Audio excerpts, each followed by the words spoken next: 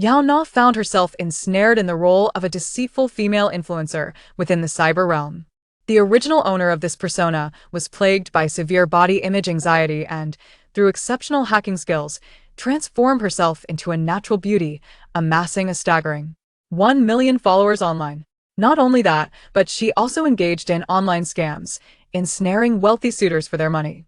The contact list of backup suitors was meticulously organized, with entries ranging from 1 to 10, each uniformly noted: amount, location, surname. Upon assuming this identity, Yaona had yet to grasp the intricacies of the cyber world when she was confronted with a crisis. Her photo manipulation scam had been exposed, leading to widespread online vilification. Moreover, someone had hired an adept hacker to trace her whereabouts, and within 10 seconds, they were set to storm the original owner's home, Lee, kenning it to a den of dogs. Yaona thought to herself, am I the unfortunate soul destined to clean up this mess? Just as the intruders burst through the door, she immediately launched a mental assault, pinning one of them to the ground. Facing the bewildered man, Yaona maintained her composure and deceitfully declared, Cyber Romance Anti-Fraud Unit Officer, you have failed the online dating safety assessment. You are hereby ordered to rectify your actions, receiving a severe warning. And the money lost? Consider it a fine, she added, fully embracing her role as a true cyber officer. The man stammered, wait, if you're an officer, then who am I? The cyber world, with its advanced entertainment and omnipresent networks, was dominated by towering 3D idols and ubiquitous advertisements. However, one fateful day, the normally broadcasting television channels suddenly erupted into alarms. A plea urges everyone not to look back and to flee swiftly, for false beings masquerade as humans within the digital realm, while dark entities infiltrate the human mind through the network.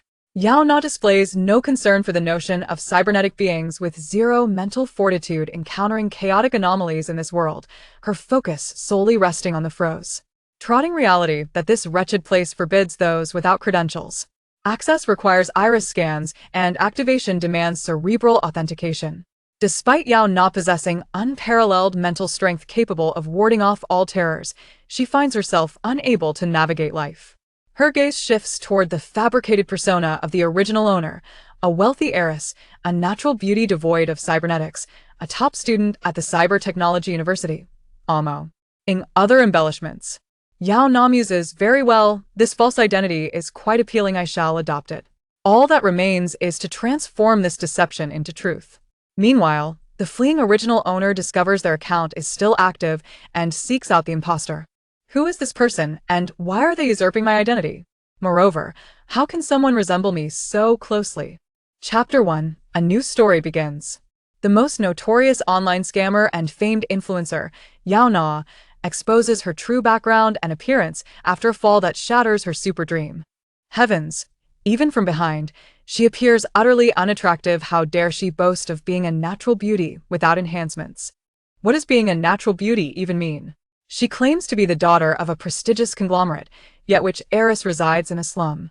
My word, that environment makes me nauseous. I can't believe I once admired her so fervently. I have long suspected that Yaona was not quite right. Despite her extensive live streaming, she has never ventured outdoors, nor has any fan claimed to have encountered her in real life. It seems her hacking skills are so advanced that she can directly alter her appearance and the backdrop of her broadcasts. Smile. With a mere $100,000 capable of affording facial surgery, one must ponder how impoverished one could be to rely solely on code manipulation for a living. Yaona, return the money. I truly believe her to be a stunning beauty, and I had hoped to pursue a romantic relationship with her, showering her with substantial sums, totaling $7,000. Yaona fell silent. Upon being bombarded with harsh criticism shortly after her arrival, anyone would choose silence. Fortunately, having lived in a technological era in her previous life, she grasped the essence of super dream live within mere seconds. In essence, Cyberland is a future world of remarkable technological advancement. However, unlike Yaona's original world, which focused on enhancing human brain potential, this real seems to emphasize entertainment. Not only has it birthed the holographic generator for consciousness connection, but it has also given rise to the immersive sensory player, NLY, referred to as Super Dream. With Super Dream, viewers can experience video content through all their senses, whether savoring delicious food or indulging in the thrill of spending money. Thus, the advent of Super Dream has spawned a plethora of internet celebrities. They showcase their unique and niche lifestyles through live streaming, sharing unheard-of novelties from the lower echelons of society, thereby gaining widespread recognition. Just like the Super Dream live room that Yaona is currently watching. However, this unfortunate streamer seems to have encountered a series of misfortunes. Possessing remarkable hacking skills, she manipulated facial codes and the backdrop for her broadcasts, allowing her audience to indulge in a glamorous life of wealth and beauty. Yet, in a moment of carelessness, she shattered her dream glasses during a live stream, revealing her true appearance and background, which incited a backlash from her fans. To be precise, it was the countenance of this ill-fated streamer, post-code alteration, that bore an uncanny resemblance to her own. What a remarkable coincidence it must be to craft an identical version of Yao Na in an alternate reality without any prior acquaintance. Yao Na could not ascertain the improbability of such an occurrence. She only knew that she was in deep trouble. Having donned the dream glasses moments ago, her viewers caught sight of her true visage, mistakenly believing she intended to continue her deception, leading to an escalating chorus of insults. Among those who demanded reimbursement via the comments, there appeared to be a rather affluent young gentleman. Noticing Yao Na's silence, his frustration boiled over, prompting him to offer a substantial reward for anyone who could unearth her identity, even disclosing her location. With the IP address in hand, await our arrival for vengeance, you filthy whore from the red light district. Upon the emergence of this comment, Yao Na, without a second thought, abruptly terminated the live stream, showing no inclination to offer an explanation. To her, it was of no concern. She had not traversed into this world merely to clean up after the original owner. Ding dong, this email, having been circulated multiple times, swiftly entered the officer suspension system within mere seconds. As he stood up, he was met with the gaze of countless onlookers, accompanied by a murmur of hushed discussions. It is him, the officer recently reassigned from the Major Crimes Unit to the Cybersecurity Department. Gee, I know him. He was the top graduate from the police academy. How grave must his transgressions be to suffer such a demotion? Who can say? A colleague whispered, casting a sympathetic glance at G. Once relegated to the cybersecurity department, his career is effectively over. What heinous acts can inspire in the virtual realm? He'll be reduced to merely catching adulterers and engaging in vice investigations. As the speaker mentioned catching adulterers, he suddenly felt a shadow loom over his face. A sense of foreboding washed over him as he cautiously turned his head, only to find G. brandishing a firearm, the muzzle ominously pressed against his temple. The colleague, who had just been speaking ill of him, trembled violently, nodding vigorously, terrified that G might take his life within the precinct. G.E. was acutely aware that his career as a police officer had been irrevocably tarnished by his transfer to the cybersecurity department. Previously, he had undertaken perilous missions such as eliminating murderers and pursuing fugitives escaping from custody, but now, he flipped through the file in his hand, revealing a case of online romance fraud perpetrated by a faux internet celebrity. What a trivial matter this was. Was it truly necessary to involve the authorities for such a petty incident? Nevertheless, Ji grasped his sidearm and activated the hovering police vehicle, proceeding toward the suspect's location. The police had already identified Yaona, yet she remained blissfully unaware, donning the original owner's holographic projector and perusing the vast expanse of information available in this digital world. This world is far more intricate than Yaona could ever envision. Setting aside the distant future, let us first address the immediate concerns. Browsing the internet necessitates real name registration. Entering virtual spaces demands iris authentication. Making payments requires the prior establishment of brainwave frequencies. Even hailing a ride through text message mandates identity verification. Such intricacies are disconcertingly overwhelming. This also implies that, should Yaona not assume the identity of the original owner, she would be utterly incapable of navigating life in this cybernetic realm. What a hassle. Yaona deactivated the holographic generator, concluding her exploration of this world. Were the original owner's identity flawless, she might benefit from a temporary appropriation. However, the original owner is an internet celebrity currently enduring widespread ridicule, rendering the situation rather unpalatable. A faint sound echoed from the corridor. Yaona, keenly perceptive, recognized that the footsteps were approaching her, prompting her to swiftly conceal herself. Just as she concealed herself, Ji, behaving as if he were apprehending a notorious serial killer, instinctively raised his firearm and forcefully kicked open the door, producing a resounding crash. However, once the door was breached, he quickly realized the gravity of his error. No, he had been demoted. He was no longer a member of the Major Crimes Unit. The individual he was apprehending was not a remorseless serial killer, but rather a social media influencer who duped others through online romance. Handling such a case did not require drawing a weapon, let alone kicking down a door.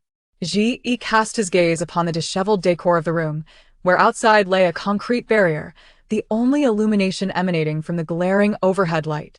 Before him was an excessively filthy chamber, with half-dry garments carelessly draped over a chair, exuding the odor of stale rice sacks.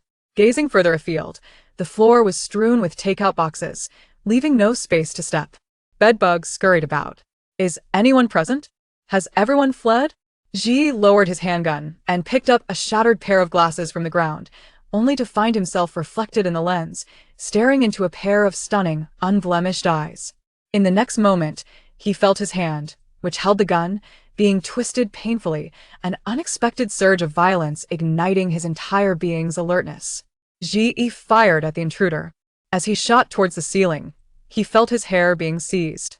The excruciating pain emanating from his scalp caused his body to bend, nearly causing his weapon to be aimed at himself, the hot smoke brushing against his skin. Who is it? Is it a remnant of a previous mission, or perhaps a relative of a target he had once gunned down, seeking vengeance? Ji had never entertained the notion that a cyber celebrity could possess such formidable skills, believing instead that it was merely a vengeful foe from past cases. As he pondered, he swiftly drew his weaponized prosthetic from his knee, yet the assailant's speed far surpassed that of the top student from his police academy. Click. The sound of the chamber being loaded echoed sharply. The steaming muzzle was already pressed against his forehead. Don't move. Yaona placed a foot atop Ji's head, her gaze involuntarily directed downward. Though somewhat astonished that a mere online patron could transform his knee into a weapon, she maintained a facade of indifference, feigning utter lack of surprise. As a specialist in the Cyber Romance Fraud Prevention Department, you have failed the online dating safety test and are hereby ordered to rectify this, receiving a severe warning. Yaona paused momentarily, as if only then recalling the purpose of the visitor's arrival. Yet, surveying the disarray of the trash-strewn room, she wondered where any funds could be found for compensation. The money lost? Consider it a fine. Wait a moment. Ji was momentarily taken aback by these words. You are an officer, so who am I, Yaona? She cast her gaze downward. The suddenness of the earlier altercation had given her the opportunity to scrutinize Ji's rugged featuresa face marked by a sense of misguided righteousness reflected in Heis. Yes. Whether he was reaching for his firearm or forcefully attempting to enter, his demeanor bore the hallmark of a universally standardized training. No matter how one viewed it, his earnest visage seemed to declare, I have aspired to be a police officer since childhood. Indeed, he was a police officer, how casually a lie could be spun, only to land at the doorstep of its intended target. Yaona remained unfazed. Before her transference to this realm, she had indeed served as an officer, albeit of a lackadaisical and unremarkable sort, the kind that lacked any sense of urgency. Familiarity afforded her the composure to weave her deceptions seamlessly, even in a different world. Which department do you belong to? Yaona skillfully countered. Ji pressed his lips together, his gaze fixating on the weapon that nearly intruded upon his mouth. Cybersecurity Division. He pressed at his temple, and from above, a continuously revolving police emblem emerged, resembling an NPC's insignia, inscribed with the ethereal words, Cybersecurity, then we are colleagues. Was it truly necessary for officers of the Cybersecurity Division to force entry? Yaona deliberately highlighted this point, seeking to extract further information from Ji. Unaware of the circumstances, Ji spoke in a cool tone. I apologize, I have just transferred from the Major Crimes Unit and am still acclimating. Oh? Having recently transitioned from the Major Crimes Unit implies he possesses little knowledge regarding the Cybersecurity Department. Yaona suddenly felt a surge of confidence, sitting elegantly on the sofa as she declared, No wonder I have not encountered you before. I am Yaona from the Anti-Fraud Division. currently engaged in a mission to impersonate a fraudulent internet celebrity, educating the public on enhancing their awareness against SCAMs. The cybersecurity department undertakes such tasks? G.E. felt his mind struggling to comprehend. Was he truly not being deceived? Indeed. That is why my officer information is concealed otherwise. How could I masquerade as an internet celebrity to educate others on the perils of online romance scams? Yaona was acutely aware of her advantages. When she gazed earnestly into someone's eyes with her clear, sparkling orbs, it seemed as though every word she uttered was a profound truth, rendering her a figure of trustworthiness. As they stood locked in a gaze amidst the refuse, it felt as if the entirety of the world had faded away, leaving only the two of them, with nothing else to ponder. Was this enchantment? No, it was a psychological assault. She had once articulated that her original world harnessed technology to enhance human cognition, striving to unlock the brain's full potential. How fortunate she was. She embodied a brain that operated within her being, capable of utilizing an additional 70% of potential compared to the average human. This meant she could remain calm more swiftly, react more promptly, and entangle her counterpart with greater ease. As for the present, allow me to contemplate how I might replace you. May you thrive in the cyber realm. Beyond the window, accompanied by the figure of Yaona, the cyberworld is undergoing a distortion of space. A swarm of black insects emerges from the sewers, enveloping the ground like a dark shroud. Humanoid imposters appear amidst the crowd, seeking their models to imitate, while his so-called most secure artificial intelligence and media broadcasts exhibit varying degrees of audio distortion. Yet, merely a few seconds pass, unnoticed by the denizens of the cyber realm, foreshadowing the impending terror that is to unfold in various locales. Moments later, a cacophony of furious shouts erupts within the police precinct. Damn it, you deceitful scoundrel. Don't let me catch you. Chapter 2. Known as the benefactor, but truly a misunderstood soul. Before the truth is unveiled, time is ample for Yaona to uncover the identity of the original owner. She opens the wardrobe door. It is evident that the original owner was an exceedingly insecure individual, leaving no photographs throughout her life. Her clothing was haphazardly acquired, with styles, sizes, and colors in disarray. From the remnants she left behind, one cannot glean any insight into her character.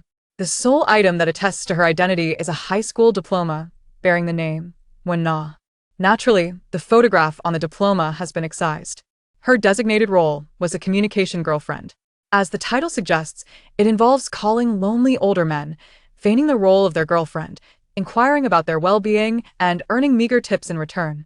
In the memory of the holographic generator, Yaona discovered the original owner's voice recordings. The sound was not particularly melodious, rather, it bore a monotonous tone, exuding an air of aloofness that rendered it quite unique. Many individuals had sent her money. It is no wonder that after becoming an internet sensation, she reverted to her former ways, deceiving numerous men for their wealth. As Yaona perused the original owner's contact list, she stumbled upon a meticulously organized compilation of backup suitors, ranked from 1 to 10 according to the sums they had contributed, all presented in a disturbingly uniform format. At this point, Yaona began to piece together the narrative. This original owner was merely a high school graduate who had spent her post-education life as a virtual girlfriend and a con artist, only to be exposed and ridiculed by the entire internet, ultimately forced to abandon everything and flee. What a thoroughly dismal identity she possessed. Yaona sighed, realizing that had it not been for the advanced cybernetic networks and stringent regulations against illegal residents, she would never have embarked on such odysseys. True's identity. After organizing everything related to Yaona finally opened the wallet, only to find it completely empty. An unsurprising revelation. Anyone intent on fleeing, provided they possessed a modicum of sense, would certainly take all their money with them.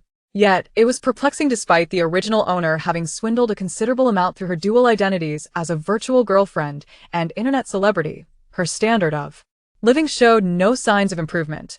Observing the list of victims, the top entry bore an ID replete with an overly alternative flair, and the amount gifted exceeded 100,000 sufficient for the original owner to acquire a face indistinguishable from the one depicted in her edited images. Yet, she had not done so. Where had all that money vanished? Yaona suppressed her doubts deep within her heart. Currently, she found herself devoid of funds, preoccupied with her own survival, leaving her little inclination to ponder the thoughts of the original owner of this life. Furthermore, her highly recognizable visage rendered her incapable of securing a legitimate job. It appeared she had no choice but to resort to her former profession. Whose former profession, you may ask? Naturally, it was that of the original owner. Yaona directed her gaze towards the list of individuals labeled as benefactors, who, in reality, were mere victims of their own folly. Those who would willingly transfer money to an unfamiliar woman surely lacked astuteness. Thus, her initial foray into financial gain would commence with them. However, before identifying her target, she first perused the chat history, eliminating those men who, upon realizing they had been deceived, became irate and demanded refunds. Such individuals were pretentious yet miserly, possessing low value and poor character, easily recognizable as troublesome. To extract funds, one must seek out those who are generous and indifferent to the prospect of debt collection afterward. Yaona scrolled through the list, akin to saving her favorite delicacies for last, placing the silent big spenders of 100,000 and 50,000 at the very end. "You're the one," she declared, fixing her gaze upon the last entry, a benefactor with the least amount of 1,000, named Santo Domingo, Song. This individual had not bombarded the original owner with unsolicited messages after transferring funds, nor had he pursued her for repayment following the incident. Having settled on her target, Yaona stepped outside. As she passed through the intersection, she caught sight of familiar faces in droves, like dark insects swarming past. The sky appeared shrouded in a dark veil, prompting several onlookers to capture the moment in astonishment. How could such black insects exist in this world? Yaona furrowed her brow, for these creatures were products of warfare from her homeland, adept at psychological attacks. If her memory served her correctly, the Cyberians had never ventured into the realm of the mind. Encountering such beings would surely drive one to madness. Yaona gazed intently for a moment before feigning nonchalance and diverting her gaze. Never mind. It was none of her concern. Santo Domingo was a region rife with unfinished factories, home to a colossal nuclear power plant, several robotic manufacturing facilities, and a beehive-like array of worker dormitories. It stood as the gathering point for the most inexpensive labor in all of Cyber, and conversely, the site of the most severe pollution. The tap water here appeared gray, as did the air. Those who resided in this area for over 3 months would invariably suffer from various respiratory and skin ailments. Thus, even those with a modicum of wealth would avoid living here. A pitch-black artificial river wound its way through the entire district, flowing past countless rickety worker dormitories. Grimy children of laborers played by the riverbank, fishing out a foul-smelling shoe from the murky waters, pretending it was a catch from their day's toil. These moments constituted the happiest days of their lives, for upon reaching adulthood, the majority would follow in their parents' footsteps, entering the realm of robotics to manufacture components for the upper echelons of society. At that moment, a young boy dragged a boat adorned with a placard that read "Offering," navigating upstream, where a withered corpse lay upon it. As he journeyed, discussions ignited along his path. "How pitiful," they murmured. "How could he have died?" Clearly, Song Lin had just been accepted into Cyber Technology University, becoming the sole university student in our area, Andu, as on the brink of enjoying a prosperous life. Alas, the Song family is cursed by misfortune. Dragging the lifeless body, the young man, Song Lin, lowered his head. A drop uncertain whether it was sweat or a tear fell onto the dark, moist earth, vanishing in an instant. When Yaona finally located the address in her notes, she was taken aback to discover the stark contrast between reality and her expectations. This unfortunate soul resided in a slow within a rare concrete edifice in the cyber world, a structure that seemed utterly defenseless and, curiously, had yet to be condemned. She ascended 160 flights of stairs, navigating through 60 identical doors, until she arrived at the Song residence and pushed the door open. The moment she entered, Yaona regretted her decision. The atmosphere inside did not exude the promise of wealth. Before her stood a youth with slightly darkened skin, positioned before a massive black tablet, his complexion nearly blending into its surface. As he turned, the body he had been obscuring was revealed a frail, emaciated old man. Upon seeing Yaona's face, Song Lin momentarily froze, then furrowed his brow deeply, retrieving a very old communication device to type a message. He approached her, displaying the screen. "You dare to show yourself here? What on earth? Is this unfortunate Song really mute?" You have taken a life, how can you have the audacity to come here? Song Lin's words left Yaona astonished. What a shocking revelation could it be that the original owner possessed such a wretched character as to commit murder? Perhaps it was the evident look of bewilderment upon her face that prompted Song Lin to continue typing furiously on his communicator, his hands trembling with rage alongside the device. Do not feign ignorance, I am well aware. You deceived my father into rewarding you, leading to his demise. Upon reaching this revelation, Yaona finally comprehended that the generous sum of 1,000 yuan was not bestowed by the youth, but rather by his father. Moreover, this unwitting benefactor had not pursued repayment, not out of generosity, but solely because he was no longer alive to do so. Realizing this, Yaona felt inclined to depart, as she noticed individuals nearby had recognized her and were covertly capturing photographs in her direction. What does it matter to me? It was your father who voluntarily rewarded me, Yaona retorted, expressing her distaste for such behavior. Her father was no child, he had allowed his emotions to overwhelm him, resulting in a hasty financial gesture, only to later blame others for the consequences. Upon hearing Yaona's words, Song Lin's eyes reddened with fury, yet he remained at a loss for words. He resumed typing, this time at an accelerated pace, his thoughts pouring forth. After death, uploading one's memories and identity information requires a fee of 1,000 yuan. Be paid to the government. Yet, I am unable to produce such an amount. Do you not feel a sense of shame in possessing this money? The act of uploading memories and identity information posthumously presumably referred to the concept of an electronic coffin, Yaona realized, understanding that the funds taken by the original owner were, in fact, intended for Song's father's burial. Just as she prepared to respond, a faint rustling sound emanating from the vicinity of the corpse captured her attention. Yaona traversed the realm of youth, approaching the lifeless form of the old man. The scene was harrowing. Numerous neighbors and friends had gathered to pay their respects, and from their fragmented conversations, Yaona quickly discerned the cause of the old man's demise. He had taken his own life by leaping from a height, selecting an isolated patch of ground where no one would tread. In the instant he plunged downward, an inexplicable, malevolent wind arose, propelling his body into the towering telecommunications mast. His form was shredded by the razor-sharp metal, leaving him with over 1,000 wounds. As he neared the ground, he grazed against a sheet of iron, which mercilessly stripped the flesh from his face. By the following morning, the discoverer found his body sprawled on the earth, while his visage hung like a tattered flag from the tower, fluttering in the breeze. Now, the corpse, reduced to mere sinew and stark white bones, lay quietly upon a white cloth, resembling a lifeless mannequin. Yaona stood beside it, observing with the solemnity of an ordinary mourner, which prompted the boy surnamed Song to refrain from disturbing her. Suddenly, the eye that had concealed itself within the muscle drooped and fixed its gaze upon Yaona. Was a dead man truly watching her? Such a macabre tale could only unfold in her primordial world.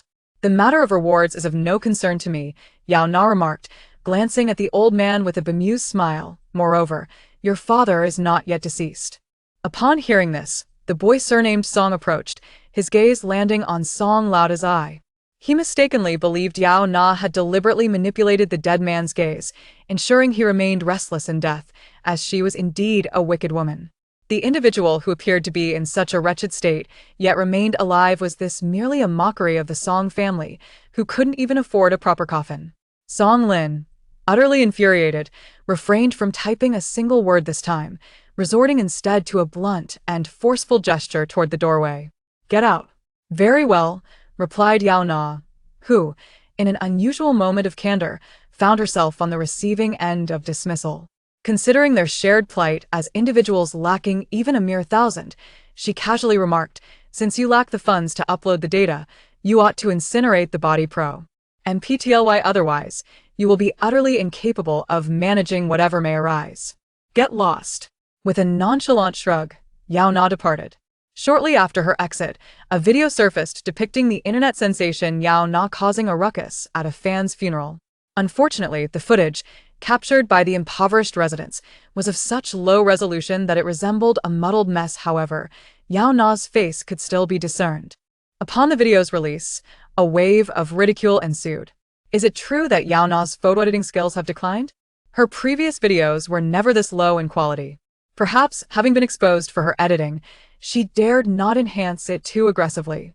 Moreover, outdoor footage is significantly more challenging to edit than indoor. It appears her coding and hacking skills are not as formidable as presumed. She deceived her fans for money and then caused a scene at a funeral. She truly embodies the lowest moral character I have ever encountered in an influencer. Even if she thrives on being infamous, let's not grant her any attention, refrain from further discussion, and allow her to rot in obscurity. I will go apprehend her. Ge, fully aware of having been deceived, despite his explosive temperament, refrained from unleashing his frustration on others, instead directing his ire toward the true instinct. Ator, Yaona.damit. How dare he deceive the police? If he were to be incarcerated for 10 or 8 years, he would not utter a word of protest.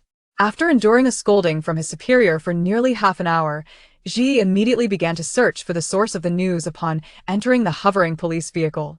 Found it. The Santo Domingo Valley. With a sharp crack of gunfire, Ge chambered a round in his pistol and sped off towards his objective of eliminating Yaona. Chapter 2. The Financial Backer, Truly a Victim. Before the truth was unveiled, there was ample time for Yaona to uncover the identity of the original owner. She opened the wardrobe door. It was evident that the original owner was an exceedingly insecure individual, having left no photographs of herself throughout her life.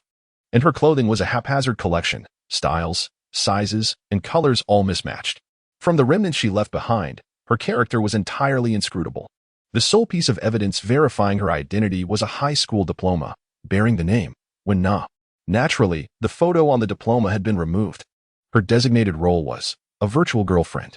As the term suggests, she would engage in telephone conversations with lonely older men, feigning affection and concern in exchange for meager tips. Yaona also discovered voice recordings of the original owner within the holographic generator's memory. The voice was not particularly melodious, rather. It exuded a flat tone, embodying a unique coldness that set it apart, prompting many to send her money. It was no wonder that she returned to her old profession after rising to internet fame, deceiving numerous men. As Yaona perused the original owner's contacts, she was taken aback by the meticulous categorization of backup suitors, arranged from 1 to 10 according to the amounts they had contributed, with a disturbingly uniform format. Here, Yaona began to piece together the narrative. In essence, this original owner was a mere high school graduate, who had spent her post-graduation years as a virtual girlfriend and a deceitful internet celebrity, ultimately exposed and ridiculed online, forced to abandon everything and flee. What a pitiful identity to possess. Yaona sighed. Had it not been for the advanced cyber networks rigorously monitoring illegal residents, she would never have opted for such a dismal beginning. After organizing everything belonging to Yaona, Yaona finally opened the wallet, only to find it devoid of even a single cent. Not surprising. Anyone wishing to escape would surely ensure they took all their money with them. Yet, it was perplexing.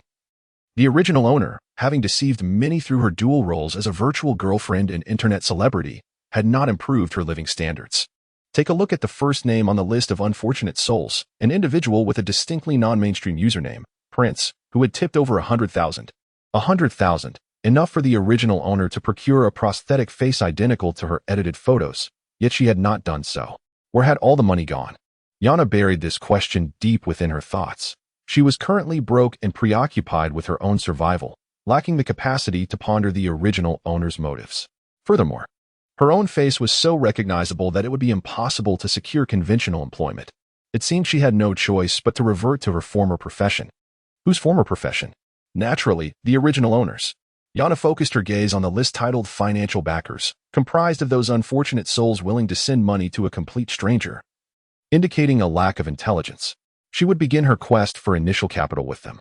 However, before targeting anyone, she first scrolled through the chat records, eliminating those men who, upon realizing they had been deceived, angrily demanded their money back. Such individuals were pretentious and stingy, lacking both value and integrity, easily discernible as troublesome.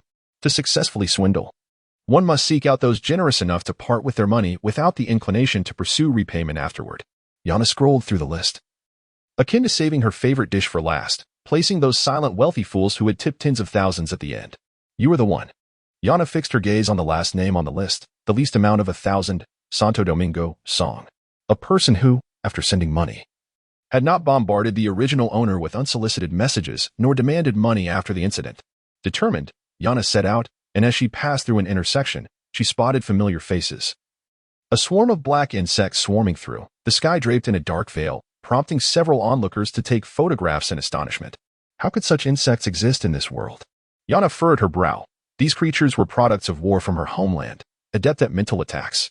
If her memory served her correctly, cybernetic individuals had not ventured into the realm of mental warfare. Encountering such creatures would surely drive one to madness. Yaona stared for a moment, feigning nonchalance as she diverted her gaze. Never mind, it was not her concern. Santo Domingo was the area with the highest number of unfinished factories, home to a colossal nuclear power plant, several robotic factories, and a hive-like dormitory for workers, the densest concentration of cheap labor in all of cyber. And also the most polluted region. The tap water here was gray, the air equally so. Anyone residing here for over 3 months would inevitably suffer from various respiratory and skin ailments, prompting even the slightest bit of wealth to seek residence elsewhere. A murky artificial river coursed through the entire district, flowing past countless rickety worker dormitories. Grimy children played by the river, fishing out a foul-smelling shoe from the black water, pretending they had caught a fish. These were the happiest days of their lives, for upon reaching adulthood, most would follow in their parents' footsteps, entering robot work and manufacturing parts for the upper echelons of society. At that moment, a young boy dragged a boat labeled with a funeral banner upstream, a shriveled corpse lying within. As he walked, discussions ignited. How tragic. How could he have died? Clearly, Songlin had been accepted into Cyber Technology University, becoming the first and only student from our area, soon to enjoy a better life. The Song family is cursed. The boy, dragging the corpse, lowered his head. A drop, whether sweat or a tear, fell onto the dark, damp earth, vanishing in an instant. When Yaona finally located the address in her notes, she was astonished to discover that the unfortunate backer resided in a slum. Within a rarely seen concrete building in the cyber world, this defenseless concrete wall had somehow not been demolished. She ascended 160 floors and found Song's residence among 60 identical doors, pushing it open. Upon entering, Yaona immediately regretted her decision. The atmosphere within did not appear conducive to soliciting money. A slightly darker-skinned youth stood before a large black funeral banner, his complexion nearly merging with the banner itself. He turned around, revealing the corpse he had been blocking, an emaciated old man. Upon seeing Yaona's face, Songlin momentarily froze, then furrowed his brow deeply. Retrieving an exceedingly old communication device to type, he approached her, displaying the screen. How dare you show your face here? What is this? Is this unfortunate backer, Song, mute? You killed someone. How can you dare come here? Songlin's words stunned Yaona. What in the world? Did the original owner possess such a low moral character as to commit murder? Perhaps her expression of confusion was too overt, for Songlin continued typing on his device, his anger causing both his hands and the machine to tremble violently. Stop playing dumb. I know everything. You deceived my father into giving you tips, causing him to take his own life. Upon reading this, Yaona finally comprehended that the individual who had sent her $1,000 was not the young man, but rather his father. Moreover, this unfortunate backer had not pursued repayment not out of generosity, but simply because he was deceased and could no longer do so. Realizing this, Yaona decided it was best to leave, as she noticed others nearby had recognized her, directing their cameras toward her in covert snapshots. What does it matter to me? Your father willingly tipped me. Yaona had little patience for such behavior. The father was not a child, unable to control his emotions and impulsively sending money, then blaming others afterward. Upon hearing Yaona's words, Songlin's eyes reddened with fury, yet he remained speechless. He continued typing, this time with remarkable speed and duration. Upon death, the act of uploading memories and identity information necessitates a fee of 1,000 yuan to the government. However, I find myself unable to procure such funds. Do you not feel a twinge of shame holding on to money of this nature? The notion of uploading memories and identity post-mortem. It can be likened to an electronic coffin, one might surmise. Yaona comprehended this. The youth intended to convey that the money taken by the original owner constituted the burial fund of Song's father. Just as she was about to speak, a faint rustling from the corpse drew her attention. Yaona stepped past the youth, approaching the lifeless body of the elderly man, who had met a tragic end. Numerous neighbors and friends had gathered for the funeral, and through their hushed conversations, Yaona quickly learned of the old man's demise. He had committed suicide by jumping from a building, choosing a desolate spot devoid of passers-by. Just as he leapt, an inexplicable gust of wind arose, propelling his body into a towering telecommunication tower, where he was brutally shredded by sharp metal bars, leaving at least 1,000 wounds. As he neared the ground, his body grazed a sheet of iron, resulting in the complete flaying of his face. Consequently, upon the following morning, his body was discovered lying on the ground. Yet his face remained affixed to the tower, fluttering like a banner in the wind. Now, the corpse, which had been reduced to mere muscle and stark white bones, lay quietly upon a white cloth, resembling a human mannequin. Yaona stood beside it, observing in silence like any ordinary mourner, which allowed the young man of the Song family to refrain from disturbing her. Suddenly, that eye, hidden within the muscle, drooped and gazed upon Yaona. It was looking at her. A dead man, observing her? This was the stuff of horror stories that only transpired in her original world. The matter of donations did not concern her. Gazing at the old man, Yaona jested with a seemingly nonsensical remark. Moreover, your father is not even dead yet. Upon hearing this, the young man of the Song family approached, believing that the eye of the deceased had been manipulated by Yaona to torment him, ensuring that the old man would remain restless in his heart. Yaona was indeed portrayed as a wicked woman.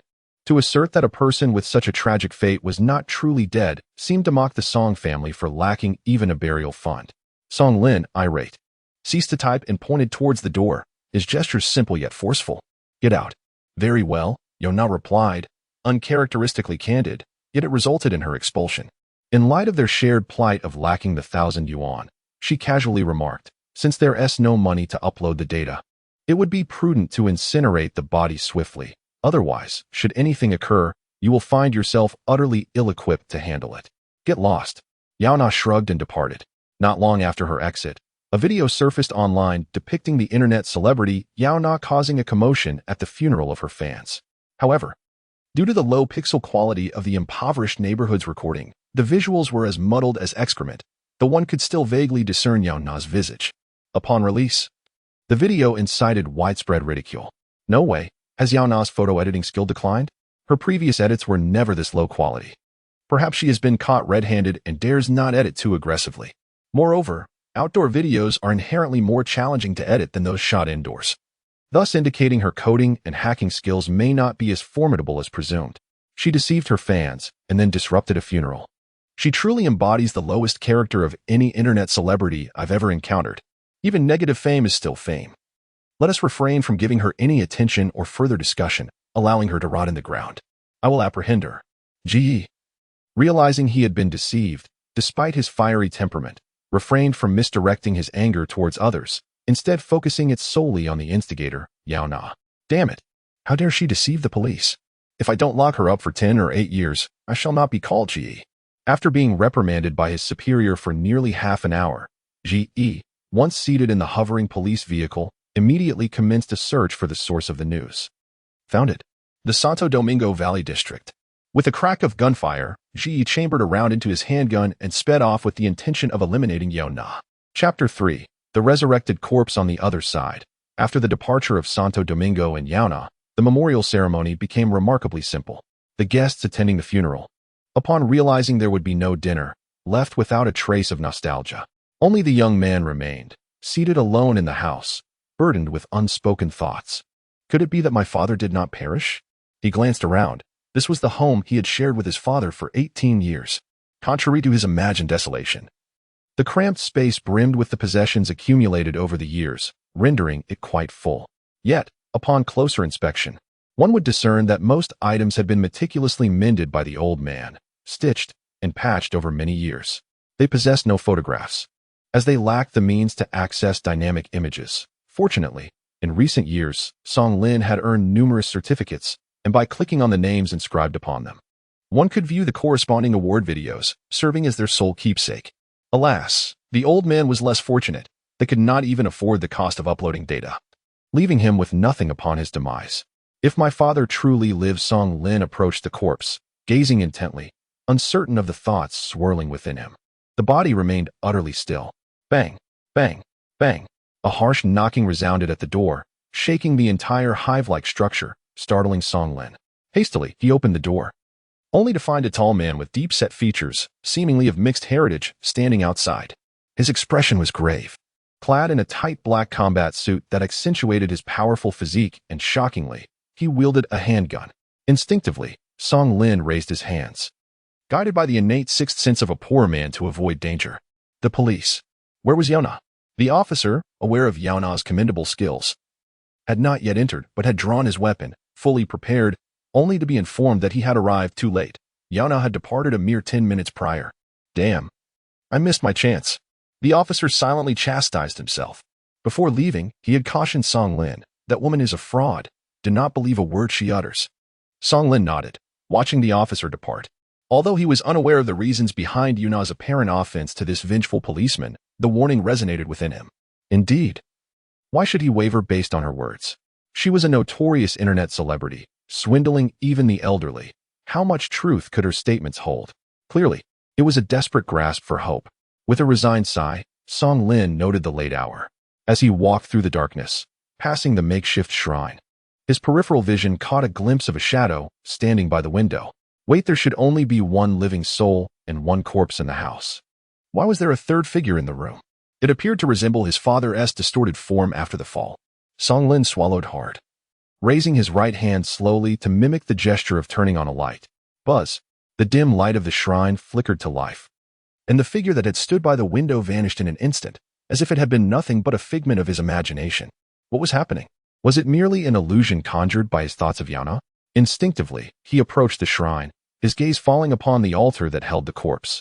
The white cloth that had covered the body remained, but the corpse beneath it had vanished.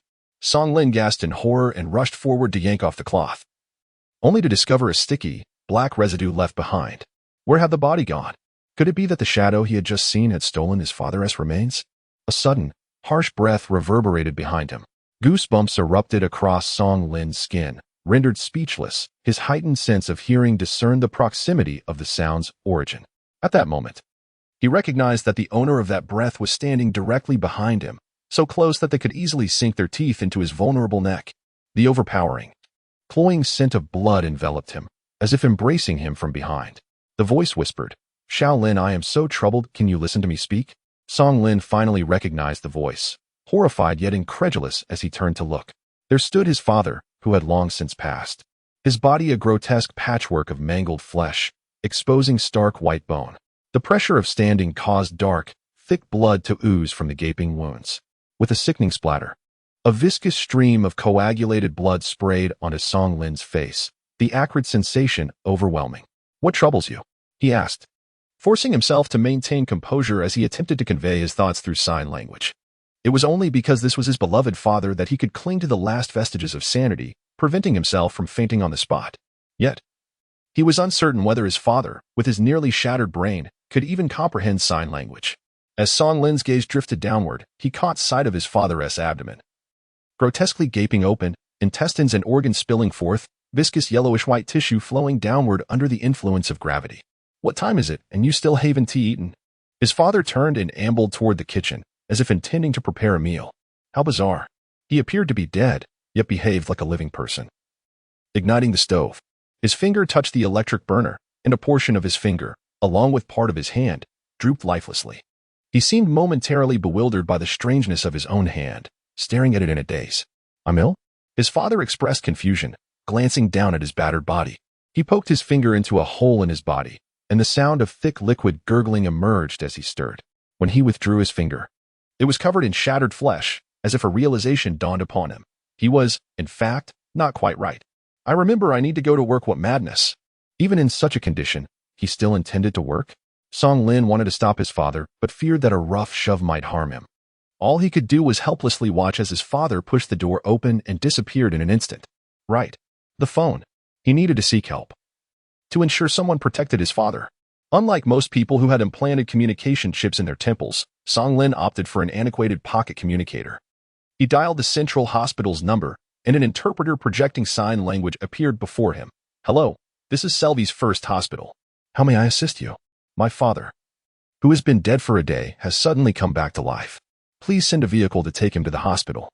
Song Lin's urgency was palpable as he signed rapidly, yet he struggled to convey his anxiety to the artificial intelligence. "Understood. You have been preliminarily diagnosed with visual disorientation delusion. I will promptly transfer you to a psychiatrist." Song Lin. Artificial intelligence, how useless. With a click, he hung up on the hospital, utterly at a loss for whom to call for help. Who would believe that his father, who had been dead for a day and a night, was now standing before him? Suddenly, a vision of a beautiful figure, reminiscent of an angel, appeared in his mind. Before he could process it, his body instinctively activated the communicator, seeking out Yaona as profile. He had not exchanged contact information with her, so the only way to reach her was through the private messaging feature of her livestream. However, she was currently riding a wave of popularity, bombarded by a torrent of hateful messages from her former fans. Would she even see his message? Song Lin, adopting a mindset of desperation akin to treating a dead horse as if it were alive, sent her a brief probing message. I am Song Lin. Has the old man returned from the dead? Just as I suspected. Do not remind him of his troubles, confine him within the house. Not long ago, Yaona had suggested something similar, advising Song Lin to incinerate the corpse without delay. Therefore, keeping the deceased locked away in the house was likely a ploy to allow the body to decompose on its own until it no longer possessed the strength to rise. However, the pressing issue now was, he has left the house, and I do not know his whereabouts. Would innocent lives be lost tonight? What could this mean? Could it be that his father would venture out to commit murder? Song Lin's mind was in turmoil, a barrage of questions flooding her thoughts. Why had her father returned to life? Did he harbor unresolved matters? What was he now, a corpse or a living being? Moreover, how did one know of his resurrection? Instead of interrogating me, you would be better served by locating your father promptly. Indeed, finding him was paramount. Song Lin snatched up her worn communication device and stepped outside, following the trail of yellowish-white bodily fluid that dripped onto the ground. There were traces to pursue in the initial stretch, but as she progressed further, it appeared the blood and remnants from the old man had drained away completely, leaving no trace to follow. Where could the old man have gone? In a state of desperation, Song Lin broke into a sweat as she hurried along the route. Little did she know that merely 3 streets away, at a crossroads frequented by students leaving a prestigious high school, the old man stood in the shadow of a street corner, quietly awaiting someone. Shortly thereafter, the students attending evening classes emerged from the school. 3 male students approached, completely oblivious to the unusual atmosphere at the intersection. My father worked diligently to secure my admission to Cybertechnology University, remarked a slender boy, dressed impeccably, his tone feigning nonchalance yet brimming with pride. His classmates readily echoed his sentiments, exclaiming, I envy you. In 3 months, you can directly enter the best university. Yet it is not a guarantee, another chimed in. I have heard that admission to that university requires an interview, with a mere 6.1 acceptance rate. The group of high school students bantered and flattered one another, discussing their travel plans post-exams while expressing concern over their respective college admissions. As they reached the crossroads, they prepared to part ways, with the boy heading towards the affluent district while the others made their way to the middle-class area. Chen Songling, see you tomorrow, one classmate called out. After his peers departed, the slender boy named Chen Songling stepped alone to the crossroads. Not far ahead awaited the car that would take him home. But to ensure student safety, vehicles were prohibited on the streets surrounding the high school, leaving even him with no choice but to park at a distance. As Chen Songling crossed the intersection, he suddenly sensed something unusual in his peripheral vision. Hello. I am in great distress. Would you stay and listen? A fragmented voice emerged from the intersection. Chen Songling turned to look, catching sight of a figure cloaked in shadow, barely discernible as human. The figure did not approach but continued to voice its woes, yet to a frightened listener, it was merely a string of nonsensical words, for they were strangers to one another. If you are that anxious, then perhaps you should die. The boy, embodying a haughty demeanor, could not help but utter a cruel retort when confronted by an unfamiliar person after school. Die. The old man echoed numbly, yes, Chen Songling, die. Chen Songling to die? He was taken aback, his face pale. He had clearly expressed a desire for the old man to perish. Yet how had it transformed into a command for his own demise? In an instant, he envisioned the old man's tragic end. The scattered remains that had lain there for an unknown duration. Chen Songling's legs weakened, and he collapsed onto the ground. Moments later, a more harrowing scream resonated through the intersection, only to quickly fade into silence. Chapter 4. She is a live-streamed murderer. That night, the Chen family discovered their son had not returned home, prompting them to promptly alert the authorities. It was not until the following morning that the police located the lifeless body of Chen Songling, as if he had materialized from thin air, lying in the shadows at a crossroads. Given the Chen family's wealth and the fact that Chen Songling was their only child, the case escalated swiftly from a C level to an A level, ultimately being handed over to the homicide division. Dozens of patrol cars surrounded the intersection, showcasing the police's might. Yet only a small fraction of them were actively engaged in the investigation. Consequently, both the officers on site and the parents of Chin Songling beheld the image of this youthful boy, wide-eyed and weeping, pleading for mercy, before ultimately being mercilessly stabbed with a watermelon knife. In the advanced cyber world, where data analysis is chillingly accurate, the chip detected scratch marks on Chun Songling's shoulder, resulting in a virtual representation of him being hoisted up, the watermelon knife wielded in an erratic stabbing motion. The heart of Chun Songling's mother shattered at the sight. She rushed forward to embrace her pitiful son, only to grasp a mere cluster of data. The coroner, witnessing the scene, solemnly remarked that the fatal wound was to the carotid artery. This indicated that Chin Songling endured the first 20 stabs while fully conscious, suffering excruciating pain until the lethal blow finally extinguished his life. How could his parents bear such torment? After a heart-wrenching outburst of grief, they began to seethe with rage, vowing to spare no expense in capturing the perpetrator responsible for their son's demise. They soon received news. Just as the words left their lips, an officer arrived with surveillance footage, captured by a patrol robot near the high school, which fortuitously recorded the scene of the crime. The footage revealed a terrified figure retreating from the intersection, and then an elderly man ambled out from a corner, his figure gradually illuminated as he approached. Chin Songling recoiled, turning away from the crossroads, escaping the robot's line of sight. Was this the murderer?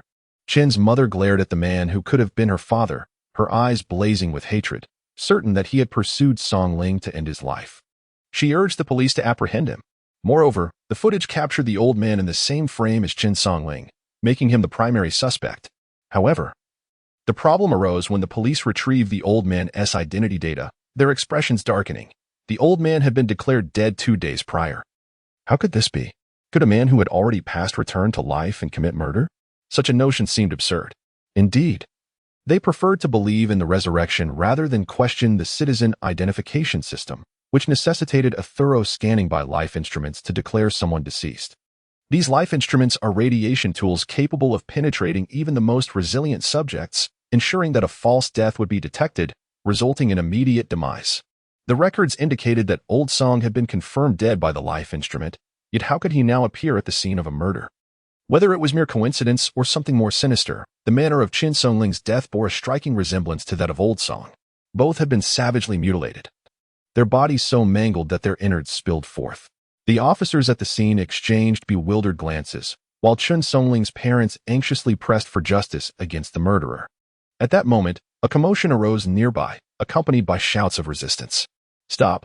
For the sake of our shared duty, please don't make this difficult for me," pleaded the officers outside the infrared security perimeter, nearly brushing against the laser beams, testing the limits of their endurance in the sweltering heat. "I'm not doing anything. Just let me take a look," one officer insisted, glancing toward the intersection. "I've heard there has been a homicide, and the condition of the body is quite severe. It could be a case of deliberate vengeance. This is none of your concern. You are no longer part of the homicide division, but rather the cybersecurity department," his colleagues retorted, exasperated. Had it been anyone else, they would not have been so patient, resorting instead to forceful restraint. Yet this officer, known for his stubbornness, was a man of principle, willing to employ some degree of violence to achieve his goals, and his skills were formidable, leaving his colleagues at a disadvantage.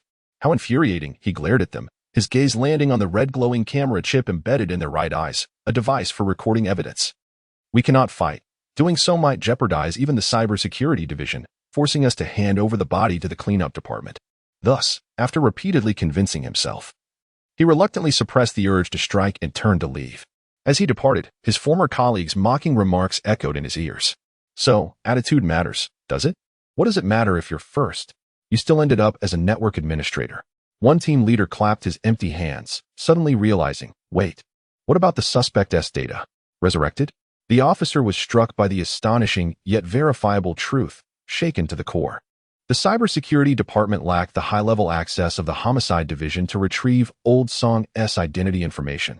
Thus, they had to take an alternate route, scouring the internet for traces of the old man, hoping to uncover a lead. The traces were scant.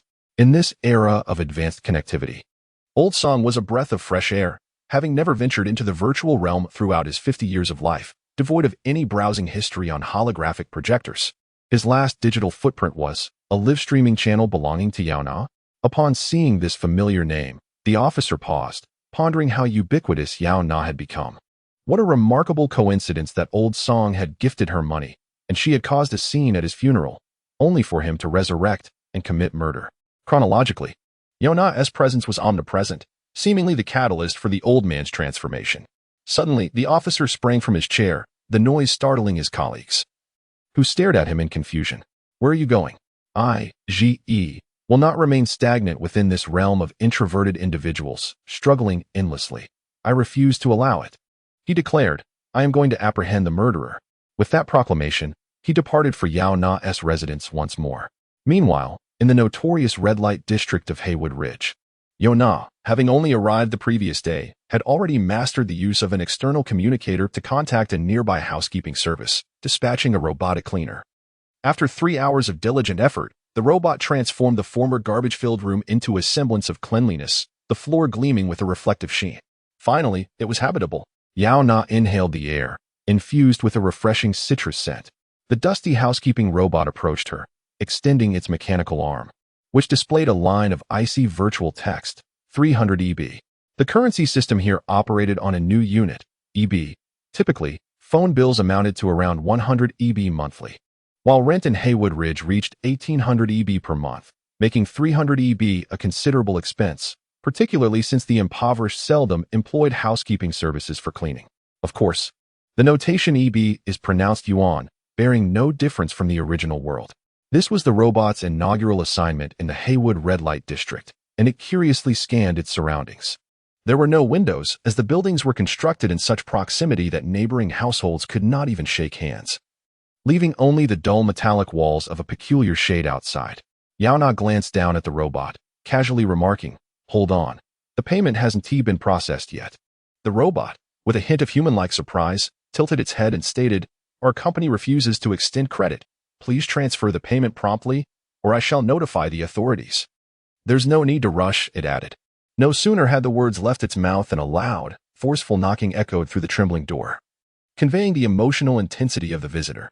The sound suggested a confrontation, yet Yaona displayed a gleeful expression as she cheerfully approached the door, exclaiming, My wallet has finally arrived. Upon opening the door, a breathless Song Lin stood there, still clad in the attire worn to a funeral. He gestured in sign language, indicating, I cannot find him. It then dawned on him that Yaona had not learned sign language and would likely be unable to comprehend his gestures.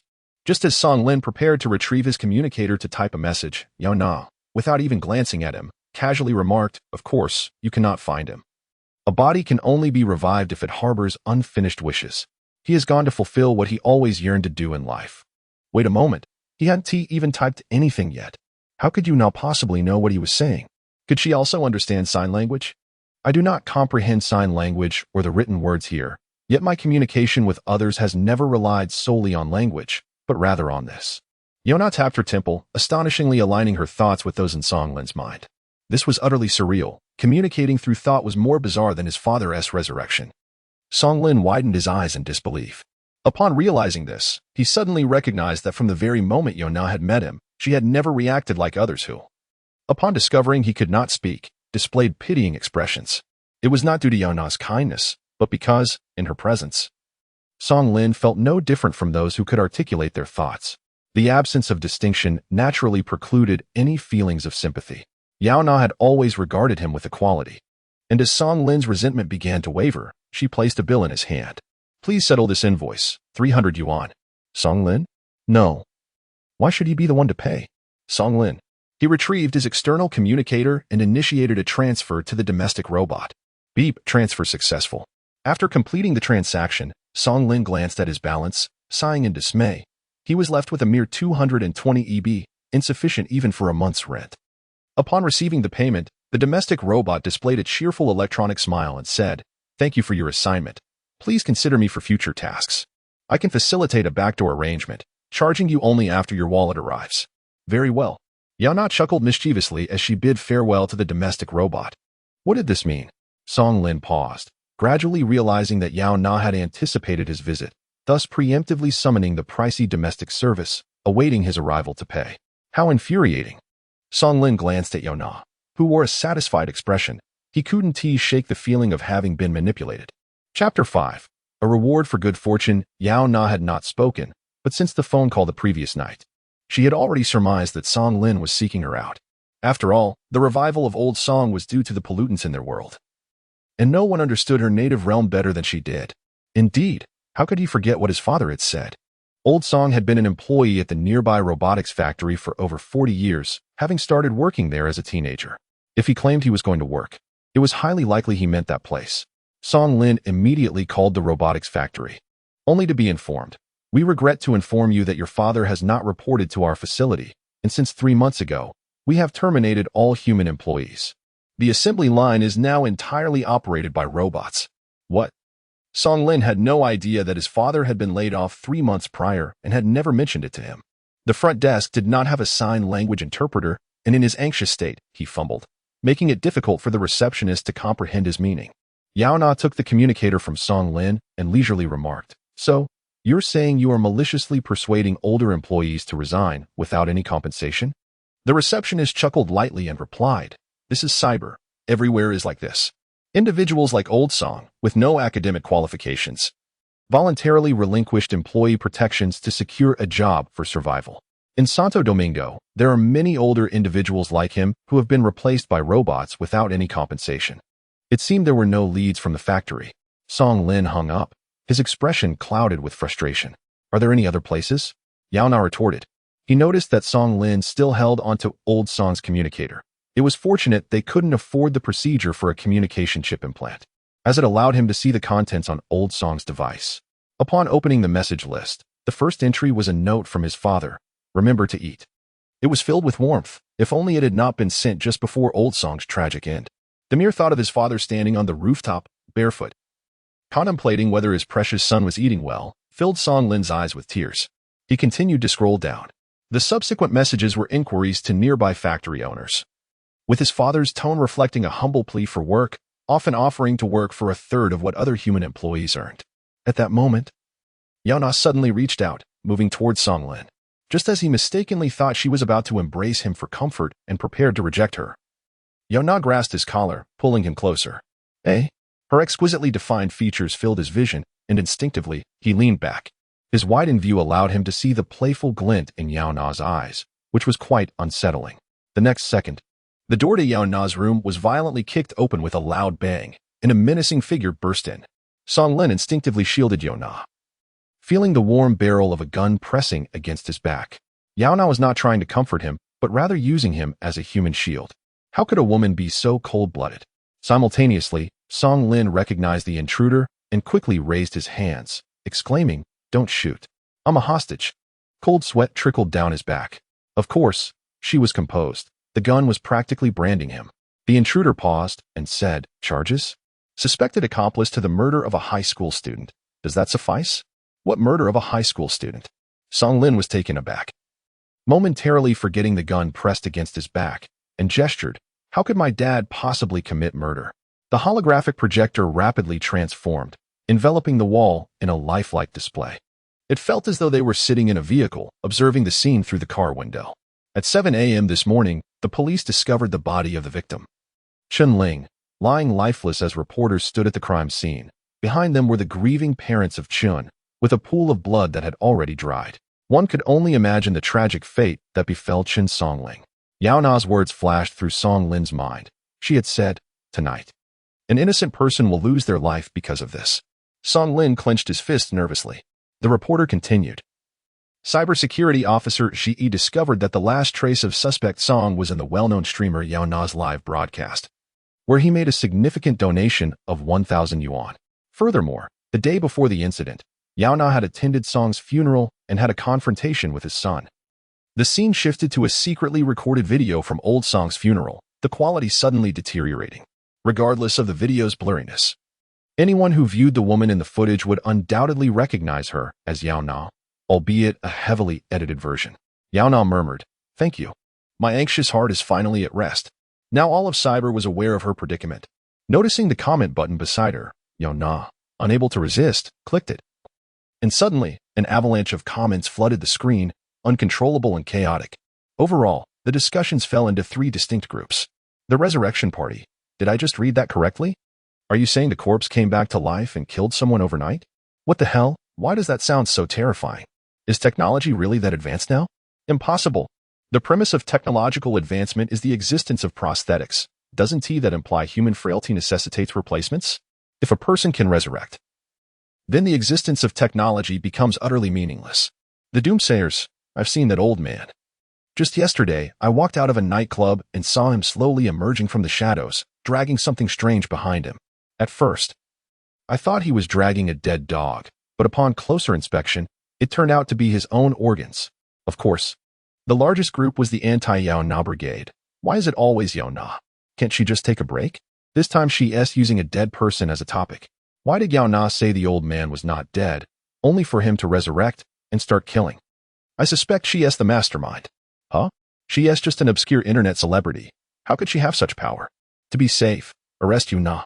Even knowing that the cyber media thrived on sensationalism and would exploit murder news for topics, she couldn't help but find it amusing. Damn it.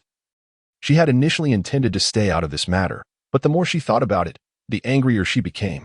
Yaona was infuriated, feeling as though she was constantly cleaning up after others. First, put the gun away. If you are so curious, I can explain why the old man returned from the dead. Yaona pushed the gun away, sitting cross-legged on the sofa, demonstrating her unwillingness to flee. She pondered for a moment, holstering his weapon while activating the camera in his right eye, as this could potentially lead to a confession from the suspect. It was a black bug. What? Ji furrowed his brow. Had she taken drugs? Yaona stepped forward and patted Song Lin on the head, causing him to feel dizzy. Moments later, a small black bug surprisingly fell from his right ear. The creature was particularly tiny, occupying just a single fingerprint on his fingertip. Its shell hard and adorned with semi-transparent wings. Ji recognized it at a glance. It was the brown fog that had recently trended on social media, captured by passers-by who questioned what it was. It turned out that the brown fog was indeed a bug, and its size was astonishingly small. When they act collectively, a hazy brown mist emerges, yet when solitary, it is nearly imperceptible to the naked eye. It is no wonder that this brown mist has only manifested once on the internet and has never reappeared since. From the very first day of their emergence, they have dispersed, each existing with minimal presence, hidden within furniture, slipping into crevices, and even residing within human ears. Ji could not resist the urge to pat his own ear, pondering whether there was a worm within. This is the black worm, which feeds on human brains. Yaona explained, it burrows into the untrained mind, inducing hallucinations in the host. When the host perishes within these illusions, the black worm begins to relish the brain that succumbed to fear, a rare delicacy for them. Ji scoffed, clearly skeptical of Yaona's assertions, retorting, so you mean to say that whether it is the old man's revival or the high school student's demise, it is all an illusion for us? Illusions are false, yet death is real. You cannot escape the illusion, so you might as well focus on how to evade death. In contrast to Ji Yi's skepticism, Song Lin placed his trust in Yaona's words, for she was the first to assert that his father was not dead. He inquired of Yaona, why is it that only my father has been revived? His father was merely an ordinary man, forced into early retirement in middle age, devoid of exposure to advanced cyber technology, impoverished and unremarkable. The black worm did not resurrect Song's father, but rather his obsession. Thus, we must first ascertain what that obsession is. Only by resolving it in advance can we extricate ourselves from the black worm's illusion. Obsession. What could his father's obsession be? As Song Lin pondered this question, he realized he knew little about his father. He was unaware that his father had been dismissed from his job 3 months prior. Nor could he fathom, why did he wish to send 1,000 yuan to a beautiful streamer? He had never been one to watch live broadcasts. How could he possibly donate to a streamer? This also served as Ji's reason for seeking out Yaona. Curiously, she activated the holographic projector, revealing a virtual image that bore an uncanny resemblance to her, appearing like a cold, beautiful visage, proclaiming, "Hello everyone, I am Yaona." The resemblance was striking. No matter how one looked at it, this digitally rendered image was essentially her. Yaona delighted in this. Upon the image's emergence, Ji and Song Lin exchanged glances. Yaona surmised they sensed something amiss, as the virtual Yaona appeared noticeably more subdued and quiet, lacking the vibrant confidence of the real Yaona. The virtual Yaona announced, I have some good news. I have been accepted into Cyber Technology University and will be studying network engineering in 3 months. Thank you all for your blessings. My lifelong dream has been to attend the best university in the world, Yaona. What the hell? Cyber Technology University. How could the original owner, with only a high school diploma, Dare to tell such a lie? All right, I will definitely take everyone on a tour of the campus when the time comes. Live streaming from there. Then, the virtual Yaona's gaze seemed to wander, as if reading comments. My son has also been accepted into Technology University, but I am unsure if it is the program he desires. He wishes to study network engineering as well. This was Song's father's comment. His son, who was accepted into Technology University, must be Song Lin, right? The three of them became energized, focusing intently on the screen. Donations bring good fortune. Donations bring good fortune? Huh? Yaona had never felt so dumbfounded, watching her own face utter such foolishness, feeling more distressed than if she had been struck down. Then, the old man truly made a donation, a substantial sum of 1,000 yuan, with a note, bring good fortune. However, in the live streaming room of the immensely popular Yaona, 1,000 yuan was still rather meager. She had countless affluent viewers. Upon seeing the money, the virtual Yaona's expression remained unchanged, her tone flat as she stated, "Congratulations to this treasure for having received good fortune. Are there any other high school students like me who wish to receive good fortune?" Donations bring good fortune amid the thousands of comments about good fortune. One particularly frantic message stood out starkly. The virtual Yaona's lips moved slightly, clearly having seen this comment and silently reading it. Yet she ignored it completely. Transitioning to the next topic. Would you like to know the secret to my academic excellence? Yes. Yaona is so amazing. How is it possible for someone to be good-looking, come from a good family, and excel academically? Who can help me? Bring good fortune. Yaona, goddess of luck. This money is truly important to me. Amid the countless jubilant comments, Song's father's bewildered remarks were interspersed. He seemed like an outsider at an alien party, helplessly watching alien beings devouring his own flesh. Chapter 6. The concentration of blood in the air. Yaona scratched her nose, feeling a peculiar awkwardness. Could it be that the original owner had deceived others, leading the old man to take his own life? She glanced at Song Lin, as if she could penetrate the feeble facade of his human form and glimpse the turmoil swirling within his mind. Generally, Yaona refrained from intruding into the thoughts of ordinary individuals, but Song Lin's emotions at that moment were so potent they compelled her to look deeper. She witnessed the mundane life of the Song household. Sounds resonated from the living room where his father sat on the couch, glasses perched on his nose, absorbed in some serious research. It was a rarity for both of them to be home simultaneously. Song Lin, exhausted, merely opened his eyes, still lying on the floor, his hands moving in small gestures. The old man remained motionless for what felt like an eternity, his glazed eyes fixed intently on Song Lin. His frail body seemed to sink into the couch, amplifying the couch's antiquated grandeur and the spaciousness of the room. "What's wrong?" Song Lin gestured in surprise. The old man chuckled softly, shaking his head before stepping out to prepare for his night shift. Who could have predicted that this silent exchange would mark the final meeting between father and son? Although Ji could not visualize the scenes unfolding in Song Lin's mind, he could glean insights from Song Lin's demeanor. In a serious tone, he remarked that the Song family's standard of living was modest, with a mere 1,000 being the equivalent of 2 weeks of the old man's earnings. Yaona nodded in understanding, but in the next moment, Ji directed his sharp gaze toward her. "Why didn't the old man seek revenge on you? Instead, he targeted an innocent student?" Yaona's nod faltered, and she shook her head at Shi, pondering whether all the world's police officers had such rigid thinking. Rendered speechless by Ji's assertion, she turned back to Song Lin and inquired, "You did pay for your exam, didn't you?" The phrasing of her question bore the weight of a statement, as if she had indeed witnessed Song Lin submitting his examination fee. Song Lin, somewhat bewildered, nodded in affirmation, without needing to be commanded. Ji intended to proceed with the same line of action. After being instructed, he shot Yaona a look that conveyed a mix of audacity and disbelief, thinking her quite bold. Unfortunately, Yaona did not even glance in his direction, leaving Ji's disdainful expression misplaced. With a sigh of resignation, he logged into the cybersecurity department's account and began searching for the old man's name. Within 30 seconds, all of the old man's online communications and recordings were retrieved and placed into the holographic generator. He had never anticipated the efficiency of the cybersecurity department, humorously referred to by his colleagues in the Major Crimes Unit as a retirement home. When he could find no leads on the official side, the old man turned to virtual forums for assistance. However, most spectators mocked him, unaware that he was older than their own fathers, ridiculing him as if he were a schoolboy. "This is impossible."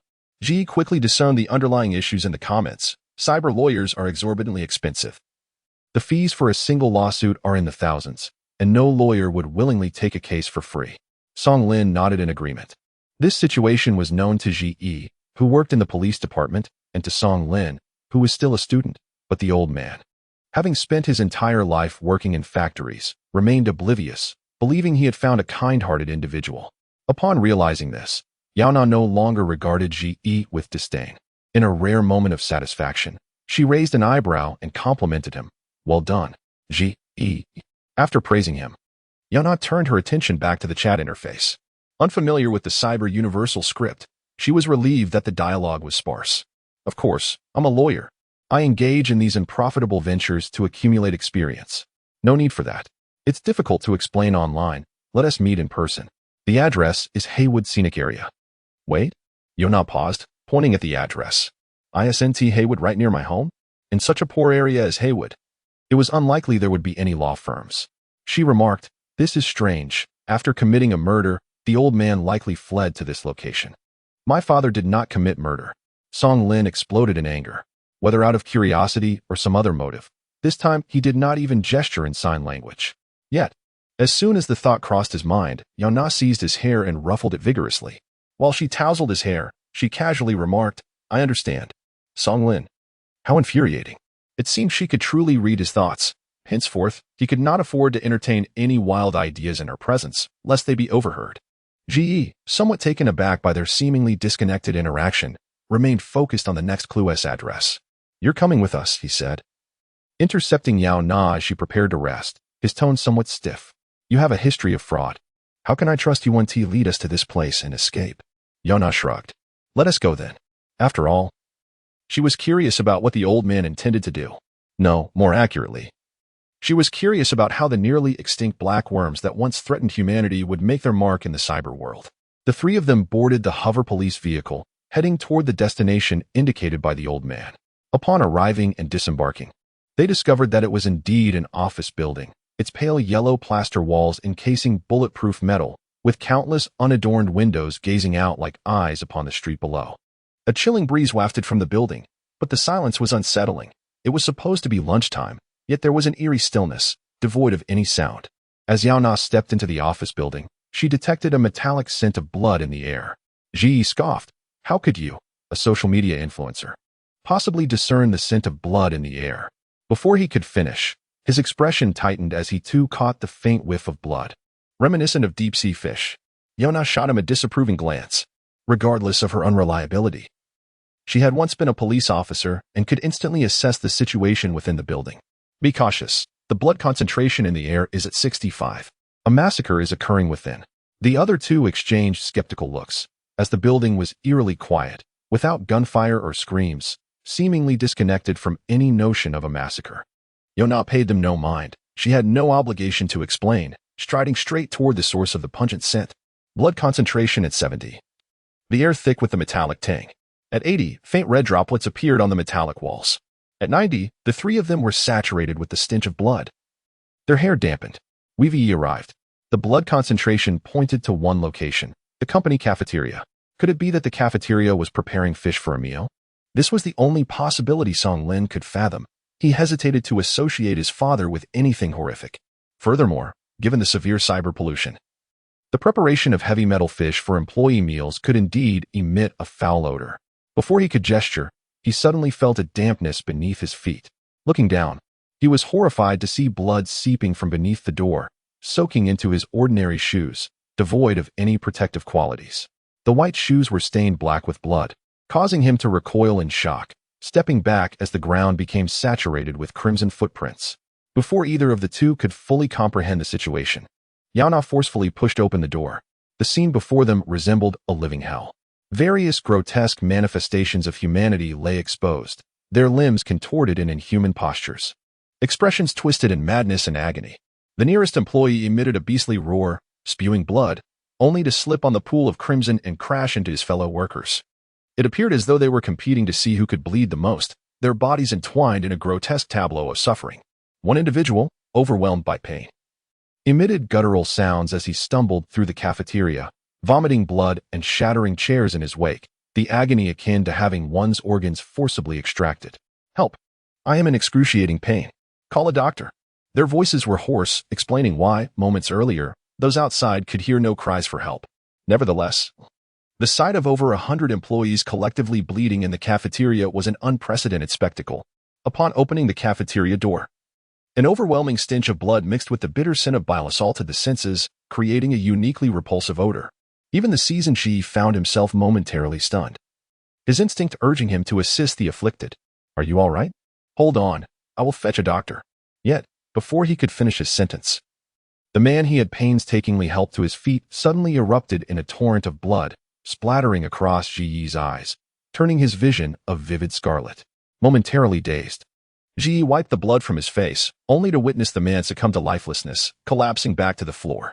"I'll call the hospital," Songlin exclaimed, producing his external communicator, poised to dial the emergency hotline, only to be interrupted by Yaona's chilling remark. "They will not survive." Her comment sliced through the chaos as she surveyed the horrific scene in the dining hall, her demeanor unnervingly calm, more detached than a cold-blooded murderer. The striking light-colored irises reflected the harrowing images of humanity teetering on the brink of collapse. The beautiful anchor amidst the calm of a murder scene. Delivering a grim prophecy, this strange amalgamation was undoubtedly bizarre. Yaona seemed all too accustomed to such horrors. She did not deter others from seeking medical aid, but instead issued a forewarning. "I have already stated, the illusion may be false, but death is undeniably real." This was a silent massacre, one that had occurred because they arrived a moment too late. If they did not locate old songs swiftly, similar incidents would only proliferate. Growing increasingly macabre. Chapter 7. The life-saving favor of Tin Yuan. A voice pierced through the tension, exclaiming, "I've called the police." In an instant, a cordon descended from above, trapping Ji and her companions within the confines of the crime scene, rendering them immobile. Songlin, feeling an acute sense of anxiety, questioned, "Surely, we won't be mistaken for suspects?" Yaona shrugged indifferently, considering we entered the crime scene at the time of the incident. It would be strange if we weren't deemed suspects. Nonetheless, there was a silver lining in being labeled as such. It afforded them the opportunity to glean insights from the evidence discovered by the police. With this thought in mind, Yaona settled down in an untainted corner, exuding a sense of ease. The other two exchanged glances, having never witnessed someone like her born seemingly from fear, yet with a disdainful disregard for death.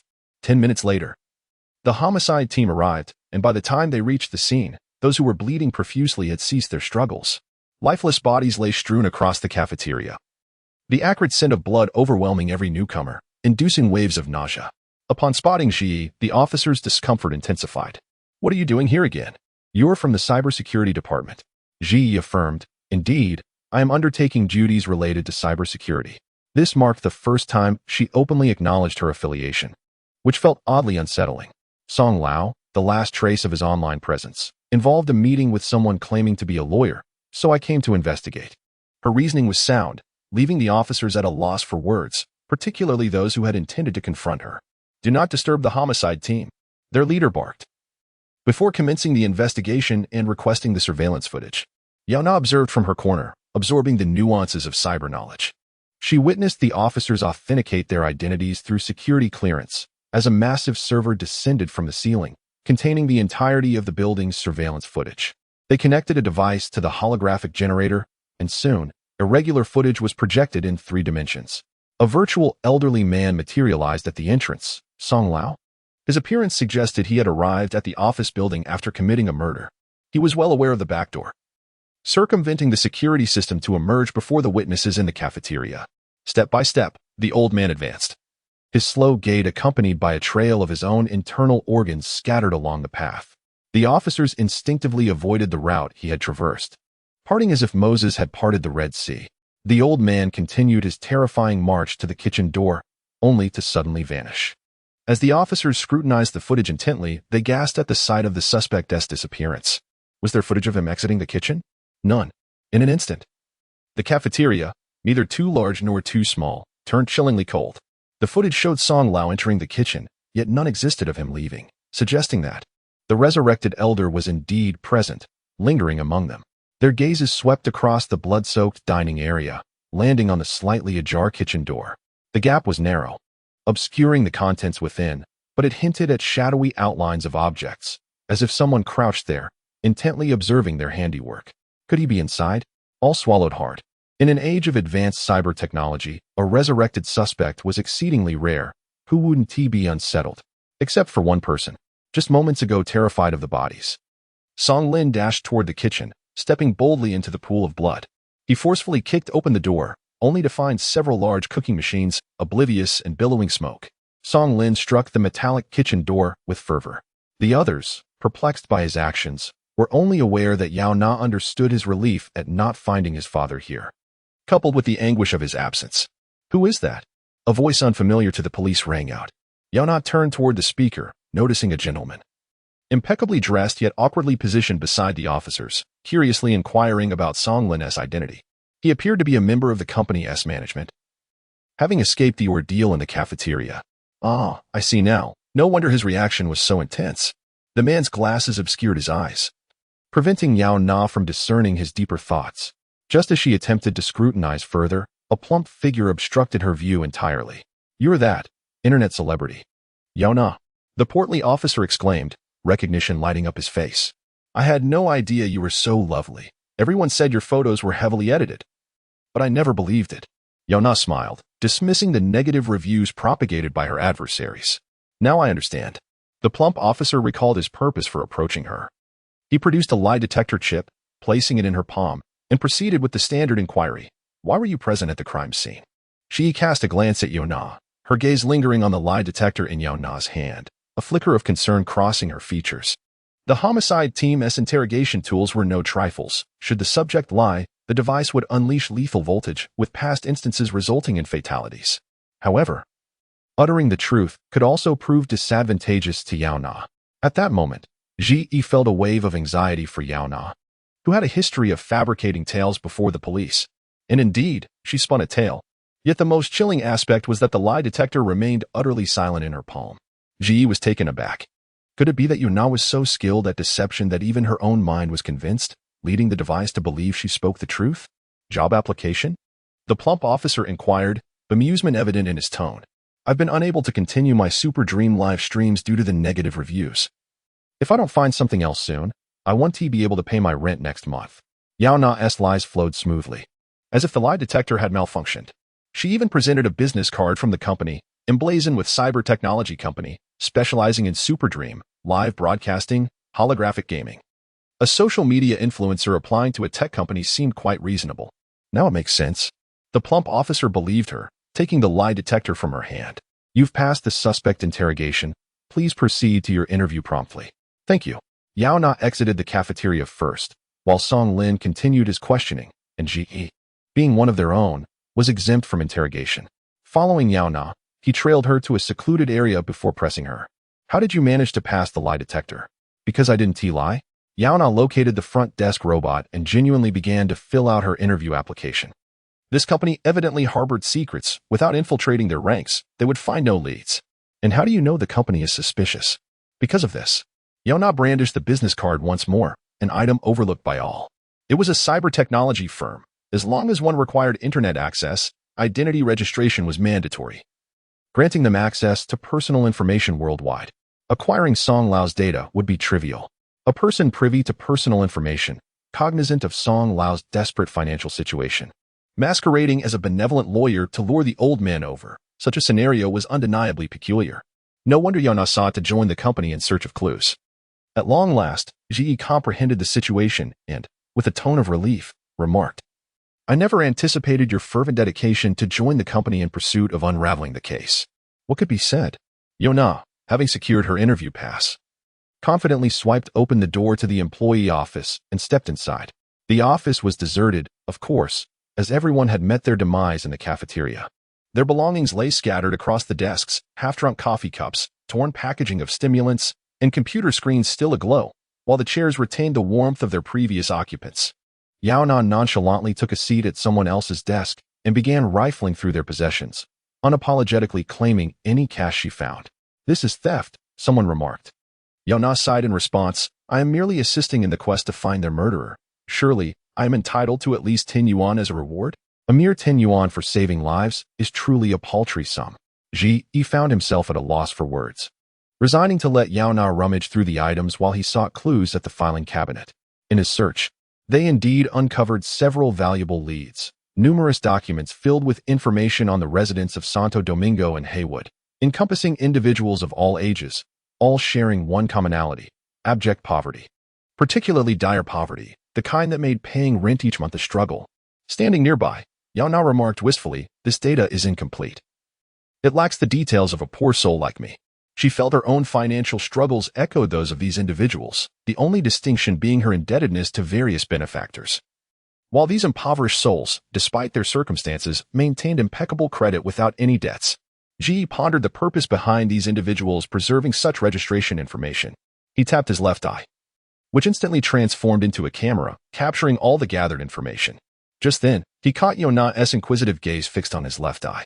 In the cybernetic world, it was commonplace for nearly everyone to possess augmentations. Those without them struggled to access the net. But there was Song Lin, who remained impoverished and could not afford the procedure for augmentation, still reliant on external devices. Reflecting on Yaona's persona, Ji felt a surge of irritation. She claimed to be the daughter of a consortium and a student at the Cyber Technology University, yet what affluent daughter resides in the red light district of Haywood? As these thoughts swirled in his mind, Ji glanced at Yaona with evident exasperation and unexpectedly found himself ensnared by the clarity of her unaugmented eyes, which resembled a deep pool, holding his gaze captive. It seemed, perhaps, she was indeed in natural beauty, and this was no falsehood. They had only crossed paths twice, exchanging blows and barbs, yet this was the first time Ji truly regarded Yaona.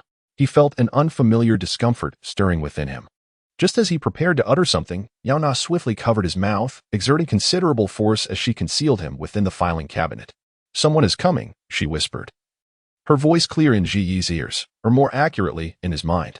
Unfortunately, the darkness within the cabinet and the rapid beating of his heart prevented him from noticing anything amiss. Suddenly, a scream pierced through the air outside the cabinet. Was that Song Lin's voice? Chapter 8. You killed with my gun. The little mute can indeed make sounds. A burly man in a suit, with a brutish appearance, pointed at the screaming Song Lin while huffing and puffing with a derisive chuckle. I thought a mute would keep their mouth shut. He stuffed a rag into Song Lin's mouth, and he tasted the metallic flavor of congealed blood, uncertain as his face, mouth, and throat overflowed with it. He had been assaulted by this group of men. After completing a witness survey, they had abducted him by force, shrouding his head with a hood. Unable to speak, even if he wished to call for help, his only recourse was to struggle violently, enduring several punches along the way. When the hood was finally removed, his vision cleared, revealing that he had been taken to a dim underground chamber, surrounded by cages housing individuals in various states of unconsciousness. Who are you? Song Lin attempted to communicate using sign language. Damn it, unable to articulate a single word, would it kill them to implant a throat prosthetic equipped with sign language translation? Bewilderingly, he was struck again. He fought to open his eyes, seeing a crimson haze, yet it did not obscure his view of these men's faces. They appeared well-groomed in suits, seemingly akin to office workers, yet the skin that peeked from their cuffs betrayed their augmentation with weaponized prosthetics. Only criminals would modify themselves thusly. Yet, Song Lin could not comprehend why such individuals would assault him. In his 18 years of life, he had never crossed paths with them. Song Lin? The gentleman who had refrained from striking until now approached. Song Lin vaguely recognized him as an executive of the company, exuding an air of authority among the group. Presently, the man grasped his chin, compelling him to raise his head, his tone still genteel. Do you know what kind of person I detest? Those who borrow money and then promptly die. In this information age, surely there is no one foolish enough to believe that committing suicide after borrowing money absolves them of repayment, right? No, there isn't.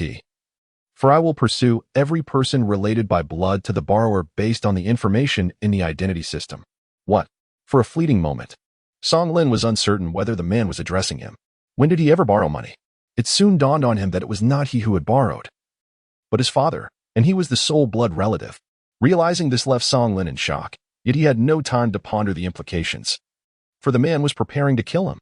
The gentleman beckoned, and several subordinates drew long knives from their knees, forming a menacing tableau reminiscent of a mountain of blades, their tips gleaming with a deadly sheen.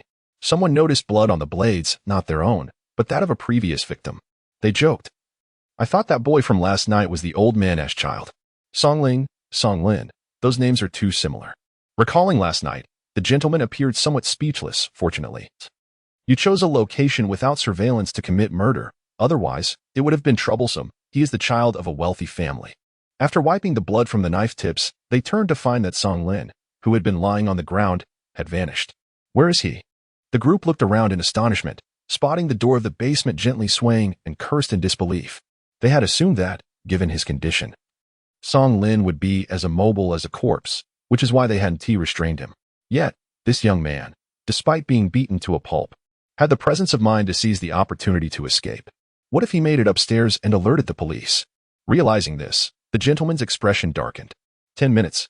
Find this little brat and eliminate him. Understood. The group surged forth. Meanwhile, in the archive room, Yaona and Ji were concealed within a cramped filing cabinet.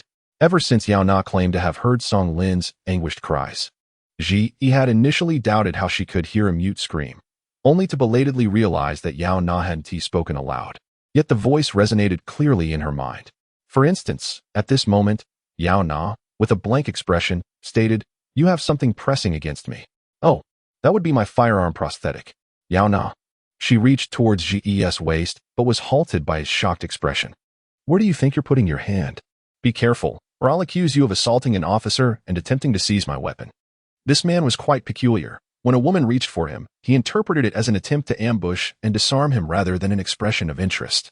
Although Yaona indeed sought the weapon, feeling discomfort, she insisted, "I need to eliminate the person outside. Killing is illegal. Then grant me some means of self-defense. You need not lift a finger, for I shall protect you." Yaona. With words failing to suffice, they resorted to action. Within the confines of their small space, they engaged in a fierce yet contained struggle for Ji's gun. Their commotion was minimal, fortuitously, as the intruder was merely an ordinary employee who hastily departed after retrieving the documents Ji had completed. Once the employee left, the two emerged from the filing cabinet. Yaona now wielding the gun.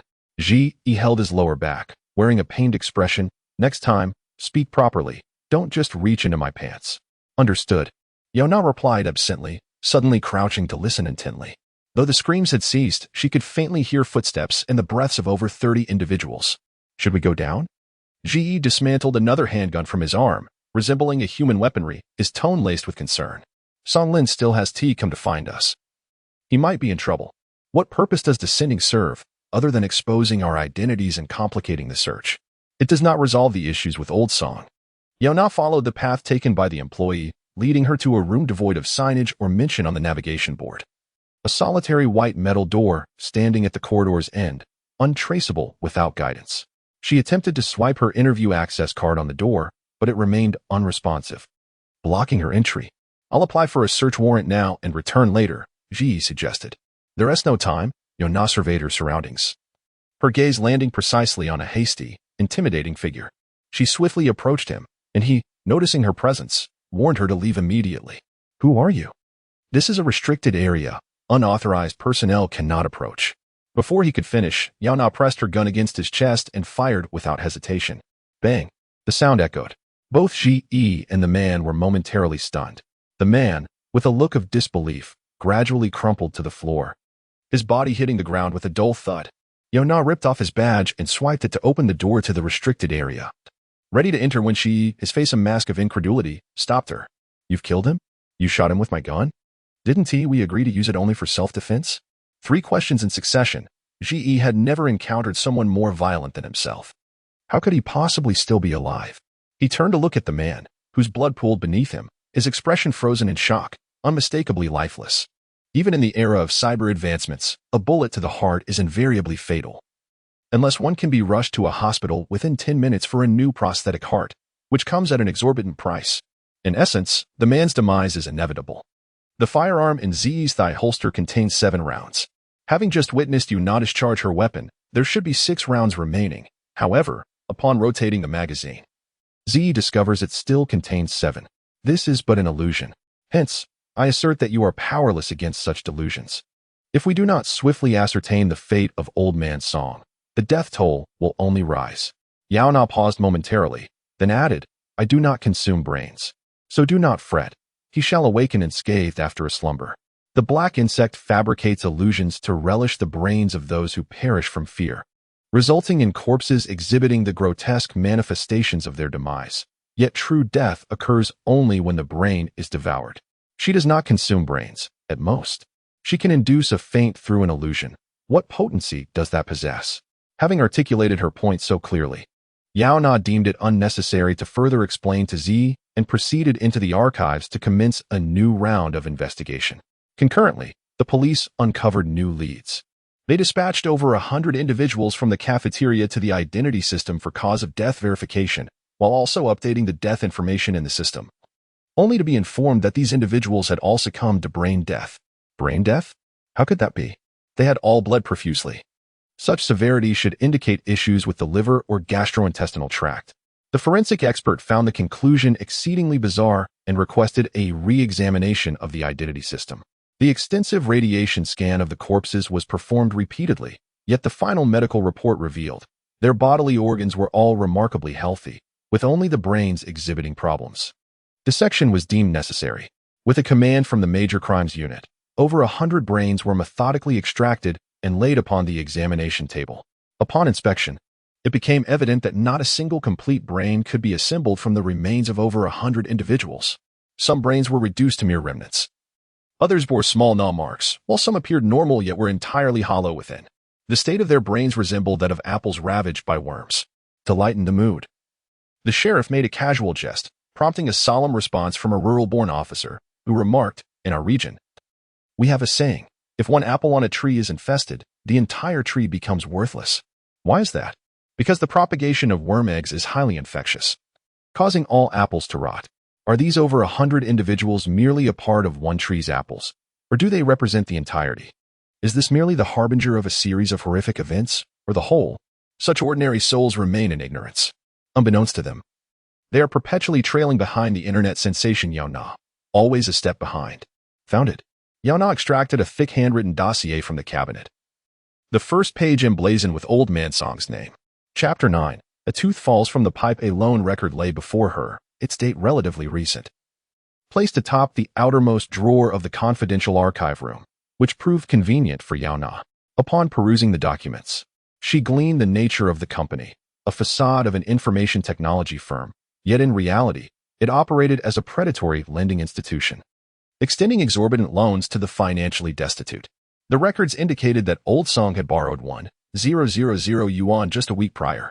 Coincidentally, this was the very day he had met with a lawyer here. Yaona could vividly envision the scene.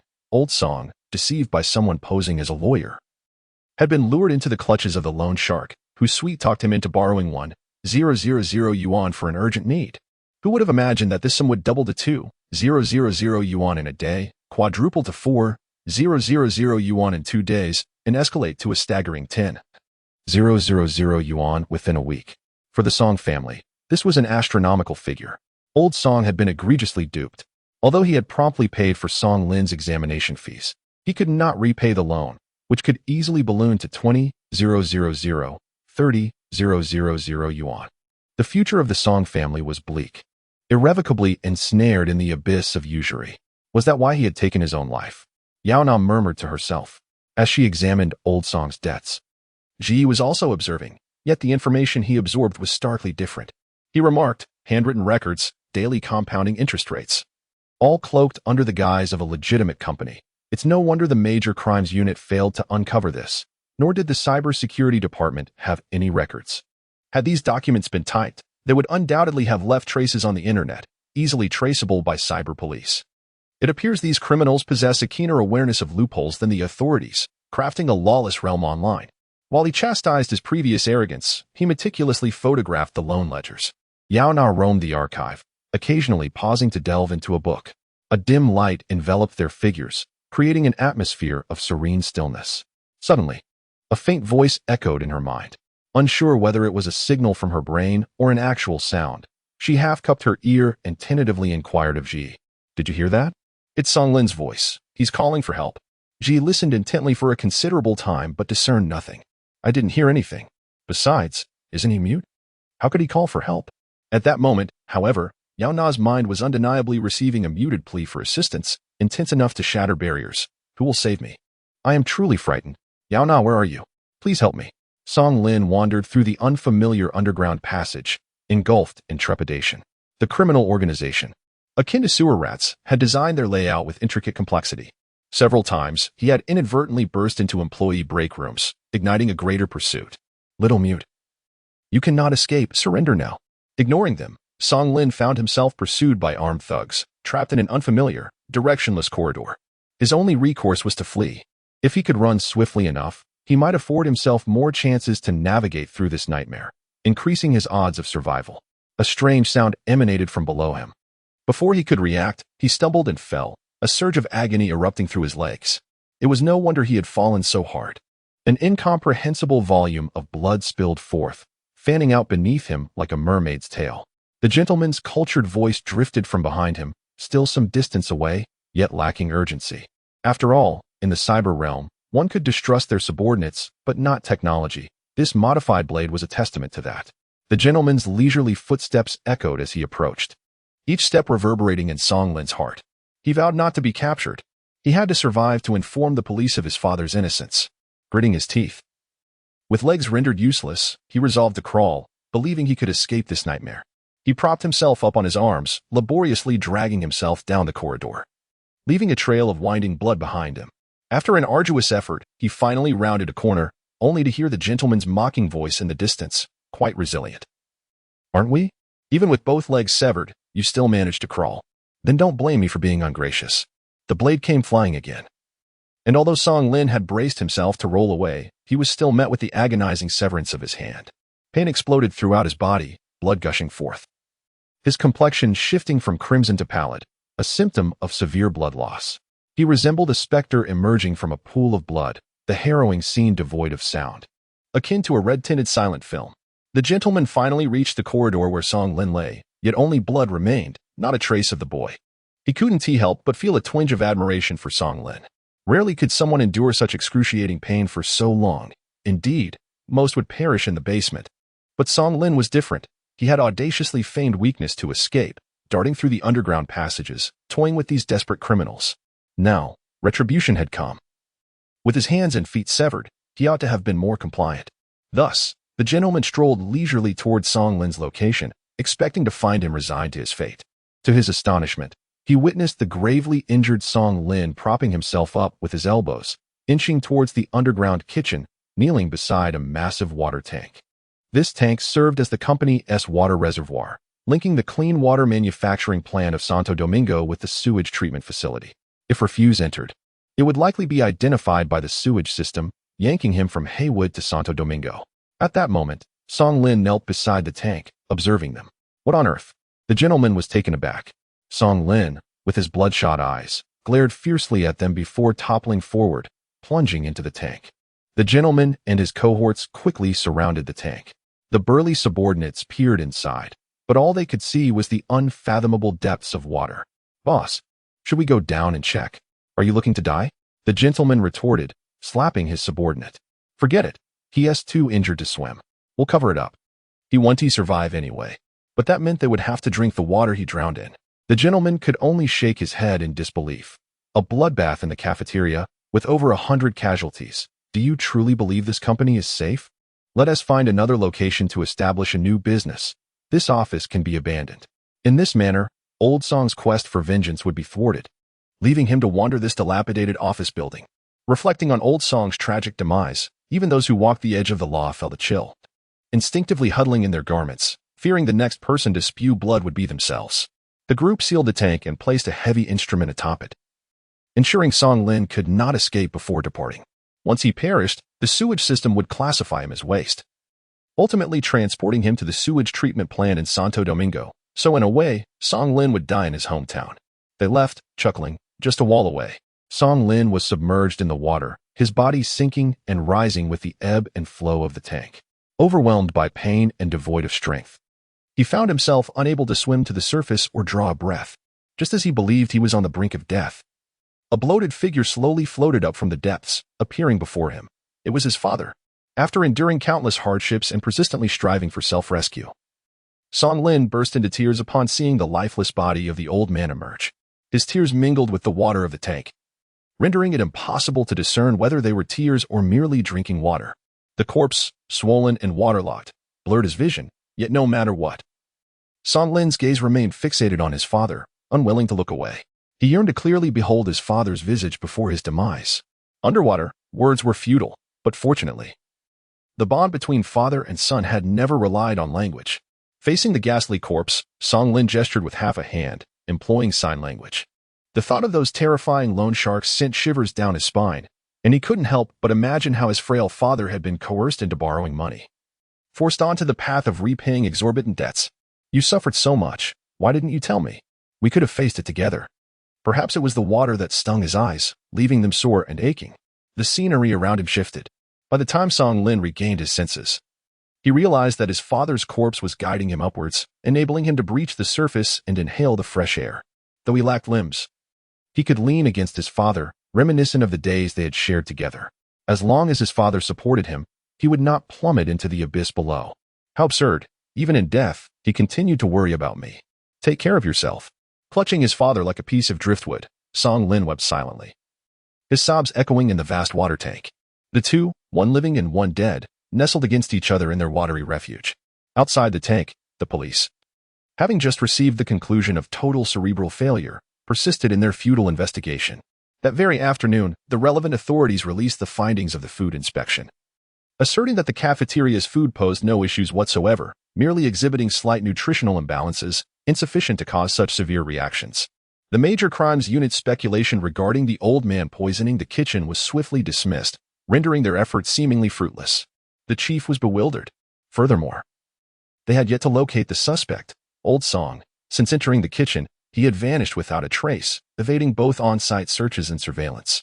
After toiling for hours with nothing to show, one officer, parched, boldly filled a cup with water from a colleague's desk, gulping it down eagerly. Crack.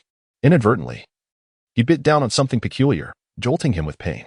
Upon inspection, he discovered a pale yellow calcified substance resembling a tooth. Chapter 10, Angels. But deceivers of wealth. The officer gazed incredulously at the water dispenser. How could teeth be flowing from the faucet?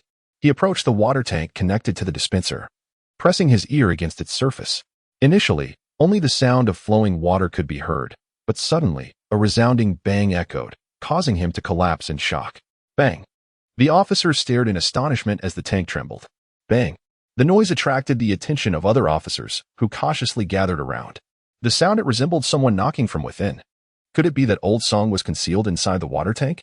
The mere thought sent chills down his spine, for this tank supplied the entire company with water, drinking water, hand-washing water, even water for cooking. This meant that since yesterday, the employees had been consuming water tainted with the essence of a corpse, dining on meals prepared with it. Could this be the reason they collectively experienced such a severe crisis, having ingested food infused with cadaveric elements? Speculative conjecture only distanced them from the truth. Several officers exchanged glances and, in unison, drew their weapons, aiming at the vast water tank that connected to the various systems. Previously, they had refrained from searching the tank, believing it impossible for a human to survive submerged in water. But what if he no longer counted as a living being? Bang! The tank erupted with a gaping hole. A torrent of water cascaded out, knocking several officers off their feet. Struggling to open their eyes against the deluge, they beheld a swollen corpse, having been waterlogged, tightly clutching a young boy, both swept onto the kitchen floor by the force of the water. The body, twisted by the waves and battered against the kitchen's corners, appeared grotesque, yet the boy in its embrace emerged unscathed, shielded and safely carried from the tank. Instantly, someone recognized the boy within the corpse. You are Song Lin, the suspect we just interrogated? What has happened? You were fine just moments ago. They noticed that Song Lin's arms and legs bore severe injuries, quickly realizing something was amiss. The closest officer attempted to pull Song Lin from the corpse's grip, but found the cadaver's hold incredibly strong, preventing them from separating the two. Thank you. Song Lin buried his head into the corpse, not forgetting to express his gratitude to Yaona. Thank you as well. I have found him, and he is safe. Safety is paramount. After confirming Song Lin's well-being, Yaona let out a sigh of relief. The world had finally quieted. In her original world, individuals possessed extraordinary mental prowess and often wore various forms of mental purification and defense, ensuring that incidents of superperception of others' emotions never occurred. Thus, learning to shield herself from such information became Yaona's primary task after her journey began. Of course, this would only be a subject for deeper study after resolving the issues surrounding Old Song. Yaona picked up a ledger nearby, meticulously studying the circumstances of nearly all the victims. which were remarkably similar to old songs. They resided in impoverished areas, lacking education and awareness, yet inherently good-hearted. They had never owed any debts. Their sole instance of borrowing money was a trap set by this company, leading them into a web of high-interest loans. Due to their kind and naive nature, they had never considered reporting the matter or dragging out their debts, dutifully paying for years. Their fates mirrored old songs, ultimately succumbing to despair from overwhelming debt, leading to death. It seemed this was the obsession the blackworm sought. It was not merely old song, but countless similar victims. Realizing this, Yaona wasted no time, directly selecting the ledgers and casting them to the ground. Her actions drew the attention of the officer on duty. "What are you doing?" he asked in surprise. "I'm burning these ledgers." Yaona once again brandished the handgun provided by the officer, but this time, she did not employ illusions. She fired it directly. The bullet zipped past the ledgers, igniting the papers in a swift blaze. And the archive room was soon engulfed in flames. Even though this was the second time the officer witnessed Yaona firing a gun, he remained astonished by her decisive nature. These are criminal evidences. If we hand the ledgers to the police, Old Song wouldn't have to repay his debts, and the loan sharks would be shut down. Why set fire to them? This is an eye for an eye, Yaona smiled, her gaze reflecting the brilliant dance of flames. They wrote these ledgers by hand to leave no trace. Thus, I will incinerate them. Without backup records, they cannot pursue the unfortunate poor for debts. What charge would you use to shut down the loan sharks? Downloading users' personal information or charging exorbitant interest? Either way, the charges would be too light to convict them. They will inevitably resurface, continuing to prey on the innocent. As a police officer in this bizarre world, Yaona understood human malice better than most, particularly the blackworm's nature. Instead of merely comforting gestures, it would be wiser to contemplate how to prevent the blackworm from exploiting similar obsessions, allowing the vengeful corpses to rise again, hastening before the flames could spread further. Yaona exited the archive room, with the officer trailing behind, deep in thought due to her words. The two remained silent as they returned to the dining hall. By then, the ledgers had been nearly reduced to ashes, and the corpse that had clung to Song Lin suddenly released its grip. It appeared as if it had fainted, relinquishing all strength, collapsing like a puddle of mud upon the floor. A small brown worm stealthily emerged from the old man's ear and took flight, unnoticed. As the corpse lost all support and lay flat on its back, the onlookers finally discerned that Old Song's body had deteriorated to a mere shell.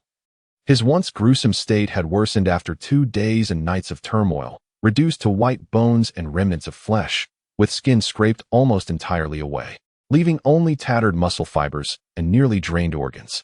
It could be said that Old Song had become nothing but a husk, using it to protect Song Lin until the very end. Yaona had intended to walk past directly, but overheard an officer exclaim, "Ah, the serial killer is dead?" Unable to restrain herself, she approached and said, "He did not kill anyone." A corpse resurrected under the influence of the black worm often continued its previous habits. Old Song had been diligently repaying debts in life, so how could he magically transform into a malevolent spirit to harm others after death? He merely sought to utilize his last vestiges of strength to repay his debts. Who could have known that bathing in corpse water would not qualify as sustenance? The lone shark resembled a poppy planted within a person, draining the last drops of life and ultimately blossoming into the most brilliant flower. This was Old Song's most direct experience after death, thus he continued to do the same, offering his own flesh and blood. Perhaps Yaona's words were too disjointed. The officer hastily stepped forward, presenting the full story along with evidence from the ledgers. The chief seemed to grasp the essence of it, but inquired, "And Chen Songling? How do you explain his death?" "Chen Songling was not killed by my father." Song Lin, unable to speak, produced an external communicator containing recordings he had secretly made of the loan sharks. As he retrieved the communicator with his fractured hand, the crowd regarded him with admiration. Who would have thought that an 18-year-old college aspirant could not only escape the clutches of loan sharks, but also remember to record evidence of their crimes? As he gazed at his surroundings, Song Lin merely handed the communicator to the police, devoid of any remaining strength, and obediently lay on the floor, awaiting a system diagnosis. At that moment, a slender figure appeared above him, long hair flowing, obscuring all light around him. Song Lin squinted. But what he beheld were the smiling eyes of Yaona. How truly beautiful, reminiscent of the angels one might see before death, bringing forth a sense of solace. Song Lin thought to himself, an angel, yet a deceiver. He promptly shut his eyes, preferring to remain oblivious. His body was utterly exhausted, and in a daze. He seemed to drift into slumber, experiencing a long-forgotten dream. In this dream, he found himself in the hall, alongside another version of himself and his father, all present in their home. Songlin watched helplessly as he lay on the ground, utterly spent from juggling 3 jobs, lacking even the energy to shift to the sofa. He feebly gestured in sign language. He believed that the version of himself from that time ought to have been holding on, appearing less fatigued. Yet the stark reality was that he looked as if he could fall asleep at any moment, his eyelids drooping heavily. His gaze shifted to his father on the sofa, who was engrossed in the ridicule and mockery of online commentators. Songlin, what should I do? I am in such distress. It dawned on him that his father had indeed spoken back then. However, his voice had been too faint, and his lips lacked the strength to articulate. So it had gone unnoticed. I'm sorry, Songlin. It's all my fault for spending your exam money. I'm so sorry. What's wrong? Songlin observed himself gesturing once again. From his father's perspective, he looked upon his son, who seemed on the verge of exhaustion, and could sense the paternal anguish. This led to the subsequent scene of his father departing for a night shift. Songlin's eyes moistened as he focused intently on his father's gaunt silhouette. Suddenly realizing, wait, what night shift? He should have been dismissed 3 months ago. 1,000 yuan still needs to be borrowed. This is merely my pocket money for a day in high school. Truly useless. Your life is a dismal failure. If I were you, I would immediately take my own life to spare my family the burden and conserve precious oxygen resources. Merely reading these comments, who would suspect they originated from a high school student? Yet, Songlin became acutely aware of a more terrifying truth all through that night. His father had been subjected to these malicious critiques. Could it be that he had succumbed to the words of Qin Songling, and upon returning from death, his first act was to seek vengeance? Chapter 11. Yaona's first live stream in stark contrast to the impoverished districts of Haywood and Santo Domingo. The city center dazzles with neon lights and towering skyscrapers. A vibrant girl group dances in a grand projection, their immense figures seemingly transcending the buildings, captivating the city above with their energetic performance. They glance towards the affluent residential area, playfully blowing kisses to the wealthy patrons below. This enormous projection, rivaling the size of the city itself, represents the largest advertising space in cyber. Only top celebrities, urgent war reports, and significant social events grace its surface. Suddenly, the girl group's dance halts abruptly, replaced by a police press conference. The bustling crowd on the streets comes to a standstill. Yesterday afternoon, a company in Haywood's red light district experienced a food poisoning incident, resulting in over 100 employees succumbing to horrific symptoms. Upon the police's arrival at the scene, they discovered a corpse concealed within a water tank, suspected to be the source of the food poisoning. Concurrently, the identity of the hidden body has been confirmed by the identification system as that of Song, the suspect in a recent high school murder case. A colossal, bloated corpse looms over the city, startling the unsuspecting populace. Is this the resurrection of a dead body? Is it just him, or will everyone face such a fate? As these questions arise, the authorities swiftly intervene with a delaying tactic. Experts assert that Song is not a resurrected corpse, but rather a victim of radiation allergies causing mutation. A report will be released once the research concludes. However, this report may never see the light of day, as the examination of the old man's corpse yielded no anomalies. He indeed has returned from the dead, but the authorities cannot admit this for fear of inciting panic. They can only conceal the truth for as long as possible, hoping that similar incidents do not occur frequently. Upon learning that the corpse was unremarkable, the crowd breathed a sigh of relief, quickly shifting their attention to the identity of the deceased. Some recognized Song as the host of a funeral Yaona had previously attended, who had even gifted her 1,000 yuan before his demise. Yaona remarked that he was not dead, and now he had transformed into something terrifying. How unfortunate for her to have such a mouth. Why are they blaming her? This matter has nothing to do with Yaona, even if she is not the murderer. The incident concerning the corpse's mutation does not involve her. Nevertheless, she deceived the old man into giving her 1,000 yuan, which does not paint her in a favorable light. In my opinion, the resurrected old man should have dealt with her first. Indeed, such a deceitful internet celebrity does not deserve to live in this world. Despite the press conference being about a social issue, Yaona became the top search keyword in the comments section. It can only be said that she was unfortunate. She had just arrived and found herself entangled in the original owner's tarnished reputation and a bizarre murder case, unable to criticize the police or provoke the predatory loan sharks. The audience redirected their ire towards the small internet celebrity. An officer who played a significant role in this case took the stage to express gratitude, stating, "We sincerely thank the concerned citizen Yaona for her assistance in this incident. With her help, We were able to locate the company sooner and successfully confiscate their ledgers. Exposing the true nature of their predatory lending practices and identifying the true murderer of the high school student Qinling. The haters were taken aback. Wait, what? Concerned citizen Yaona? How can we not understand these words when we recognize each one separately? A scandalous internet celebrity, known for deceit and trickery, assisting the police? This is absurd. As a result, the vitriol in the comments subsided momentarily. Bystanders cautiously voiced their support for Yaona, suggesting that this might prove her innocence in the case. Doesn't this indicate that Yaona is unrelated to the incident? You all are being too harsh. It's evident that the media is riding on Yaona's coattails. And she is merely collateral damage. I mean, how could a disreputable internet celebrity possibly have the ability to resurrect corpses or incite murder? Yet, these few who altered their perspectives were ultimately a minority. The police press conference concluded, leaving Yaona more famous yet more reviled. The audience had little time to appreciate the girl group's beauty as discussions about Yaona continued in the comments. A fan named Jia launched a vehement attack on her, as if she had desecrated his ancestral grave. Jia, I bet Yaona tricked the old man out of 1,000 yuan, and after he died in poverty, he mutated to seek revenge on the wealthy.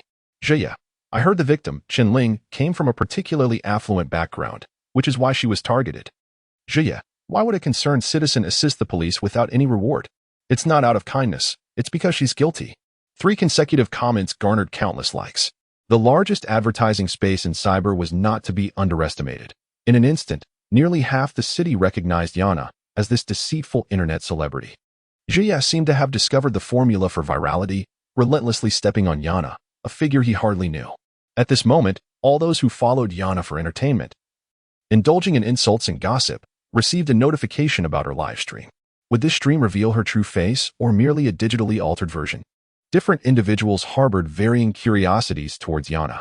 Thus, even with her tarnished reputation, as she initiated the stream, the viewer count soared, reaching a staggering 100,000 within moments. The live stream's visuals gradually came into focus. For the first time, Yaona had taken her stream outdoors, basking in the sunlight by the riverside. The artificial rays illuminated her pale skin, showcasing an alarming state of health. She gazed down slightly, her fingers idly toying with a strand of hair, appearing as a whimsical creature passing the time. How beautiful! No, even beauty is a fade. This is a face altered by code. Following a brief moment of awe, waves of derision flooded in. How shameless! Even after being exposed, she still uses a fake face. Is her true self that unappealing? After disappearing for several days, her hacking skills have improved. Now she can even live stream outdoors. I recognize this place, the Santo Domingo riverbank. Is anyone going to verify this? Don't even think about it. Even if you go in person, you won't find her. A notorious scammer wouldn't dare to live stream outside. She's definitely altered the code to pretend she's outdoors. A barrage of holographic insults swept by, yet Yaona remained unfazed, focused solely on her nails. As a person with a brain development level of 75, she couldn't be bothered to argue with these ordinary individuals, whose development only reached 1. Moreover, the one being criticized was not her but the original owner. Yaona continued her live stream, remaining silent and unresponsive, uncertain of what she awaited. Even so, the viewer count continued to rise. Ding! The account you follow, Song, In, has gone live. She has arrived. Yaona finally lifted her gaze to the audience beyond the screen. Her translucent eyes sparkled in the light. Yaona retrieved a prepared bill, unfolded it, and recited clearly, from yesterday to today, I have worked for a total of 10 hours. At the average hourly wage of 120 cyber dollars, that amounts to 1,200 cyber dollars. Your father previously gave me 1,000 cyber dollars. So you owe me an additional 200 cyber dollars. With that, she displayed the bill on the screen, the bold figures of 200 EB appearing inexplicably. The fans were oblivious to her intentions, and their immediate reaction was to assume she was soliciting money from the audience. Among them, Jaye reacted swiftly, berating her. Are you kidding me? The entire internet is mocking you, and yet you have the audacity to go live and ask for tips? Who in their right mind would willingly give you money? No sooner had he spoken than an ID named Song In appeared, promptly gifting Yaona a donation of 200 yuan. In the realm of Super Dream's live stream, 200 EB transformed into a dazzling holographic firework, a sight that seasoned viewers had long grown accustomed to, barely raising their eyes. Yet for Yaona, it was a first, marking her inaugural tip. She reclined in her armchair, slowly savoring the spectacle of fireworks bursting and fading. as if celebrating her first taste of success. Once the display concluded, Yaona reached for the switch, thanking her viewers as she prepared to end the stream. Ending the stream now? Just like that? She didn't even glance at the barrage of comments from the audience before signing off. Is she truly intent on solidifying her image as a money grabber? As Yaona seemed genuinely ready to conclude her broadcast, the viewers grew anxious, their comments flooding the screen at lightning speed. Suddenly, Yaona felt a weight in her palm, looking down to discover a vibrant bouquet of roses, an unexpected gift accompanied by a donation of 100 yuan from an unknown donor. Oh, another tip. The comments that followed gleamed with golden letters, standing out amidst the sea of freeloaders. Detective enthusiast, Yaona, don't leave. I think I've pieced together the mystery, but I still don't understand one thing. Why did the old man seek revenge on a high school student? Is it truly just for money? This comment was followed by a flurry of others. Are you serious? Do you really think Yaona is just a well-meaning citizen assisting the police? If she could solve cases, she'd be a cop, not an internet celebrity. Her Citizen's Award must have been arranged by her lover at the police station, that officer named G.E. You actually tipped a scammer $100? You must be starving. Behind the screen, the detective enthusiast noticed Yaona's silence, while the trolls grew increasingly agitated, beginning to regret their comments. True to her name, she was an aficionado of mysteries, dedicated to analyzing societal cases and deducing the motives behind the crimes. In previous cases, the motives of the culprits were usually traceable.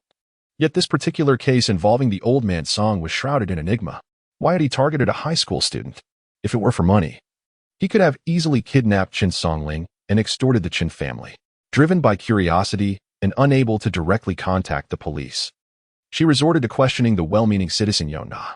When she noticed Yaona preparing to end her stream, she felt a pang of urgency and instantly donated 100 yuan to retain her attention. Would you not provide the answers?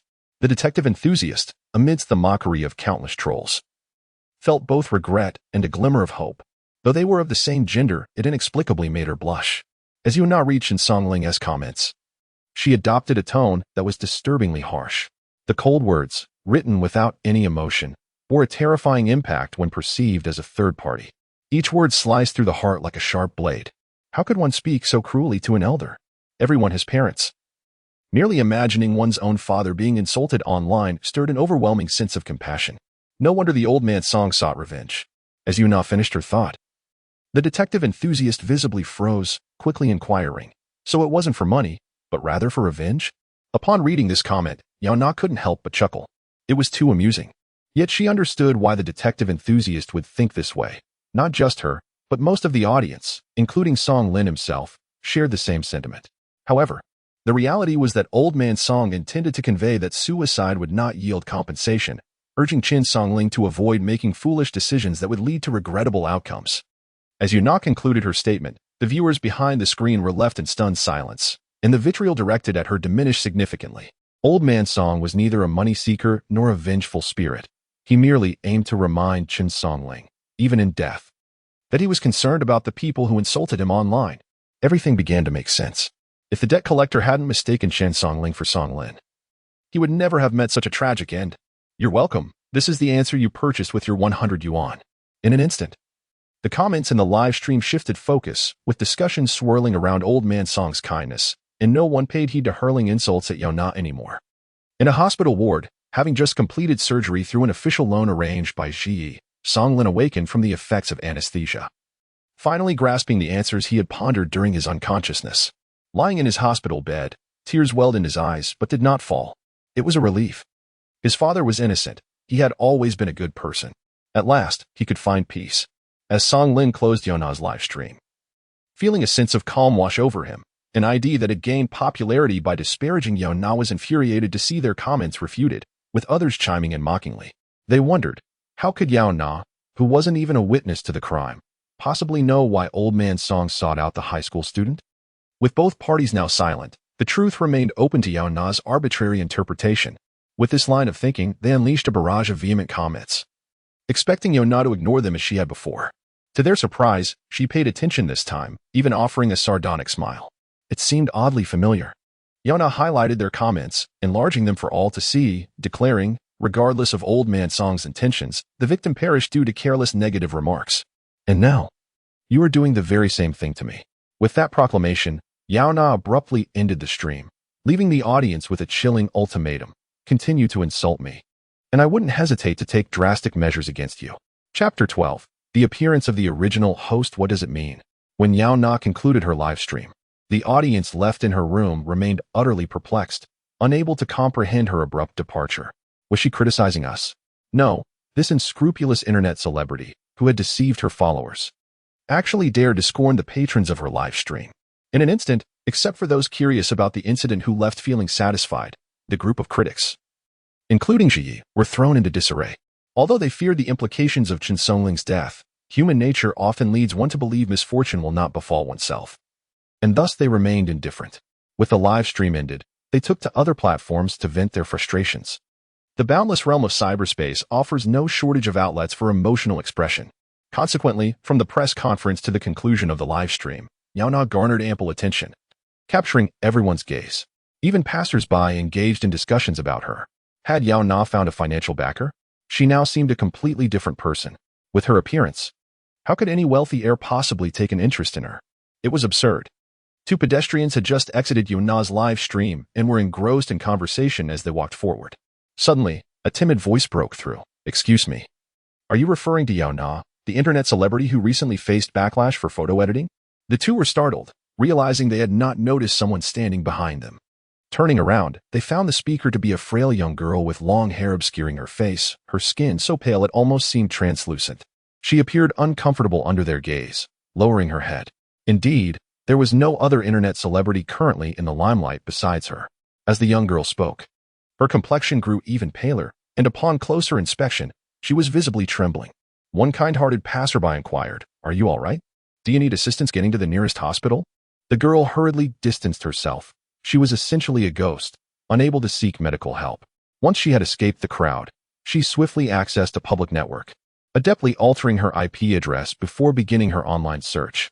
She first opened the login page and, after a moment of contemplation, abandoned the idea of logging into her account. Instead, she opted for a disposable guest account to search for keywords related to Yaona. In this era of information overload, the events of the day had already dominated the front page. Reports read, "Immoral internet celebrity Yaona receives praise from police for assisting in case resolution." Will internet celebrity Yaona make a comeback in her next live stream? And examining Yaona's coding skills from today's stream, comparable to digital plastic surgery. Various news outlets were portraying Yaona as still active, having conducted a live stream that very day. But who was broadcasting under her account? Panic engulfed the young girl as she hastily navigated to Yaona's profile. Upon seeing someone who bore an uncanny resemblance to her p-edited image using her account to stream live, her alarm turned to sheer horror. Who was this? Why did someone look exactly like the persona she had created? Or had a more skilled hacker crafted a matching visage to usurp her meticulously cultivated account? The girl glanced toward the Haywood red light district. It had been 3 days since her escape, and her mindset had shifted from evasion to a growing terror of having her identity stolen. At the same time, after the press conference had concluded, Ji did not depart but instead approached the highest-ranking police chief with a document in hand. Ji? The chief recognized him. Having once been a promising candidate for the next sheriff before being reassigned to the cybersecurity department due to a tragic incident involving the misidentification of a colleague. Yet now, he was merely a lowly network officer. "Chief, I wish to transfer departments." Ji still desired to move to the major crimes unit, despite having discovered that the cybersecurity department had its merits. Anticipating Ji's request, the chief had already prepared his response. "Your performance in this case has been exemplary. It proves that talent can shine in any role. Let us not discuss transfers further." Expecting Ji to persist in his request, the chief was taken aback when Ji responded with a simple, "All right." The chief regarded Ji with surprise. It seemed that after this case, he had undergone a transformation, exhibiting no stubbornness. Accepting the denial of his transfer request, Ji promptly presented another document. "This is a proposal I have drafted on behalf of the cybersecurity department. I hope to present it while the Song incident is still fresh in public discourse." The chief was astonished. The cybersecurity department had a proposal?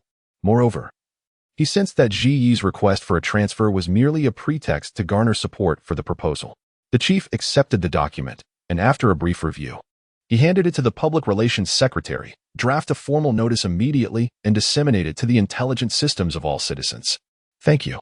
With his task complete, Ji departed without a backward glance.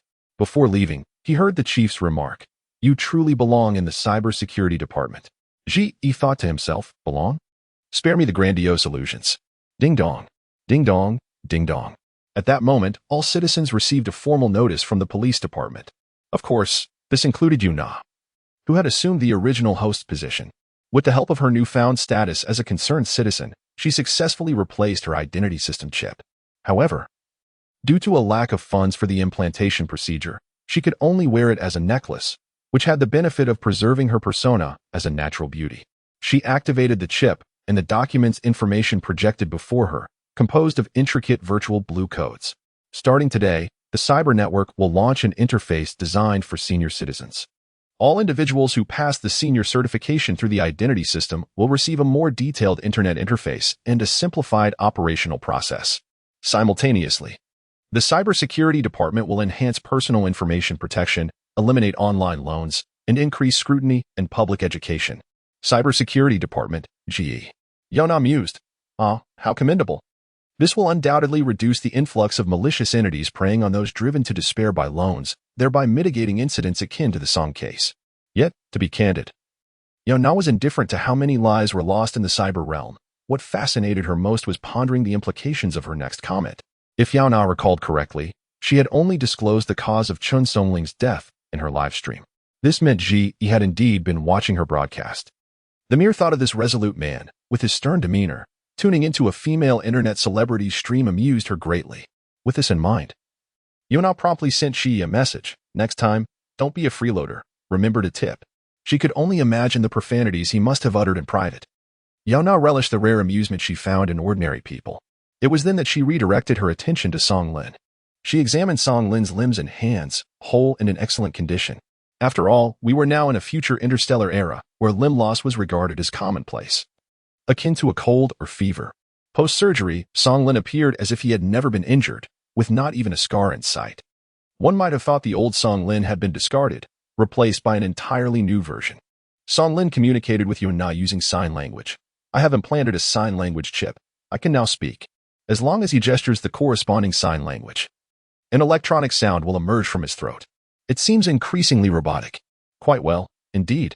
Whether there is sound or not, it makes no difference to Yaona. The doctor suggested I directly modify my vocal cords, but I refrained from speaking, fearing that I might not master it before the school year begins and would thus abandon the endeavor.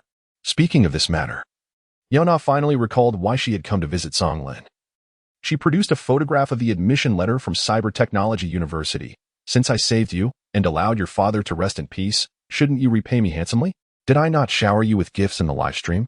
What Song Lin did not say was that the rewards he bestowed upon Yaona were from his own funds. His only remaining money. That was all he had. Those 200 yuan count as my wages. The debt of gratitude for saving my life should be accounted separately. Yaona playfully tapped on the cover of the admission letter in the photograph, stating, I mentioned in the live stream that I am a student at Cybertechnology University. Hence I must attend this university. What do you mean? Isn't that a deceptive persona? Song Lin felt as if he had awakened from a slumber, realizing that the woman before him had become even more unhinged. He helplessly retorted, but, do you have the admission letter? In truth, the admission letter was inconsequential. It merely served as a FAAD. What truly mattered was whether Yaona had participated in the entrance examination. Did the school system even possess her information? How could she attend the most esteemed university in cyber? Suddenly, Song Lin's complexion turned pale, and his lips trembled as he uttered, You wish to have my admission letter? Was Yaona intending to usurp his place? The trade of academic positions is a common occurrence in the stratified society of cyber, where conglomerates purchase the slots of impoverished students at exorbitant prices, ensuring that their offspring possess esteemed qualifications. Just recently, following the demise of the elder Song, during the most challenging time for the Song family, a young heir from a consortium had expressed interest in acquiring his position. However, despite being impoverished, Song Lin was imbued with ambition. He would rather perish before the school year commenced than transfer his hard-earned place to another.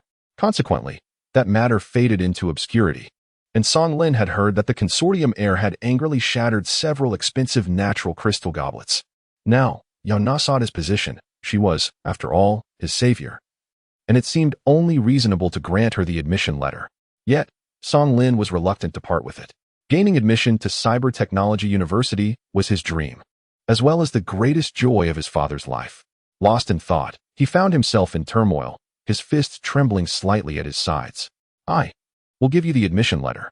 With a heavy heart, he finally uttered those words. However, Yaona shot him a disdainful glance and declared, "What are you thinking? I do not want your position." "Huh? You don't want it?" Song Lin's world suddenly illuminated, yet he felt an inexplicable twinge of jealousy at her disinterest. If not his, then whose? Yaona swiped the photograph, revealing the next page containing the information of the interview candidate, prominently featuring Chen Songling's name. She stated, "This is the admission letter that Chen Songling himself published on social media. It appears he is about to participate in the final round of interviews for Cyber Technology University." Pausing for a moment, she continued, "I want his position." Taking possession of a deceased person's belongings could be considered a form of resource utilization, no? Yaona believed there was no better option than this. However, Song Lin grew inexplicably serious. After a brief silence, he inquired, "Yaona, tell me truthfully. Did you know that Shin Songling was a prospective student at Cyber Technology University before his incident?" Yaona blinked at his words and smiled. How could that be possible? Chapter 13:6 Counterfeits. She absolutely knew. For reasons unbeknownst to her, Song Lin instinctively felt that Yao Na was capable of anything. However, gaining admission to Cyber Technology University was not merely a matter of intellect. To become a student at this prestigious institution, one must first excel in the global entrance examination, securing a place among the top one of candidates. Subsequently, they must participate in an interview within their designated region, aiming to be the top contender, before proceeding to the final round of interviews at the university itself. Chen Songling was expected to compete fiercely in the Weisenberg district, where affluent families vied for limited enrollment spots. Yet, through clandestine maneuvers, the Chen family transferred his academic registration to the Haywood district, thereby facilitating his access to the final interview stage. Speaking of which, even for a successful candidate like Song Lin, the mere thought of the final interview induced a cold sweat. The cyber realm, beyond its desolate wastelands, comprises 6 districts, meaning only 6 individuals would partake in the final examination, with a solitary candidate emerging victorious. This implied that even if Yao Na obtained Chen Songling's interview slot as an unqualified transfer student, how could she possibly surpass the leading candidates from other regions to secure her position as a new student? Song Lin regarded Yao Na's plan with despair, particularly noting the entrance examination felt like a distant dream. First and foremost, how would she usurp Chen Songling's interview opportunity? Once the investigation into Chen Songling concluded, the police would no longer require the preservation of his remains and would swiftly submit a death report to the identity system. Following verification of his status, the system would erase all traces of Chen Songling from existence, including his phone number, registration details, academic records, and interview notifications. Although this series of tasks appeared cumbersome, it could be executed in an instant by AI. Unless Yao Na could publicly intercept the body today, it would be impossible for her to pilfer the deceased's information from the AI. Song Lin implored Yao Na to abandon such a precarious scheme, yet she merely smiled. "If you're concerned about potential issues with the identity system, rest assured, I have connections within." Connections within? What did this mean? Could you not actually communicate with the AI system? Song Lin's expression reflected his confusion, but Yao Na offered no explanation, striding directly towards the exit. Before departing, she casually remarked, "See you at school later." A source of great anxiety. At the police station, GE repeatedly opened Yao Na's chat interface, his forehead flushed with frustration. He should never have mentioned the negative comments in the announcement. He should have let her be tormented by her detractors. Why should her scorn matter to him? The mere fact that he had not arrested Yao Na for deceiving the police was already the only act of kindness in his life. He had shown rare friendliness, only to be mocked in return. Damn it, Ji felt a murderous rage brewing within him. The holographic projector continued to broadcast Yao Na's live stream.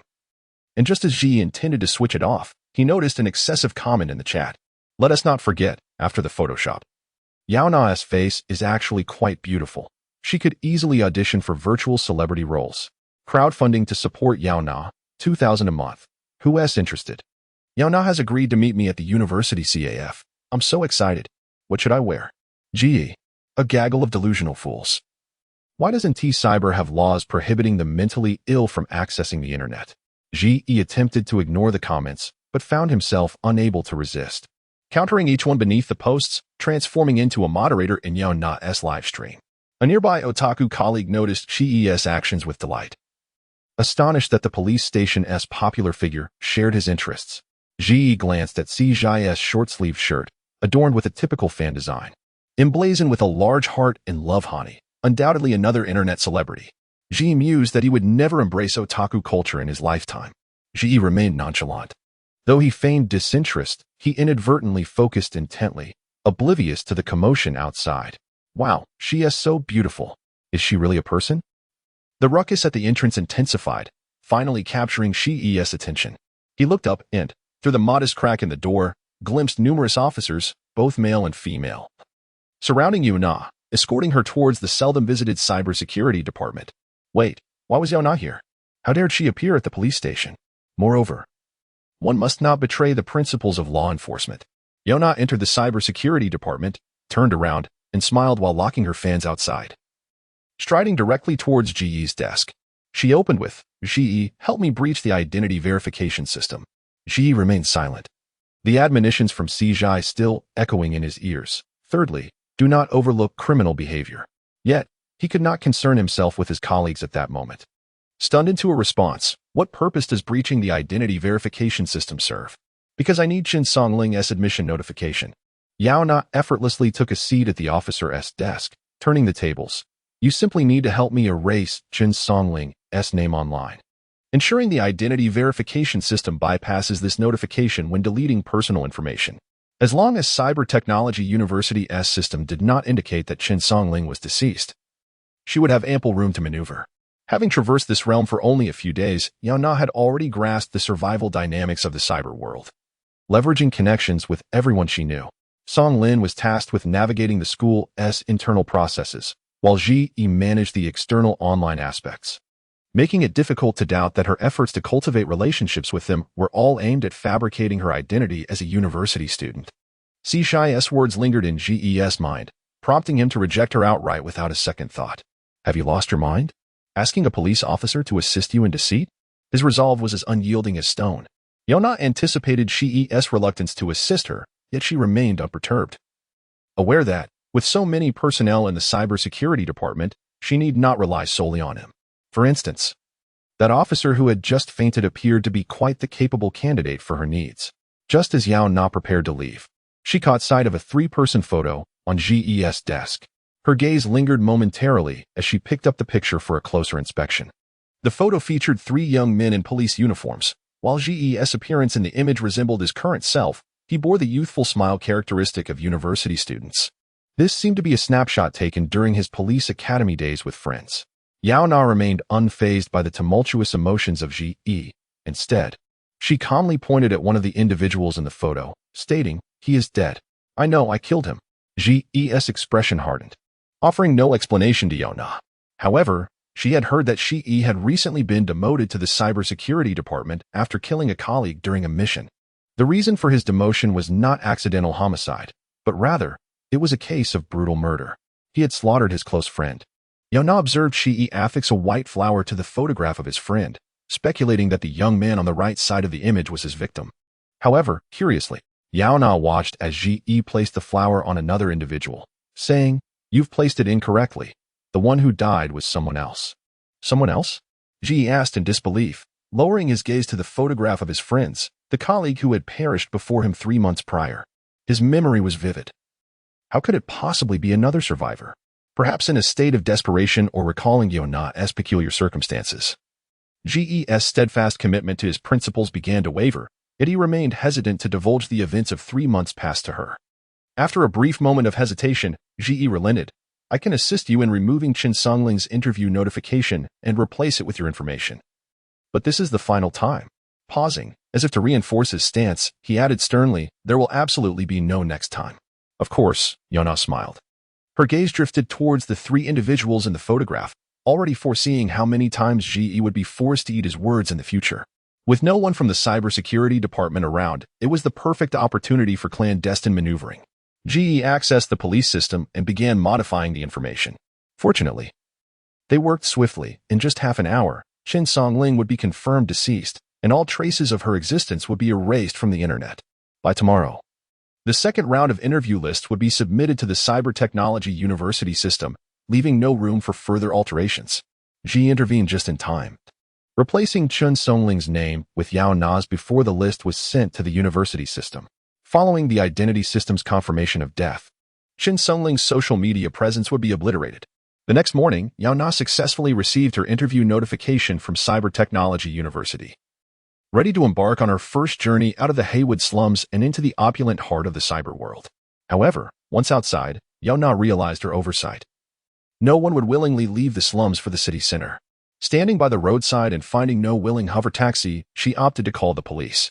Moments later, the sound of a siren echoed, and a police car came to a stop right in front of her. Turning her head, she caught sight of the driver, a stern face that exuded an aura of readiness to strike at any moment. Glancing at the shattered crystals on the driving system, it was clear he must have been furious upon receiving the call.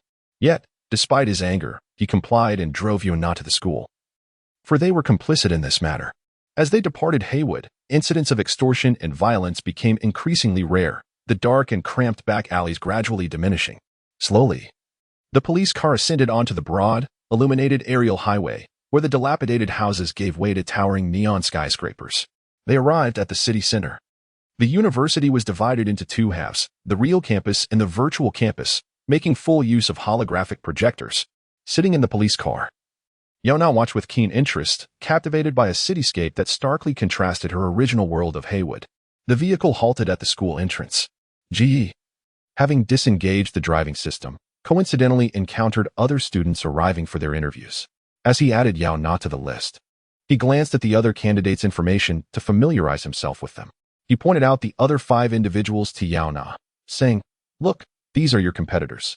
This roster was a gathering of elites, the top contenders from the city center, Watson District, Westbrook District, Santo Domingo, and Taiping Island. Ji's intent in highlighting these individuals was to dissuade Yaona, suggesting that she stood little chance against such formidable opponents. Yet, to his surprise, Yaona's gaze swiftly darted over the group before she burst into laughter. "What are you laughing at?" Ji asked, perplexed. Yaona, tears of laughter streaming down her face, replied, "I find it amusing that Cybertechnology University is so trivial. The entrance interview is utterly ludicrous." Ji assumed Yaona was overstepping her bounds, arrogantly believing she could manipulate the school system. However, before he could issue a warning, Yaona discreetly wiped the tears from her eyes and said, "Because all 6 candidates for the interview are imposters." Chapter 14, Lost Contact Counterfeit? How could that be? In the eyes of cybernetic beings, advanced technology is sacred and infallible. Yaona was able to infiltrate the entrance exam under the guise of a counterfeit because she had access to the police authority. How could the others possibly be fakes? She remained non-committal. Yet Yaona had already exited the vehicle, striding towards the examination venue. The interview setting was a room with immense one-way glass, revealing a makeshift conference room equipped with a water dispenser and a large oval table in the center, surrounded by 6 chairs. Students sat behind the glass, while the mentors observed from the outside, scrutinizing the candidates' discussions and reactions. Yaona was the 3rd interviewee to enter. Prior to her arrival, 2 boys were already present. One was robust, while the other was slender and frail, both displaying pallid complexions. "Are you the interviewees?" Yaona raised an eyebrow, her tone laced with amusement. "Yes, indeed," they replied. Taking the initiative, Yaona seated herself opposite the 2. The trio occupied 3 corners of the expansive table, tacitly refraining from conversation. The atmosphere was quiet, reminiscent of the calm before a storm, until the 4th candidate entered, a wealthy heiress. Minutes later, the 5th and 6th candidates arrived simultaneously, a boy and a girl. The boy appeared to be an IT elite, his head modified to resemble a computer, with stylish ports at his temples, ready to connect to the internet. The girl, adorned in opulent attire, was either from the Weisenbrook or Watson district, holding a cup of steaming coffee emblazoned with a label declaring 100 pure natural water. The price of such coffee must be exorbitant. Yet, unconcerned, she placed it on the table, cheerfully announcing, "I heard the entrance exam will be lengthy, so I brought coffee for everyone. By the way, I'm Jean Anna, just call me Anna." With all candidates present, a list was distributed among them. The boy with the computer-like modification was named Kelly, the top student from Weisenbrook, a region notorious for its extravagance, hence his high degree of modification. The overly muscular tall man was Zhou Yi, hailing from the poverty-stricken Taiping state. Finally, the shy, delicate boy was naturally Yusuji S., from the Santo Domingo district. Yaona glanced at her tablemates, noting that despite their seemingly pleasant appearances, their conversations were laced with deceit, reminiscent of the stench of sewer rats permeating the conference room. She was certain that all 6 interviewees in this room were imposters, though she was uncertain how they had managed to infiltrate the examination. Shortly after the interviewees settled, the mentors entered, announcing the final round of interview questions. The last round would involve group discussions. As soon as the words left their lips, the conference room windows sealed shut, creating an enclosed space surrounded by one-way glass. The mentor stated, "The discussion is not time-limited, and the topic is, which of the 6 is most qualified to enter Cyber Technology University? The exam will conclude once a candidate is selected. From the moment they entered the conference room, all the mentors, including myself, will monitor you. Unless an emergency arises, anyone who leaves mid-exam will forfeit their eligibility."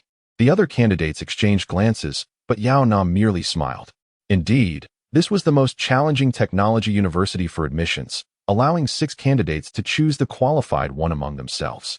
Was this not akin to inciting them to turn against one another? Each person could campaign for themselves, employing financial leverage or academic prowess to persuade the others. If there are no objections, let us commence the examination. Given they had all made it to the final round, none of the 6 were foolish, promptly indicating their agreement. As soon as the mentor finished speaking, a soft blue light flickered across the glass, indicating the hardening of the walls. No missile could penetrate this. Yet, in that moment when the glass transformed and the conference room became a fully enclosed space, Yaona sensed something was amiss. Just moments ago, she could hear the mentor's breathing and the faint sounds of discussion, but suddenly that was cut off. The silence was unnerving.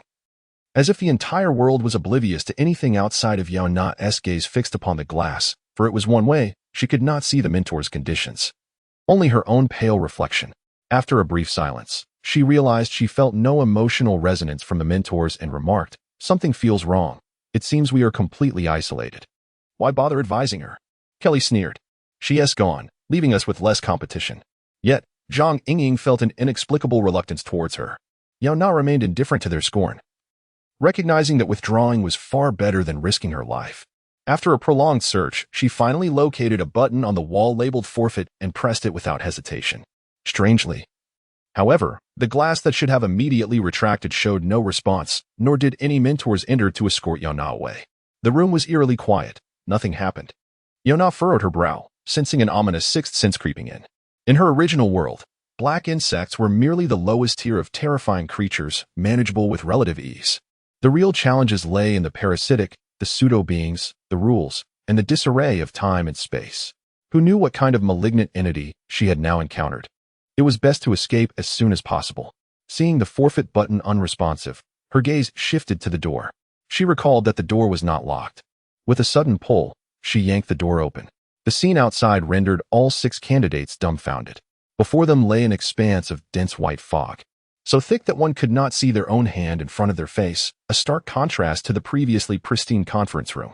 Within the mist, a shadow seemed to flit by, but before they could discern its nature, it vanished in an instant. Now, it was not just Yaona who sensed the anomaly. The other interviewees recognized something was wrong as well. Since they had begun, the lights in the conference room had been flickering intermittently. Was there a power outage? But this was the foremost technology university in cyber. How could such a ludicrous event transpire? Yaona, her expression grave, stared at the fog for a long while before uttering, "We are trapped." Outside the conference room glass, the mentors observed the candidates' reactions. Upon witnessing Yaona's immediate forfeiture, some laughed derisively. One bald male mentor, seemingly recognizing Yaona as a recent internet sensation, remarked disdainfully, "I wonder how a mere internet celebrity managed to get into university, yet she couldn't withstand the pressure and forfeited right at the start." It was likely that her performance on the entrance exam, which had placed her first in Haywood, was merely an anomaly. As a candidate, maintaining a strong mindset is crucial. Students who abandon the exam midway are unworthy of our institution. His critique of Yaona stemmed not from her status as a net celebrity, but from his disdain for her choice to forfeit at the outset. As Yaona pressed the forfeit button, the bald mentor quickly captured the moment on video and shared it online, captioning it, "Today's youth seem increasingly fragile." Just 2 minutes into the exam, and she couldn't handle the pressure and chose to forfeit. It's truly concerning. The male mentor's identity, coupled with his hypocritical post, instantly placed him on a moral pedestal. Meanwhile, Yaona, already facing a tarnished reputation, was met with a flurry of backlash from detractors as soon as she made her appearance. Is it true? Yaona is actually participating in the entrance examination? Her competitors are the top students from every district. How could she possibly dare to compete? What other choice does she have but to participate? A social media influencer whose fame is solely based on photo editing has no chance of passing. How can such a person represent us young students? She is a living testament to failure. She must not be admitted, or I shall question the integrity of the Cyber Technology University's entrance examination. Amidst this, there were doubts regarding Yaona's appearance, and some detective enthusiasts expressed skepticism, suggesting Yaona's participation in the exam proves she is also a top student. There is no need to attack her intelligence based on her profession. However, these comments were inevitably drowned out by a tide of mindless criticism, branding the supporters as mere fans.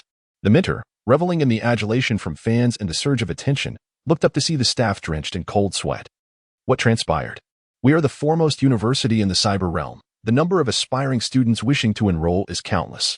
How could we accept a student whose resolve is so fickle? The male mentor scoffed at Yaona's approach. He waved for someone to escort her out, lest she disrupt the entrance examination. The staff, wiping the sweat from their brows, replied, "It's not that Yaona has changed her mind. We cannot locate the students." What does that mean? The interview candidates are merely on the other side of the wall in the conference room. How can we say we cannot find them? The male mentor, undeterred, approached and opened the door, intending to pull Yaona out. However, upon entering, he was met with the horrified expressions of his fellow mentors. The mentors on site had lost interest in the examination, realizing they had lost all connection with the students behind the glass. Chapter 15. The enclosed examination room. What lies beyond this door? Close to the entrance, Uehara Takashi and Kuri simultaneously rose and approached the door. Kuri had not only undergone cybernetic surgery on the back of his head, but had also replaced his eyes with night vision cameras. In the contrasting light, his eyes emitted a strange, eerie red glow, seemingly the only beacon in the darkness. After a moment, he abandoned his attempt. I see nothing but fog. Moreover, Yaona had already pressed the option to forfeit, yet no one came to escort her away, which seemed rather peculiar. Shall we step outside for a look? Kuri suggested once more. No one objected, for Kuri's level of augmentation rendered him capable of self-defense even in the face of danger. Surprisingly, he pointed to Uehara Takashi in the corner and said, "You should come with me." Why me? Uehara, singled out, displayed a look of astonishment, his slender shoulders instinctively shrinking. Kuri's gaze fell upon Uehara's calf muscles, "For you appear quite adept at evasion." The others, including Yaona, finally took note of the hidden strength within Uehara's lean frame, explaining Kuri's interest. Just as the two were about to depart, Yaona interjected, urging them to reconsider. This conference room is the only safe zone, and once they step out, no one knows what may unfold. Alternatively, it could be a scenario orchestrated by the school. Kuri dismissed the notion, even nodding toward the one-way glass, showcasing his bravery to capture the attention of their instructors. However, the instructors outside the glass were nearly paralyzed with fear. They pounded on the glass, desperately trying to signal Kuri not to venture out, but those behind the glass remained oblivious. Kuri had never encountered such primitive rope. How could a conference room in Cyber Technology University possess such an item? Nonetheless, valuing his life, he accepted and tied one end of the rope to his ankle. Uehara, appearing more cautious, secured it around his waist. Once the safety line was secured, the two immediately set forth into the dense fog, vanishing from sight in an instant. How could this be? The instructors outside watched helplessly as the two crossed the threshold, only to disappear from the room they occupied. Panic erupted among them. To what place did their door now lead? The instructors were thrown into disarray. A gathering of elite individuals at Cyber Technology University found themselves embroiled in an unexpected incident, carrying a weighty responsibility that could potentially land them in the judgment chamber. Someone promptly decided to call the authorities. Inside the police station, due to the unique circumstances surrounding the individuals and the location involved, the report from Cyber Technology University was expedited straight to the Major Crimes Unit. Upon receiving the report, the team swiftly gathered their firearms and equipment, hastily heading to the scene. As Ji walked through the corridor, he noticed several former colleagues rushing towards the hovering police vehicles. He intercepted one, asking, "What is happening?" "There has been an incident at Cyber Technology University. The situation is urgent," but his colleague could not elaborate, hastily departing after dropping that bombshell. Ji, upon hearing this, felt his expression shift dramatically. Pondering what calamity could befall Cyber Technology University. Could it be that Yaona's assumed identity was discovered? No, that couldn't be right, if it were merely an identity theft revelation. The police would have come directly for him instead of dispatching a major crimes unit. Scanning his surroundings, he realized only a terrorist attack in the city center could warrant such a high-level alert. Could the university have been assaulted? Was it possible that Yaona, having realized she could not gain university admission, resorted to indiscriminately shooting students? It was highly plausible. Ji turned on his heel, convinced that Yaona was entirely capable of such an act, for she was indeed a force of nature. The university was now heavily surrounded by law enforcement. As Ji stepped out of the vehicle, he was immediately spotted by Song Lin, who navigated through the crowd to reach him. Gesturing that Yaona seemed to be in trouble, Song Lin pointed towards the conference room, where all the police had entered, and in that very room, Yaona was taking her entrance examination. Whom did she harm? Huh? Song Lin was momentarily taken aback. Ji, however, was frantic and turned toward the conference room. Song Lin quickly followed. Ji's fierce demeanor soon captured the attention of his colleagues from the major crimes unit, who rushed forward to impede him. However, he brandished a weapon drawn from his knee, forcing them to retreat, for none dared to obstruct Ji. After all, not long ago, he had ruthlessly gunned down a colleague, firing over 600 rounds into the individual. He was a madman. Thus, Ji forged ahead unimpeded, breaking through the defenses and entering the conference room. Upon entering, he immediately spotted Yaona's relaxed figure behind the glass, nonchalantly swinging her legs while sipping coffee, appearing not at all frantic. Ji was taken aback. Then he sensed something was amiss. Attention all units, prepare for bombardment. The major crimes unit resolved to employ a straightforward and brutal approach. They would obliterate the glass. However, kaboom! A tremendous sound and smoke engulfed the room, as the glass shattered, creating a gaping hole of human height, reflecting the pale, helpless faces of the police. Where had all the students vanished? Just as the police were at a loss, a sweating student burst into the classroom, panting, "Sorry, I'm late. Can I still take the exam? What is happening?" Ji glanced toward the glass, noticing the 6 individuals present for the examination were indeed there, while this tardy student appeared to be someone entirely different. The students stared in shock at the glass, their expression shifting dramatically. I haven't even arrived yet. How could the exam have begun? They then produced their admission ticket, revealing they were indeed one of the candidates. At that moment, everyone realized something was terribly wrong, turning to observe the scene behind the glass. An enclosed space with 6 entirely unfamiliar individuals, among them a malicious imposter. Yaona gazed at the swirling fog outside the door. Suddenly, she sensed a palpable wave of panic emanating from nearby. This sensation was dreadful, akin to someone screaming madly in her ear. These individuals, with less than one of their brains developed, were utterly incapable of suppressing their emotions, causing a cacophony that made her head throb. He disregarded Yaona's warnings, for they could no longer shake the rope.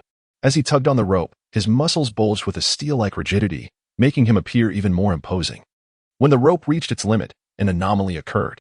The front half remained dry, displaying its natural color, but as it extended to the latter half, it suddenly became soaked, exuding a strange, indescribable deep black hue. Yaona approached and touched it. Her fingers were stained with a foul-smelling crimson, and she instantly realized. The rope was soaked in blood. Whose blood was this? Had they perished? Anna gasped in horror, unwilling to even touch the rope. To produce such a volume of blood, at least one person must have died. Out of professional instinct, Yaona commented on the scene, causing the 2 girls present to display expressions of shock and confusion. Zhou, silent, hastened his efforts to pull the rope, his hands already drenched in blood. Fortunately, the 2 individuals tethered at the other end of the rope were still alive and appeared to be unscathed. Uehara had fainted from fright, while Kuri's cybernetic implant at the back of his head had dislodged, seemingly knocked loose by the entangling rope.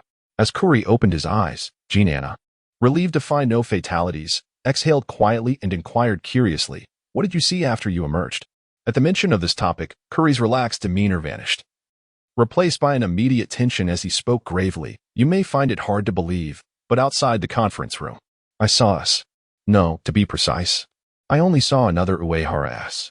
5 minutes prior, the 2 had been struggling through the fog, their progress agonizingly slow due to their inability to see the path ahead, until they stumbled upon a wall. Just as Kuri thought he had reached the edge of the mist upon feeling an obstruction, his hand glided over the surface of the wall, revealing undulating curves and the human body's characteristic temperature of 37 degrees Celsius. He then spotted a pair of dark eyes merely 5 centimeters away from him. Uehara asks, "How did you get in front of me?" Curry felt an ominous sensation creeping in, yet he feigned composure as he addressed the human wall before him. "Why are you pressing a gun against my head?" Chapter 16. Amidst us lurked a. I did not wield a firearm. Both Curry and the figure standing behind Uehara so spoke in unison. Their voices eerily identical. In that fleeting moment, Curry's hair stood on end, even though the thick fog obscured his vision. He had already conjured a vivid image of their predicament. Originally positioned one in front of the other, they were now flanked by 2 others who bore their likeness. The sequence was as follows: Uehara so Curry, Uehara so Curry. Before he could formulate a response, a sudden exclamation pierced the air from behind. "Don't shoot." Almost instantaneously, a sharp report echoed, the unmistakable sound of a bullet striking its target. In an instant, blood splattered through the mist, warm droplets landing upon Curry's cheek, coloring the fine mist in shades of crimson. Reacting swiftly, Curry turned on his heel at the sound of gunfire, instinctively grasping Uehara so to flee. To be precise, it was Uehara so who propelled him forward, for the latter was far swifter. The other Curry and Uehara so appeared equally startled. Narrowing his eyes, Curry discerned that the direction of their escape led to a conference room. A conference room? Yaona astutely captured this information and inquired, "What manner of conference room?" It was characterized by a vast glass wall and a circular table for 6, resembling the very environment in which they currently found themselves. Upon recounting their harrowing experience, an uncanny silence enveloped the conference room. The gunfire had sounded, and someone had been shot. The blood on the rope was a testament to this. Yet, upon inspecting Uehara so's body, Yaona found no gunshot wounds. Whose blood stained the rope? Nevertheless, this was not the crux of the matter. What truly mattered was that within the fog, there indeed existed someone who bore an uncanny resemblance to both Uehara so and Curry. Regardless, she, Yaona, could never venture outside. She inhaled deeply several times, seeking to quell her inner turmoil with a cold Americano, only to suddenly sense something stirring between her legs. A sense of foreboding washed over her as she cautiously glanced beneath the conference table, where she was startled to witness Uehara so slowly dismantling his index finger, revealing a bone that had been modified into an automatic retractable hook, deftly extracting her luxury car keys from her pocket. His skin was pallid, and his emaciated form contorted into a grotesque shape, allowing him to conceal himself beneath the table without detection. But if Uehara so was beneath the table, then who was the unconscious figure sprawled on the floor? Were there 2 Uehara so in this conference room? Surely, this could not be a dream. At that moment, the Uehara so pilfering her belongings suddenly lifted his gaze, causing her to shriek in fright and retreat. Yaona's intense reaction drew the attention of those present. Yaona and the others turned their gaze towards the conference table, witnessing Uehara so emerging from beneath it. The slender boy darted away like a nimble eel, escaping the room and vanishing into the fog while everyone was caught off guard. As Yaona gazed at the thick fog beyond the door, the mere thought of 2 identical figures, one of whom was lurking so close, left her breathless with dread. She hurriedly approached and secured the door tightly, isolating them from the mist. "You all saw it, right? The second Uehara so. He entered the room with you," Yaona exclaimed in a shrill voice. Joey furrowed his brow, his expression icy as he replied, "He did not follow Curry inside. At least, I did not see a third person." It was then that Yaona slowly spoke. "What was Uehara so doing when you saw him?" Yaona hesitated, momentarily stumped, for she believed it to be a trivial detail. "He was stealing. He detached his index finger to fashion it into a hook, extracting my luxury car keys from my pocket." In the world of cybernetic driving, keys were unnecessary. They merely served as ostentatious accessories. However, Yaona's car keys were crafted from pure gold, worth several months' living expenses for an ordinary person if melted down. With only 200 yuan to her name, Yaona remarked, "Looks like I'm competing with you wealthy folks." She approached the unconscious Uehara so and twisted his finger off, as it was a body modification not sanctioned by its owner. Uehara so's index finger was contorted and deformed. Yaona had anticipated this. While Uehara so remained unconscious, she reached into his pocket to search for further clues. Their actions were reflected clearly through the glass, observed by mentors and police alike, as if no incident had transpired, and they continued with the entrance examination as planned. Yet, she had not received Uehara's consent to proceed. Beside her, Song Lin could no longer contain himself, interjecting sharply with his mentor. Are we to wait for Uehara so to awaken? If he remains unconscious, shall we simply stand by until the room fills with more and more people? Until all the students are slaughtered to your satisfaction? I am addressing the matter, not the individual. Just wait. Yaona will undoubtedly resolve this situation flawlessly. Song Lin held high hopes for Yaona, believing she would assist the lost students as she had on the day of the Elder Song's revival. At that moment, a stir erupted within the glass enclosure. Found it! Yaona exclaimed, retrieving a resplendent golden pin from Uehara's pocket, emblazoned with the name of Cybertechnology University. A certain elder mentor outside the glass paled, hastily searching his own pocket, exclaiming, "That is my pen. When did Uehara so take my pen? Not only that, but my pure gold cufflinks are also in his pocket," another mentor chimed in. Jean Anna recognized these items as well, or rather, she recognized their exorbitant value, which was incongruous with Uehara's identity and background. Surely, these could not belong to him. How could they be found in his pocket? Perhaps we should inquire directly with him. Without hesitation, Yaona delivered a resounding slap to the unconscious Uehara South. The sound of the slap reverberated through the glass, providing a momentary jolt to all students and on-site police and mentors. The effect was palpable. No sooner had her hand struck than Uehara bolted upright from the floor, nearly toppling forward from the force of his sudden movement. How hard must one strike? Curry silently assessed. His expression shifted from tension to relaxation, then to a sigh of relief as he prepared to speak. Yaona promptly placed the gathered evidence before him, presenting it for his examination. Care to explain? Yaona shook the evidence in her hand, looking down at the pallid Uehara from her elevated position, saying, "Your index finger has been modified into a hook. Your pockets are filled with stolen goods, and you were the first to arrive in the conference room." Pausing for effect, Yaona added with a hint of mirth, "Ah, you are not a student here for the examination, but rather a thief, are you? Moreover, for reasons unknown, while 6 students were expected to attend the examination, only 5 have shown up. You are exceptionally fortunate yet simultaneously unfortunate. Although you will not face imprisonment for theft, you must remain here to take the examination, racking your brain to concoct falsehoods. From the outset, you have scarcely spoken, for you fear your deception will be unveiled." With each word, Uehara's complexion grew increasingly ashen, his nervousness betrayed by his incessant swallowing. He remained silent, and Yaona, unhurried, after articulating her conjectures, casually selected a seat to continue savoring her coffee. She even took a moment to preen before a mirror, blowing a kiss to her reflection in the one-way glass, fortuitously aimed directly at G. The glass barrier. A sense of harassment washed over him as he observed the others, particularly Yaona, who referred to others as counterfeit products. How did this escalate to the point where counterfeit products were calling each other counterfeit? Was this reasonable? Perhaps it was the overwhelming fear in the fog. Or maybe the evidence was so damning that words escaped him. After a brief silence, Uehara nodded, conceding that he was not a student taking an exam, but rather a thief who had stealthily infiltrated the classroom during the chaotic start of the university term to pilfer. He never anticipated that this classroom would soon be repurposed for an examination meeting. Otherwise, he would have certainly refrained from entering. "I apologize.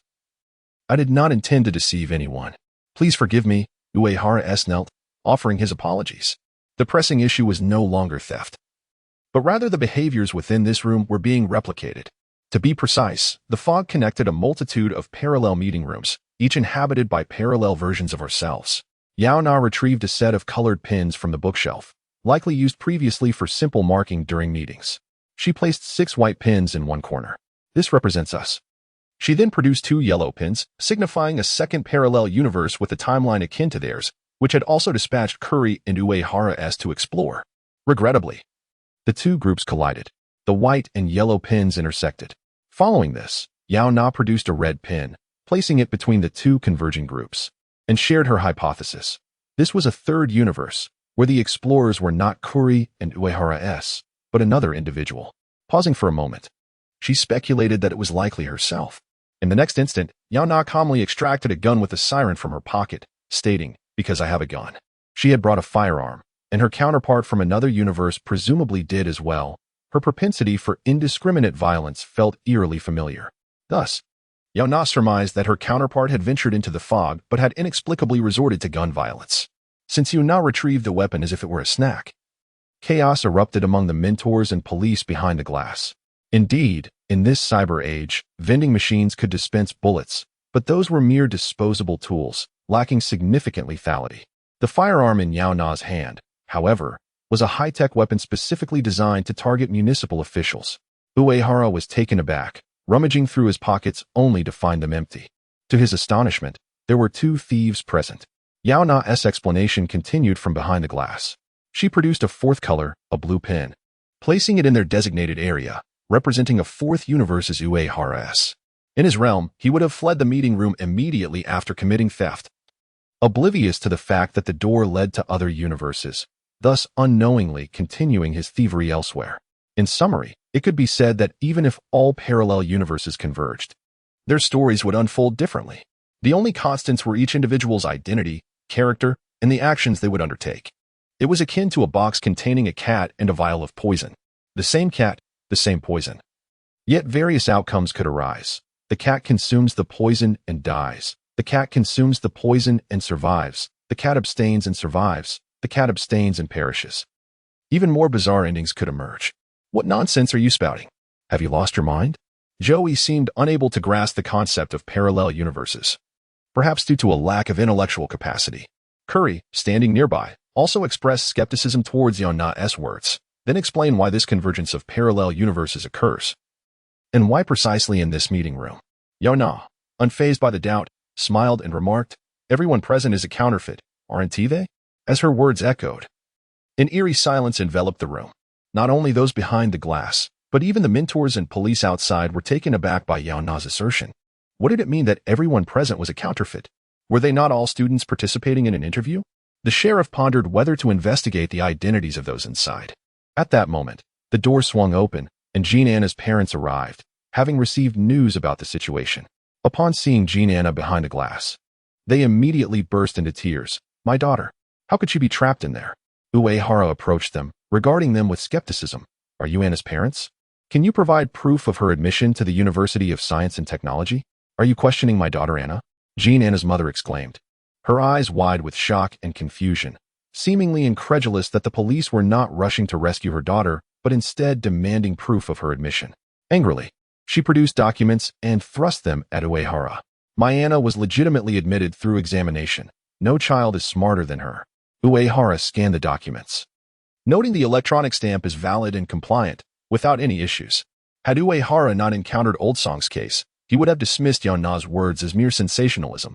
However, having witnessed her capabilities, he could not afford to disregard any clue she provided. While he remained skeptical, a male mentor condemned Yaona, declaring, "In my view, this Yaona is utterly oblivious to the urgency of the situation, flaunting her superficial knowledge here." Despite the advancement of cyber technology over the years, scientists remained unable to prove whether parallel universes existed or could coexist. It was unclear what entertainment videos Yaona had watched online that led her to assert such claims about parallel universes converging. It was ludicrous.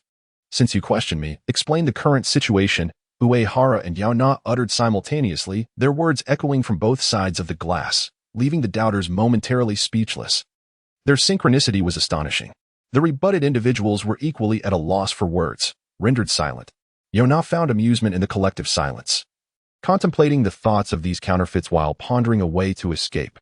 In Yaona's original world, there existed a peculiar entity known as the Box, capable of allowing parallel universes to coexist, seemingly amused by these 6 individuals, wishing for them to engage in self-destructive conflicts. Naturally, the name Box implied it possessed weaknesses. The question remained, how vast was this box? How many parallel spaces did it encompass? And for how long? Suddenly, the room's door was thrust open from the outside.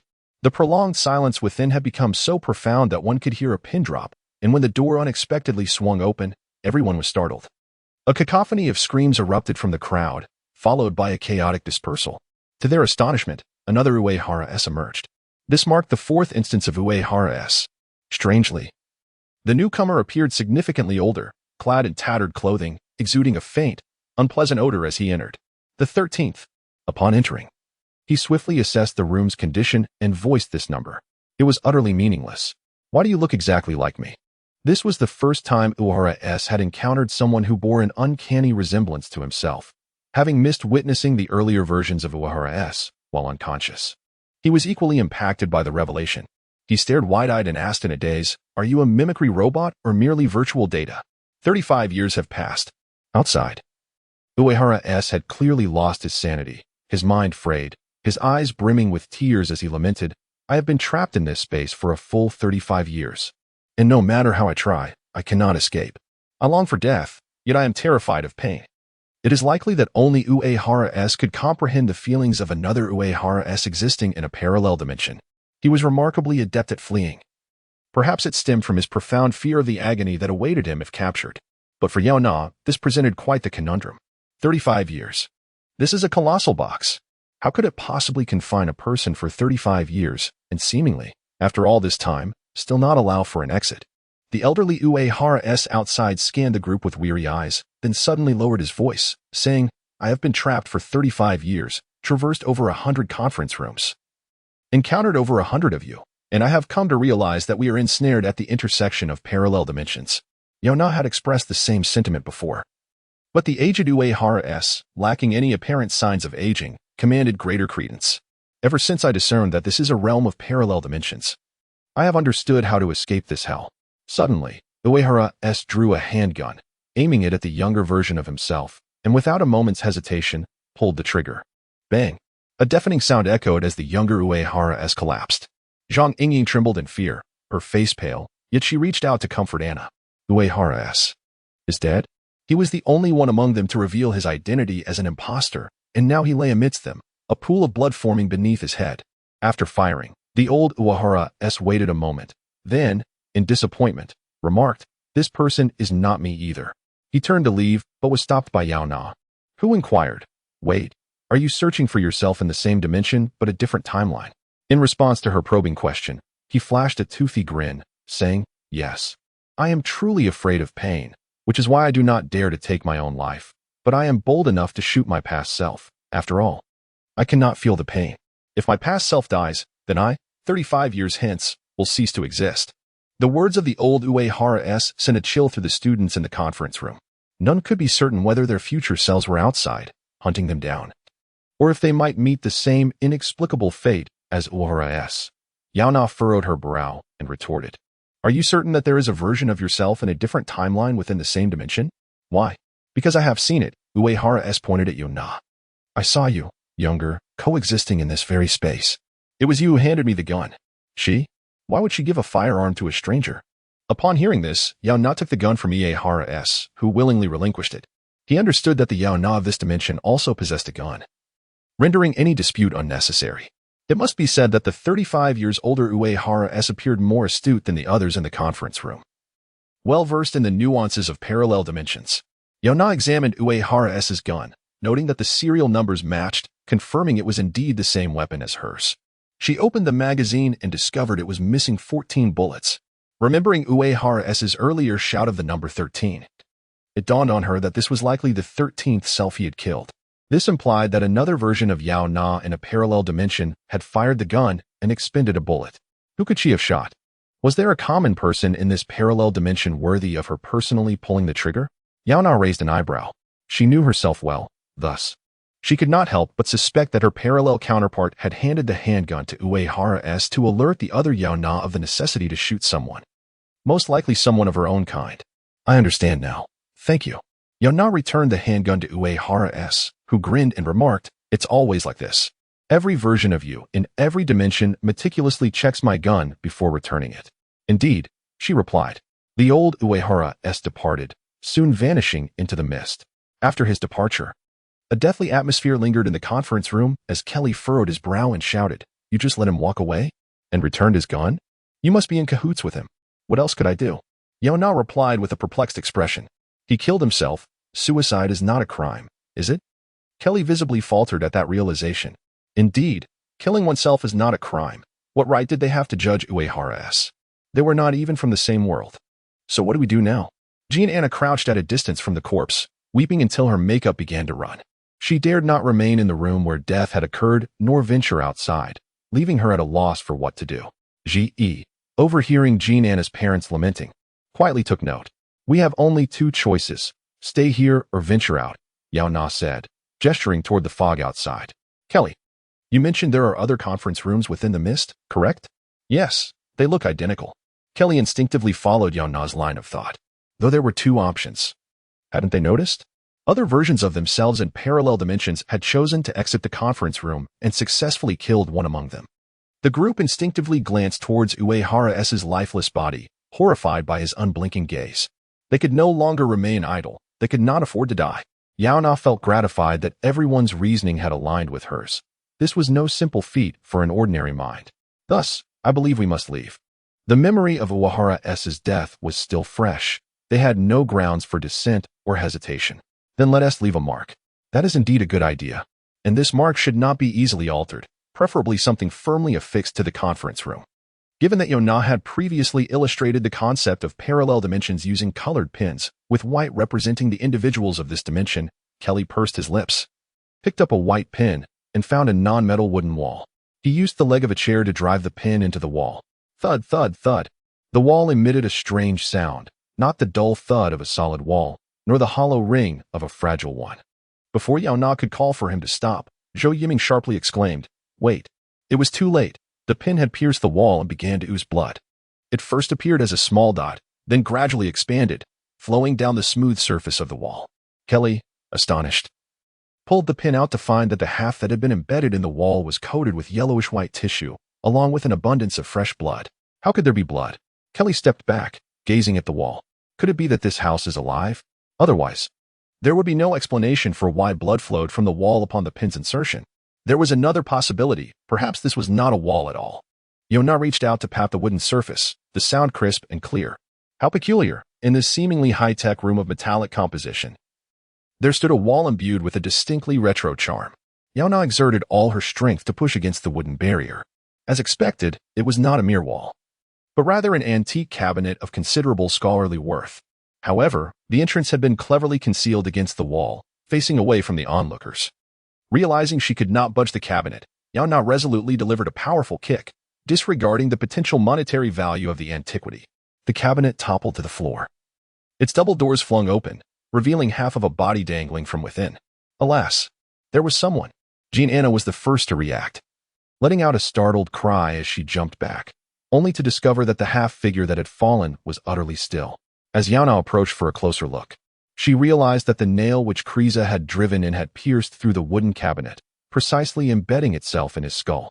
Could it be that I am the one who caused his demise? Kelly, in a sudden panic, cast aside the chair and nails in his grasp. Could it be that this individual was lurking within the cupboard, spying?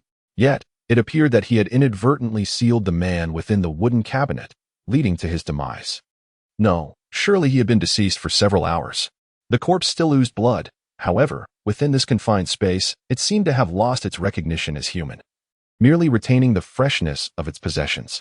Just as coffee, water dispensers, and bread at the intersection of this realm do not expire, humanity, on the other hand, is bound to age.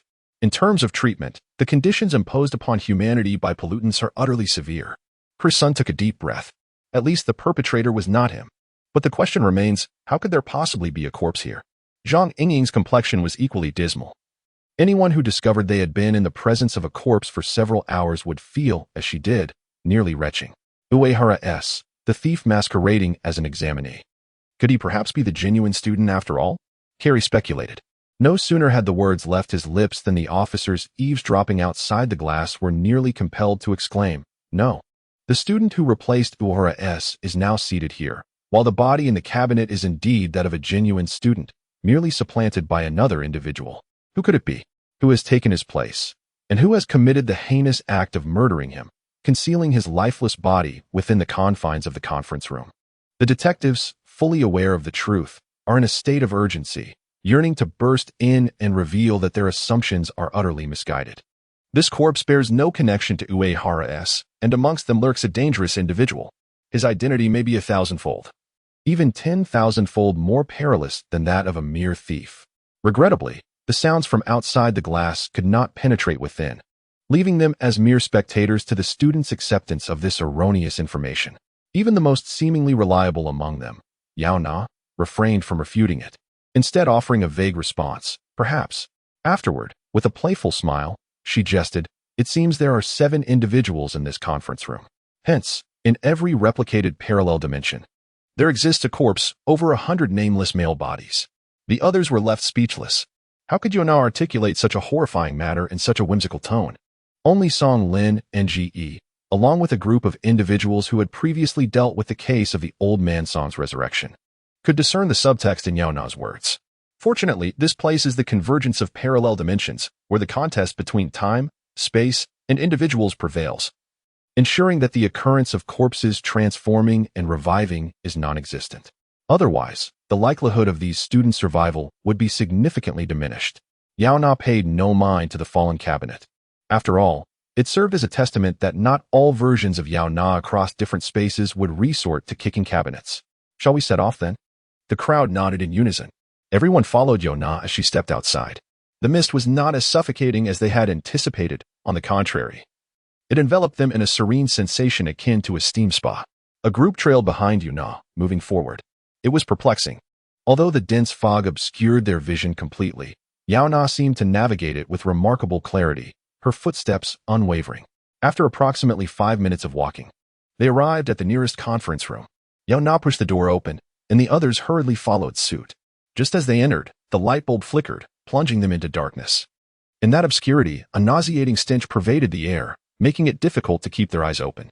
When the light flickered back to life and they adjusted to the dismal surroundings, they opened their eyes in astonishment. Oh my! They were taken aback by the sight before them. Dark-hued wallpaper splattered with deep crimson stains, a floor marred by pools of dried blood, and a dismembered corpse on the conference table. Chapter 17. A Different World. Oh my! The onlookers outside the glass were in an uproar. Yet, the mentor from the University of Technology had previously stated that despite the advancements in cyber technology, no genuine parallel dimensions had ever been discovered. How could such a significant breakthrough occur in such a brief span? In an instant, the rescue efforts outside the glass ground to a halt, with each department's personnel at a loss for what to do. As they stepped into the room, the lights abruptly dimmed. The glass became an impenetrable darkness, and everyone outside could see their own pale faces reflected in the black mirror. The next moment, the lights blazed to life, revealing a scene drenched in blood. The dismembered bodies of students lay haphazardly on the conference table, a torn visage facing the glass, with a grotesque smile curling at the corners of its mouth. The mentor closest to the glass scrambled away in terror, while the seasoned police officer could not suppress his instinctual retching. Upon seeing their daughter's remains, Yaona's parents fainted, overwhelmed by the horror. They had witnessed the moment of power failure when all the students perished, yet here in the conference room stood pale-faced versions of themselves. It was utterly bizarre. In one room, 2 identical groups of people existed simultaneously. The living cat bore witness to the deceased one. Everyone, please remain calm. G urged the panicking crowd, stating, the scene within the glass is from another dimension, not our world. As Yaona had mentioned, their conference room connected to countless parallel universes, each harboring different narratives, and they were particularly unfortunate, as the first room they entered was a deadlock. In this parallel realm, there had been fatalities. The corpses lay on the table like trophies. Upon realizing they were not in their own dimension, the crowd managed to regain some composure, avoiding the chaos of moments prior. Yet, while Ge could deceive the onlookers and the students' parents, he could not fool himself. Like Yaona, he furrowed his brow in deep contemplation. Because, Yaona had declared, among us lurks a sadistic killer. Her tone brooked no argument. What do you mean? Yaona, already frightened by the sight of her own corpse, barely steadied herself with Zhang Yingying's reassurances that what they saw was illusory and that they were not from the same world. But the next moment, Yaona's assertion pierced through, claiming one among them was a murderer. This was a companion standing right beside them. I have already stated that the box contains any number of endings, but the premise of a cat and a vial of poison remains unchanged. Yaona approached, scrutinizing the dismembered bodies on the table, initially ignoring the unidentified fragments and focusing on the recognizable limbs. This hand had been wrenched off, the face was blown apart, the leg severed, and the head ground down by hand. The methods were similar, the force comparable, and even the time of death aligned closely. In this parallel universe, there were no others, which indicated that one among them was indeed a sadistic killer who had slain 4 individuals just 5 minutes prior. The combination of sadistic killer and 5 minutes ago was chilling enough. The most horrifying revelation was that if one dimension bore this outcome, every parallel universe would also host a murderer. If the box encapsulated 100 parallel dimensions, it meant they were to contend with 100 hidden killers. Those who could gain admission to the University of Technology were not lacking in intelligence, and upon grasping this dire reality, their expressions soured. At that moment, Kelly suddenly recognized a glaring issue. There were only 4 corpses. with only 6 of them present. It was inconceivable that a murderer would kill and then take their own life. This implication meant Kelly, along with the other owners of the corpses, simultaneously glanced at Yaona and Zhou, their bodies instinctively growing wary. Yaona pondered, finding it difficult to refute, and challenging the notion that she would not engage in random violence. There was some merit to this reasoning, and the others turned their gaze towards her, the suspicion now seemingly resting solely upon her. Yaona shrugged, stating, "If I intended to kill you, I would not have encouraged you to leave the conference room." Pausing, she added, "I would confine you within this room and slaughter you without revealing that a killer lurks among us." What a stark self-defense. In an instant, everyone was left uncertain. Was this Yaona's justification or a confession of her murderous intent? What kind of normal person would so brazenly utter the phrase slaughter? If she truly sought their demise, there would be no need to divulge so much. She could simply act. Perhaps she desired them to understand their fate? Kelly's cyborg implant whirred rapidly, and given its processing speed, he felt on the brink of collapse. Jean Anna's words at that moment struck as particularly rude. They were all victims trapped together, companions, and to imprison the 2 innocent individuals who had done nothing wrong based on mere analysis seemed utterly unreasonable. Before anyone else could voice their thoughts, Yaona nodded first, saying, "Then, after we are confined, you might begin to turn on each other. And it is indeed possible that all 4 of you could die at the conference table." However, continuing this discussion was ultimately futile, as the events had yet to unfold. And the variables at play were far too numerous. They could trust no one but themselves. Excuse me. Joey suddenly spoke up, startling everyone. His character had been one of calm reserve throughout, making this unexpected interjection rather surprising. "I drank too much water earlier. I need to use the restroom." To prevent the examination from dragging on too long, there was a restroom installed within the conference room, just a short distance away. The group had no reason to deny Zhou Yi's request, silently watching as he walked into the restroom and closed the door, isolating himself from all sound. Only 4 people remained in the room. With nothing else to occupy their time, Kelly began to wander around in search of an opportunity for escape. He noticed a telephone in the corner, excitement surging within him. "We haven't tried calling yet. Perhaps we can reach out for help and have the police rescue us." Zhang Yingying replied despondently, "I doubt they can save us. We've been in this exam room for so long. The school must have reported our absence by now. Yet, here we are, still trapped, unable to find a way out. This proves they cannot locate us." Zhang Yingying's words caused a blush to rise on the faces of the police officers outside the glass. Indeed, they were powerless to assist them. They stood just a wall of glass away, yet it felt as though 2 worlds were separated by an insurmountable divide. The police, mentors, and parents could do nothing but pray. They were utterly helpless. "Let us give it a try. It's better than doing nothing at all." Kelly picked up the receiver and began to dial the shortcut key 1, typically used for internal calls or emergency services. Beep, beep, beep. To their astonishment, a voice emerged from the receiver. "See? It really works." Click. The call had actually connected. Even the police officers outside the glass were taken aback. After all this time, they discovered that communication devices within the parallel dimension were indeed operational. Why did they not call earlier? Perhaps they could have gathered more clues to find a way to rescue the students. However, to whom was this call connected? "Hello, hello. Thank heavens, you are still alive." A voice echoed through the receiver. The sheriff's voice. The sheriff's expression froze as he glanced down at his communicator, which remained silent. Unbeknownst to him, Cree was overwhelmed with excitement, tears streaming down her face. "We are alive, but we can't get out. We have already engaged experts to explore how to locate the entrance to the parallel dimension. Just hold on a little longer. Help will arrive soon. In the meantime, you must protect yourselves. Listen, there are dangerous individuals among you. One of them has impersonated a student who was originally supposed to take the exam and has been misleading you, causing you harm." "Who is it?" Cree asked anxiously, gripping the receiver tightly. "It is Yaona." Before the sentence could be completed, the line crackled with poor reception, drowning out the remaining words following Yaona's name. But the mere mention of it was sufficient. Just that name was enough for them to condemn Yaona. "So it is you," Cree exclaimed in shock, glancing at Yaona, while the other 2 hastily distanced themselves from her. The situation appeared to deteriorate rapidly, as the sheriff on the line had identified Yaona as a threat. Upon hearing this name, the onlookers outside the glass went into an uproar, engaging in fervent discussions which ultimately bifurcated into 2 groups. One faction believed that the room belonged to another parallel dimension, suggesting that the sheriff on the line was an eyewitness to the entire ordeal and that his identification of the suspect warranted consideration.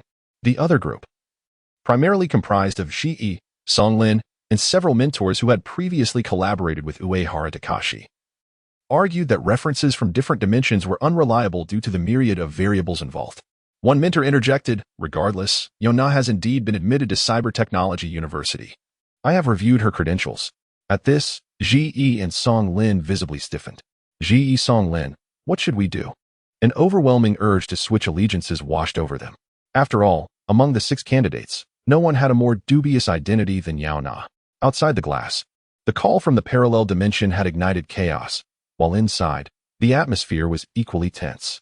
Yaona found herself completely isolated, the 3 others huddled together at a distance. Yaona chuckled softly. "If you believe this to be a misdirection, then please provide a better explanation." They could certainly not offer one. But those with lesser cognitive development were easily swayed by external influences. Yaona had long anticipated this. Suddenly, a frantic cry for help erupted from the restroom, accompanied by the sound of furious knocking, as if a fierce struggle was taking place within. Startled, the group hesitated, but despite their fear, they approached to assist in opening the restroom door. Inside, chaos reigned. The smart toilet lay shattered, with sewage flowing freely across the floor, and shards of the holographic mirror glimmering faintly in a sea of debris. Amidst the disarray, the imposing figure of Shou-e was curled up on the ground, hands covering his bloodied face. Heavens, what has happened? No one dared to step forward. Shou-e slowly lowered his hand and gazed at the others, revealing that his right eye, along with part of its socket, had been gruesomely gouged out, leaving a gaping, blood-soaked cavity. The weapon used appeared to be the very shards strewn across the floor. "It was you." Shou-e fixed a menacing stare on Yaona with his remaining eye, accusingly stating, "You attacked me. You are a sadistic murderer." After uttering this accusation, he collapsed backward, losing consciousness as shards pierced his back. Chapter 18. The Prime Suspect. Yaona, what transpired? Outside the glass, the police, experts, and mentors were left in a state of bewilderment. They could only observe the conference room through the transparent barrier, oblivious to the restroom's happenings or the scenes shrouded in mist. Should any incident occur in those 2 locations, such as Shou-e being assaulted in the restroom, they would remain entirely unaware, left to quietly await his awakening. If he were to awaken at all. Fortunately, a first aid kit resided within the conference room. Inside, there lay a medical wristband capable of mending all external injuries, provided Shou-e retained vital signs. Yaona exclaimed with delight, "We could traverse several conference rooms to gather all the medical wristbands." After a brief pause, she added, "However, that may not be the case. Perhaps a parallel version of me has already taken hundreds of medical wristbands from various conference rooms, resulting in my tragic fate as a dismembered corpse." Yaona was suggesting a third potential outcome regarding the dismemberment, that Yaona had taken all the medical wristbands, merely envisioning the dire situation where she struggled to open the first aid kit, only to find that another version of herself had claimed the wristbands, filled her with despair. Moreover, the implications of such actions would extend beyond Yaona to others as well. Yaona's face flushed with embarrassment, and she ultimately refrained from pursuing that course of action. Instead, her parents outside the glass vehemently defended their daughter, asserting, "What does it matter? The fates of other parallel universe versions of Yaona concern us not. Only this reality holds true existence." They were representatives of a sewer company, a renowned state-owned enterprise, exuding an overwhelming aura of authority. His reasoning was particularly sound, his demeanor stable, betraying no visible concern for his daughter. Ji-e, taken aback, gazed at them, pondering, "Is this what a politician is like? To remain so composed while their daughter's life hangs in the balance?" Despite their thoughts lingering on the triviality of the situation, they remained unsettled. The medical wristband could mend his back wounds, yet it could not restore his eyesight, leaving his face marred by a gaping bloodied hole, resembling a gruesome black hole on his visage. What had transpired? Shou-e, feeling his head, sat up with a complete absence of the exhilaration he had felt before losing consciousness. "You said I attacked you in the restroom," Yaona gently reminded him. "Did I?" Shou-e replied, his expression one of confusion, seemingly devoid of recollection of his previous statements. "I remember going to the restroom, and suddenly someone pressed down on the back of my head, causing my brow to collide with the protruding edge of the restroom, dislodging my eyeball." Merely hearing such a gruesome recounting made the onlookers wince, instinctively rubbing their eyes. And then, Yaona was eager to uncover how she had acted. This was crucial for her. And then I don't remember, Shoei admitted, having lost his memory at the most critical juncture, depriving her of the opportunity to discern whether he was lying based on his words. After all, she was intimately acquainted with herself and her parallel selves. Any inconsistency in Zhou Yi's account would have allowed her to refute him instantly. Alas, he had forgotten. Yaona smiled at Zhou Yi, her expression reminiscent of a remorseful would-be murderer, eliciting discomfort. Upon learning that a parallel version of Yaona had attacked him, Zhou Yi instinctively distanced himself from her. The room was soon divided into two factions, the victim alliance and the prime suspect, Yaona. It is only natural to feel fatigued.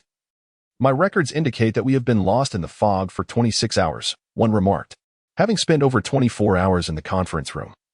They had been compelled to accept the concept of parallel universes, witnessing Shang Yuansong's demise at their own hands, with some even glimpsing their own remains. They were but ordinary individuals, and to have endured thus far without succumbing to exhaustion was commendable. Yet the thought of closing their eyes and sleeping was daunting. And Yaona held no objections. Perhaps she could uncover further clues alone. Zhang Yingying hesitated, casting a worried glance at Yaona. But it's so terrifying here. Will you be all right alone? This sentiment felt peculiar. What is terrifying? Yaona inquired. Oh, where is it terrifying? Zhang Yingying stammered, her words faltering. Thus, the two groups parted ways, for individuals leaving the bloodied conference room to step into the mist. The act of marking their path was of paramount importance. A task entrusted to Kelly. Even Kelly could not deny Yaona's sagacious foresight. Perhaps it is merely an illusion born of profound fatigue, Kelly dismissed, unperturbed. Those behind the glass grew anxious, for the sole means of glimpsing the parallel universe was through a single pane of glass. Should the students separate, they would be unable to simultaneously ascertain their safety. If given the choice, we should prioritize ensuring the survival of the larger group, the sheriff rationally commented. Have you not realized? Yaona is the one in control of this situation. Only she can lead everyone out of the parallel universe. Ji countered, unreservedly challenging the authority of his superior. But she is the prime suspect in the murders. Did you witness her committing the acts? The debate raged on. Regardless, they remained ordinary people. No matter how fervently they argued, their will could not be communicated to the pollutants outside, prompting a decision to randomly switch the glass. The lights in the conference room flickered more frequently. When the lights first illuminated, the four returned to their own conference room, finally releasing a collective sigh of relief upon witnessing the tidy surroundings. Kelly slumped in a chair, asleep. Joey had no need to evade suspicion, as his dismembered remains were not on the table, and as a recently recovered patient, he was expected to rest comfortably. The four amicably arranged their respective spaces. For a moment, the room was enveloped in profound silence, save for the soothing sound of breathing. As the indoor lights dimmed, when they reignited, the scene within the glass shifted to Yaona's location. The serene and peaceful atmosphere abruptly transformed, akin to unveiling the lair of a cannibal, startling the experts who had been observing intently. There lay Yaona, hunched over the conference table, meticulously arranging dismembered bodies as though preparing ingredients for a culinary endeavor. She exhibited remarkable patience and professionalism, sorting each body part according to the identity of its owner, creating 4 small mounds. Zhang Yingying's remains retained a higher degree of integrity, with the only significant damage being the half of her face that had been blown apart. Jean Anna was reduced to mere remnants, nearly shredded to pieces, with only one leg vaguely recognizable. Shang Yuansong was beyond analysis, having already succumbed to death, while Kelly's body was merely a severed head, devoid of any other portion. In this light, Kelly's remains appeared most worthy of scrutiny. Yaona picked up Kelly's head, inspecting it closely. Previously, she had merely cast a cursory glance, arriving at the conclusion that Kelly's head was smoothed down, as she noted that the area where the head connected was remarkably sleek, entirely devoid of the protrusions typically associated with cybernetic spinal attachments. This was perplexing. Aside from the possibility of the head being pressed against the ground repeatedly, which would have rounded its edges, there should still be some remnants of those contours. How could there be none whatsoever? Yaona held Kelly's head with a steady grip, scrutinizing it with an impassive expression. To an onlooker outside the glass, this scene might have appeared rather macabre. Was Yaona losing her sanity? Should we summon a psychologist? As a young girl, how could she show no fear of the corpse? I felt a wave of anxiety even from behind the glass. Could she truly be a potential murderer? I had heard that latent killers become exhilarated when confronted with gory scenes. Suddenly, Yaona uttered a soft exclamation, interrupting the fragmented discussions in the room. How could there be carbon? An expert exclaimed. Are there any chemical agents in this conference room? Not at all. And carbon isn't difficult to obtain. You can simply create it by burning something. Simply, by burning something. Isn't that all it takes? Yaona's investigation seemed to yield a new revelation. NGE promptly instructed the colleagues from the major crime unit. Quickly call the people in the conference room and inform them of the danger. All right. Although the major crime unit was puzzled as to why they should heed the words of a cybersecurity officer, they instinctively complied and called the conference room situated in the same temporal space. Just then, the lights in the conference room dimmed once more. In the darkness, the incessant ringing of phones echoed. Those outside the glass were filled with a sense of urgency, yet they could see nothing due to the absence of light. At that moment, she keenly detected a subtle sound of a switch clicking amidst the continuous ringing. Click. A faint spark illuminated the darkness, dancing gracefully within the shadows. Chapter 19. She faced them, her fingers delicately grinding the carbon powder beneath the artificial limb. It was carbon, or rather, the carbon produced by the incineration of a corpse. It turned out that this parallel universe's Kelly had been burned alive. His head and body completely charred, his internal organs reduced to ash. In a mundane sense, the transformation of a body into a heap of remains is merely the pinnacle of human capability in cremation. In truth, the cybernetic era could indeed achieve the complete annihilation of a living person through fire. Just like that, Kelly's body had vanished, leaving behind only an incombustible aluminum alloy head, starkly displayed before her. What a trick! A light chuckle escaped from her lips as she suddenly realized that her absence had been a significant factor leading to Kelly's fiery demise and the deaths of others. Only she possessed the ability to intervene and stop the sadistic killer. Thus, from the very beginning, the adversary had been plotting in the shadows to isolate her from ordinary people. How audacious for a mere mundane brain to dare play tricks on her. Realizing this, Yaona rose to leave but was captivated by a glint of light darting across the opposite wall. Someone stood behind her. With a sudden clap, the room's lights dimmed ominously. In the enveloping darkness, where one could not see a hand in front of their face, Yaona swiftly turned, instinctively shielding the back of her head with her hands, just in time to block the long knife that descended towards her crown. Zila. The sharp blade glinted against the aluminum alloy of her head, illuminating the darkness of the room and revealing her assailant. It was Joey. Not surprisingly. Your reflexes are quite impressive, Joey sneered coldly. He quickly abandoned the long knife, seemingly realizing it was not his forte, and instead extended his highly reinforced hands, seizing Yaona's shoulders and lifting her as if intending to snap her in half. His fingers, too, had been enhanced, and Yaona felt as though her shoulders were being crushed. From the moment she had entered the conference room, she had detected the scent of deceit emanating from Joey, for the extent of his muscular enhancement was excessive. Of course, whether through muscle reinforcement or iron bones. Such practices were common among cybernetic individuals, and there were certainly high school boys dreaming of becoming super strong men. However, the issue lay in the fact that his level of muscle enhancement was far beyond what any student should possess. If he were a potential perpetrator of societal cruelty, then his extraordinarily robust physique would make sense. Yet, Joey, with his augmented strength, faced a formidable opponent in the naturally endowed Yaona. As he lifted her, she gently bent her legs, tightly coiling them around Joey's neck like a serpent. Within moments, his complexion shifted to a shade of purple, struggling for breath. You wretched harlot! Under the suffocating pressure, Joey was compelled to release her shoulders, his hands desperately reaching for her legs. The moment had arrived. Seizing the opportunity as her upper body was freed, Yaona leveraged herself against the ceiling and abruptly twisted her body, toppling the massive Joey. The colossal man crashed to the ground with a resounding thud, shaking the entire conference room.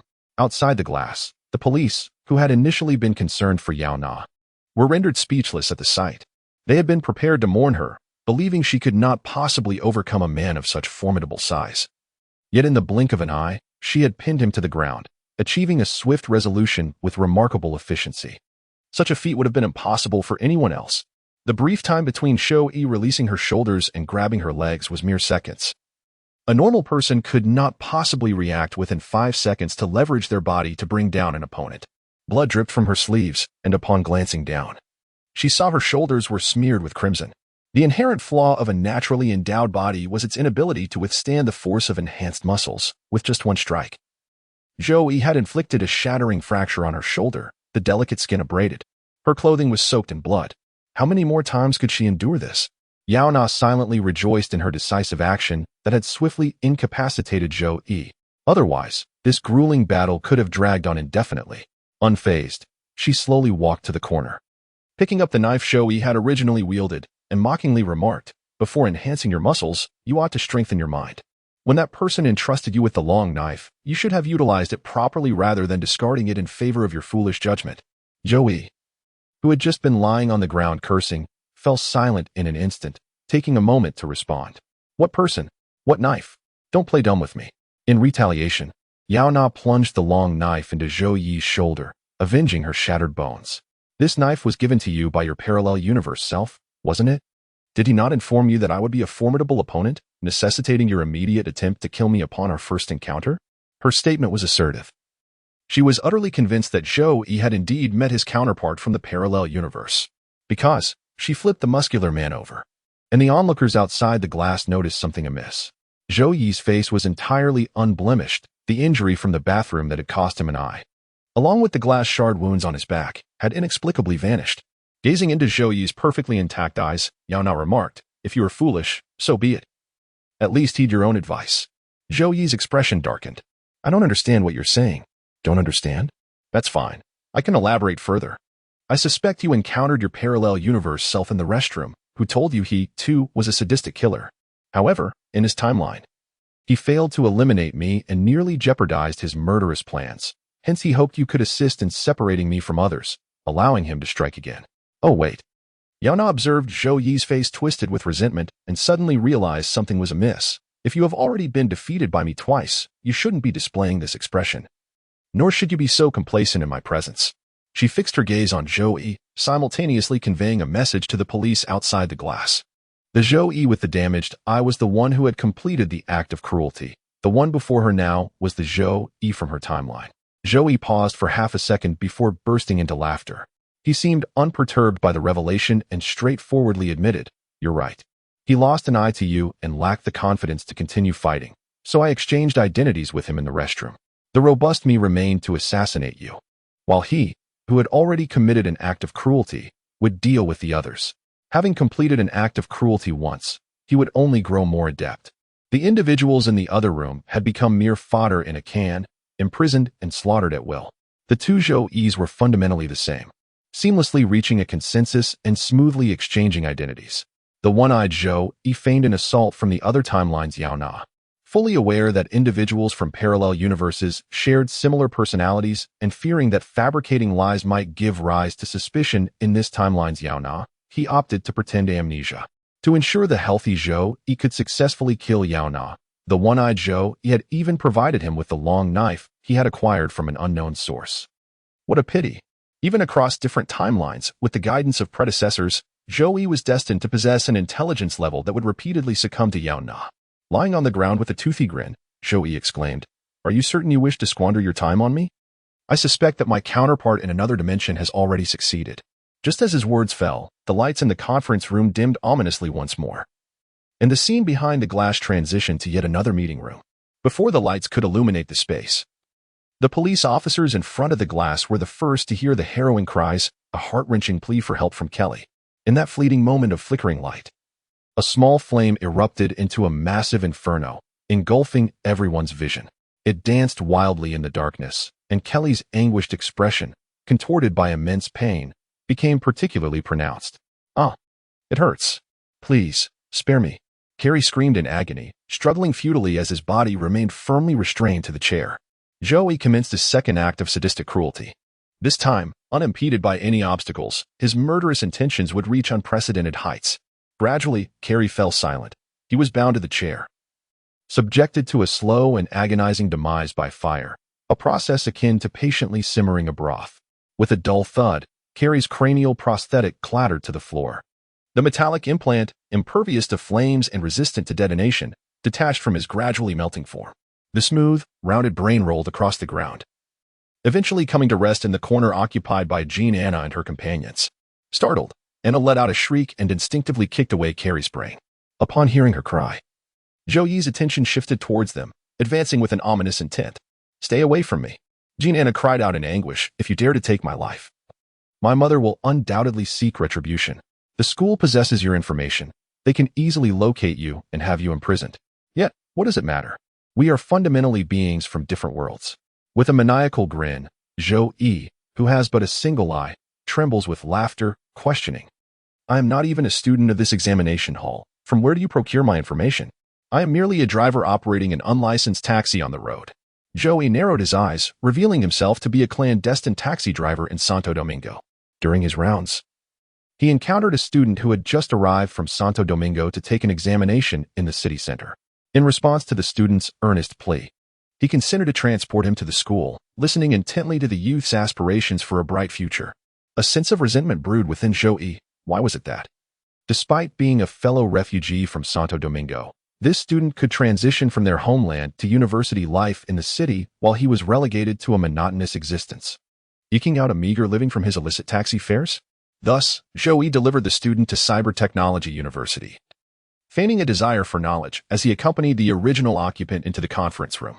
Due to the imminent closed entrance examination, the alarm system of the conference room was temporarily disabled to prevent disruptions for the candidates. The extreme soundproofing and solitude of the environment afforded him a unique opportunity for nefarious deeds. In quick succession, Zhou Yi executed his plan within the conference room, utilizing sustainable fuel sourced from Santo Domingo to dispose of the body and meticulously cleaning the bloodstains from the premises. Just as he had managed to tidy the crime scene in the restroom and was preparing to exit the conference room, Uehara Song entered, gravely taking a seat among the chairs. Zhou Yi initially mistook him for another candidate, and in an effort to conceal his incriminating evidence, felt compelled to remain, unwittingly becoming a participant in the examination. Reflecting on the incident, he licked his lips and mused, had I known Uehara Song was also a fraud, not a genuine candidate, I would have eliminated him. However, remaining in this place had its merits. He would not suffer from hunger, nor would he grapple with the disparities of wealth. Free from the burdens of daily life, he envisioned traversing through parallel realities, one after another. As he pondered, Zhou Yi's gaze fell upon two beautiful women, his eyes brazenly roaming from their legs to their chests. No. Jean Anna seemed to sense something amiss and shouted towards the glass, Mom, Dad, please save me. Yet, it proved futile. The police outside the glass could only sigh, while Jean Anna's parents could no longer contain their anguish and wept openly. My daughter, what shall we do? It is all Yaona's fault. Had she discovered it sooner, Anna would not have encountered any misfortune.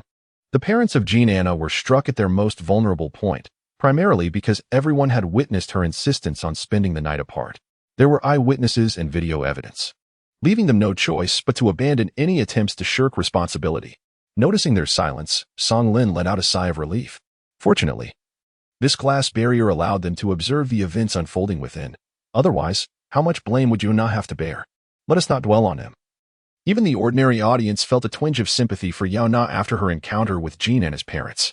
It is not merely a matter of events from parallel dimensions, but also the ambiguous slanders circulating online.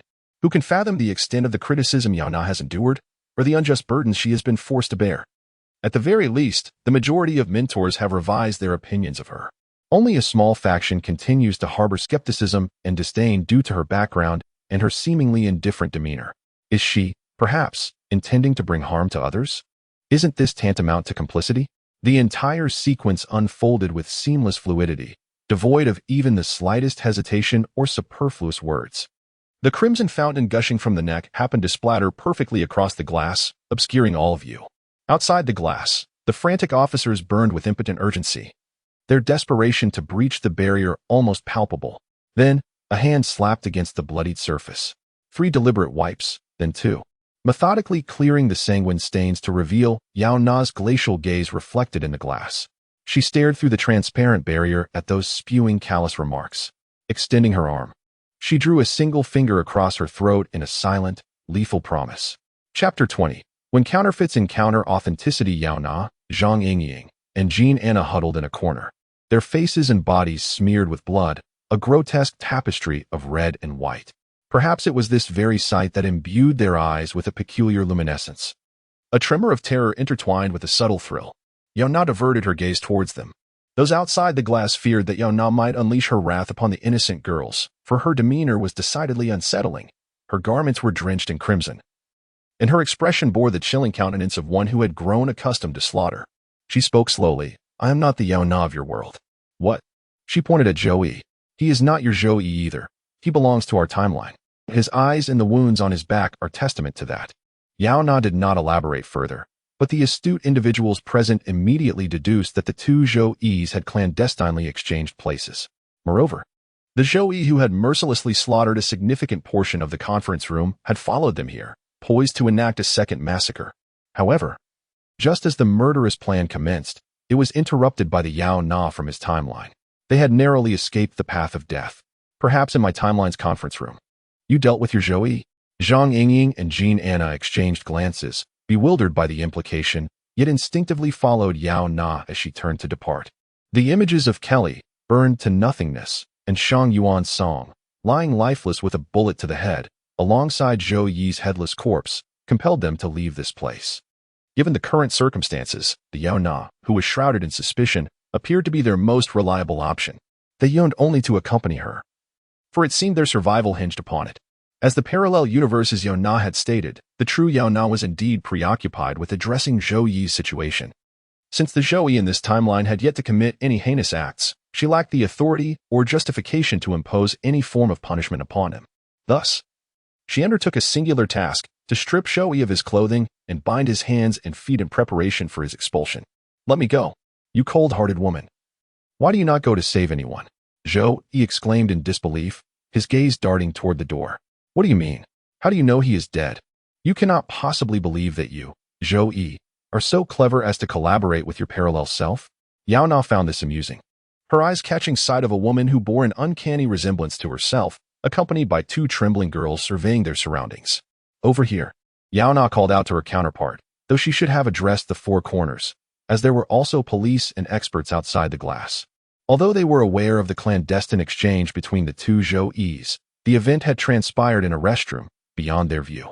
Thus, the encounter between the two Yaonas represented a genuine public meeting of beings from parallel universes. Is everything resolved? Upon seeing her counterpart, Yaona inquired with an unperturbed tone, as though speaking to a friend, devoid of any surprise or wariness. She understood that regardless of the parallel universe, each Yaona was inherently the same. Certain traits and qualities remained immutable, no matter the circumstances. For instance, she would never deceive herself. Her most trustworthy ally was herself. The other Yaona nodded. It has been resolved, though I arrived a bit too late. One Kelly has perished in your timeline. That is of no consequence. One must bear the consequences of their foolish decisions. Yaona addressed her parallel self with an unusual level of amiability. So, have you passed the entrance examination and are ready to leave this parallel universe? Indeed, had it not been for the pursuit of Zhou-Yi, I could have departed this wretched place yesterday. In full view of everyone, she opened the door, and to their astonishment, the exterior was not shrouded in mist but revealed another room. The school mentors had gathered at the threshold, white-coated professors prepared their instruments, ready to escort Yaona to the hospital for examination and treatment. Outside the glass, Ji caught sight of his parallel self, who rushed forward first to embrace Yaona, his face filled with affection. Everything is resolved, Yaona reassured him, patting his head as one would a dog. Ji, this is absolutely an act. How could the parallel version of me be such a soft-hearted puppy? Not rushing forth to adorn Yaona with silver bracelets is already a testament to his kindness. In the room, Jean Anna glimpsed her weeping parents and felt an overwhelming urge to rush out to join Yaona, even if it meant encountering her parents from another universe. Anything to escape this dreadful place. Yet, she overheard her parents outside saying, "Could you help me retrieve my daughter's remains? I wish to give her a proper burial." How could she, another version of Jean Anna, not endure a life of dependency in a parallel universe? This thought diminished her impulse to flee, leading her to ultimately decide against leaving. What is that? If you head southeast, you may discover what you seek, and then you will know how to exit. Having imparted this counsel, Yaona closed the door, departing from the convergence of their parallel universes. The air regained its tranquility, the cacophony of voices, weeping, and the clicking of cameras outside were all abruptly silenced by the door, as if everything had merely been a mirage. In the corner, Zhou-Yi feigned silence, attempting to evade detection. How could I forget you? Yaona seized Zhou-Yi, kicking him into the mist. Just as he assumed she intended to obliterate him within the fog, Yaona strode past him with the two girls, seemingly indifferent to his fate. Indeed, Jean Anna suddenly recalled the cold-hearted pursuit of Zhou-Yi by the other Yaona, as unyielding as a statue. What if Zhou-Yi were rescued by others, harboring resentment, and lurking in the shadows to hunt them down? Yaona sensed the unease of the two girls and chuckled, Do you think he is me? Mistaking himself for an ally? Some individuals are so deranged that they do not spare even themselves. Just wait. Joey could never coexist harmoniously with his parallel self. If he encounters others, that may be one thing. But if he meets Joey, then he can await his demise. In the mist, Joey struggled incessantly, flailing like a fish in distress. His hands and feet had been dislocated and bound by Yaona, rendering him incapable of standing unaided. He could only twist his body, striving to discern his bearings within the fog. Blood streamed from his shoulder due to the violent movements, leaving a crimson trail on the ground, making it increasingly slippery and difficult to gain traction. Damn it, Joey cursed while writhing. You filthy bitch. Once I get up, I will crush your skull. Crack, crack. The sound of familiar dress shoes echoed in his ears. Joey, unable to lift his head while prone on the ground, awaited until the shoes approached him before recognizing they were his own. Summoning every ounce of strength, he lifted his gaze and once again beheld his parallel self, who stood before him with an expression of solemn disdain. Joey exhaled in relief upon recognizing who stood before him and urged the newcomer, "You arrived just in time. That wretched BTCH Yaona has trapped me. Please help me untie these ropes. I intend to seek vengeance upon her." You mean to say that a girl weighing merely 1/3 of your mass has bound your hands and feet and left you naked outside? Joey retorted. Ah. It dawned on him that the individual confronting him was not the one from the restroom, but likely the third or fourth parallel version of himself. It mattered little. After all, they were merely his alter egos. I thought you were the one I encountered earlier. Whatever, just release me. You counterfeit. Joey, lacking in intellect and experience, could not grasp the concept of parallel worlds.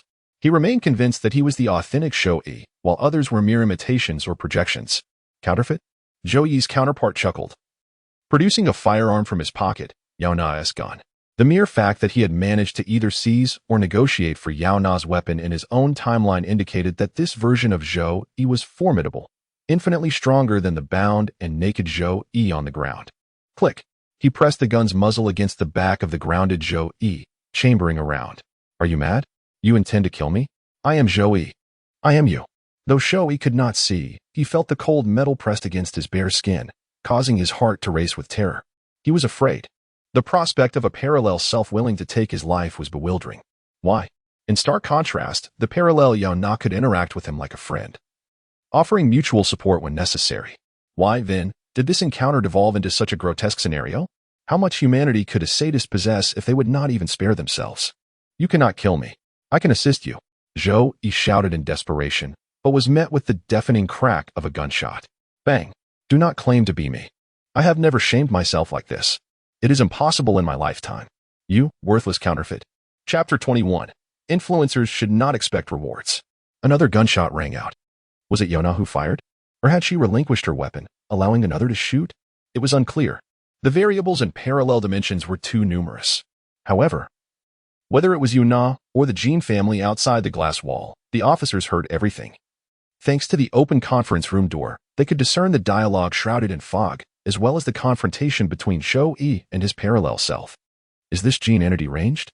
A young officer commented. If not for Yaona, she would have long since met her end at Joey's hands. Her words now seemed to be a case of ingratitude. What ingratitude? My daughter is not mistaken. Another voice chimed in. Exactly. Without that gun, it would merely have been a trivial spat among youths. How could it have escalated to this? The Jean parents exchanged barbs, disparaging their savior, prompting reflections on their need to be grateful for Yaona's kindness. Otherwise, with their selfish demeanor, they would inevitably leave Jean Anna with a bullet. Yaona kind. Observers Ji and Song Lin simultaneously gazed at the ceiling, rendered speechless. They could not fathom that Yaona and kindness could coexist. She did not refrain from firing out of kindness. She simply believed that Jean Anna still held some utility. Regrettably, the farcical drama outside the glass could not penetrate the parallel realm. Upon hearing Jean Anna's words, Yaona chose silence and continued forward. Before long, the last in line, Jean Anna, suddenly screamed, I think I just stepped on something, soft and squishy. As she shifted her foot, she discovered a pale hand beneath her. Terrified, she fell to the ground. It's a hand. I stepped on a hand. Yaona approached, following the hand's direction, walking several meters down before halting. She slowly raised her gaze, her lips parting. It appears we have found the location. A mountain of corpses. Amidst the fog lay a mountain constructed of stacked bodies, evoking the illusion that all were slain by Yaona. Yet, having witnessed Zhou Yi's ordeal. They likely understood. Not all perished at Yaona's hand, but she was assuredly the last one standing in every parallel realm. She had never been defeated. Even the previous Yaona, whose Zhou Yi had concealed himself until the end, engaging in a slaughter, had ultimately failed to eliminate her. Contemplating this, Yaona, who had just spoken ill of Yaona, instinctively shrank her neck, feeling a sudden chill at the back. In the mist, someone took note of Yaona and approached directly. Newcomer? Yes. Yaona looked up to find yet another version of herself, her third counterpart. This Yaona appeared more leader-like. Slightly older, exuding a commanding presence, though her demeanor was distinctly reclusive. I have been here for 3 years, routinely transporting the deceased from other parallel dimensions to stack them here, to provide vital clues for the next Yaona entering. Thus, this mountain of corpses was the creation of Yaona, truly befitting her extraordinary nature. Indeed, it was a very necessary clue. Yaona circled the mound, her gaze sweeping over the faces contorted in agony. Have you noticed? One individual unexpectedly died very little, while another, unsurprisingly, met a far grimmer fate. No wonder Yaona reacted so strongly upon seeing the mountain of corpses. She had essentially monopolized the tragedy. Her delicate, flowing hair cascaded down, entangling with the lifeless bodies, as if reinforcing the human-shaped bindings. Her beautiful visage contorted into various expressions of death, resembling the dramatic curtain fall of a wealthy, exquisite life, making it impossible to overlook her existence. How many Yaonas had perished? She must have been exceedingly disagreeable to warrant such frequent demise. Yaona raised an eyebrow, observing Yaona trembling as she sat on the ground. Yaona pointed at the corpses, her fingers shaking uncontrollably. That's me, and that's also me. Why have I died so many times? Because you are insipid and unlikable. Yaona approached Yaona swiftly, smiling down from her elevated position. To die so many times proves you possess nothing remarkable and are unwelcome to pollutants. Therefore, congratulations, you have become the person I deem safest. Yaona sniffed, countering. And then, is she safe? Hence Yaona would not harm her? That is precisely the implication. Yaona deciphered the confusion in her mind and promptly retrieved her handheld computer to calculate her fee. Thus, from this moment on, I shall charge you a protection fee, commencing from the 38th hour prior to our entry into the convergence of parallel dimensions. As this is the city center, my hourly rate will reflect the average wage here, totaling 38,000 EB. Is that acceptable? Huh? Not only Yaona but also the Jean parents outside the glass, along with the hopeful officers, were left dumbfounded. Is this truly the opportune moment for extortion? Just moments ago, the grand heroine was thriving, yet suddenly she has deteriorated. Only those familiar with Yaona's true nature, such as Song Ling and Ji, could hang their heads in despair. Indeed, based on Yaona's character, how could she possibly endure the indignity inflicted by Yaona for so long? Look, the moment has arrived. Fortunately, 38,000 EB is not a substantial sum for the Jean family.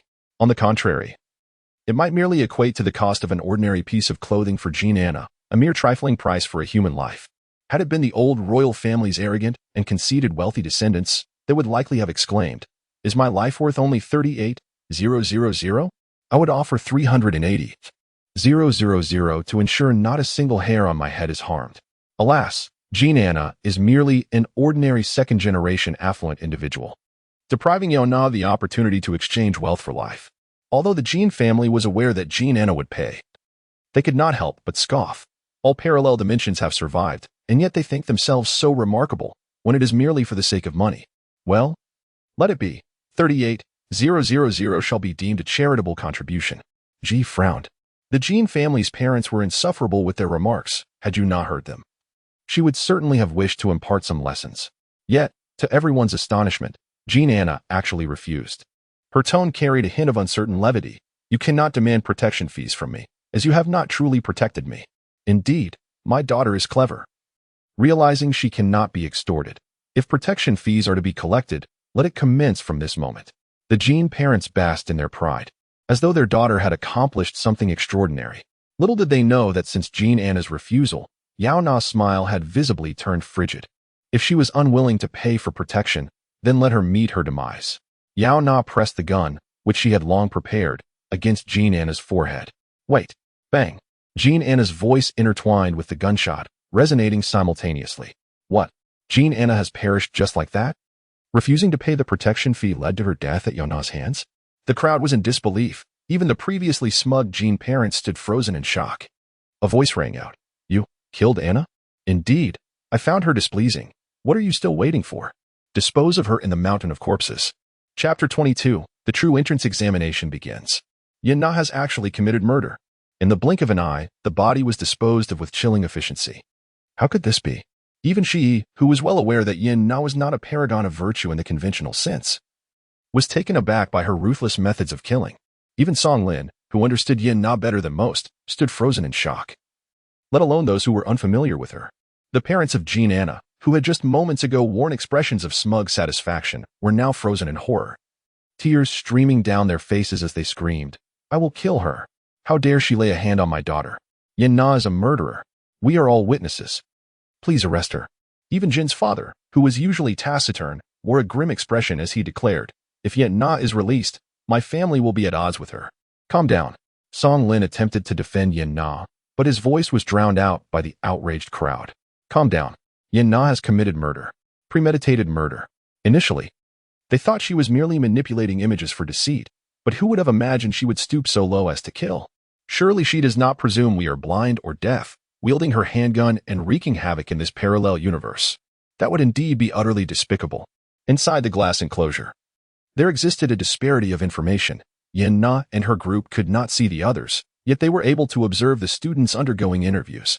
This explains why Zhou Yi had gradually devolved into madness, conspiring with his parallel self to execute a plan of murder. Had they known their actions were being observed, perhaps they would not have indulged so recklessly. Ji gazed at the empty conference room beyond the glass, where nothing appeared to be amiss. He, like the other officers, should have initiated unilateral sanctions against Yaona for her intentional act of murder, yet inexplicably, whenever he attempted to harbor malice toward her, an inner voice protested vehemently. This is not right. Yaona must have her reasons for firing. Just as she had assured Song Lin, jump into the water system. Your father will protect you. With gritted teeth, Ji approached the sheriff, resolutely stating, I wish to apply for an expansion of the Cyber Technology Department's search authority to obtain Jean Anna's academic records. I suspect there is an issue with her enrollment. At a time like this, you still cling to my daughter. However, Ji's hand intercepted the objection. The sharp edge of his cybernetic arm resembling a hedgehog curled in a corner, displaying its quills with all its might, causing Jin's parents to retreat in fright. Nearly colliding with his spiked limb, they could never have anticipated that a grassroots officer from the Cyber Technology Department would possess such extensive cybernetic enhancements. The sheriff found himself at a loss, and in the face of Shi's request, he could do nothing but nod in agreement. Provide all interview candidates information to the Cyber Technology Department. As soon as the words left his lips, Shi received a notification in his ear, received superior instructions. Now retrieving all information on interviewees. Subsequently, a wealth of identity data flooded into Shi's optical brain, which he instinctively overlooked, particularly the peculiarities surrounding Yaona. Currently, 3 individuals had perished. Shang Yuan's song was a fabrication. The Zhou Yi who had replaced him bore the same name as the original, likely having succumbed to the murderer's deception, resulting in both name and identity being false. However, Kelly was indeed a genuine interviewee, though the records indicated that he had met his end several weeks prior due to a fall while climbing. The same consciousness. Different bodies. Would this be considered counterfeit in the eyes of pollutants? She harbored doubts about the matter for the time being. He turned his attention to Anna. With so many deceased being imposters, was Anna genuine? He meticulously examined Anna's identity information and registered records, cross-referencing the examination surveillance data, ultimately discovering that the individual who had participated in the district examination and secured first place did not resemble Anna at all. Upon this revelation, Ji promptly projected the examination footage, pointing at the placard bearing Anna's name, yet the Asian girl depicted bore no resemblance to her. He demanded, the individual who participated in the district ranking examination was not the real Jean Anna. Why then did the person who ultimately took part in the school examination turn out to be her? As the surveillance footage played, the aggressive voices of Jean Anna's parents faltered, their momentum dissipating. Observing their demeanor, it was evident that they were aware of the discrepancies surrounding Anna's candidacy. After a lengthy silence, under the pressure of the situation, Jin's parents finally confessed, yes, we paid someone to take the exam for her. And then we paid to secure her examination qualifications. So what? Aren't all these wealthy families paving the way for their children in the same manner? Why target our Anna? Indeed, it was a counterfeit. In that moment, Ge comprehended why Yaona had demanded a protection fee from Anna. She was aware of Anna's fraudulent status, yet this transgression did not warrant death, thus she could extort money to ensure Anna's safety. Jin's parents recognized their wrongdoing yet mourned Anna's demise. We merely spent money to acquire our daughter an examination qualification. Is it a crime to be wealthy? Deserving of a death sentence for Anna? Yes, it was merely an act of substitution. Could such a transgression truly warrant capital punishment? Ji wavered, when suddenly, Song Lin interjected. There must be another reason compelling Yaona to fire upon her. Otherwise, given Yaona's frugal nature, she would hardly expend effort on an ordinary villain. This reasoning held water. Yet, Yaona's actions seemed utterly deranged. In a moment, discussions erupted as each individual stood firm in their beliefs, evaluating the validity of Yaona's actions. Some posited, the subject of our entrance examination was, each new student must vote to select the most suitable candidate for admission into this academy. Does this imply that all candidates must be new students? Thus, with the imposters eliminated, Yaona's decision to eliminate Anna was justified to meet the entrance examination's criteria. However, it was still murder. Yet all hesitations were shattered by Yaona's resolute declaration. She is not the real Jean Anna. The atmosphere grew tense. Not the real Anna? What does that mean? How does Yaona know? Where has the genuine Jean Anna gone? And when were they swapped? Did she, like Joey, make a deal with her parallel self? In a place where no one was paying attention, Ji let out a sigh of relief. The tables had turned. How wonderful it was. What? Because she is not the real Jean Anna. The genuine Jean Anna had already been replaced. Yaona's gaze fixed upon a specific location within the fog. In the depths of the mist, the true Jean Anna was weeping silently. She struggled fiercely, but her mouth was covered by a pair of hands. Her limbs were restrained by different hands, leaving only her eyes and nose exposed for sight and breath. 6, 7, 8 hands. At least 4 individuals had abducted her. The most chilling aspect was that the hands belonged to her. Jean Anna, with all her strength, glanced at her abductors, nearly fainting from the shock. The individuals kidnapping her were all identical to her. Behind her stood 4 other Jean Annas, each resembling her perfectly. As they collectively wrestled her away, concealing her in a corner, Anna, having lived a life of privilege, had never endured such treatment. She instantly fell silent, obedient under duress. Through her tear-streaked vision, she gazed at the figure who struck her, a mirror image of herself yet distinctly different. At the very least, she would never don a metallic belt tucked into her jeans. How provincial. If she were to venture out dressed like that, she would surely be ridiculed by the affluent scions of her district. The assailant spoke, addressing the other golden Annas who had participated in the abduction. This time it's the second. Next time it will be my turn, right? I have been waiting for over half a year for such a promising opportunity. Patience for the third one, who arrived at a similar time, also yearned to replace the fortunate Anna and enjoy a better life. Yet, after observing so many Annas, it was clear that this one had the most favorable circumstances. Her attire was undoubtedly designer. The golden Anna ran her rough palm over the vintage couture dress that Anna wore. A bespoke piece from an old tailor, far more comfortable than the current techno-fabric trends, albeit prone to stains and snags. The golden Anna caressed the rare material with an insatiable desire, a longing never before witnessed. In the ensuing minutes, Anna gleaned information about the parallel versions of herself from the idle chatter of these golden Annas. Among them were the Anna from a family that had fallen into ruin, forced to work outside from a young age, another who, due to familial discord, had grown up deprived of love, and yet another who, after finally gaining admission to a prestigious technological university, found herself trapped here. These Annas, while wandering, encountered others like themselves and formed a coalition of replacements. They lurked within the fog, assessing which Anna had the most favorable family background, then seized the opportunity to abduct, incapacitating them to substitute their own unfortunate lives with the lives of the fortunate. The screams of the golden Anna as she walked were not born from the sight of a mountain of corpses, but rather from being forcibly taken away. Why was this happening? In the parallel realm, Zhou Yi struck deals with her, while Yaona offered mutual assistance.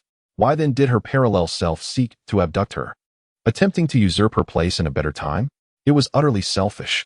As this thought crossed her mind, Golden Anna recalled Yaona's words. Individuals in parallel universes share similar personalities. Hence, the Zhouis possess limited intellect. The Yaonas have unconditionally blind faith in their own virtues, while the Annas inflict harm upon one another. Was this not a reflection of herself?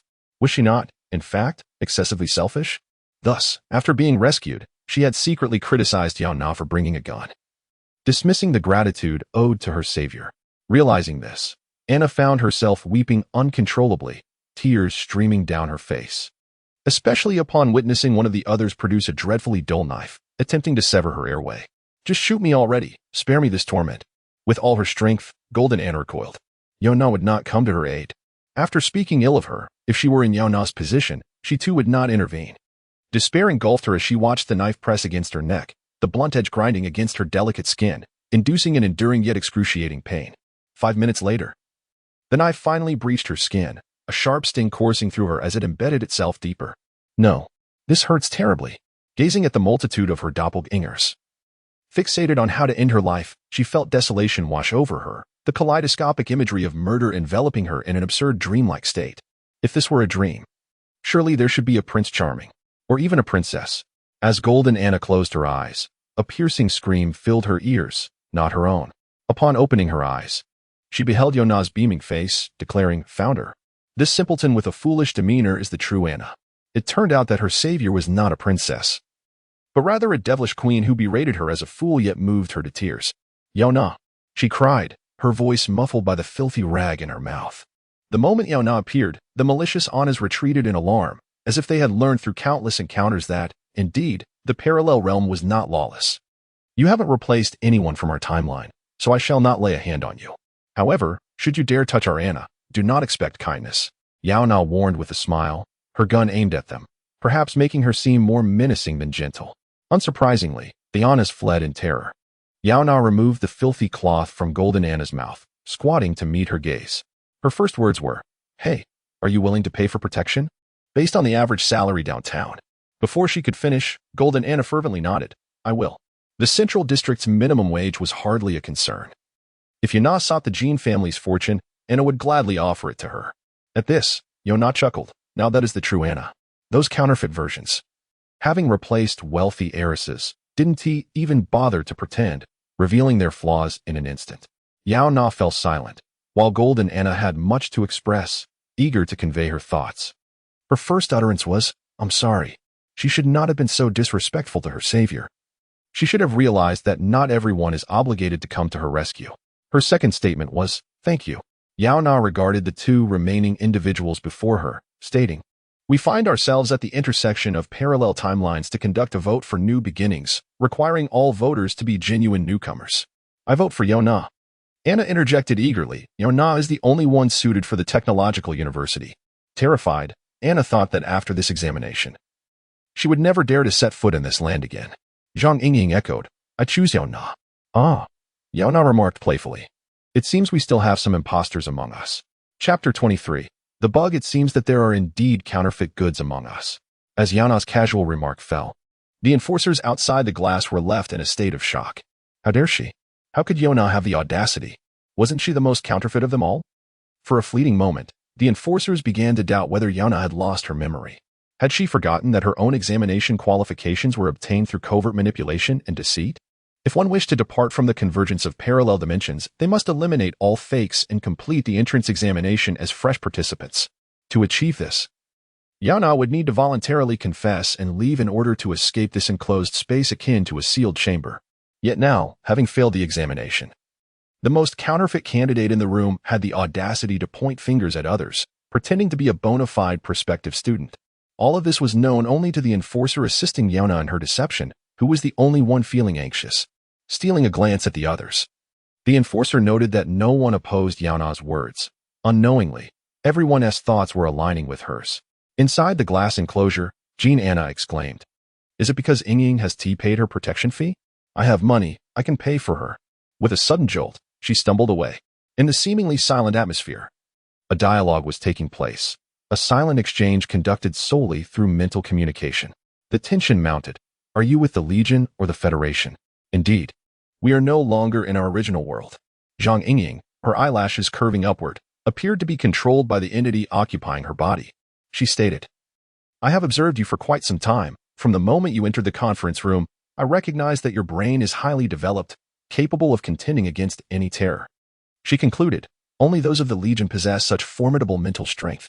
Ignoring the threat posed by the gun, Zhang Yingying stared directly into Yaona's eyes, her lips curling into a slight smile as she became animated in her speech. This subtle shift in expression did not escape Yaona's notice, intensifying her fear. If this was the expected demeanor of a political scion, it could be somewhat acceptable, but the issue was she had experienced far too few deaths. Zhang Yingying continued, seemingly aware that Yaona was already suspicious of her, and she dropped the pretense. I am also of the Legion. Such pollutants are trivial for beings of our caliber. Mere illusions of rubbish. However, for these backward cyber beings, even a low-grade pollutant can be a lethal weapon. The more she spoke, the more exhilarated she became. Her eyes glowing red as she declared, Transcendence is a blessing of the Legion. The Federation excels in mental purification. We cannot use pollutants to conquer them, but we can seize the entire cyber realm. All it takes is to deploy some imposters within the populace, establish convergence points of parallel dimensions at our doorsteps, and breed swarms of dark bugs. We can impose rules and tales of horror across all schools, hospitals, intersections, elevators, and throughout the global internet, television, and radio. The cyber world will inevitably fall into our grasp. Zhang Yingying even devised a plan for world domination. After all, aside from Yaona, a prodigal with little desire for material wealth, who would not wish to become the president upon discovering their ability to overpower the masses. Moreover, this plan was quite sound. Once these pollutants infiltrated, the citizens of the cyber realm would either perish or be gravely injured. After a moment of contemplation, Yaona abandoned the mental exchange and spoke directly. Next, Yaona pulled the trigger without affording herself the opportunity to count down from 3. She fired without hesitation. From the mist, a voice suddenly cried out, "Don't shoot." Yaona turned toward the source of the sound, and upon recognizing it, chills ran down her spine as she saw 2 Klee and 2 Uehara running frantically in opposite directions. One pair of Klee was racing toward the direction of their conference room. So this was the gunfire Klee had heard during their initial exploration of the mist. Yaona felt her legs weaken, collapsing onto the ground, landing directly in a pool of blood. She glanced down at her feet. The crimson hue rapidly drained from her face, transforming into the pale pallor reserved for the deceased within seconds. How peculiar. This pallor was excessively white, as if she had been dead for many days. Yet, this was not the most terrifying aspect. The most horrifying part was that a palm-sized bug crawled out from the bullet wound on her forehead. It was horrifying enough to be shot dead, and now to be confronted with such a fright. Yaona, however, remained unfazed. She crushed the fleeing bug underfoot, her lips barely parting as she stated, "Moreover, you've mistaken your ally. I am of the Federation." Yaona agreed with the assertion that the Federation consisted of fools. Yet she refused to accept a bug calling her a liar. "I never claimed to be of the Legion. As for your so-called plan to annihilate the cyber world, I have no interest whatsoever. My sole aspiration is to become an internet celebrity." Applying slight pressure with her foot, the enormous bug, sensing its impending demise, pleaded for mercy. "Please don't kill me. You possess such immense mental strength, you could easily eradicate the entire cyber realm, or at the very least, become a savior. Pollutants have already infiltrated various cities within the cyber realm. Should you desire it, you could become the savior at any moment." Zhang Yingying was puzzled. How could someone endowed with the power to be a savior wish to remain an ordinary internet celebrity? The notion of being a naturally beautiful cyborg girl, a cyber technology student, or a wealthy heiress sounded utterly absurd. They were beings from a superior planet and could easily with a swift motion. Yaona crushed the large bug beneath her shoe. At last, the world fell silent. However, Yaona was acutely aware that her current expression was far from the calm demeanor she had maintained during their conversation. The Legion that Zhang Yingying spoke of was, in fact, a planet rife with pollutants, possessing self-awareness and perpetually besotted with romantic notions. Its trajectory was erratic, often following a human girl due to infatuation. The indigenous inhabitants of this peculiar planet referred to themselves as the Legion. Having coexisted with pollutants since childhood, they possessed exceptional mental fortitude, inherently capable of resisting all illusions. The thought of that planet with its surface adorned with a gigantic tongue, extending from the sky to lick the soil in the hearts of young girls, made Yaona realize the gravity of the situation. The pollutants bred by the Legion had previously annihilated several planets. Should they infiltrate the cyber realm, the consequences would be dire. Among them, the cockroach-like bugs were considered the indigenous species of the Legion. They possessed their own consciousness, excelled in collective action, and had the ability to invade human minds. Once they seized an opportunity to infiltrate a body, they would consume and occupy the host's brain in the shortest possible time. The human whose brain they possessed would immediately suffer brain death, their body controlled by a mere bug. Outside the glass enclosure, perhaps due to it being Yaona's second kill, No one shouted in anger or questioned her character, only an unspoken silence ensued. The enforcer stepped forward, attempting to speak in Yaona's defense. The Zhang family seemed poised to say something, yet their expressions twisted in confusion, their eyes exhibiting an eerie inversion. Two palm-sized insects emerged from the gaping wound, instinctively lunging towards the unsuspecting humans nearby. Chapter 24, the second live broadcast caution. The scene was swarming with police officers, each possessing formidable reflexes. Yet, when they beheld the grotesque insects clinging to faces, their sharp, hairy antennae penetrating delicate temples, a shudder of horror gripped them, leaving them momentarily paralyzed. What manner of creature is this?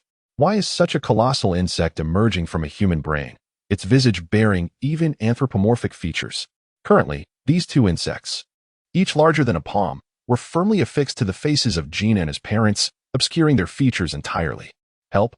Help! Jean and his mother shrieked, staggering about the classroom. Get away! Ji withdrew a gleaming white blade from his spine. Without a second thought, he swung it towards Jean and his mother's face. A piercing scream erupted from the insect, which was immediately cleaved in two. As Jean and his mother finally gasped for air, she found the sharp edge of the blade poised ominously above her face. Who could have imagined that among so many officers, the swiftest to act was merely an unremarkable member of the cyber technology department? Once she regained her composure, Jean Anna's mother instinctively glanced at the insect clinging to her husband's face. She was saved, but what of her husband? However, as her terror-stricken gaze fell upon him, she observed a slender, pale hand boldly grasping the large insect. Incredibly, someone was handling such a terrifying creature with bare hands. Was this really any different from catching a southern rat with one's bare hands? A profound silence enveloped the room, until Song Lin, the quickest to react, dashed forward. Yaona, you finally made it out. The students trapped within the glass enclosure had emerged. Mama, Papa. Jean Anna rushed towards her parents.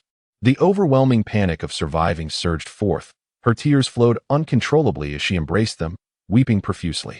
The experts who had long awaited this moment surged forward, cautiously taking the large insect from Yaona's hands, and then ushering her into observation equipment to assess her physical condition. Yaona lay within a contraption resembling a coffin, watching as red and blue lights swept over her body. Heart, healthy. Liver, healthy. The instruments reported Yaona's status in real time, as experts fervently recorded their findings.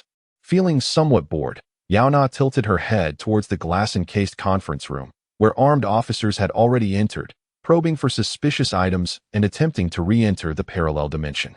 Unfortunately, the convergence point of their space had concluded, and thus, upon entering, they were met only with 5 corpses, nothing more. There was no mist, no mountain of corpses, no parallel versions of themselves.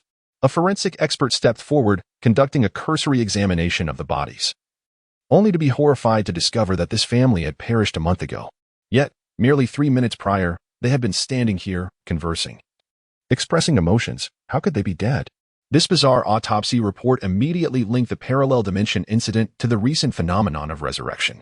One was a tale of revival, the other of alternate realities, both enigmas born of cybernetic advancements, previously unheard of.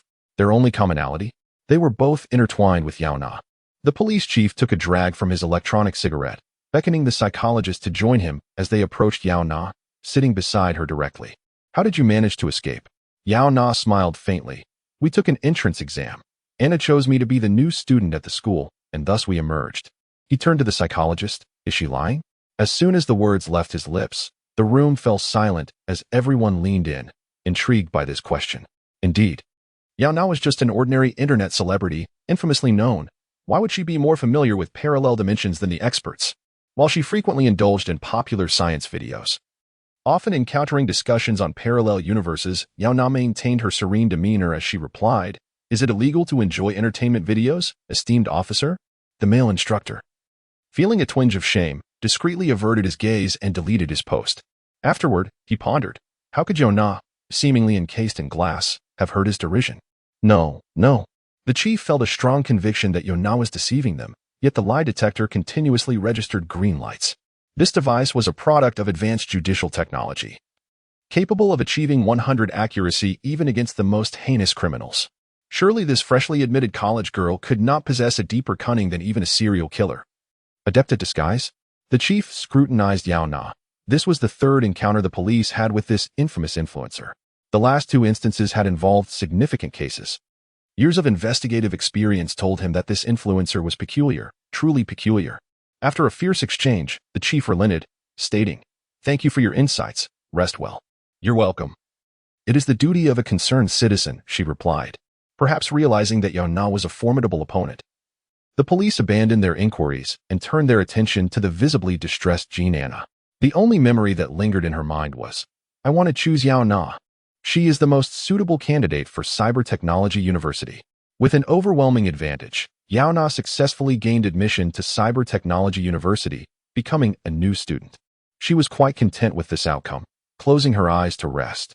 Ji approached her quietly, asking, "How did you manage that?" "What?" Yaona did not even open her eyes. In fact, she hardly moved her lips. "You are clearly a counterfeit. Yet you managed to meet the requirements of the entrance exam and pass. How did you do it?" Ji, taken aback, exclaimed, "How dare you? Yaona and her friends might collaborate to capture other Annas and replace them. How could Yaona risk negotiating with her parallel self? Did she not fear that the other might harbor ulterior motives and replace her in this dimension? Moreover, Yaona was not a conventional good person. If she was so wicked, surely her counterpart in the parallel universe was equally vile." Yaona, hearing this, cast an amused glance at Ji. "I am content with my current state of existence, and so is my other self. We will not usurp one another. We shall forever wear our masks. Furthermore, what difference does it make if we exchange places? There is no one I care for here." Ji instinctively sought to counter her, but suddenly recalled that when he crafted her false documents, he had seen her registration details. Yaona was an orphan, bereft of parents, who had received sponsorship from a foundation to complete high school. Yet, due to her impoverished status, she had no friends, and many online users had insulted her. For Yaona, it was true that there was no one in this world she held dear, even if she changed places. It would be much the same. Upon this realization, Ji felt an overwhelming urge to comfort Yaona, to stroke her head. Yet, as he extended his hand, he recalled his parallel self, akin to a lovesick fool, rushing forward in tears, and he felt a wave of discomfort. Thus, his hand hovered in midair, suspended. Neither here nor there. Yaona opened her eyes momentarily to glance at him, then slowly shut them again, stating, "Do not assume that because I lie within the testing apparatus, I am defenseless." "Are you out of your mind?" Ji nearly laughed in disbelief. Did he truly appear to be attempting a sneak attack while trying to comfort her? "Rest well. Classes commence next week. The matter of attending classes is of little consequence." "Of little consequence? Isn't the purpose of attending university simply to acquire knowledge and obtain a degree?" Ji could not comprehend. After completing her physical examination, Yaona emerged from the testing apparatus and ventured to a secluded corner of the school, donning her dream glasses and activating them. In mere seconds, all of Yaona's followers received the same notification: "The host you follow is live." Yaona commenced her second broadcast. Initially, it was presumed that after berating her audience during her first live stream, no one would return. However, to her astonishment, the viewership for her second stream, just 3 days later, surpassed that of the first. As soon as she went live, the audience numbers mirrored those at the conclusion of her previous broadcast. A live outdoor broadcast again? Is she relying on the absence of scrutiny to perpetuate her deceit? Who among us has the coordinates to her current location? I am more than willing to expose her. Wait, this place looks oddly familiar. It appears to be Cybertechnology University. Yaona, with a knowing smile, answered the implicit question. Did I not mention that I was accepted into Cybertechnology University? Today, I'm here for an exam, and I thought I'd give you all a glimpse of my school, a school tour. Thankfully, the sheriff was absent, for had he been present, suspicions regarding Yaona would have intensified. For students, this was a grueling entrance examination with a 6-to-1 ratio. For pollutants, a merciless trial with 4 dead and 2 injured. Yet for Yaona, it was merely an opportunity to casually participate in an exam, having just narrowly escaped death, and now she was live-streaming a tour for her fans. It was difficult not to arouse suspicion that her enrollment in the prestigious institution was merely a means to enhance her flawless influencer persona. I have declared myself a natural beauty with 0 modifications, a student of Cybertechnology University, and a wealthy heiress. Why do you not believe me? Could it be true that Yaona is indeed a student of Cybertechnology University? I thought this was yet another fabricated persona. Strange. A renowned hacker previously uncovered Yaona's background and claimed she only has a high school diploma. Yaona began streaming at 16. So she was indeed a high school student at that time. Admittedly, I am an intellectual romantic. I'm already a fan. Yaona observed the refreshed barrage of comments with intrigue, beginning to understand why the original persona had relied on deception. In this digital realm, labels serve as one's foundational identity, and individuals are often viewed through the lens of their positive attributes. Conversely, Yaona mused that while the original perception was accurate, the methods employed were misguided. At that moment, she noticed a familiar figure had logged on. Ji, the professional critic destined to attract the attention of pollutants. I am starting to question the admission standards of Cyber Technology University. With so many elite geniuses, how could they admit an influencer? I suspect there are ulterior motives at play. The mentor deleted their post. It must be due to disappointment over the school's shady dealings. My friend Kelly, who is taking the exam, and Yaona, a classmate, are both top-tier elites. How could they possibly be outdone by a controversial influencer? One harsh comment after another surged through the multitude of messages, particularly catching attention. Yaona remained unfazed, while Ji, a bystander, felt angered by the vitriol. Their words are utterly harsh. Allow me to clarify in the comments. Not necessary. Yaona declined Ji's suggestion, recognizing that introducing a third party to this one-sided bullying was not a viable solution. She had a more effective method to address these detractors. Ding. The person you follow, Chari, has logged on. She had arrived her solution. As the barrage of comments continued to brim with righteous indignation, the live stream erupted with dazzling fireworks, even more resplendent than the previous donations. Simultaneously, an array of roses and lilies blossomed, transforming the once-staid campus into a vibrant tapestry of color. Standing amidst this kaleidoscopic world, Yaona felt the flowing hues reflected in her eyes, rendering even her indifference a touch softer and enhancing her beauty. Yet, what astonished the audience was not merely Yaona's allure, but the generosity of her benefactors, none other than the elite Yaona and Kelly, who had once been her critics. One was a well-known affluent beauty online, while the other was a minor deity within the cybernetic community. Their identities could not be fabricated. It was astonishing that individuals of such stature had entered Yaona's stream to offer their financial support. I choose Yaona. She is the most fitting candidate for Cyber Technology University. Yaona smiled, recognizing that Kelly was still in a dazed state, struggling to regain his composure. She sent a digital bill to Kelly, stating, "The protection fee has been settled. Anna, you should take a moment to reflect and reform your ways. At the very least, she should attend the exam herself rather than seek someone to take it for her. I choose Yaona. She is the most fitting candidate for Cyber Technology University." Yaona decided against engaging with those whose cognitive abilities seemed diminished. She shifted her gaze to Kelly's comments, which exhibited a coherent flow of logic, especially since he had recently been revived from a backup facility, embodying a new identity. Kelly expressed, "I hope my revival is not too late. Thank you for retrieving my memory." After his demise, Kelly's memory had been preserved within an artificial implant, allowing him to survive due to the metal's resistance to fire. As for the events following Zhou Yi's rampage, he had learned of them from others. Thus, upon his revival, he entered the stream and donated 5,000 EB to Yaona. While not an exorbitant amount, it was significantly more than the initial 200 EB she had received. The combined generosity of both benefactors, along with contributions from smaller fans, such as amateur detectives, sustained the celebrations within the Dream live stream for a remarkable 4 to 5 minutes without pause. The dazzling fireworks, symbolic of wealth, not only propelled Yaona's ranking upward, but also delivered a resounding slap in the face to her detractors. Just moments ago, they had claimed Yaona could never surpass Yaona and Kelly, the elite candidates for university admission. Yet, in the next moment, the very individuals they deemed superior appeared in Yaona's stream, showering her with gratitude, while Anna continued to exclaim her intention to support Yaona's candidacy. If it were not for the principles of fair competition and genuine admiration, why would these individuals of social standing deign to appease an influencer? The sting of humiliation was palpable. Across the digital divide, Ji and his cohorts felt their faces flush with heat, a burning sensation of embarrassment.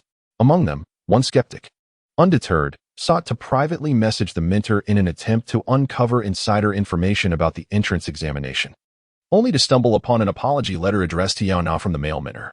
In the letter's opening, he readily admitted his faults, acknowledging that he should not have viewed individuals through a biased lens. However, the mentor confidently asserted, based on his decade of teaching experience, that Yaona was indeed the rightful first-place candidate, the most suitable for the esteemed institution.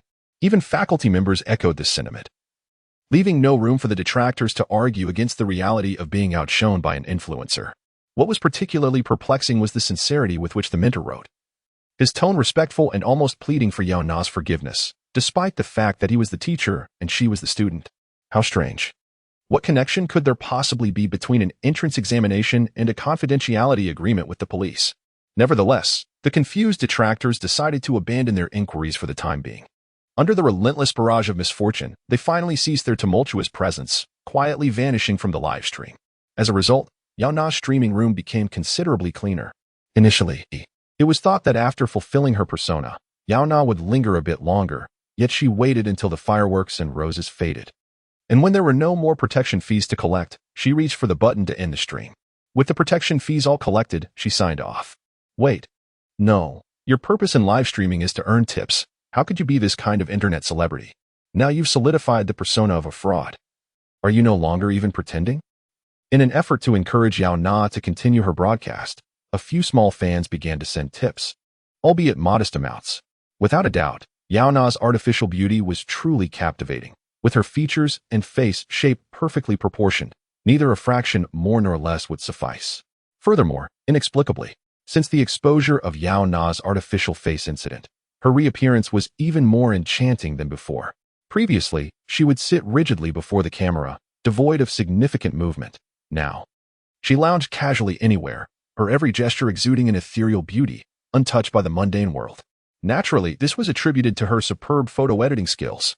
Thus, the audience trickling in after the broadcast began was all drawn by Yaona's visage, even if it was a facade. With a steady stream of small tips coming in, Yaona felt no urgency to end her live stream.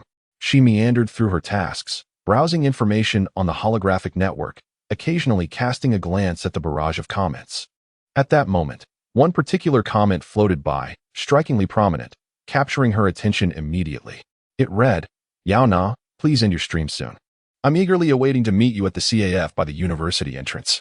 Yaona then clicked on this individual's profile, only to discover that he was at the top of the original host's list of debtors, having once gifted the host an astonishing sum of 100,000 yuan.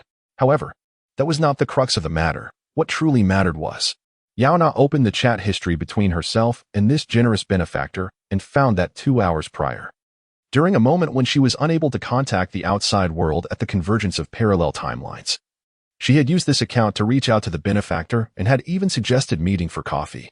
The benefactor, blissfully unaware, had consented. Of course, the individual who sent that invitation was not her. There was another person who knew the account's password and could log in, the original host. A smirk crossed her lips, for she had caught the culprit. Without a moment's hesitation, Yaona closed the live stream, discreetly retrieved the concealed weapon hidden in her thigh, and set off towards the CAF. Chapter 25. The original has been captured within the confines of a CAF. The girl repeatedly adjusted the mask on her face, ensuring that Yaona's student ID was securely hidden before she could finally settle her nerves. Ever since she had fled, abandoning her account, she had been unable to access any of the accounts registered with her original identity, including electronic banking, personal communication, and ride-sharing services, due to the lack of tools to amend the code. Now, her only means of identification was her high school student ID, which had allowed her to travel by bus to Cybertechnology University.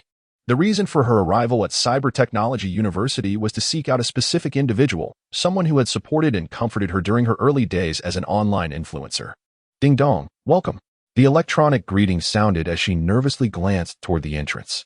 When she spotted a familiar golden-haired visage, she could not suppress the tremors coursing through her body. Xiaoru, the heir of the Etruscan family, a sophomore at Cybertechnology University, and the most devoted fan of her online persona. He had once gifted her an enormous sum of 100,000 when she faced financial difficulties and had even founded her first fan club. Now, with her account seized, he seemed to be her only hope. As Xiaoru approached, her heart raced, the sound of her heartbeat resonating in her ears, each step echoing like a drum. She mentally reassured herself, "It's all right. I am the true Yaona. We have shared over 300 days and nights together through the internet. Although I cannot alter reality, Xiaoru adores me. He will surely recognize me." Finally, Xiaoru stood before her, and her heartstrings reached a crescendo, just as she prepared to speak. The electronic welcome sounded again, and a familiar face intruded upon her vision, leaving her stunned in her seat, her mouth agape beneath the mask, unable to utter a word. No one knew this face better than Yaona. It was the visage she had painstakingly crafted over 3 years of coding. This was Yaona's face, untouched by any cybernetic enhancements. A visage of pure, natural beauty. But how could this be? The person who had stolen her identity was not a hacker, but Yaona herself. The face she had created had come to life, standing before its creator, causing her to break out in a cold sweat.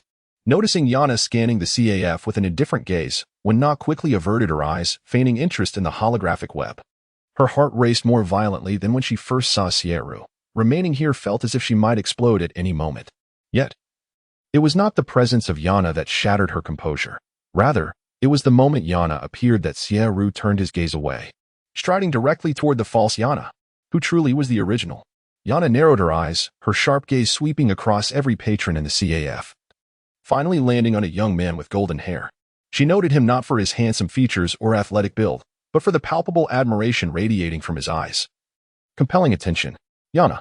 The golden-haired youth stepped closer, seemingly familiar with the real Yaona. I knew you weren't lying. This is truly how you look. It appeared that he was the person the original had arranged to meet. As she spoke, Wen-Na, sitting not far from them, widened her eyes in disbelief. What did it mean for her to call his name? Was the false Yaona intending to take her place on a date with the wealthy benefactor? This could not be allowed. Would Sierra agree to this? Did he not realize that the person before him was not the one he had been conversing with? How wonderful it is to hear you call my name. I feel as if I could die right now. Sierra, oblivious to the turmoil surrounding him, grinned broadly at Yaona, wearing the foolish expression of one who had been deceived multiple times in a single day. Yaona had encountered the golden-haired youth in her original world and sensed a similarity in personality to Sierra. She offered a faint smile, opting to let him speak first. For she was not the original, and who knew what they had previously discussed. Unaware of Yaona's subtle tactics, Sierra unwittingly fell into her trap. You mentioned you were facing financial difficulties. Has that all been resolved? Did my 100,000 help at all? He paused, then added, Oh, I don't mean to pressure you about repaying me.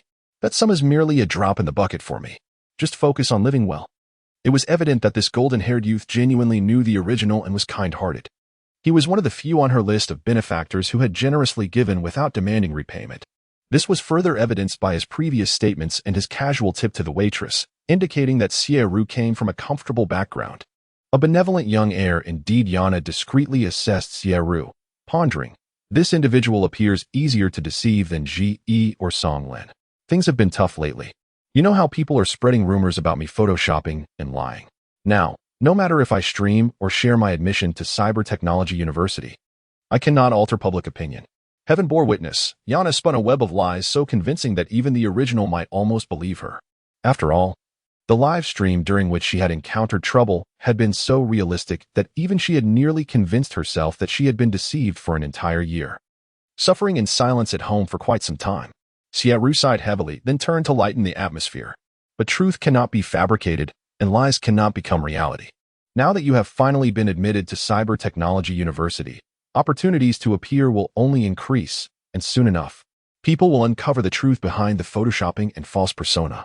Suddenly, Yaona interjected, You are mistaken. What do you mean? Truth can become falsehood, and falsehood can become truth. In this world, there are no eternal absolutes. Yaona's voice was soft, not only directed at Sierra but also intended for the original hidden among the CAF's patrons. For the original, this declaration felt like a challenge from the counterfeit to the genuine, a frustration too unbearable to endure. Hiding in a corner, Wen-Na trembled with rage yet felt powerless to act. The very person who should have attended the date now found herself defeated. Quietly gathering her belongings and slipping away into the crowd, her presence nearly transparent, clad in a mask and oversized clothing, easily overlooked. As she exited, she inadvertently collided with two well-dressed female university students. One of them scolded, What is wrong with you? Can't you watch where you're going? Wen-Na lacked even the energy to apologize, leaving without raising her head. The curly-haired girl angrily brushed off her clothing, exclaiming, What kind of person is she? She collides with someone and doesn't even say sorry. Her companion gently soothed, Let it go. She may have been in a hurry, and besides, you shouldn't be watching live streams while walking. It's dangerous. I've been really into Yaona's streams lately. She's incredibly beautiful. You should check her out. Qingqiu. When Qingqiu tucked a strand of hair behind her ear and replied, Really? But everyone says her face is fake, that it's all photoshopped. Yet I feel that that's just what her competitors want everyone to believe. When Wenqingqiu heard that Yaona had been admitted to university, she nearly forgot her gentle demeanor, laughing aloud. How could she possibly get into cyber technology university? Initially, I found it implausible. A disreputable internet celebrity could not possibly possess such intellect. Yet she indeed gained admission to university. Observe, the girl presented her super dream to Wenqingqiu, inviting her to glimpse the scenery within. Does the background seem familiar? Our school. Even upon witnessing the familiar backdrop of the super dream stream, the disdain in Wenqingqiu's eyes remained unyielding. She mused, after such a long absence, when Na's proficiency in P-code technology had evidently improved significantly. However, to fabricate such a lie about being accepted into university, who could possibly be unaware of her true appearance? Such an ordinary visage, daring to step into the sunlight? She could not bring herself to believe it. Wenqingqiu concealed her contempt for Na deep within, and hand in hand with her companion, they entered the CAF. Only to be taken aback when they spotted Yaona seated in the center, radiantly beautiful. Her companion immediately erupted in excitement. Look, it's Yaona? Goodness. She is even more stunning in person than in the super dream. How could this be? Wenqingqiu's eyes trembled. How could Na possibly be here? Transformed in such a manner? Within the same CAF, three undercurrents surged, with all eyes subtly converging upon the central figure, Yaona, who had already lost all patience for this encounter. It seemed the original owner was a sensitive soul, incapable of trusting anyone, even in the presence of the wealthiest benefactor. She maintained a fade, fabricating a fantastical life. After a brief exchange, aside from learning of the original owner's past financial struggles, there was no further insight gained. So soon, Xiaoru, reluctant to see Yaona depart, felt too timid to retain her, merely watching her leave with the longing of a puppy. Until next time. I shall continue to support your streaming with donations. Others feigned passing by her side, merely to steal a glance at Yaona. Witnessing this scene, Na, concealed within the crowd, felt a pang of envy and yearned to approach for a closer look. She had never seen Yaona in person. Resembling a living doll to such an extent, would she appear just as lifelike up close? With the bustling crowd providing cover and her own ethereal presence. When Na finally summoned her courage to masquerade as a passerby, drifting past Yaona. Yet, as they drew nearer, the shock within Na intensified exponentially. It was uncanny. Incredibly so. It was as if the code had come to life. As Na brushed past Yaona, she meticulously observed her face. Then feigned indifference as she continued on her way. Once out of Yaona's sight, she quietly exhaled, elated by the success of her little scheme. However, the next moment, a delicate, pale hand descended upon her shoulder, anchoring her in place. Startled, Na turned to find Yaona's cold, smiling visage. At last, I have found you. My original self. Chapter 26. The Influencer Showdown. Na carefully scrutinized the girl before her. With gentle features, delicate fair skin, and straight black hair adorned with blunt bangs. She possessed an unremarkable blend of elements that coalesced into a naturally transparent aura. She resembled an ordinary passerby, and had Yaona not noticed her deliberately approaching, she might have remained entirely oblivious to her presence. Yaona examined Na from head to toe and thought, goodness, you are exceedingly transparent. This was not a jest. It was a realization that even she could not perceive Na's existence, as if her mind instinctively overlooked her like an ant on the sidewalk. This surpassed the typical level of anonymity. In Yaona's eyes, Na's status eclipsed that of any cybernetic individual.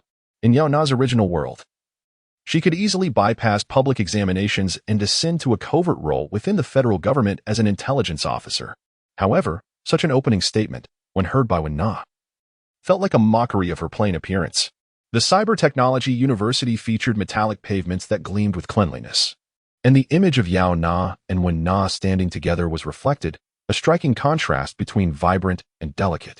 In the past, Na had cherished her self-designed visage, a symbol of flawlessness. Now, she felt an overwhelming sense of inferiority and indignation. Though both bore original appearances, the disparity was stark. Why was God so unjust? Na instinctively raised her hand to shield her face, leaving only her furious eyes fixed on Yaona. Why did you steal my account? Return it to me. What had begun as a relaxed demeanor for Yaona abruptly transformed into cold detachment upon hearing Na's words. If Na had witnessed Yaona in her work environment, she would have recognized that this demeanor was a harbinger of violence. But I need it.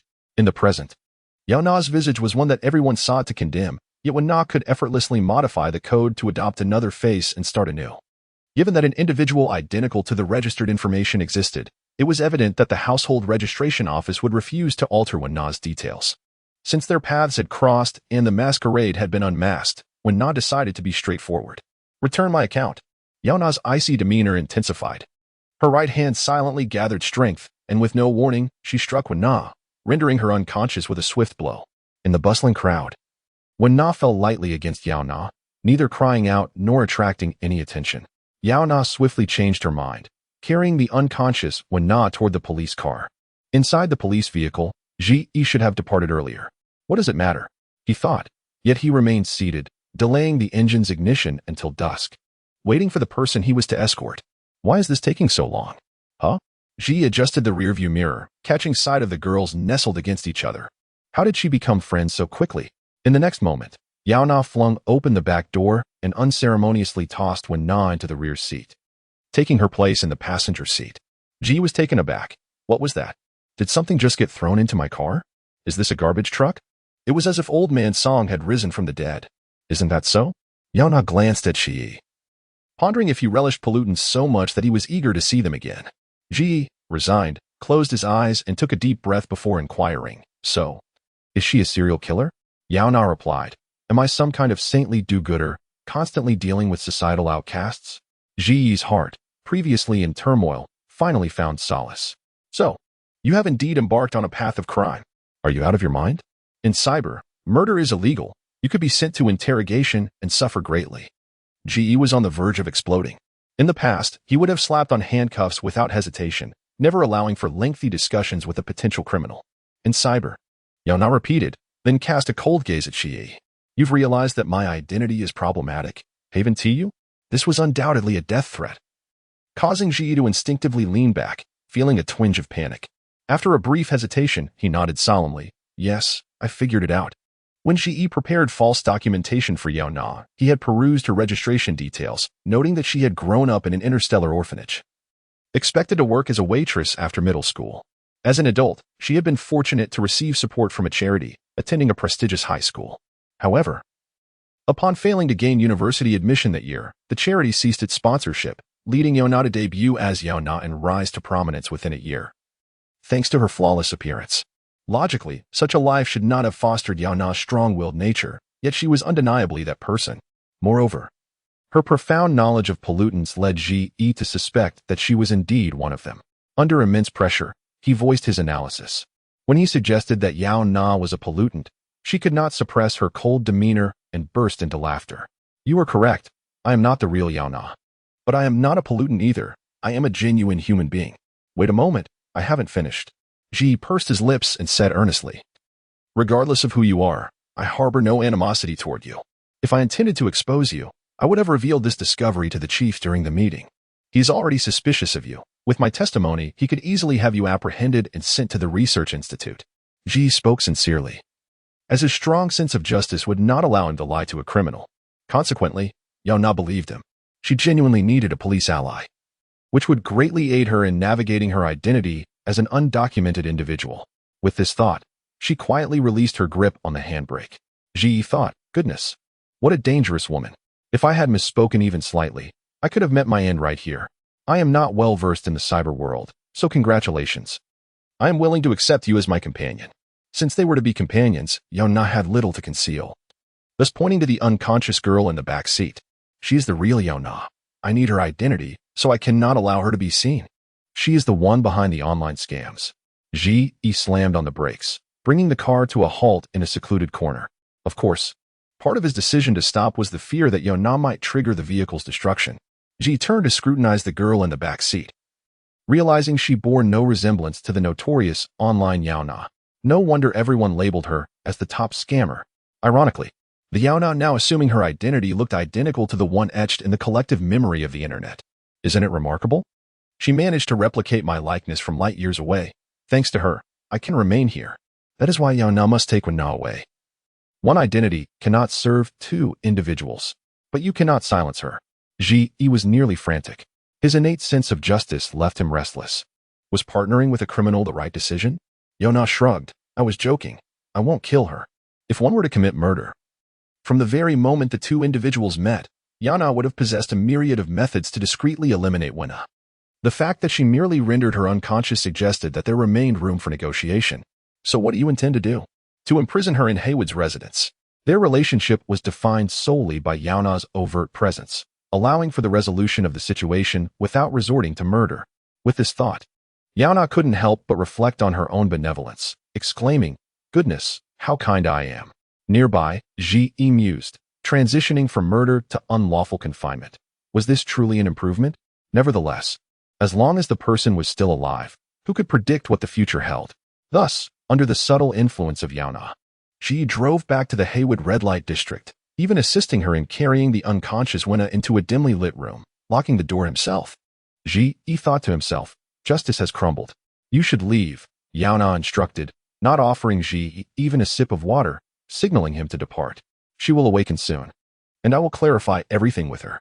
All right, but promise me you won't resort to violence, Ji earnestly implored, wishing to at least uphold the semblance of a law-abiding citizen. For a fleeting moment, Yaona felt that she had not found a companion but rather a hindrance. How could a police officer be so overly cautious? Understood, she replied dismissively. After bidding farewell to Ji, she ascended the stairs to pour herself a cup of faux coffee, changing into more comfortable attire. She winced, clutching her neck as she stiffly rose from the cold floor. Her mind clouded. Where am I?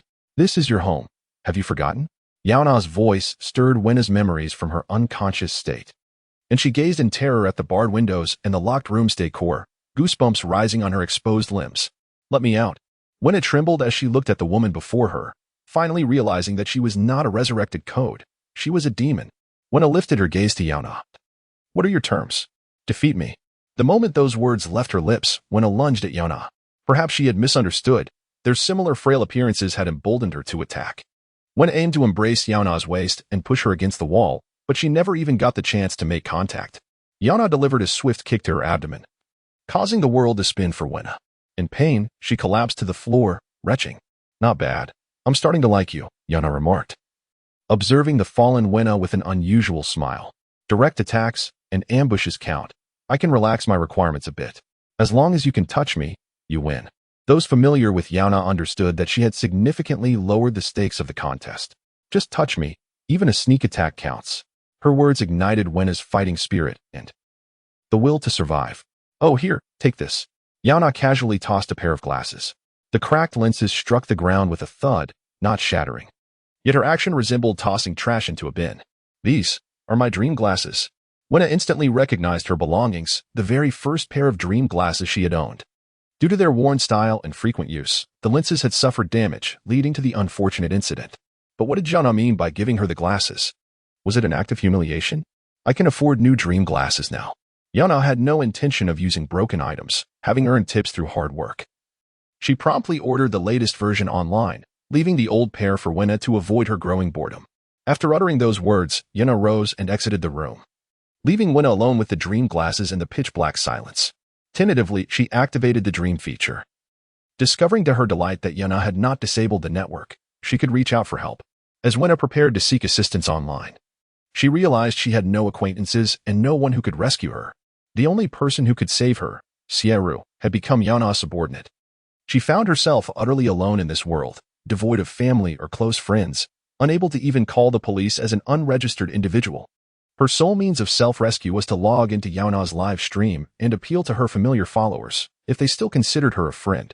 Wena touched her face, letting out a soft sigh before giving up. It wasn't that Yaona was foolish and forgot to disable the network. Rather, she had long accepted that she had no one to turn to for help, rendering the network's status irrelevant.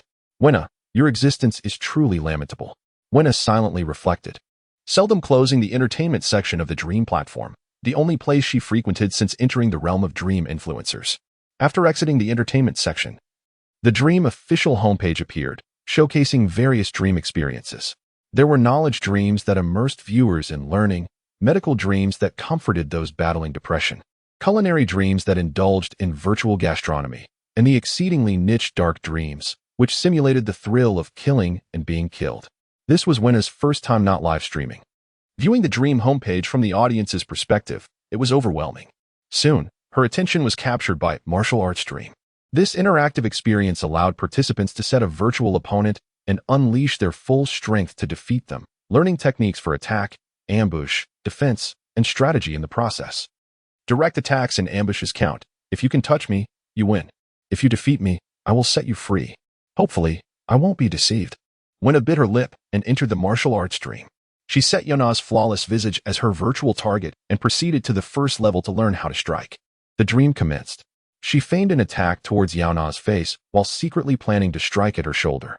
The virtual Yaona stood still, her eyes glinting as if foreseeing the future, anticipating Wena's movements. In a swift motion, her long right leg retreated, and her left leg shot up, delivering a kick that sent Wena's chin awry. Wena fell to the ground, the pain rendering her speechless.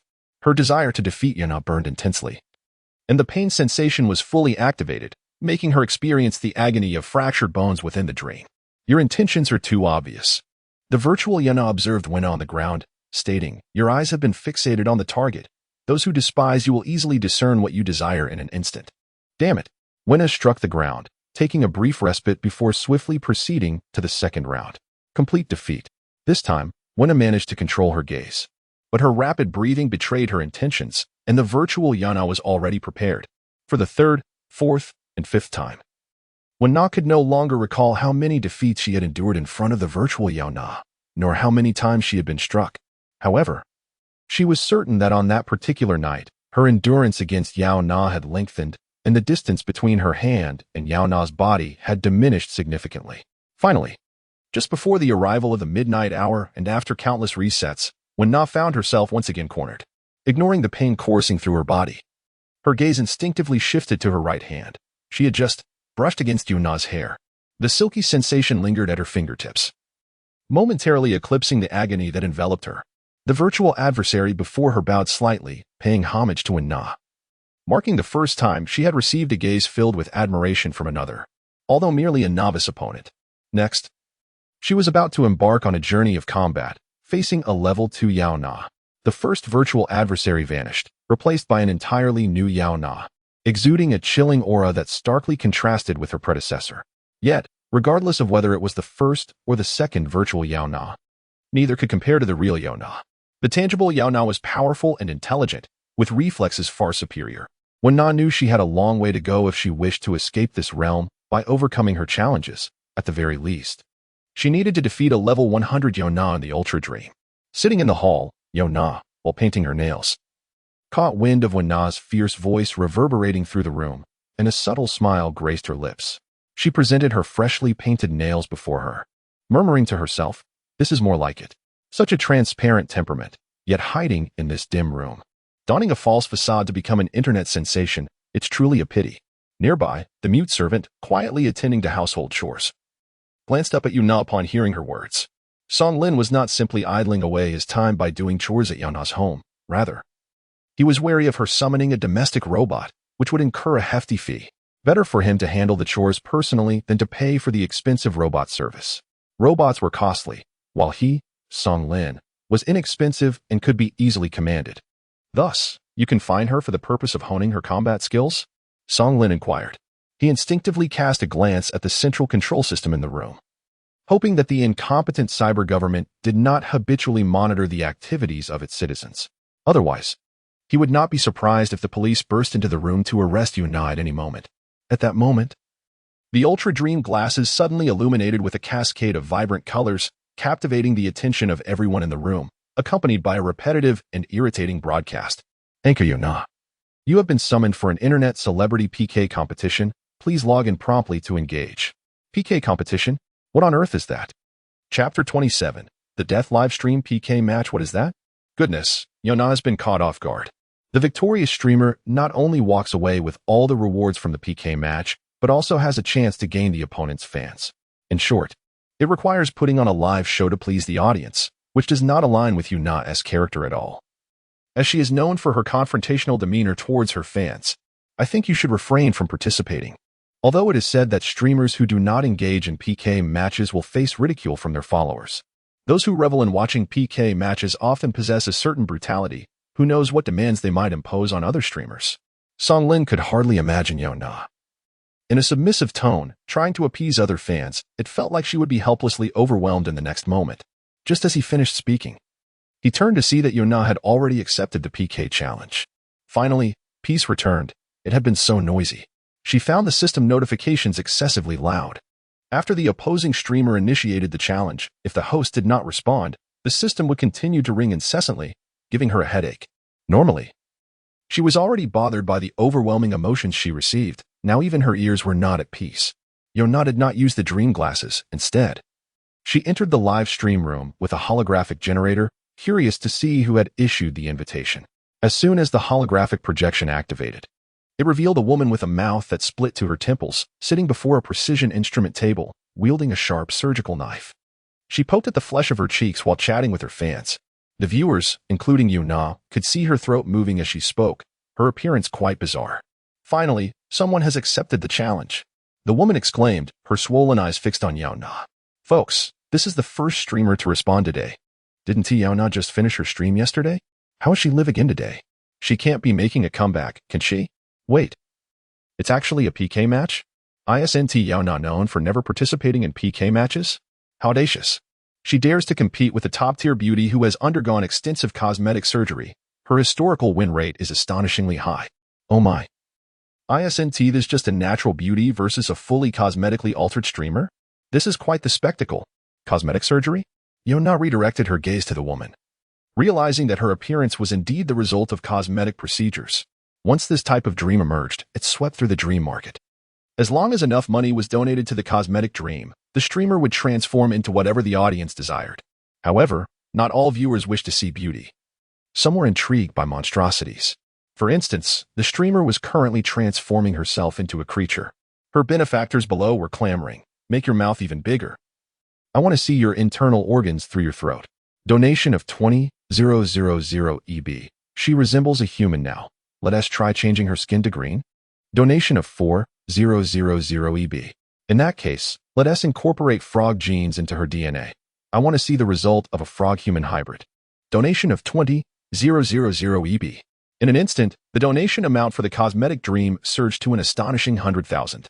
By the end of this day, the rewards earned by the dream streamer surpassed the amount the original owner had previously scammed. Yaona watched with great interest as the cosmetic streamer accepted all the bizarre and grotesque requests. The streamer meticulously altered her appearance according to the peculiar demands, modifying her DNA while remaining fully conscious. Within minutes, the once distinguishable features of a refined woman morphed into a creature resembling a frog. The woman struggled to speak, but her elongated tongue kept slipping out uncontrollably, making her speech incoherent. Thank you for your donations, and for any desired transformations, please call them out on the screen. While Yaona observed the cosmetic dream, her viewers were equally captivated, their eyes wide with disbelief. Is this my first time watching a cosmetic dream? Have they always been this outrageous? No wonder the cosmetic dream PK matches always win. How can anyone compete with this? Even I want to see the chaos. Yaona, are you really going to slack off? Will you not put in the effort to engage in a PK match? If you act cute, I'll donate 50,000. The last comment received numerous likes from the audience. To be honest, in the past, the beautiful Yaona would never have elicited comments like act cute for donations. It was mainly because the current Yaona was too aloof, completely disregarding her audience's desires, which only heightened their desire to conquer her. The thought of the aloof Yaona acting cute was thrilling. However, she, the one participating in the PK match, appeared more like a bystander, watching the other streamer exert all her efforts to satisfy her fans with cosmetic alterations, nearly filling the PK match's health bar to the max. It was a crushing victory. Yaona remained indifferent, propping her chin up, observing the other's transformations. During her own live stream, she failed to find a flattering angle. Her stunning face dominated the entire view, leaving only beauty behind. This unfortunate angle, however, strangely drew the attention of the viewers in the other stream. Hey, the streamer in the adjacent room is somewhat attractive. Is she a beauty dream? Oh my. She is truly stunning. I've long thought the atmosphere here was terrible, turning my beautiful girl into a grotesque monster. It's so painful to watch. I'm going over there. The aloof beauty is quite enticing. The loss of viewers in the live stream quickly caught the attention of the cosmetic streamer. The opposing host had not anticipated that Yaona, merely sitting quietly, could attract a wave of followers into her live stream, making her appear frantic and silly in comparison. Whatever face you desire, I can create it for you. She was in the process of cutting her excess tongue when, in her haste to retain her audience, she accidentally severed the entire tongue. The purplish red tongue? unable to be retracted from her gaping mouth, plopped onto the table with a lively bounce. Ah! The streamer gasped, and blood gushed from her severed tongue. She quickly shut her mouth, but blood seeped from the corners of her tightly closed lips, rendering her appearance both enchanting and chaotic. Cutting into an artery was a common mishap for a cosmetic streamer, as long as the heart was unharmed. She could swiftly use an emergency bracelet to heal the wound and continue streaming. However, she was currently engaged in a popular PK match. Sitting next to the exquisitely beautiful Yaona, whose divine looks made the cosmetic streamer appear utterly disheveled and disgraceful by comparison.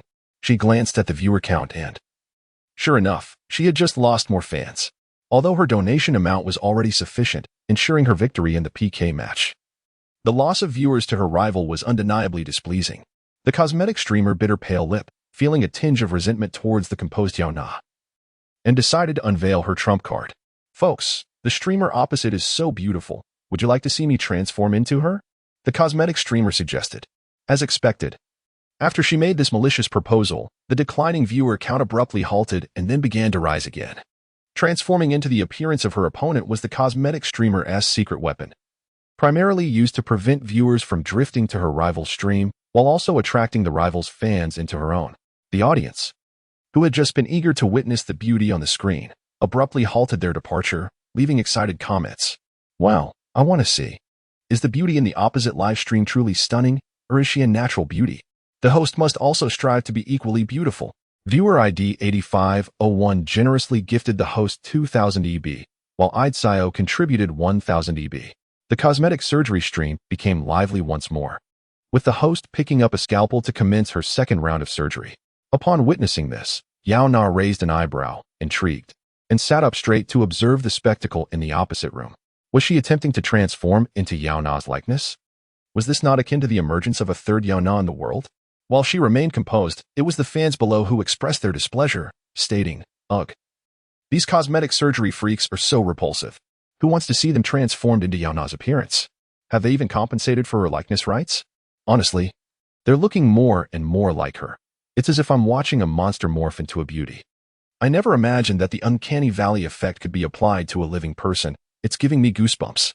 In a brief span, the cosmetic surgery host had altered her appearance to resemble Yaona. Yaona observed as the features of the individual across the screen, their eyebrows, nose, and facial structure gradually took shape. If one were to overlook the artificial traces, it appeared as though two Yaonas were seated together, both smiling at the camera. Yaona scratched her face and glanced towards a nearby small room, pondering why everyone seemed to covet her visage. The PK competition was nearing its conclusion. The host in the opposite room reminded the distracted Yaona that if the beauty did not rally votes soon, she would lose. A gentle reminder that after the victor was declared, all donations made during the PK would be credited to her account. This meant that the donations in Yaona's livestream would also contribute to the cosmetic host's total, rendering her efforts futile. Additionally, the thousands of donations from Sieru rushing in were indeed quite disheartening. Alas, even as Yaona recognized her role as merely an accessory, she could not reverse the tide. The PK competition had only 5 seconds remaining. The victory of the cosmetic surgery host was imminent when suddenly, the livestream screen flickered. Yaona keenly sensed something was amiss, abruptly lifting her gaze forward. The others, unaware of her realization, mistook her expression for one of unwillingness to accept defeat. "If you kneel right now, I might consider gifting you $1 million, proposed a fan from the opposite side. Finally, Yaona spoke. Was she suggesting an immediate end to the PK competition, surrendering her struggle? No, it was a warning to submit now, or she might face dire consequences. As Yaona's words resonated, both her own and the opposing side's comments surged, filled with sarcasm. This is the weakest threat I've ever witnessed. Seeing defeat approaching, she implores her opponent to concede, even threatening that they might perish. How amusing. Is this how all beauty streamers behave in the aesthetic zone? Mine too. It seems there's an issue with the aesthetic system. Yaona furrowed her brow, feeling an unsettling presence that threatened to consume her, a pollutant stronger than before. Get offline, she shouted at the opposing host. However, the cosmetic surgery host, donning Yaona's face, seemed to utter something, but her words were fragmented and distorted. I feel so itchy. Dying. Am I itching to die? Yaona captured the unusual behavior of the host and sent it to Shii, only to receive a perplexed response in return. For the audience, Shii, and Yaona herself, the distorted image conveyed a panicked Yaona. This sensation was profoundly uncomfortable. Feeling uneasy, Yaona seemed to sense someone nearby, glancing around before unusually standing up to leave the frame of the livestream. Moving towards the window at the back of the room to gaze outside, she occasionally pulled back the curtains, opened the wardrobe, and even crouched down to peer beneath the bed, searching for any signs of another presence. This host was a major figure in the cosmetic surgery realm, and every live stream had a recording team capturing the aesthetic moments, so upon her declaration, fans immediately reviewed their recordings, confirming that the host had been alone throughout. With no third party present, fans relayed this discovery to the host, yet she remained skeptical, frantically tugging at her hair. "No, I am certain there is someone behind me. I can hear her breathing." After tugging her hair, she began to inspect the connection points on her face. Cybernetic cosmetic surgery had eliminated the need for unsightly stitches, replaced instead by tiny nanomaterials for adhesion. In daily life, one had to be at close proximity to detect the cosmetic seams. Yet, no matter how minuscule, those were still points of connection. Furthermore, as the host had just undergone surgery and had yet to fully recover, a slight pressure from her newly altered sharp nails caused half of her face to peel away. Yaona's visage was revealed beneath, exposing bloodied flesh and bone. With her terrified eyes trembling amidst the vibrant red veins, lacking protection and appearing even more distressed. "Oh my God, there are bugs crawling on my face. She's pouring bugs on me," shouted the cosmetic surgery host, brandishing Yaona's face. This ghastly scene was undoubtedly chilling, especially since the identical-looking Yaona was right beside her. Wearing a grave expression, Yaona gazed at the inexplicably deranged host, then glanced at the PK timer. Only 1 minute and 30 seconds remained. If this was indeed the work of a pollutant, its duration was glaringly evident at 1 minute and 30 seconds. Observing this, Yaona's expression turned stoic, even a touch frigid, as she calmly advised, "You must remain composed. These are mere illusions."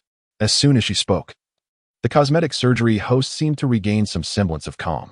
The audience in both streams collectively inhaled sharply, not out of fear, but due to the inexplicable resonance in Yaona's voice, akin to a small sailboat navigating through a tempest suddenly dropping an anchor, stabilizing amidst the tumultuous waves.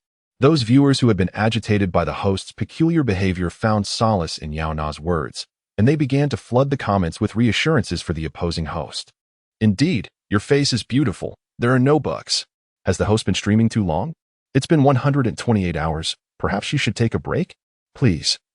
Don't act like this. It's making me uneasy. There's no one, and there are no bugs." Thanks to the viewer's comforting remarks, the cosmetic surgery host appeared to regain some composure, and the bloodied, jagged nails were removed from her face. Her lips moved in silent repetition, inaudible, but through lip reading, it seemed she was uttering, "I understand now. This is a side effect of the stabilizing agent. What I see is a hallucination. None of it is real. Neither the presence behind me nor the bugs on my face are true." She closed her eyes, bowed her head, and silently repeated her mantra several times, as if in prayer. Her trembling body gradually steadied. Yaona glanced at the PK timer. Only 40 seconds remained. A mere 40 seconds.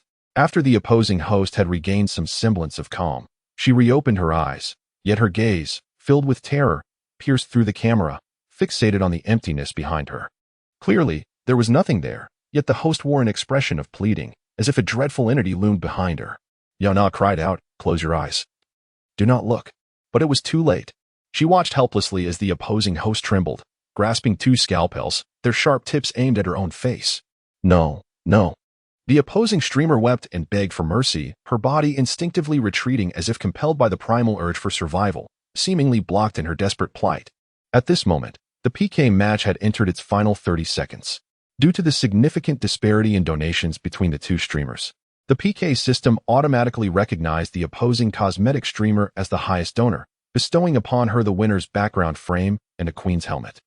The glittering metallic frame adorned the edge of the Hyperdream lens, accentuating the streamer seated at the center, radiating with a silvery sheen. A high hat, crafted from diamonds, perched atop her dark hair, enhancing her naturally pale complexion, as if she were born a princess. This should have been a moment of exuberance for the streamer and her fans, however. The grotesque state of her bloodied and mangled face cast an eerie shadow over the occasion. Suddenly, with a swift motion, the cosmetic streamer brandished a scalpel and plunged it directly into her own visage. She viciously attacked her meticulously crafted visage with her own tools, one cut after another. Her once beautiful face transformed into a grotesque, bloodied mess reminiscent of a decayed lotus. There are worms crawling inside. They are nesting in my face, she screamed, her voice a cacophony of hysteria, as she frantically prodded at the gaping wounds, as though her frantic actions might prevent the insects from intruding further. This was a shocking and unsettling spectacle for both the audience and the streamer herself. As she watched her own likeness being mutilated, a disorienting illusion gripped her, as if she were gazing into a mirror, intentionally disfiguring herself. Instinctively, she touched her own face, only to discover a scar where no traces of cosmetic surgery should exist. The moment her fingers brushed against the imperfection, an overwhelming impulse surged within her to pierce the wound and uncover its secrets. Yet, her agile mind quickly recognized the anomaly. She was a naturally beautiful girl. How could a natural beauty bear the marks of surgery, let alone a conspicuous scar traversing her entire face? Indeed, upon this realization, as she reached once more to touch the traces on her face, the phantom scar vanished into thin air. Her visage was unblemished, devoid of any signs of the insects that the opposing streamer had claimed were crawling upon her. Once more, she glanced at the PK match timer. Only 10 seconds remained. If she could endure just a little longer. But fate was unkind. The opposing streamer's fans began to stir restlessly, and the wealthy patrons who had lavish donations could not bear the sight of such repulsive antics. They hurled venomous words at the streamer. I didn't pay to witness this grotesque display. I saw no bugs whatsoever. If you're that terrified, perhaps you should just end it all. What do you hope to disgust us, who have generously donated? The cosmetic streamer's fans were already rife with hostility, after all. Those who genuinely cared for her would not be found in the realm of cosmetic transformations, paying to see her morph into a monstrosity. Their words dripped with malice. Upon reading those comments, a sense of dread washed over her. It was all too reminiscent of the events surrounding the old man's song. The malicious intent, when confronted with pollutants, could swiftly morph into a sharp blade, piercing oneself or others. As soon as those messages scrolled past, the already bloodied and disfigured cosmetic streamer, with a vacant expression, grasped the sharp scalpel and thrust it into her heart and brain, one after another, as if she were an unfeeling automaton engaged in self-mutilation. She inflicted harm upon herself without hesitation. The flow of blood was barely stifled as she pulled the blade from her body, only to reinsert it, staunching the torrent. Suddenly, she ceased her actions, her face drenched in blood. Addressing the camera, she pointed with a finger, but the voice that emerged was not her own. It was a man's voice that proclaimed, "Welcome to the murder live stream. The next victim is you." With a raised eyebrow, she regarded the unfolding horror. Chapter 28. Next is you. Moments later, the opposing streamer collapsed abruptly, vanishing from the lens of the dream camera. The countdown for the PK match dwindled to a mere second before freezing. It remained suspended for an indeterminate duration, after which the diamond winner's frame and queen's crown, once belonging to her adversary, transferred to Yaona's side. The PK match system erupted in fireworks within Yaona's live stream. Congratulations! The opposing streamer has perished. And you are the ultimate victor. Congratulations! The opposing streamer has perished, and you are the ultimate victor. The opposing streamer has perished. And you are the ultimate victor. Would the system genuinely extend such congratulations? Was this truly a matter worthy of celebration? Adorned with the queen's crown. Yaona found no joy in the moment.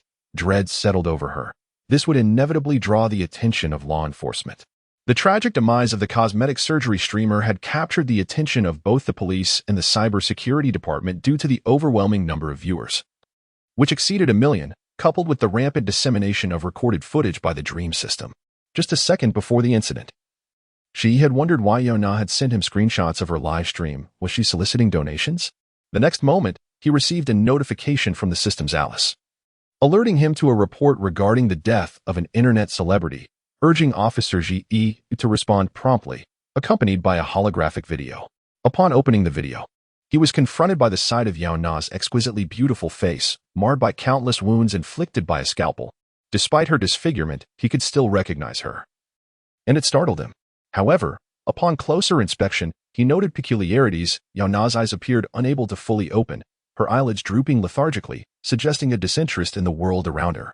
Furthermore, her face lacked the shadows and contours that typically accompany cosmetic surgery flaws. Examining the identity of the deceased, the cosmetic surgery influencer, Hiqian, who had transformed herself to resemble Yaona, had ultimately met her demise during the livestream. Ji posed a question to the homicide unit. As this case encompassed both internet and murder elements, prompting the unit to humbly invite colleagues from the cybersecurity department to a meeting. Ge, surprisingly devoid of any reluctance, accepted his role as a cybersecurity officer with a sense of duty.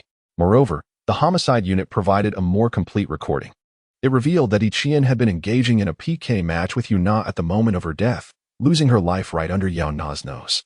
Witnessing this familiar figure, several colleagues from the homicide unit furrowed their brows and instinctively remarked, "Why her again?" This marked the fourth incident involving Yaona and the police. In these events, if she was not a suspect, she was undoubtedly an involved party, with intricate connections to the incidents. This led the officers to feel an unsettling notion that anything associated with Yaona would inevitably lead to misfortune. She was akin to a cyber detective. However, Yaona was merely a streamer in the match and should have no connection to the case. One of Ge's reclusive colleagues timidly spoke up, explaining, "You may not be familiar with PK matches. These are typically utilized by dream streamers to garner popularity. Once initiated, the system randomly connects streamers from hundreds or even thousands of kilometers away, competing for donations. The crucial point was randomness. No one could control who would be chosen as an opponent in the PK match, nor could anyone foresee being selected in advance. Yet Yaona had no hope of winning this PK match. The donations in her live stream paled in comparison to those of her opponent. With her adversary's demise, she automatically became the victor, claiming the entirety of the PK match's prize. In essence, Yaona emerged as the primary beneficiary in this case. According to conventional logic, the individual who stands to gain the most is often the perpetrator. In conclusion, Yaona was currently the only one capable of providing evidence, thus, they needed to locate her. However, given the stature of the homicide unit, they were reluctant to lower themselves to meet with a mere internet celebrity, leaving this significant task to Ge of the cybersecurity department. Ge was more than eager to comply. Upon leaving the conference room, he navigated his way to Yaona's residence with practiced ease. Upon arrival, he surprisingly refrained from kicking down the door, instead calmly pressing the doorbell. 1 second, 2 seconds. 3 seconds, no response. Unable to contain himself, Ge kicked the door open. Upon entering, he found Yaona reclining on the sofa, toying with her holographic generator. "Did you not hear the doorbell?" he inquired, astonished. "I did," she replied. "I just don't enjoy speaking. I'm not deaf." Ge felt further vexed, struggling to maintain his composure. "Then why didn't you open the door for me? You kicked it down.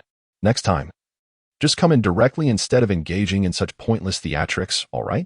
Yaona sensed the underlying meaning in his words and, in a show of courtesy, straightened her posture. Though it made little difference. "Officer, I know nothing. I didn't even initiate this PK match. I was inexplicably dragged into it and forced to witness a deranged woman who had undergone surgery to resemble me, mutilating herself to death before my eyes." Yaona feigned terror, trembling slightly as if she were desperate to use the restroom.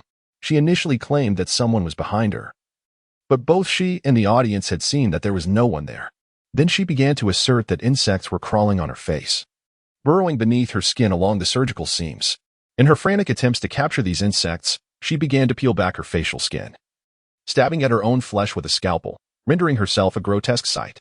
She pondered for a few seconds before responding. Could it be that she was on drugs? Experiencing hallucinations? His thoughts mirrored those of most officers, although Qian's body had yet to undergo examination. It was already an undeniable fact that she had taken her own life on camera, unless an unexpected revelation occurred. This case would likely conclude with the finding of a mentally unstable influencer. However, Yaona held a vastly different perspective. "I believe it wasn't a hallucination, rather. She was possessed." "How so?" At the end of the video, she uttered a man's voice. Ge sensed the narrative veering into the realm of the fantastical. He quickly shut off the recording device, countering, "Was it not due to the pain that she emitted a man's voice?" Listen closely to her words. Yaona replayed her recorded video, looping the final phrase, "Welcome to the murder livestream. Welcome to the murder livestream. Welcome to the murder livestream." The more one listened, the more numb they became, yet the more anxious they felt, as though the voice emanated from the depths of hell. After replaying it multiple times, Yaona finally lifted her gaze to the frowning Ge and asked, "Did you discern the issue?" Ge nodded. Her voice was too calm, inconsistent with her bloodied state, and her tone was excessively exuberant. Precisely, her tone. This was why Yaona suspected that Qian had been possessed. As for why this entity chose to torment Qian until the very end before manifesting to speak, Yaona speculated 2 reasons. First, the entity's initial power was weak, only able to attach itself to her brain once she was on the brink of death. Second, it relished the fervent atmosphere of the live stream, desiring to identify its next prey within the virtual arena. This entity was indeed a conspicuous presence, unbeknownst to the viewers. The video reached its climax, showcasing He-Chien pointing directly at the camera, proclaiming, "The next person is you." Ji, with a keen eye, discerned something amiss. Observe this gesture. Ji moved beside He-Chien, who continued to point downward towards the front, her arm slightly angled. It appeared as though she was not indicating the gathered audience, but rather precisely targeting someone beyond the lens. Could it be you? Certainly not me. Yaona had scrutinized it numerous times. Whether during the live broadcast or in the recorded footage, He-Chien's gaze never strayed towards Yaona. However, she concurred with Ji-Yi's observation, stating, "Thus, the most crucial matter now is to ascertain whom He-Chien was truly indicating. For that individual shall be the next target of the murder livestream." As Yaona's words faded, Ji-Yi sprang into action. After all, he had been working in the cyber department for a month and was well versed in utilizing the internet to unearth clues. He promptly accessed He-Chien's fan club and opened the dialogue box. In light of He-Chien's demise, the fan group was in disarray. Many had departed, leaving a significant number to spectate. Among the most circulated content was a video still of He-Chien, her face grotesquely bloodied, ferociously pointing at the camera, which had been transformed into a meme and widely disseminated. Could you refrain from sharing this? The sight sends shivers down my spine. My creative faculties are highly attuned. Believe it or not. What is there to fear? He-Chien clearly appears to have lost touch with reality, mistaking her situation for a PK match. Have you noticed? She isn't actually pointing at us, but rather at a spot just below. Could it be that right beneath her, someone was lying down, and she was indicating that individual? After all, wasn't she anxious and fearful before her death, claiming someone was in her room? Yet her words were directed at the camera. I thought it was some unfortunate soul in the live stream who was marked. Amidst the multitude of fan discussions, one comment stood out, particularly distinctive. "I cannot comprehend what you are all discussing." He-Chien was clearly pointing at the center of the screen. To be precise, it was directed at him. The male user who posted this remark was sprawled on the floor, surrounded by food packaging riddled with insects. He carelessly wiped his nose on his blanket while casually playing the video of He-Chien pointing. After a brief moment of breath, the 3D hologram of He-Chien materialized in the filthy room, her face smeared with blood, her eyes wide with fury. The male user squinted in disbelief, nearly paralyzed with fear, as He-Chien's finger pointed directly at him, her eyes, strained with pain, glaring back at him. Awestruck, he rose to his feet. A miraculous occurrence ensued. He-Chien's image mimicked the male user's movements, slowly raising her bloodied face, her finger unwaveringly fixed on him. A sense of unease began to wash over him. He kicked aside the trash and circled around to the side of the 3D projection. To his astonishment, He-Chien's hand twisted to follow, contorting in an unnatural manner to maintain its aim at him. Simultaneously, her gaze, initially fixed forward, shifted in tandem with her body, rolling back in her sockets. The extreme rotation rendered half of her eyeball obscured by her eyelid, resembling a pair of pallid, pupilless orbs. No matter where he stood, He-Chien's eyes remained locked onto him, her finger eternally directed at him. The realism of the current holographic technology was astonishing. His holographic generator remained on He-Chien's fan group chat page, where discussions filled with incomprehensible phrases cascaded rapidly. What do you mean she was pointing just below the camera? Isn't that directly at the center? Thus, the man expressed his confusion. "I cannot comprehend what you are all discussing." He-Chien was clearly pointing at the center of the screen. Yet, it was not so. The chat refreshed too swiftly, rendering his comment lost in the tide, unnoticed by all. The man, too, paid it no heed. He did not even turn off He-Chien's holographic projection, allowing her to linger in his room. He shifted his attention to other cosmetic surgery streamers. Having previously lavished gifts in He-Chien's livestream, now seeking another agreeable host. Naturally, this new streamer had to be as compliant as He-Chien. Before long, he found a target, an apparent novice, exuding a disconcerting naivety before the camera. The man promptly donated 200 EB. Attaching his request, "I wish to see you transformed into a heavy-set, greasy uncle. It would surely be a spectacle. Of course, your physique must be altered as well." The newcomer, upon noticing the donation, felt a flicker of joy, only to be struck with dread upon reading the stipulation. What manner of person would wish for her?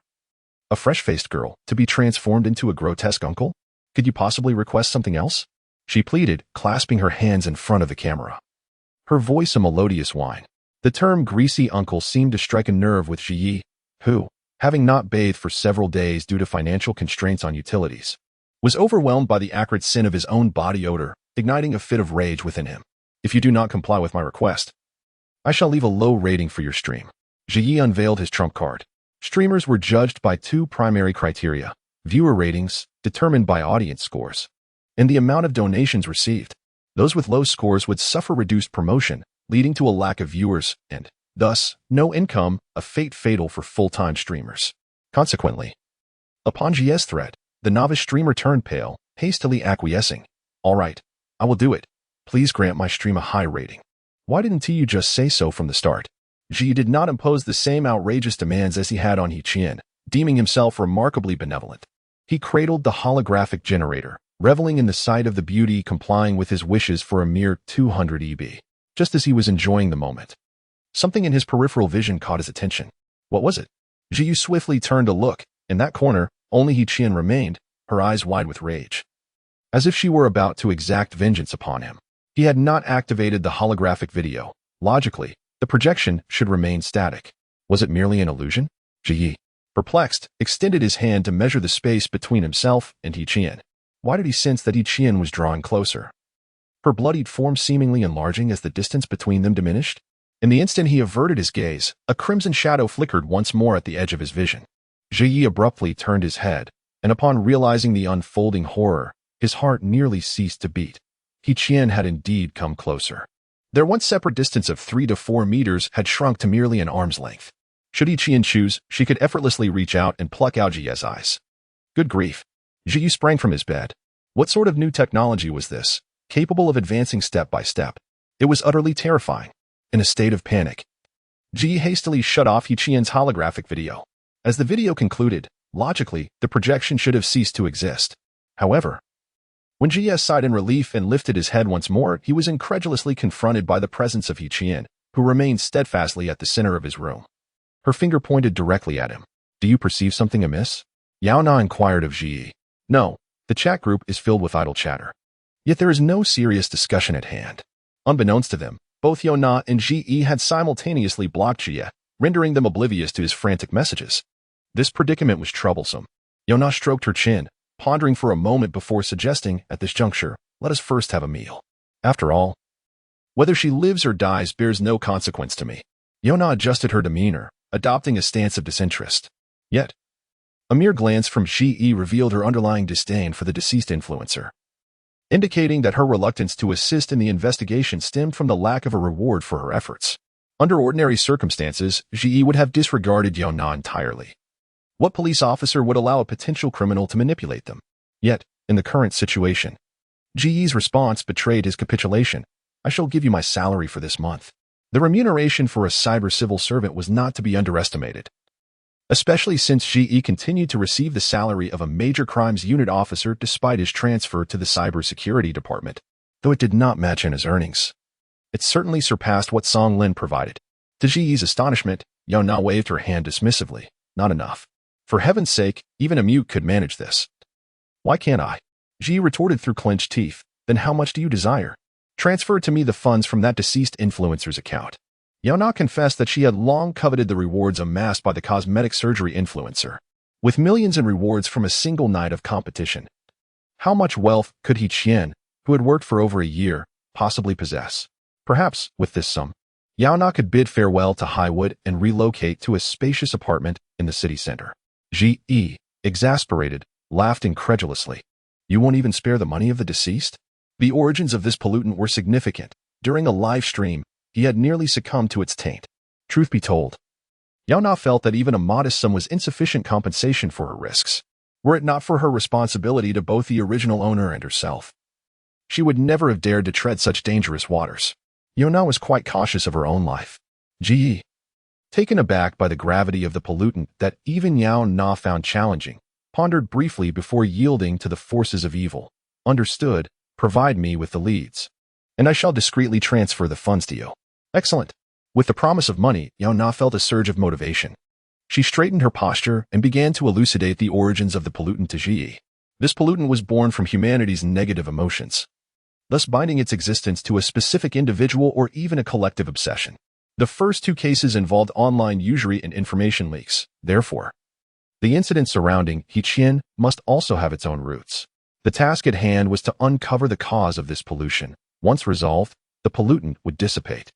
Ji feigned comprehension, yet he felt that Yaona's world was perilously treacherous. Any trace of negative emotion could spawn pollutants. It was no wonder she appeared so composed and emotionally stable. Were he to exist within Yaona's reality, he would likely perish before reaching adulthood and becoming a police officer. Upon returning to the police station, Ji's first action was to discreetly transfer funds to Yaona. As a member of the cyber technology department, he possessed ample means to erase his traces, masquerading the transaction as a withdrawal initiated by Hichien during her lifetime. However, upon accessing Hichien's account, he was left astounded. The account displayed a stark zero balance. Who on earth had preempted him and siphoned off the funds? It seemed there were individuals even greedier than Yaona.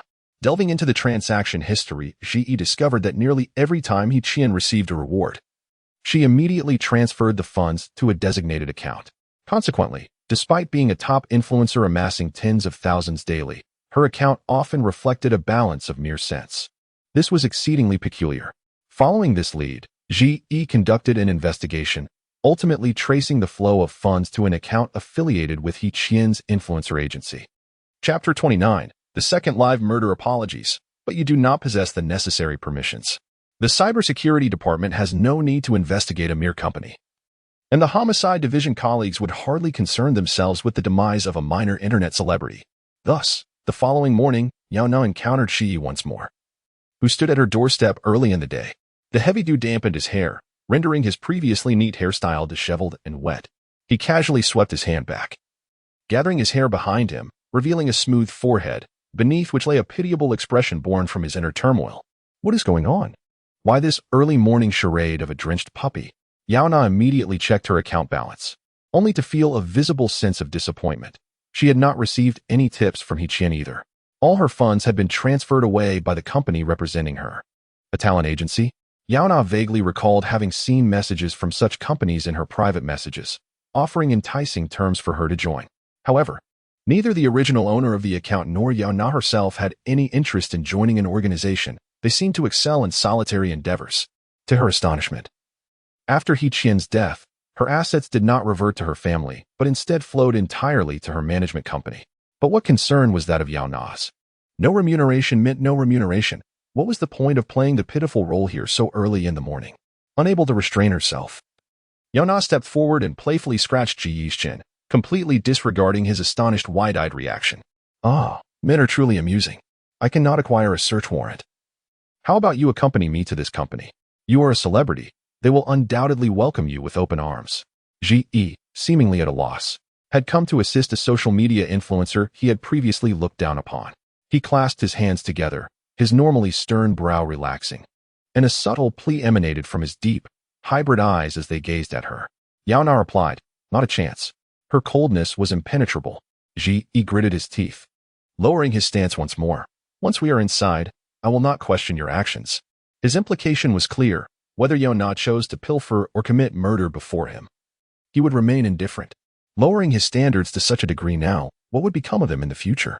Observing his demeanor, Yaona fancied she could foresee Shi, the paragon of justice, resorting to violence on her behalf. After some contemplation, Yaona realized that today held no particular significance. Upon this revelation, Ji's gloomy demeanor lifted entirely, and even his damp bangs seemed to radiate joy. How simple-minded, like a dog. The Talent Creation Company, as its name suggests, is a place dedicated to cultivating internet celebrities. The company scours the cyber realm for promising individuals to groom into profitable influencers. Hichien was a prime example. Originally an ordinary high school girl from Taiping Island, she was approached by a talent scout online who praised her photos as having star quality, claiming that with proper nurturing, she would become a renowned super influencer. Ji recounted Hichien's history, prompting Yaona to involuntarily scoff. Star quality? Then why the need for cosmetic surgery? It had been less than 24 hours since Hichien's death. The scene of the PK competition vividly etched in Yaona's mind. Back then, Hichien had complied with the demands of her benefactor, altering her very genetic makeup to become a hybrid of human and frog. That appearance was not one of stardom, but rather that of a pitiful victim deceived by an unscrupulous company. Ji shared her sentiments. which was precisely why he had come to the company where He-Chien had been affiliated. Due to the scout's fateful words, He-Chien not only dropped out of high school but also traveled a great distance to Weisenbrook, arriving in the renowned high-end red light district of Cyber, surrounded by adult hotels, Japanese nightclubs, and various establishments catering to pleasure. At last, they arrived. The pair halted before an imposing building. Looking up, they beheld a structure entirely composed of glass, divided into hundreds of small compartments, within which numerous youthful beauties broadcasted live, capturing the attention of countless passers-by. Some danced, others sang, while some, dressed provocatively, engaged in pixelated antics. Regardless of their activities or attire, they exuded a sense of being mere commodities, ready to be taken away at the right price. Disgusting. Yaona, however, scrutinized them intently, as if striving to memorize their appearances and names with utmost sincerity. At that moment, the grand doors swung open, revealing a kindly, portly gentleman clad in a sequined suit, who approached Yaona directly. Goodness, what brings such a prominent influencer to visit our company today? I am Shaolin, the manager of the talent creation company. The moment they arrived at the company's entrance, the higher-ups were already aware. A testament to the extensive network of informants within the organization. I merely came to take a look. Yaona neither lied about her intentions to join the company nor mentioned He-Chien's situation. Her simple dismissal added to the authenticity of her actions. Of course, it is crucial for an aspiring influencer to evaluate a company thoroughly, the manager replied with a smile. Seeing this, Ji contemplated a question he had been pondering for some time. Had Yaona ever been a double agent? Her acting appeared so natural, unlike him, who stood silently by, resembling a wooden statue. As expected, Ji's righteous visage and cold demeanor captured manager Shaolin's attention. The manager tentatively inquired of Yaona, and this gentleman is, with a playful glint in her eye. Yaona promptly responded, this is a newly debuted influencer, specializing in adult super dreams. Adult super dreams. Adult super dreams. Ji swore he had a fleeting impulse to draw his weapon and eliminate everyone who heard that phrase. How had he become an influencer? His expression stiffened, and he endured the agony of listening to Yaona fabricate his identity. He is a rather shy newcomer, so please be understanding. Furthermore, do not be misled by his morose appearance. Such a demeanor is precisely what appeals to wealthy women. Now it all made sense. The manager readily accepted the notion of Ji as an influencer, even reaching out to pat his shoulder, saying, work hard, and soon there will be a place for you on that grand glass wall. He gestured toward the influencer wall, resembling a display of merchandise, prompting Shi to force a stiff smile in reply. Thank you for your kind words. Yaona could hardly contain her laughter. Fortunately, the manager was unguarded with the two influencers, leading them easily into the inner workings of the talent creation company. Upon entering, they discovered that the live broadcasts visible through the glass wall represented only the tip of the iceberg. The company was divided into hundreds, if not thousands, of small rooms, each outfitted in a similar manner. One individual, one super influencer. In comparison, those broadcasting live behind the glass appeared to have it better, as they did not endure the stench of overcrowding and could bask in natural sunlight, rather than being confined within tightly packed compartments. Noticing Yaona's gaze lingering on the glass wall, the manager skillfully remarked, if Yaona is willing to join our company, I can discreetly arrange for you to have the best position. As his words fell, several underage girls passing by exhibited expressions of indignation, catching Yaona's attention. Feigning nonchalance, Yaona inquired, do all of you aspire to broadcast from the glass wall? Absolutely. Only the top 100 most popular streamers within the company are eligible to broadcast on the glass wall, a symbol of fame. The manager, perhaps feeling that this sounded too much like a mere fantasy, racked his brain and finally conjured a name, He-Chien. At the mere mention of this name, Ji immediately focused his attention. You know He-Chien, right?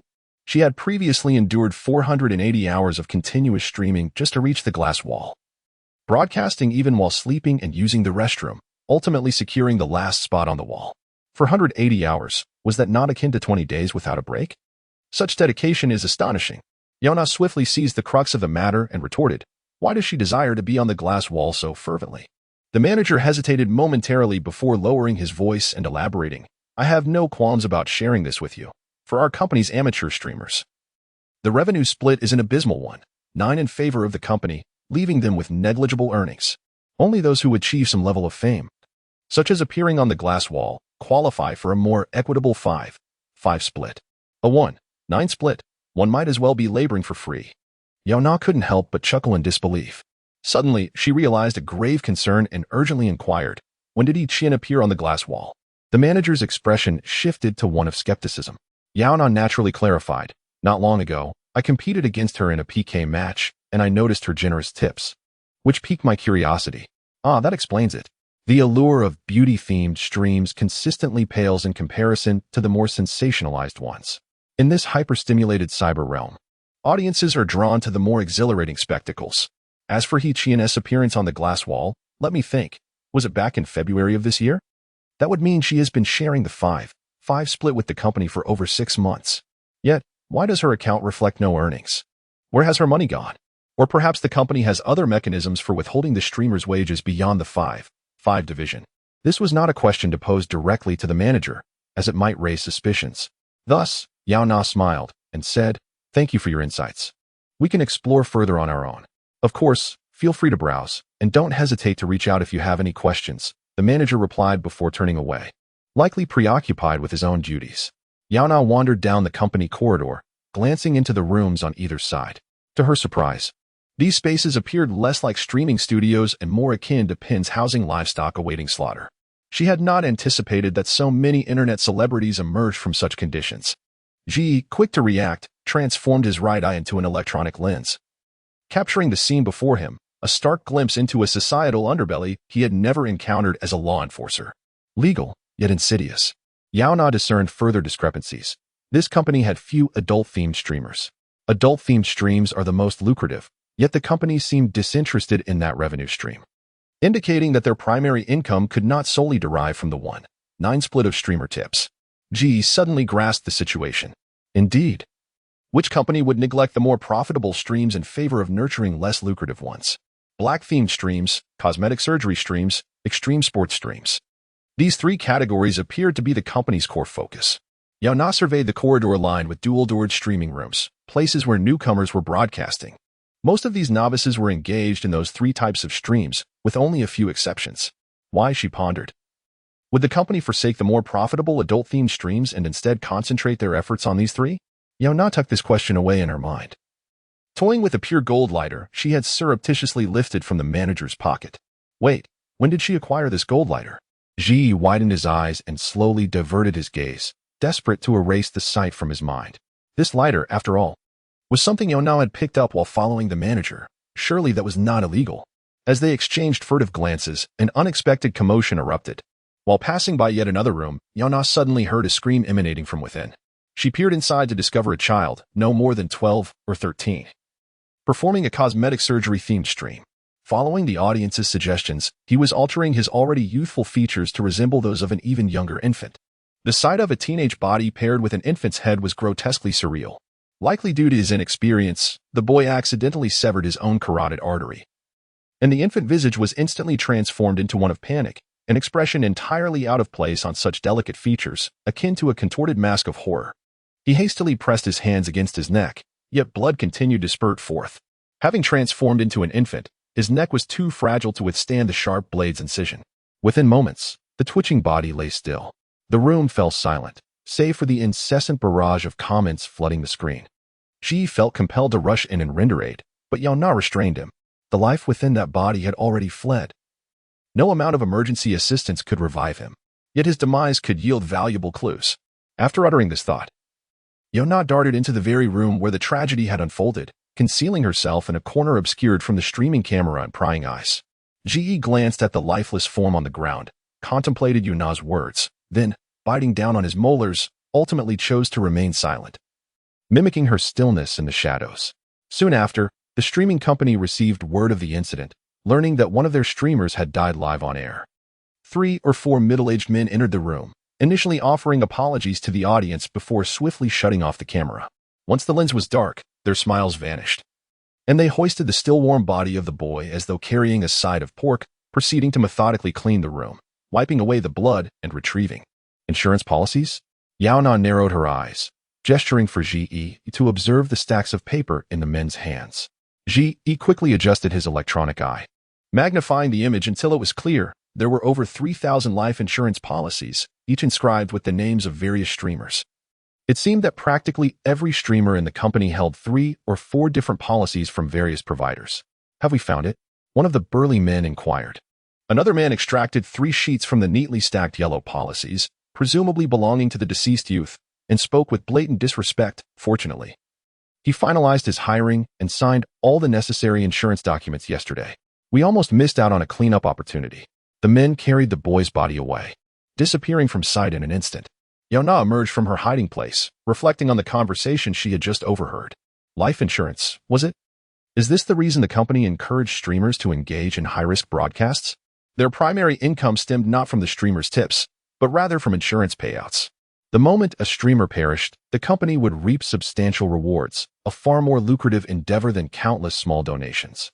Yaona settled into the control console of the deceased boy's stream, effortlessly navigating to the financial records. As anticipated, all funds had been siphoned away, leaving not a single cent behind, mirroring He Qian's circumstances posthumously.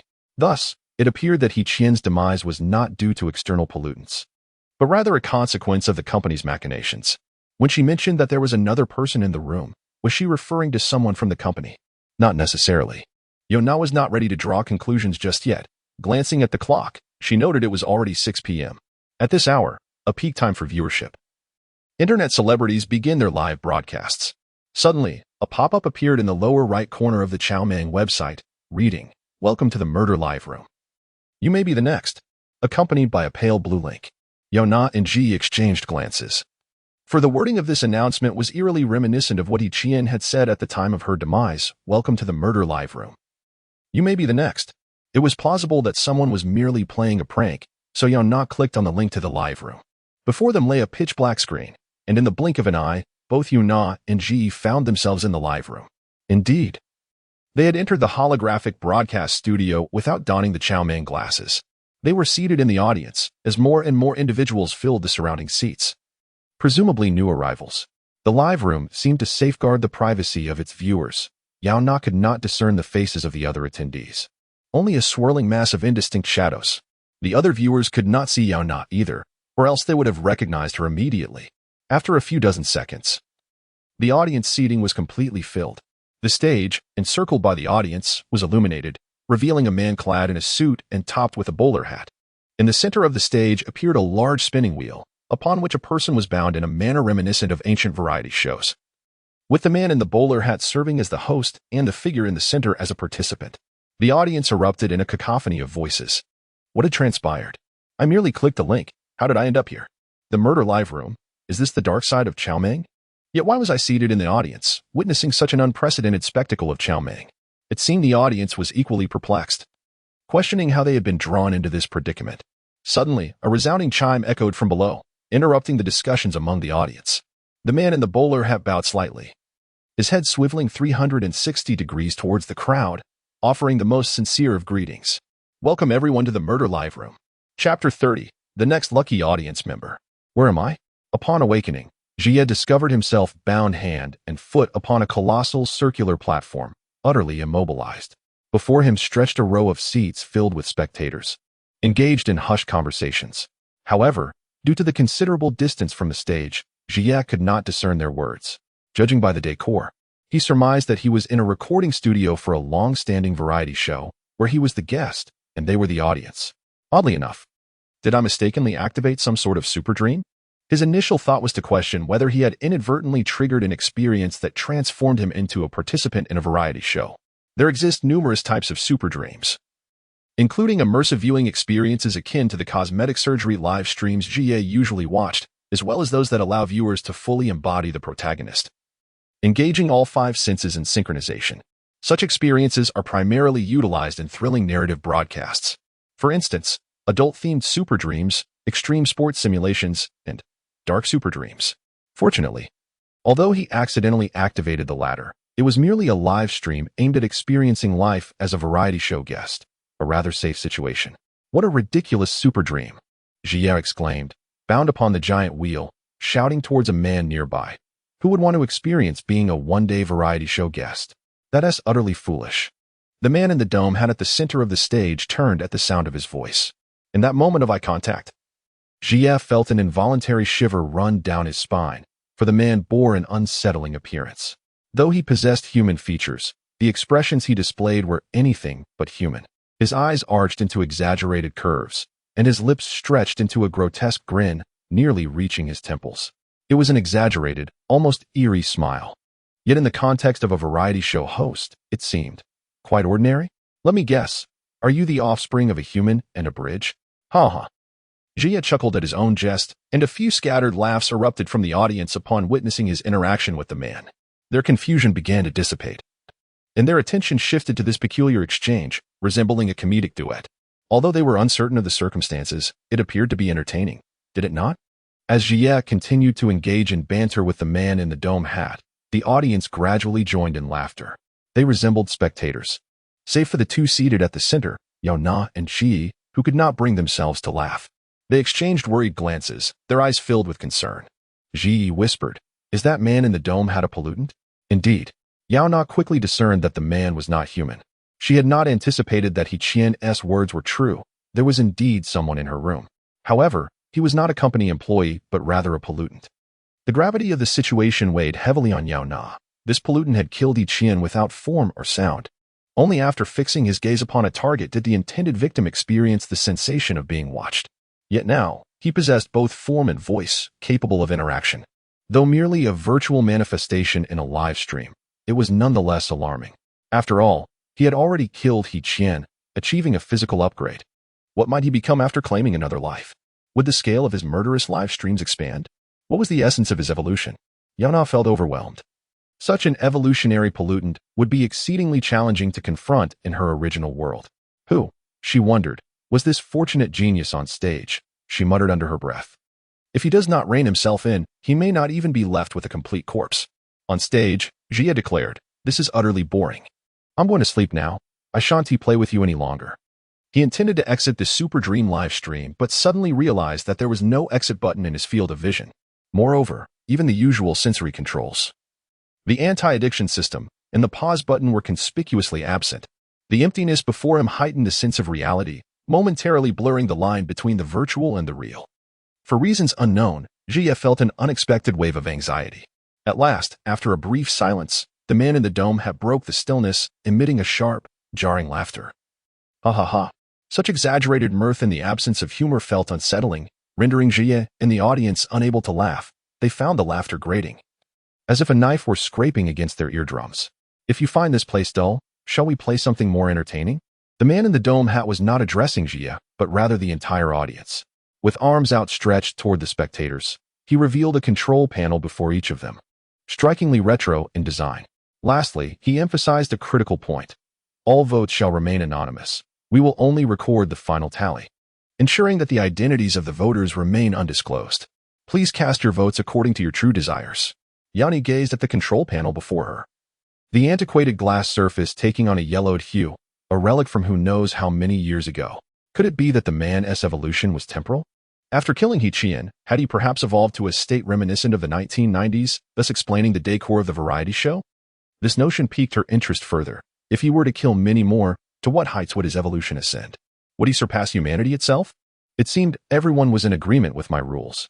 He produced from backstage a massive, colorful machine, filled with what appeared to be fan letters. Yaona, with her keen eyes, spotted a few slips bearing her name. What is this? Why is my name on there? Yaona. Huh? What kind of fan letter is this? The insults are quite vulgar. She glanced at the other audience members. Though their faces were obscured, their body language betrayed similar sentiments. Most seemed puzzled by the oddity of the letter, questioning why anyone would hurl insults at someone for having a brain full of feces. Only Jia turned pale upon hearing the contents, for he recognized it as a private message he had carelessly sent to a female streamer before sleeping. Why were his words appearing here? Before Jia could piece together the situation, the man in the dome hat had already collected the letters. He announced, "Now, let us begin the voting. Shall we replace Jia's brain with intestines?" The audience erupted in uproar. Even Jia on stage was taken aback by the man's proclamation. He had merely suggested to a less educated beauty influencer that she consider furthering her education. How could this warrant such judgment? Jia had no desire to see his brain transformed into intestines. He shouted at the man in the dome hat, "Get away. I dare you to lay a finger on me." The audience shared similar sentiments. Their apprehension mirrored in their expressions. The host's voting proposition had terrified them. and no one immediately made a choice. The man in the dome hat, undeterred, continued. Only 10 seconds remain for voting.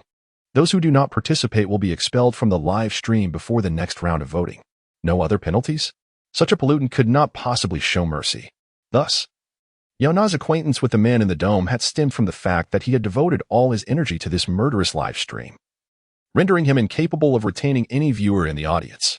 It would have been ideal if everyone could simply leave, yet, to her dismay, Yaona surveyed the crowd and found it still densely populated, a sea of dark figures.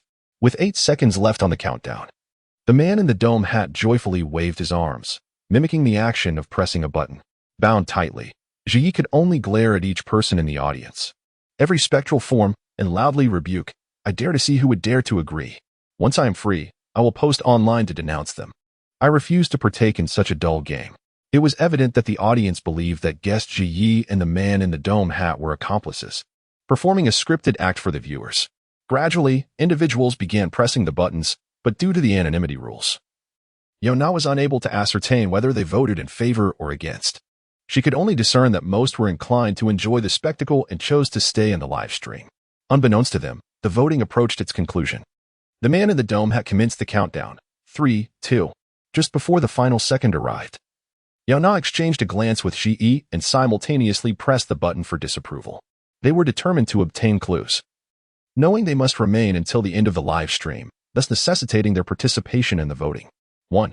The man in the dome had looked at the large screen, where the votes were being tallied, the numbers of those in favor and against rising rapidly. Yaona, Ji, and even Ji himself presumed that most would find this show absurd and would likely vote against it. However, unexpectedly, the number of those in favor surged too swiftly, surpassing those against almost instantaneously. Now, let us perform surgery and replace the guest's brain with intestines. The man in the dome had turned to Ji, who displayed a rare expression of terror, though he was not frightened enough to tremble. Ji vaguely remembered that he had set the pain sensitivity for the virtual reality to only 10, meaning that the knife stab would feel merely like a toothpick pricking his flesh. Remembering this, Ji regained some arrogance and spat at the man in the dome hat. How did I end up in this predicament? The man in the dome hat remained unfazed, smiling as he slowly crouched down, his sharp nails pressing against the skin to draw a bead of blood. Almost immediately, Ji felt a cut across his abdomen, the skin torn open. With a swift motion, the man in the dome had made another incision in the same spot, this time penetrating the fat layer. Yellow-white globs of fat were evenly distributed around the wound, revealing the bloody cavity of his body, and an agonizing pain erupted, making Ji writhe in agony. Ah, it hurts. Please stop. I don't want to play anymore. Ignoring Ji's pleas for mercy, the man in the dome had resolutely inserted his fingers into Ji's body, tearing it apart. In that moment, Ji felt like a lamb awaiting slaughter, his belly ripped open. The human body, stretching several meters long, was truly remarkable. And despite the excruciating pain, Ji did not faint. Next came the brain surgery. The man in the dome had politely informed Ji before turning the large wheel behind him, positioning his head downward to facilitate the procedure. He began by shaving Ji's head clean. At this point, Ji was already on the brink of death, motionless. The arrogance and confidence he once held had vanished, for he was genuinely being disemboweled and was about to lose his brain. He did not want to die. A suffocating rush of blood spread from his head to his toes, filling him with fear. He pleaded for mercy, realizing that without a brain, he would indeed perish. Please. It was all my fault. I don't want to die. Ji desperately begged the man in the dome hat. To his surprise, the man actually halted his actions, turned to face the audience, and declared, "The guest has called for external assistance. Please vote on whether to halt the surgery." Seizing the opportunity, Ji shouted to the audience, "Hurry, vote in favor. This live stream is real. I will truly die." In the audience, Yaona and Ji did not hesitate to vote in favor. The veins on Ji's forehead throbbed as he asked, "Is this live stream real? Will this person on stage die?" However, she noted that the man was highly concerned with the audience's opinions and would comply unconditionally with their requests, meaning Ji's fate hinged on their choice. The second round of voting lasted only 10 seconds, swift as lightning. Yet when the man in the dome had displayed the results, Ji felt his heart sink. Astonishingly, the vote was against him. Why? He had just stated that the audience's choice determined his life or death, so why had they resolutely chosen against him? Even more astonishing was the fact that while the first round of voting was 6-4, the second round reached a staggering 9-1, with the majority seemingly relishing the prospect of Ji's demise. Ji, on the verge of losing consciousness from the pain, shouted with all his might, "Damn it. You are all inhuman. Next, it will be your turn." After receiving the voting results, the man in the dome hat raised his hands once more, his sharp nails nearing Jie's head.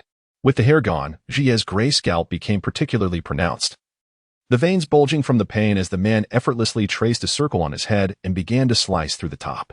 After outlining a circle around his ears, the man in the dome hat methodically peeled back Jie's scalp as though removing a hat, blood gushing forth. In the next moment, both Ji and the audience watched in horror as the man in the dome hat decapitated him, leaving Ji brainless and lifeless, motionless on the floor. After completing the suturing, Ji appeared as if nothing had transpired. Yet all eyes were drawn to the discarded brain, carelessly tossed aside like refuse. Was this truly the end? The audience listened intently, when suddenly, the man in the dome had abruptly straightened, his eyes widening as he gazed into the unknown. Pointing a finger into the distance, proclaiming, "The next person is you." Yaona raised an eyebrow. She and the man in the dome hat locked eyes across the vast audience, realizing that the next unfortunate soul was indeed her. Chapter 31, Yaona. Tea drinking aside from the individual named Yaona, none could discern the direction indicated by the man in the top hat. To the others, his outstretched finger pointed slightly downward, and his eyes, twisted into an extreme smile devoid of visible pupils, rendered it impossible to ascertain whom he was gazing at or fixating upon. As for Ji, seated beside her, he felt that the direction the man was pointing seemed to lie a bit to the left of the audience, yet also possibly to the right. In any case, it could never be directed at himself. He murmured, "It appears that his next target is currently seated in the audience, but I cannot tell who it is. I wonder which unfortunate soul has not managed to exit the live stream in time and has now been singled out by the man in the top hat." Yaona calmly replied, "Oh, that unfortunate soul is me." Ji? No way. Sister, how can you remain so composed when such a terrifying entity has taken an interest in you? He incredulously retorted, "Are you certain?" Indeed. From Ji's reaction, Yaona realized that her perspective differed from that of the others. With each blink, the figure of the man in the top hat drew closer, and now his finger was nearly touching the tip of her nose. Even if she clung to a glimmer of hope, thinking perhaps he was pointing at someone else, she could no longer convince herself otherwise. Yaona fixed her gaze upon the man's face, disturbingly pale like chalk, with entirely black, pupilless eyes. His grin was grotesque, and his features contorted to an extreme, exuding a sense of menace despite the apparent joviality. He was alarmingly close. She could even see the creases of his skin filled with the grime of deceased makeup. It was evident he had caked on the powder. In this recently deceased individual's live stream room, the scent of blood permeated their nostrils, a stark reminder of the murder that had unfolded. Yaona's acute hearing detected footsteps approaching from outside, signaling that someone was about to arrive to tidy up the crime scene. She quickly pulled Ji and took refuge in a corner where they would not be seen, slipping out just as the door swung open. A professional cleaning crew entered, armed with dry cleaning agents, swiftly erasing the bloodstains as if they had never existed. Within 2 minutes, the live stream room was immaculate. A young girl, pale and awkward, was brought in and introduced to this freshly cleaned room. The manager instructed her, "From now on, this will be your live streaming workspace. Do your best." The girl, seemingly inspired, clenched her teeth and nodded softly, turning to enter the live stream room. With a soft click, the door closed, casting a cold light from the screen through the gap. The live stream resumed within the room. The girl remained oblivious to the fact that the previous occupant had just perished beneath her, with the last vestiges of warmth still lingering on the chair. The influencer production company expressed regret over their failure to sign Yaona, but did not forcefully retain her, instead respectfully seeing her off. They stood at the company's entrance, where a glass wall displayed influencers dancing like tireless automatons. At that moment, Shi's communicator at his temple suddenly buzzed, indicating an incoming call from the police department. Upon answering, his expression turned grave. "Yes, I will be there shortly." After hanging up, he looked at Yaona. His brow furrowed, eyes filled with concern. A serious situation has arisen.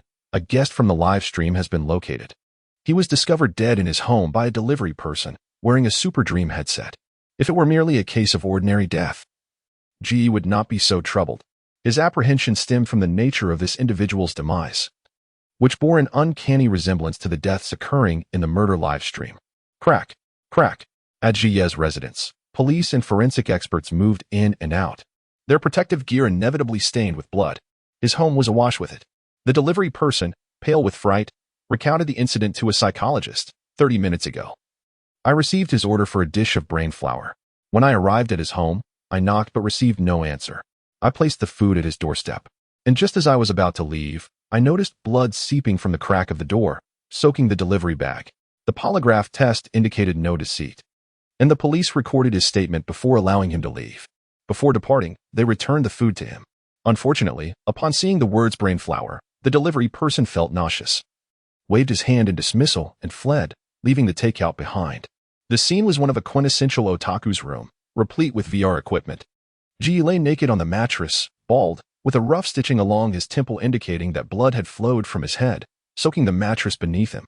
The forensic expert meticulously unpicked the stitches, revealing intestines that had been forcefully inserted into his brain, now slithering out onto the floor. Witnesses, even the most seasoned officers, could not help but turn pale at the sight, nearly retching. Who could have done this? Killing is one thing, but this is utterly repugnant. A video was projected, holographically revealing the man from the live stream, who was unmistakably the deceased lying on the bed. I suspect the cause of death is linked to this live stream. If this were mere coincidence, it would be too surreal. The homicide unit colleagues incredulously questioned, "Are you suggesting that if one is killed in a virtual realm, their physical form also suffers harm in reality? How could that be possible?" Super Dream is not real. It merely connects brainwaves to provide sensory experiences. Some, unable to tolerate Ji's assertions, retorted sarcastically, "Ji, are you attempting to join the homicide unit by fabricating this video? Virtual reality is just that, virtual. How could one possibly be killed through a network connection? I understand that the cybersecurity department is often overlooked, but the truth remains, he was murdered during the live stream." The debate continued without resolution. After a moment of contemplation, the police chief instructed Shi to retrieve the deceased's online records. The victim's real name was Shinja, with the online ID Ji, and his last browsing history indeed led to the murder live stream. Ji opened the stream page. Although the live broadcast had concluded, many viewers lingered, fervently posting comments. "That was thrilling. When's the next live stream? Strange. Why is this account suddenly following me? Did they buy followers and target me? Bro, don't even try to unfollow. I've tried, and it reappears in my follow list 10 minutes later. I wonder what this live stream is all about."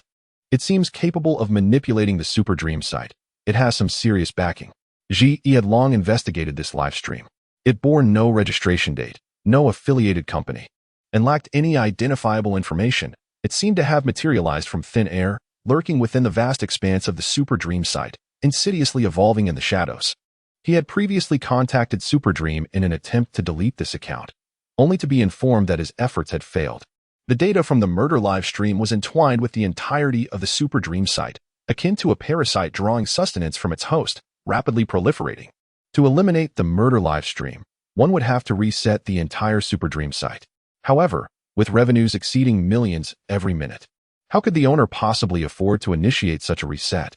Thus, the murder live stream remained prominently displayed on the homepage, drawing in both those who had previously watched and newcomers intrigued by its notoriety. Viewers recounted their experiences, embellishing the gruesome details of the torturous segments, as if they were exhilarating, while others offered suggestions on how to further torment the guests in future broadcasts. If these individuals were aware that the murder live stream was genuine, and that the guests could indeed lose their lives, one wonders if they might temper their enthusiasm. Ji observed their comments, his teeth clenched in frustration. Suddenly, the sheriff noticed a familiar name. Seizing control of the holographic projector, he magnified the name, Yaona. A search of related keywords revealed that 80 of Ji's comments over the past week pertained to Yaona, leaving merely 20 for other internet celebrities. Ji, a seasoned netizen and an unemployed recluse, had posted over 8,000 comments in just 7 days, making the 80 association with Yaona a staggering statistic. At this moment, Ji finally recalled why this ID seemed so familiar. Could it be that this was the notorious leader of Yaona's detractors? Displeased with Ji's attitude, Ji had long since blocked him online. As for Yaona, she was wholly indifferent to negative reviews and had never particularly noted who had issued them. So when she heard Ji's name during the live stream, she failed to connect it to the individual in question. Ji, having played the role of Yaona's antagonist for so long, ultimately misjudged the situation. However, the pressing issue was not their awareness of Ji's antagonism, but rather that the deceased was Yaona's foremost critic. It is worth noting that the last broadcaster to meet a cruel demise during a live stream was also a competitor of Yaona in a PK contest. Both victims shared intricate ties to her. Yet only Ji understood that this was mere coincidence, for the next selected guest for death was indeed Yaona. He could not divulge this information, as it would expose his connection to her and reveal her unique circumstances.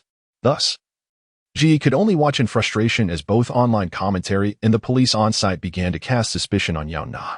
The sheriff pondered for a moment before stating, "Go, summon Yaona to come here." Chapter 32. High emotional intelligence. The police dispersed, their presence more akin to an arrest than a mere detention. Seizing the moment of distraction, Ji hastily sent a message to Yaona, urging her to devise a means of escape. At that moment, Yaona was busy organizing her clothes while perusing comments about a live-streamed murder. Rumors had erupted online, suggesting that the guests of the murder stream had perished in reality, igniting a frenzy of public discourse. What began as mere entertainment for viewers swiftly transformed into a source of dread, with many fearing their comments might have contributed to a tragedy. Others, however, seemed invigorated by the morbid curiosity of a new, exhilarating phenomenon. Is it true? Are we witnessing actual executions? I've unfollowed. This stream is terrifying. What if I become the next victim? Why fear? There are 2 billion followers of this stream. The odds of being chosen are minuscule. Besides, they'll likely select someone like Yiqian, who has a substantial fan base, or someone as reckless as Ji. Ordinary individuals like us are safe. If it's real murder, I'd love to see a hanging next time. I'm curious about the real-life version. Is someone upstairs a pervert? It's not my fault. The murderer streamed it for all to see. In this highly sensationalized cyber world, where dark sunglasses and dreams abound, individuals had already savored the thrill of killing and being killed, exhibiting no aversion to the existence of murder streams. Each harbored a sense of invincibility, convinced that misfortune would not befall them. Yaona noted that whenever viewers offered suggestions to the murder stream, their comments would momentarily distort, indicating that the stream was actively monitoring its name online to absorb public opinion. What an industrious internet celebrity, she mused. Suddenly, amidst the frivolous banter, a heavy comment surfaced, laden with anxiety. Does anyone know who the next victim of the murder stream will be? This comment soared to the top of the discussion forum. I didn't expect Dr. Tan to be interested in the murder stream. Is it related to your research topic? It's the first time I've seen Dr. Tan engage in entertainment news. It feels like a breach of dimensional walls. Looks like a whole crowd is here to witness the murder stream. After the last live show, the man in the dome hat pointed at the audience, as if singling someone out. Only the chosen one would know who was picked, right? Anyone who has been pointed at, please step forward. The person being singled out. Yaona stroked her chin, her fingers hovering above the input box. And she finally decided to speak up online after such a long time. No sooner had she typed than her door was violently kicked open, and dozens of police officers stormed into her room, brandishing stun guns. They regarded Yaona as the mastermind behind the murder stream, treating her with utmost suspicion. The chief stepped forward, presenting an electronic document from the Alice system. Yaona, this is your arrest warrant. Please come with us. Of course. Yaona cast a sidelong glance at the small room where Yaona was concealed. The clever little thing remained silent, not uttering a plea for help. Yaona, who was just a wall away from the chaos, had also heard the commotion. This was an opportune moment for self-preservation. Yet, she quickly realized that even if she sought police assistance, it would merely transfer her from home to prison, as she had far more incriminating matters to hide than mere fraud. Rather than face imprisonment and be sent to the adjudication office, Yaona preferred to remain with Yaona, where at least she still had internet access. Thus, she chose to stay quiet, ensuring the officers remained oblivious to her presence. Fortunately, their focus was solely on Yaona, and they never suspected another person was concealed within the cramped space. As the chief approached Yaona, expecting to see panic etched on her face, he was instead met with her calm nod. She retrieved a small bag she had prepared in advance, donned a wide-brimmed hat, and said, "I'm ready, let us go." The chief was taken aback. "Wait, isn't this an arrest? This doesn't seem right.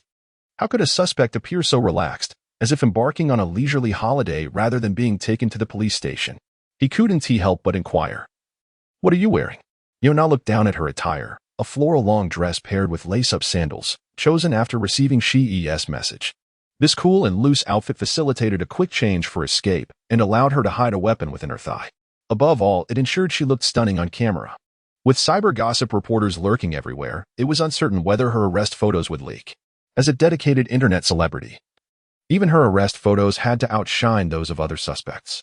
Raising her innocent, crystalline eyes, she innocently asked, "Is there a rule against dressing like this?" Certainly. There was no such rule. Suspects could wear whatever they pleased, and the police had no grounds to demand a change of clothes. Given Yaona's cooperation, the chief merely waved his hand, instructing them to take her away. Curiosity piqued, the chief activated a holographic projector, revealing a comment Yaona had posted 2 minutes earlier. The person he pointed at is me. I have already requested police protection. The chief was taken aback. How audacious. It was rare for the older chief to find amusement in his frustration. Who would dare equate an arrest with police protection? Now, even if photos of Yaona being escorted into the police car were to leak, her fans would only perceive her as being safeguarded by the police, never suspecting she was under arrest. No wonder she had been so compliant, even escaping the need for handcuffs, as she casually followed them out. Though bemused, the chief keenly noted a crucial piece of information. The murder stream had indicated Yaona. How could a puppet master orchestrate their own demise? Doubt crept in. Was Yaona not a suspect, but rather the next victim? Screenshots had been relayed through the Alice system, ultimately reaching the government, landing in the hands of the adjudication office. In this high-tech cyber office, a young man with chiseled features sat poring over documents. Despite the throng of people standing before him, an unspoken agreement led them to lower their voices, rendering the office eerily silent. Save for the impatient tapping of his fingers against the table, betraying his underlying agitation. "What is it?" he finally inquired a few minutes later, addressing the visitors. "This is the arrest recording from the city center police station. They suspect internet celebrity Yaona is linked to the recently popular murder stream. Hence they applied for an arrest warrant this morning and brought her to the station this afternoon." His hand paused mid-tap at the mention of Yaona. The visitors assumed he was unaware of who she was, but he was none other than Rambo. And who is Rambo? A rising star in the political arena, closely connected to numerous affluent families. If all goes as anticipated, he will emerge as the pivotal force managing the entirety of the cyber world, with every decision affecting the populace executed through his hands. However, Rambo did not afford the other party an opportunity for explanation. He lifted his gaze, his light-colored eyes unwaveringly fixed on the other individual, and languidly remarked, "Have even the trivial matters of internet celebrities become worthy of submission? What on earth is the police force doing? If they cannot manage such minor affairs, I would not hesitate to propose a reduction in next year's police budget." With such a declaration from Rambo, who would dare to confront him? One by one, the staff relinquished their documents and retreated from the cold confines of the office. In the blink of an eye, the office was left desolate, with only Rambo remaining, the silence so profound that even the sound of departing footsteps had vanished. Once everyone had left, Rambo lowered his head to sign 2 characters, suddenly recalling something. He activated his private communicator and subsequently opened his contact list. The contact list contained numerous names, including the chief officer of the sewage group, the heiress of the electric group, and classmates, most noted with their family names and backgrounds. Save for one name. This particular entry bore neither lineage nor identity, only an avatar. It was a ghost account hidden within his contacts. He had previously forgotten who it belonged to, leaving it unattended until he heard the name Yaona, which triggered a memory. This individual seemed to be an internet celebrity he had added during a sleepless night in the Super Dream livestream, ostensibly to inquire about the conditions of the cyber orphanage, for which he had even bestowed a reward of 10,000 yuan, only to forget afterwards. Rambo clicked on the ID's avatar, gazing at the girl with a disdainful expression. This was the avatar Yaona had personally altered after her arrival in this realm. Upon seeing it, he felt a twinge of discomfort and furrowed his brow. In the next moment, without a second thought, he deleted her. Although he was unaware of Yaona's transgressions, she was merely an internet celebrity, someone he would never engage with again in his lifetime. He had far more pressing matters to attend to, and such insignificant figures were of no consequence. After expunging Yaona from his contacts, he immersed himself back into work, and the office returned to its tranquil solitude. Fortunately, Rambo did not search for Yaona's name. Otherwise, he would discover that this seemingly inconsequential internet celebrity had, in fact, surged to fame online, her name ubiquitous across the internet, a topic of discussion among all. This was during the peak of the murderous livestream frenzy, with Yaona being the first to present herself as a prospective victim, ironically a controversial internet figure. Public attention was drawn away by Yaona's comments, leading to unprecedented divisions. Why is Yaona so eager to capitalize on the hype, even associating herself with such morbid trends? It's rather distasteful. Who would seek such notoriety? Perhaps Yaona is genuinely implicated. But my boyfriend also claimed he was implicated. And we lived in fear for a long time. Who was telling the truth? Oh, another prospective victim has emerged. Surely someone is lying. Some believed Yaona was merely riding the coattails of sensationalism, while others expressed concern for her safety, and some, feeling left out, took pleasure in suggesting methods of execution for her in the murderous livestream, seemingly eager for the chaos to escalate. In any case, the fervor surrounding the murderous livestream intensified, and Yaona's follower count soared as well. With the public eager for updates, both her fanbase and that of the murderous livestream grew concurrently, presenting an impression that Yaona was indeed fabricating stories for attention. Even the police photographs of Yaona being escorted into a police vehicle failed to incite any uproar. After all, Yaona had previously stated she had applied for police protection, and when she was apprehended, she appeared as if she were on a vacation to an island. Thus, anyone would assume she was under police protection, entirely oblivious to her status as a suspect in the murderous livestream. Numerous and scrupulous internet celebrities, witnessing Yaona garnering attention, hastily emerged, claiming the murderous livestream referred to them. In a moment, the online scene devolved into chaos, with conflicting narratives, as everyone forgot that the individual who initially raised the issue was merely a professor dedicated to teaching Super Dream. Dr. Tan was a host of Super Dream. Not a genuine academic professor, he simply imparted wisdom on navigating life through Super Dream, and his deliberate speech, imbued with a semblance of philosophical insight, earned him the moniker of Dr. Tan among his fans. Presently, he sat before a desk cluttered with books, perusing the web while continuously dabbing his forehead with a handkerchief. Indeed, it must be so. One must understand the dread that engulfed Dr. Tan when he observed the murderous livestream, fearing he might be the next selected victim, just as he feared ending up like Ji, who was gruesomely slain while awake. Dr. Tan could not comprehend why he, having lived diligently, was unlike those previously slain. Moreover, being a man well into his 50s, what would be the point of killing him on a livestream? If he were orchestrating the murders, he would target a beauty like Yaona, capturing the agony of a lovely visage for the audience's delight. Aside from a misidentification, or perhaps he had simply misread the situation, there was no other rational explanation. However, he failed to notice that the instant he turned away, the web page distorted for a fleeting moment, twisting the text into a smiley face, as if the man in the top had materialized in the room, silently smiling behind Dr. Tan. Regrettably, this eerie smile vanished in an instant, unnoticed by anyone. Chapter 33. Cyber, how absurd it is. Yaona was taken by the police into a small dark room and confined within. The room was filled with a group of girls, whose inherent rationality prevented them from resorting to violence in such a setting. Yaona sighed, regretting that the firearm strapped to her thigh was now inaccessible and uncomfortable. She settled into a corner that was devoid of others, patiently awaiting the arrival of the murder livestream, which was presumably scheduled for around 11 p.m. The reason Yaona did not resist being taken away by the police was that she wished to conduct an experiment. If she were not alone and distanced from the internet, would the murder livestream still be able to ensnare her? The answer, as it turned out, was affirmative. As Yaona sat in her corner, a faint rustling sound suddenly reached her ears, akin to a multitude of spiders scuttling in the darkness. Following the source of the sound, she caught sight of a man in a top hat, who had appeared among the girls in the blink of an eye. He towered over the other girls by more than 30 centimeters, nearly touching the ceiling of the interrogation room. He faced Yaona, revealing a sharp smile, his crescent-shaped eyes turning as pointed as the eaves of a house, his mouth also tapering into a sinister shape, transforming his already unsettling expression into one of overt aggression. Resembling a humanoid bird of prey, Yaona's focus intensified. Her previously indifferent demeanor morphed into one of calm seriousness, for she was uncertain whether only she could see this man in the top hat, or if all could perceive him. If it were the latter, it would pose a significant dilemma, as it would indicate that after the second live stream, he had acquired a tangible existence straddling the line between the spiritual and the corporeal. Finally, her unwavering gaze attracted the attention of others. A freckled girl, mistakenly believing she was being scrutinized, furrowed her brow in annoyance and retorted, "What are you staring at?" Following Yaona's line of sight, she turned to the side, only to unexpectedly collide with a frail figure. The girl was visibly taken aback. When had this person taken a seat beside her? Moreover, when had the detention center acquired such an individual?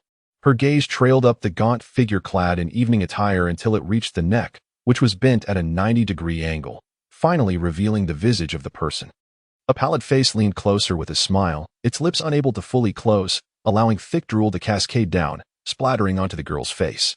Reflexively, she reached up to wipe it away, only to discover, to her horror, that the substance was crimson like blood. Clearly the result of the man in the top hat's gnawing. Ah! The freckled girl instinctively screamed. In the next moment, the man's wide yet ghastly hands seized her throat, constricting with relentless force. Yaona could see the girl's face drain of color, while her forehead flushed red from oxygen deprivation. Damn it, his evolution is alarmingly swift. The surrounding girls were petrified, scattering in all directions. Only Yaona dashed forward and slapped the girl across the face. Wake up! Quickly, wake up! To her astonishment, the girl had been desperately clawing at her own throat, nearly strangling herself. The girl pointed towards the spot where the man had been, but upon closer inspection, there was no sign of the man in the top hat, as if everything had been a figment of her half-conscious state. Growing anxious, the girl exclaimed, "How could this be? He was just standing here." "I understand," Yaona reassured her. Since the onset of the incident, her brow had remained furrowed. The evolution of the murder live stream was progressing far more rapidly than she had anticipated. What's all this commotion? A uniformed officer approached, striking the iron bars with an electrified baton to regain the group's attention, before pointing directly at Yaona. "You come out, causing a disturbance since you entered. I will have you separated." The officer's finger was directed at Yaona. After all, prior to her arrival, the female suspect detention room had been tranquil, and it was only after her entry that an attempted suicide incident had occurred. Thus, it was only reasonable to suspect Yaona and escort her away. With a shrug of her shoulders, Yaona offered no resistance as she followed the officer out. Remaining in a crowded place might invite the man in the top hat to target other innocent individuals. Yaona was no saint, but she could not bear to watch the innocent perish. It was better to isolate herself. Following the officer, they navigated through a series of turns until they reached a large iron door. "Step inside," the officer urged. Yaona's gaze lingered on the door, which appeared decidedly uncyber. Rusted with water stains, the red paint on the handle nearly worn away, resembling an antique that had stood for decades. In the blink of an eye, the officer's expression mirrored that of the man in the top hat. "It's time for entertainment, Yaona." The officer, or rather, the man in the top hat, gripped her shoulders firmly, propelling her towards the door.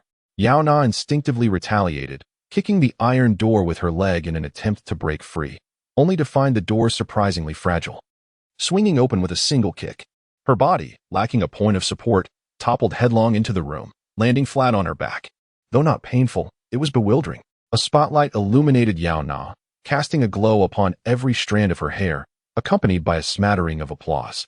Struggling against the brightness, she opened her eyes to find herself in a somewhat vintage talk show theater, the audience area completely empty, the sparse applause emanating from the stage.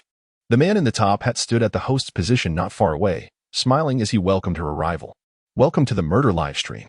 He spread his arms wide in a welcoming gesture. The same opening lines, the same host. Everything indicated that Yaona had indeed entered the murder live stream as a guest. She quickly glanced at the time, 11 p.m., neither early nor late. It seemed that being among a crowd and distancing herself from the internet had proven futile. The man in the top hat had evolved beyond the confines of the network, stepping directly into the realm of reality.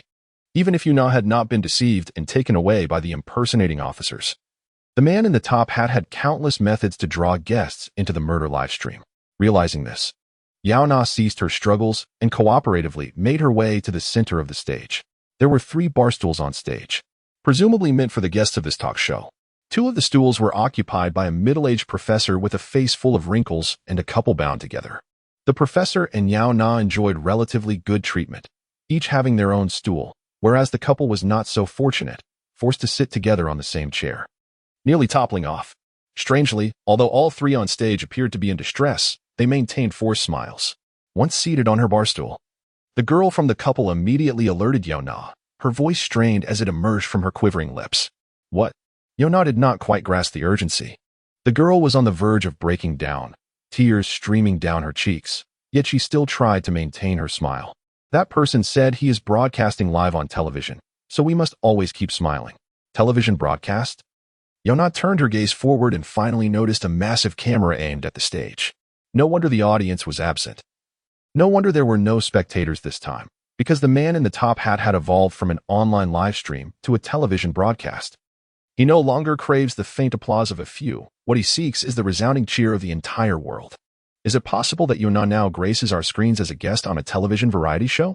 It is now 11 o'clock at night, precisely when office workers return home. Students complete their homework, and families tidy up after dinner, preparing for a moment of respite.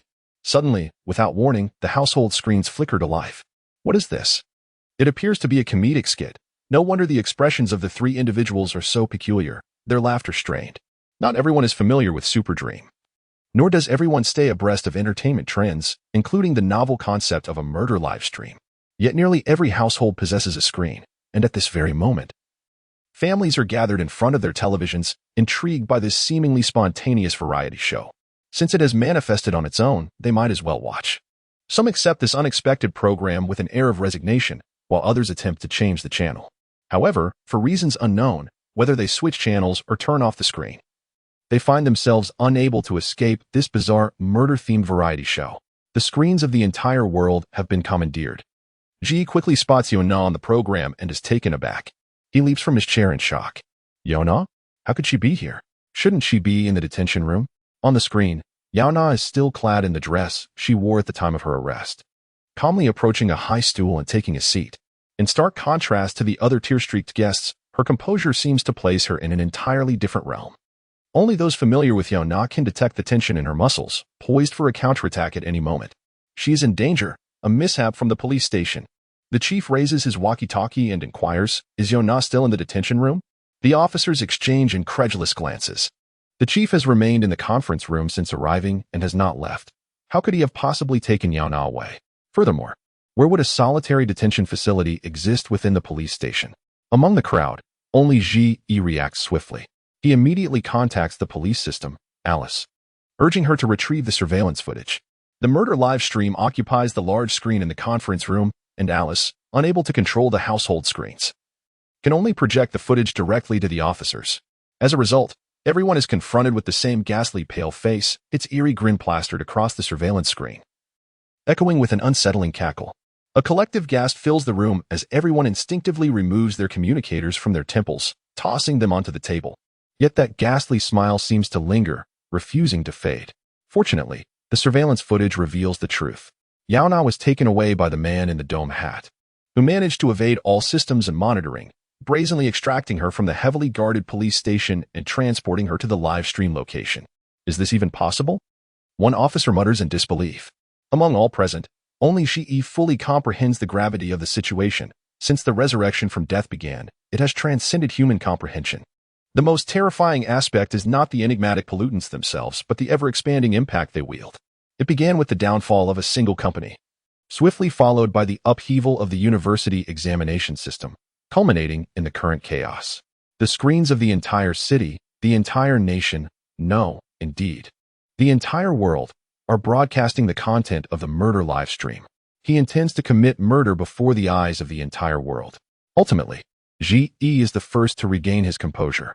I will have my colleagues in cybersecurity attempt to sever the signal of the murder live stream, mitigating the extent of the pollutant's influence. Do you know of any such retro variety show filming locations in cyberspace? The officers exchange glances.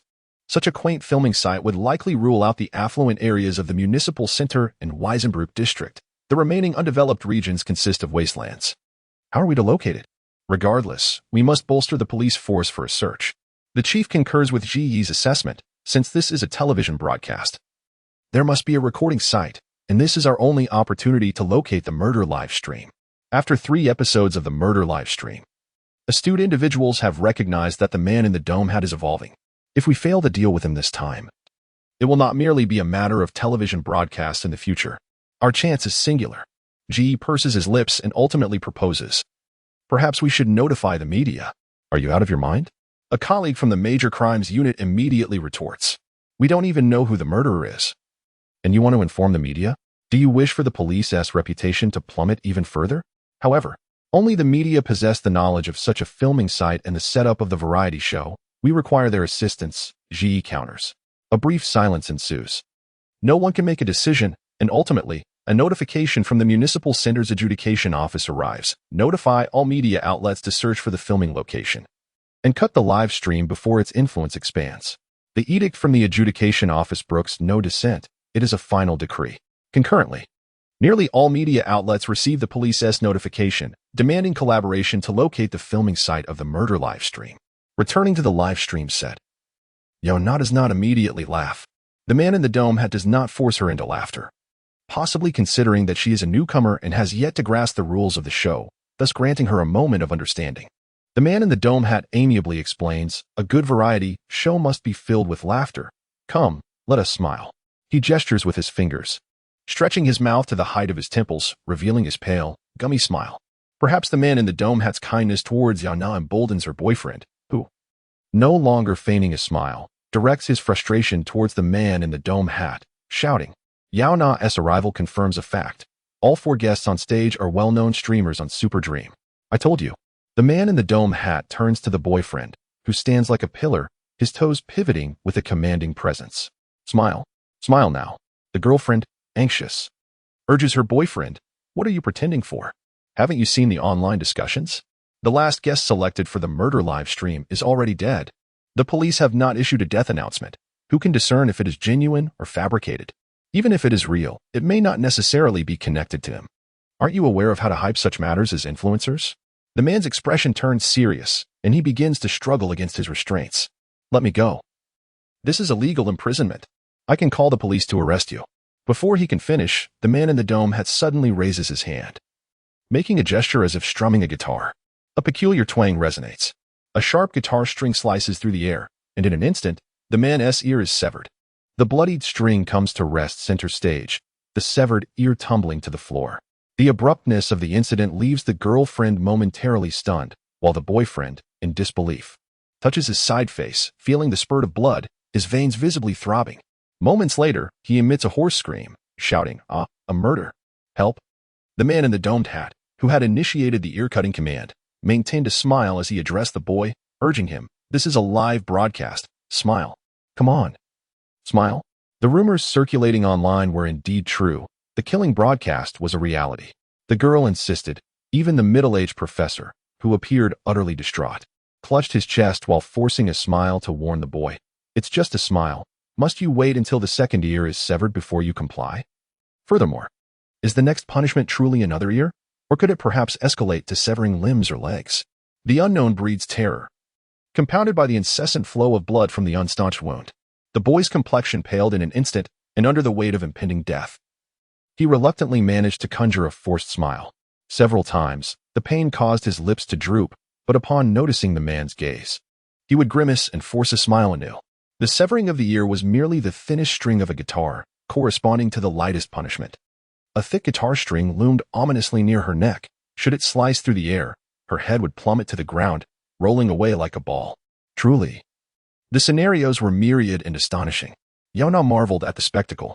After dealing with the disobedient couple, the man in the dome had turned his attention to Yaona, seemingly perplexed by her lack of laughter. You are already aware of the rules of this variety show. Why do you not smile? A good show must be filled with laughter. Yet, Yaona remained stoic. The middle-aged professor seated beside her felt the oppressive weight of the man's scrutiny, offering a fearful smile while fervently praying for divine intervention to rescue him. Perhaps his prayers bore fruit, for the door to the recording venue was suddenly pushed open from the outside. A sliver of artificial moonlight, emblematic of hope and freedom, poured in, bringing with it a refreshing breeze. A throng of media personnel, equipped with cameras, had arrived at the scene, along with provisions. Upon seeing their arrival, the professor's smile became genuinely heartfelt. Wonderful. The media has finally found us. We are saved. He began to express his gratitude to God, but his words were abruptly cut short as he watched in disbelief. The media rushed into the murder broadcast scene, stopping at the stage. They took their seats in the audience, not to rescue the guests, but to report on the unfolding horror. Under the gaze of guests caught between tears and laughter, the reporters set up their live broadcasting equipment, and a journalist stood before the camera, commencing coverage of the murder broadcast. Others pointed their cameras at the solitary severed ear on the ground and the man's blood-soaked wounds. No one sought to save the victims. The media's sole intention was to capture the sensational story, drawing more viewers to their networks. Despite their numbers, they could have easily subdued the man in the domed hat, but chose instead to remain passive observers. In an instant, hundreds of cameras were trained upon them. Yaona witnessed this scene unfold. Suddenly, she chuckled. Cybernetic absurdity, what a ludicrous world indeed. Chapter 34. Why has everyone perished? Why haven't they rescued anyone? Professor Ten exclaimed, his expression a comical blend of laughter and tears. Perhaps it was the media's bizarre reaction that nearly made him forget to smile. Just in time, before the man in the top hat glanced over. He managed to stretch his lips into a smile, though it felt strained. Discovering the location of the murder live stream was a sensational topic. Which media outlet would willingly forsake such tremendous traffic to save us? Yaona laughed so hard that her stomach ached. She pressed her palm against her abdomen, attempting to calm herself. If she continued to laugh, she would surely be regarded as peculiar. Slowly, Yaona raised her right hand, pointing at the multitude of cameras, locking eyes with the countless viewers watching the live stream. At that moment, the external audience also realized they could finally switch channels. Yet inexplicably, no matter which channel they turned to, they encountered the same gruesome murder live stream.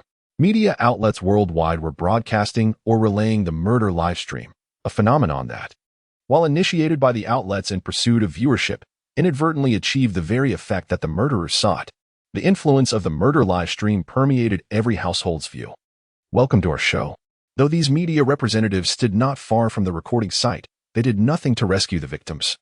Instead, directing their cameras at the innocent souls, they displayed no fear of the dangers posed by the murder live stream, fully embodying the spirit of entertainment to the extreme. Was this truly the purpose of the murder live stream? Entertainment to the point of despair, with likes reigning supreme. Outside the screens, the onlookers received Yaona's underlying message. His brows furrowed, pondering. Is this pollution merely entertainment? Is it really that simple? The sound of Yaona's genuine laughter filled the air, contrasting sharply with the forced smiles of the three individuals beside her. The man in the top hat could not comprehend Yaona's sarcasm.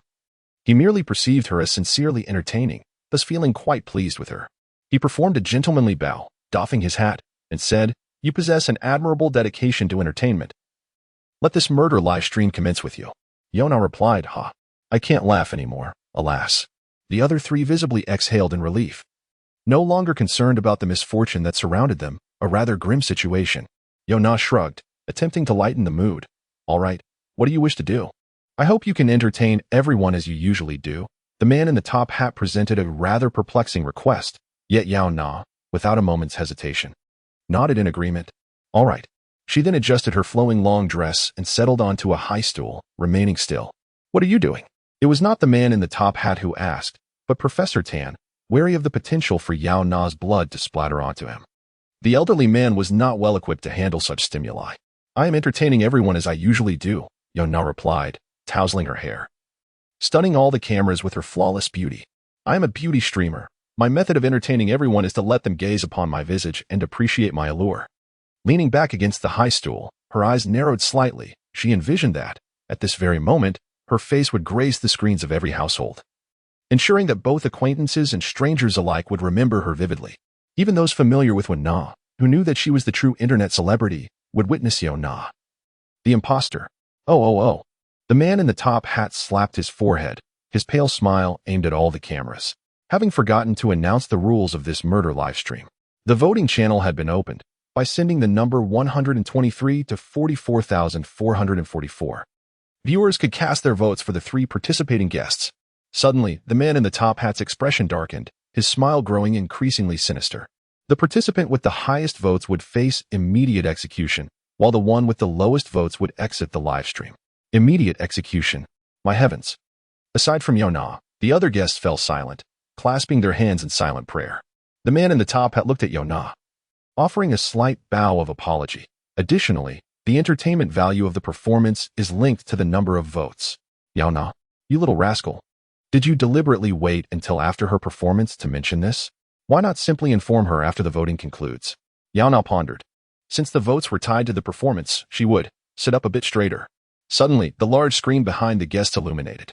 Thousands of projection lights activated, casting scorching white light upon their skin, instantly causing a sheen of perspiration to form. The four turned simultaneously, their tear-streaked and smiling faces lifted high, only to see a beam of light ascending, topped with the enormous label, number 1, Yaona. This indicated the votes cast against Yaona, wishing for her departure from the live stream, as the murder live stream had only just begun, resulting in a scant number of votes. Yaona surmised these were likely votes from the trolls of the live stream, estimating around 2,000 votes per minute, surprisingly few. After all, It was well known that the membership of Yaona's anti-fan club surpassed that of a legitimate United Nations resident. Though the vote count was low, there was no need to celebrate too soon. The anti-fan club had yet to unleash its full potential. Yaona consistently accepted reality a step ahead. The vote count was still being tallied, and the beauty performance was dreadfully dull. The man in the top hat, unwilling to squander such precious entertainment time, directed the spotlight to the right, the beam wobbling precariously as it settled on Professor Tan. The intense light reflected off his spectacles, illuminating his bald head. Every wrinkle on his face starkly visible. The man in the top hat was certain that, at the very least, this was not a boring beauty streamer. Please commence your performance, he gently urged. I am Professor Tan, imparting knowledge in the Super Dream livestream, teaching everyone how to cope with life's difficulties and pressures. Thinking that his self-introduction sufficed, Professor Tan was taken aback when the man in the top hat remained silent. Oh, you also wish for me to entertain everyone, correct? Professor Tan trembled, clearing his throat and smiling. When faced with pressure, one must first take a deep breath, attempting to calm oneself, and then. Before Professor Tan could finish, the man in the top hat suddenly appeared intrigued. I know what that is, success studies. Is that correct? He snapped his fingers. Instantly, the high stool beneath the elderly professor collapsed, leaving only a single stick standing where it once was. Simultaneously, rows of spikes erupted from the ground, resembling hungry sharks awaiting their prey to fall into the trap. Ah. The couple beside them were startled, letting out screams and instinctively recoiling. Fortunately, as Professor Tan had been seated on the high stool, he habitually supported himself with both hands, thus managing to grasp the remaining stick, barely avoiding a fall to the ground. This led to the elderly gentleman, who had previously appeared somewhat gentlemanly and refined, now resembling a comical monkey in his struggle. The man in the top hat approached, and as he drew nearer, the cameras of the murder livestream zoomed in on the professor's terrified expression. Why do you wear that expression? Did you not say that when under pressure one must first take a deep breath to calm oneself? What a challenging and heart-wrenching ordeal of torment. As Professor Tan's body slid downward, sharp blades pierced into his thigh, separating his fat from his muscle. The emerging blades, still stained with blood and fresh yellow fat particles, were so brutally gruesome that they instilled a sense of dread in those who dared to gaze upon them. While the victims themselves could hardly bear to confront their wounds, the media relentlessly focused their lenses on the injuries. The sharp protrusions emerging from the upper thigh transformed the otherwise unremarkable Professor Tan into a figure marked by jagged skin. In an instant, close-up images of the wounds dominated the screens across the entire cyber city. Viewers, even from a distance, felt a pang of pain, instinctively leaning back and gasping in agony. Some audience members and netizens recognized Professor Tan. He had gained a loyal following online, teaching success strategies due to his extensive knowledge and admirable character, captivating a plethora of intellectual admirers who tuned in daily to his genteel lectures for both nourishment and slumber. Unlike Yaona, Professor Tan enjoyed an impeccable reputation. Thus, when he was subjected to this live-stream brutality, viewers erupted in outrage. What madness is this? Why torment an elderly man over 50?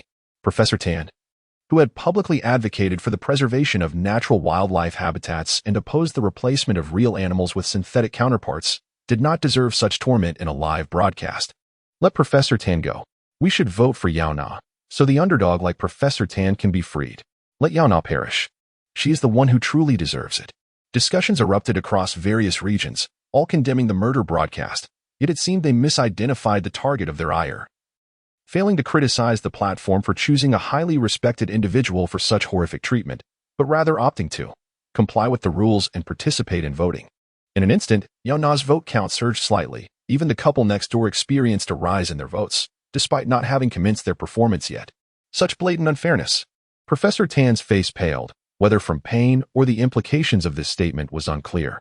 The male half of the couple exclaimed, "Your sham persona may fool those gullible viewers, but don't attempt to deceive your peers." Intrigued, Yaona observed as the two pairs engaged in a verbal spat, seemingly exposing each other's flaws over their vote tallies. The male of the couple suddenly recalled something, exerting all his strength to extract a chip covered in sensory points from his temple, resembling a memory card. I have footage. I secretly recorded his interaction with the young girl during their game. In that moment, all who recognized or sympathized with Professor Tan, as well as his followers, witnessed the genteel older man, who taught life success principles in the broadcast, pouring alcohol down the throat of a young girl. Achieve success with this full bottle of wine, and I'll reward you with 10,000 new coins. This is the success belonging to Professor Tan. He instructed viewers on handling pressure and earning vast sums, only to become the source of other struggles and distress. The girl in the video appeared tormented, overshadowing the current Professor Tan's plight. The screen lingered on the girl's anguished face, juxtaposed with Professor Tan's tearful expression. It's not true. These are all fabricated. I've never done such a thing. Professor Tan attempted to defend himself for the sake of votes, but it was futile. It was over, truly over. Professor Tan felt a desire to release his grip and depart this world. Yet, the blade embedded in his thigh drove deeper, the excruciating pain radiating to his temples, and the tremors throughout his body reminded him he must not relinquish his hold until the final moment. She ranked second, the old man first, and the couple had yet to begin their performance. The potential to surpass the number of votes from the anti-fans was evident. The viewers were genuinely engaged in voting. At last, the spotlight turned to the couple, with one final performance remaining. An armed force wielding oversized weapons burst through the dilapidated theater's creaking doors. Hundreds upon hundreds of individuals encircling the venue and drawing closer. Even helicopters loaded with weaponry hovered overhead, circling ominously. They had successfully surrounded the theater. From a distance, the officers observed the theater encircled by sniper beams, an inexplicable sense of unease settling in. This disquiet solidified as they surged into the theater with their weapons drawn. Don't move, police. They aimed their guns at the stage, coinciding with the chaotic sounds erupting around them. What is happening? Chapter 35. She was undeniably a. She could hardly describe the absurd scene before her. On stage, her guests met their demise in various grotesque manners. Yaona had her face brutally skinned. Dr. Tan was pierced through by a dagger, bleeding profusely, while one member of a couple had his spine broken and the other, her neck. They were arranged in a grotesque pose, resembling a pair of mandarin ducks, their postures defying humanity. All on stage lay lifeless. And the host of this murderous live stream was conspicuously absent. Strangely, all media outlets directed their cameras at the stage, with reporters eagerly capturing the gruesome fates of the four, as if they were still alive, broadcasting their torment live. The remnants of Yaona's once beautiful face hung by a mere thread, swaying precariously. What was once a delicate visage was now reduced to a bloody texture and hollow eye sockets. For a moment, Ji felt dizzy, unable to believe that Yaona had perished in such a humiliating manner. Are you all insane? Why are you still filming? A reporter, whose equipment had been damaged, reproached her. What are you doing? This is a major scoop. Ji, struggling to hold back tears, retorted, the people on stage are dead, and you continue to film. Is the viewership truly that paramount? What nonsense are you spouting? The last pair of guests hasn't even begun their performance. The reporter dismissed. What do you mean? Hasn't started performing? Ji seized another reporter's camera, peering through the viewfinder, only to discover that the recording on stage was still ongoing. The man in the round had even faced her, a ghastly, pale smile spreading across his face, as if greeting her. Yaona sat there, feigning beauty, while Professor Tan clung desperately to a pillar, fighting to remain upright. The couple trembled in each other's embrace, the blood from the boy's ear staining half his body. Yet, when Ji withdrew her gaze from the viewfinder, she was confronted with the gruesome reality of the deceased guests. The scene following the conclusion of the murder livestream. Ji found herself utterly bewildered. Back in the murder livestream, Yaona was watching the couple's quarrel unfold. Indeed, after the boyfriend revealed Professor Tan's true nature, the performance opportunity finally arrived for the last couple. They were a renowned online couple from the Super Dream website, famous for sharing sweet moments from their daily lives, garnering considerable attention. The man in the round hat, intrigued by their entertainment model, instructed them to perform a display of affection on the spot. The boyfriend, having received a bag from his girlfriend yesterday, joyfully showcased it today, yet found himself in the murder live stream, a scenario that would bring tears to anyone. However, the boy's expression quickly soured as the girl suddenly shouted, I know. In an instant, the boy seemed to realize something and angrily yelled at her, shut your mouth. Normally, the girl would have recognized that her forthcoming words would shatter their carefully crafted sweet couple persona, but under the threat of death, she could no longer afford such concerns. Wouldn't it be more palatable to accept the harsh truth than to continue deceiving oneself? Wow, could this be the fabled male chauvinism and the pampered wife? The sweet persona they had crafted online was fade. It was evident they were merely pretending to be affectionate for the sake of views, while their reality was a chaotic mess. For their fans, witnessing this scene would surely be devastating. All those years of genuine emotions dedicated to their couple persona were built on lies. The boy was a rotten cucumber, and the girl was a dumpling. with her compromising efforts merely a fade for their affection, truly nauseating. The boy glanced at the voting results behind him, relieved to see their count still the lowest. He turned to the camera, sincerely apologizing. "I'm sorry, I've been under a lot of pressure lately, which led me to behave this way. I swear I will never do it again." The couple's fan base consisted predominantly of women, and the boy believed his heartfelt apology would earn him their forgiveness. Who could have anticipated that as soon as he finished speaking, their votes surged dramatically? The couple's votes surpassed Professor Tan's, claiming the top spot. The girl was taken aback, lifting her tear-streaked face, forcing a smile that froze on her lips.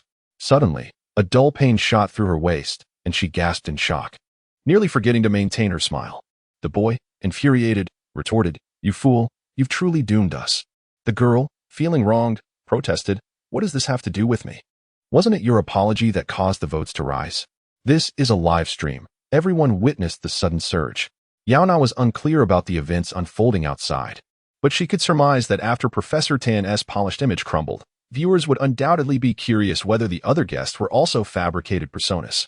In this era of advanced networking, where identities are nearly transparent, uncovering someone's hidden truths was not a daunting task. Indeed, netizens quickly unearthed the couple's dark secrets and exposed them for public scrutiny. The man in the round hat, not one to overlook such entertaining content, promptly shared the revelations in the live stream, magnifying each detail for the 4 guests to witness. "I truly cannot believe it." This couple's donation account is linked to the boyfriend's profile, and at its peak, they received 600,000 in donations in a single day. Yet he only bought his girlfriend a few thousand worth of bags. Moreover, while it's supposed to be a joint venture, the legal and financial documents are in the girl's name. If the account faces legal issues, she would be imprisoned while the boy would face no consequences. As an employee of this bag brand, Anonymous, let me show you the spending records under this boy's name. I only see a few bags purchased for his girlfriend. Did he accidentally gift the other dozen, or so to other women? Alright, so the intellectuals are fake, and the affectionate couple is also a ruse. All for the sake of entertainment? Yaona silently scoffed, suddenly realizing something was amiss. "Wait, am I here because you suspect my face is fake?"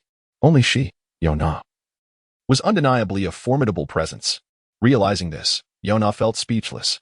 She pinched her own face, asserting, "My face is real. A natural beauty."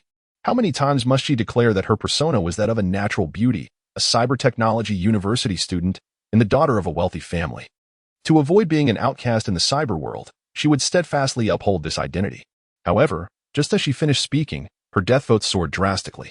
It was utterly exasperating. The man in the round hat, alongside the other 2 guest pairs, turned their skeptical gaze toward Yaona, scrutinizing her face and figure. Was it truly possible? Yaona's notorious reputation as a scam artist was well known, and yet, everyone seemed to distrust the individual with the most apparent secrets, believing she was the most genuine. Comments from netizens flooded in rapidly. "I just realized, this is a live television broadcast. Why does Yaona look exactly like she does in the studio? Didn't they say Yaona was photoshopped and a scam? She doesn't seem like she has been edited at all. I feel so wronged for Yaona." A natural beauty accused of being a top hacker, her anti-fans numbering in the hundreds of millions overnight, and now dragged into this absurd murder live stream. It seems that among the 3 pairs of guests on stage, only Na lacks any dark secrets. Since there's no photoshopping involved, there's no way she could be a scammer. Those sponsors must be showering her with gifts solely based on that face. The surge in votes for Yaona has finally slowed, aligning her count with that of the other 2 guests. The voting situation has become intensely competitive. Unfortunately, the earlier malicious votes cast by those who had no understanding of the situation were simply too numerous, and even if they wished to change their minds now, they could not retract their votes. Yaona was momentarily taken aback by this. What a cruel method of validation, regardless of whether one is genuine or not. Such a harsh exposure leaves one utterly vulnerable. If you wish to take my life, just say so directly. Why resort to such convoluted tactics? Yaona maintained her smile. Yet the dissonance of her expression added an air of sardonicity to her words. Unbeknownst to her, the man in the top hat seemed somewhat perturbed by her reaction, his expression hardening beneath the mask of his smile, betraying a face that appeared ready to condemn Yaona on the spot. He fixed his gaze upon her and declared, "I cast my vote for Yaona's demise. Do you really think your vote counts?" She retorted, feigning indifference, as if she were not the one facing execution. Such a frustrating display of malice. Well, the voters comprised the 3 guests and the man in the top hat, totaling 4 votes. If Yaona could secure 3 votes, she would indeed be subjected to the harsh fate of having her face unmasked. Was it the case that as long as one person perished, the live broadcast would come to a close? Thus, teetering on the edge of a knife, Dr. Tan, bleeding profusely from his thigh, suddenly cried out, "I too cast my vote for Yaona's demise." In the same filming location, the police, present at the scenes, could only set down their weapons and rely on the live broadcast to ascertain the victim's conditions. They were already feeling thoroughly frustrated, and upon hearing one of the victims, Professor Tan, cast a vote for Yaona, another victim, they were instantly enraged. What was this? Did he truly revel in others' misfortune? This was the quintessential case of someone drenched by the rain tearing apart an umbrella. The thought that I had once attended his class and even adopted his words as my signature left me feeling utterly repulsed. G, however, discerned the man in the top hat scheme. He was subtly suggesting that if Yaona were to perish, the others might be spared. Dr. Tan was merely the first to catch on, reacting more swiftly than others. After he quickly proclaimed his stance, even those less astute could grasp the implication. Voting for Yaona's death would enhance their own chances of survival. G scanned the room, and sure enough, the expression of the young man in the couple became distinctly uncomfortable, his lips quivering as he hesitated. The young man wished to vote for Yaona's demise, yet he did not want to be seen as the villain. Thus, he quietly urged his girlfriend, "You should vote for Yaona's death." Why? His voice was low, but the content was explosive, causing his girlfriend, who had been sobbing moments before, to momentarily forget her tears and raise her voice in protest. "I can't. I want to vote." "Why are you shouting?"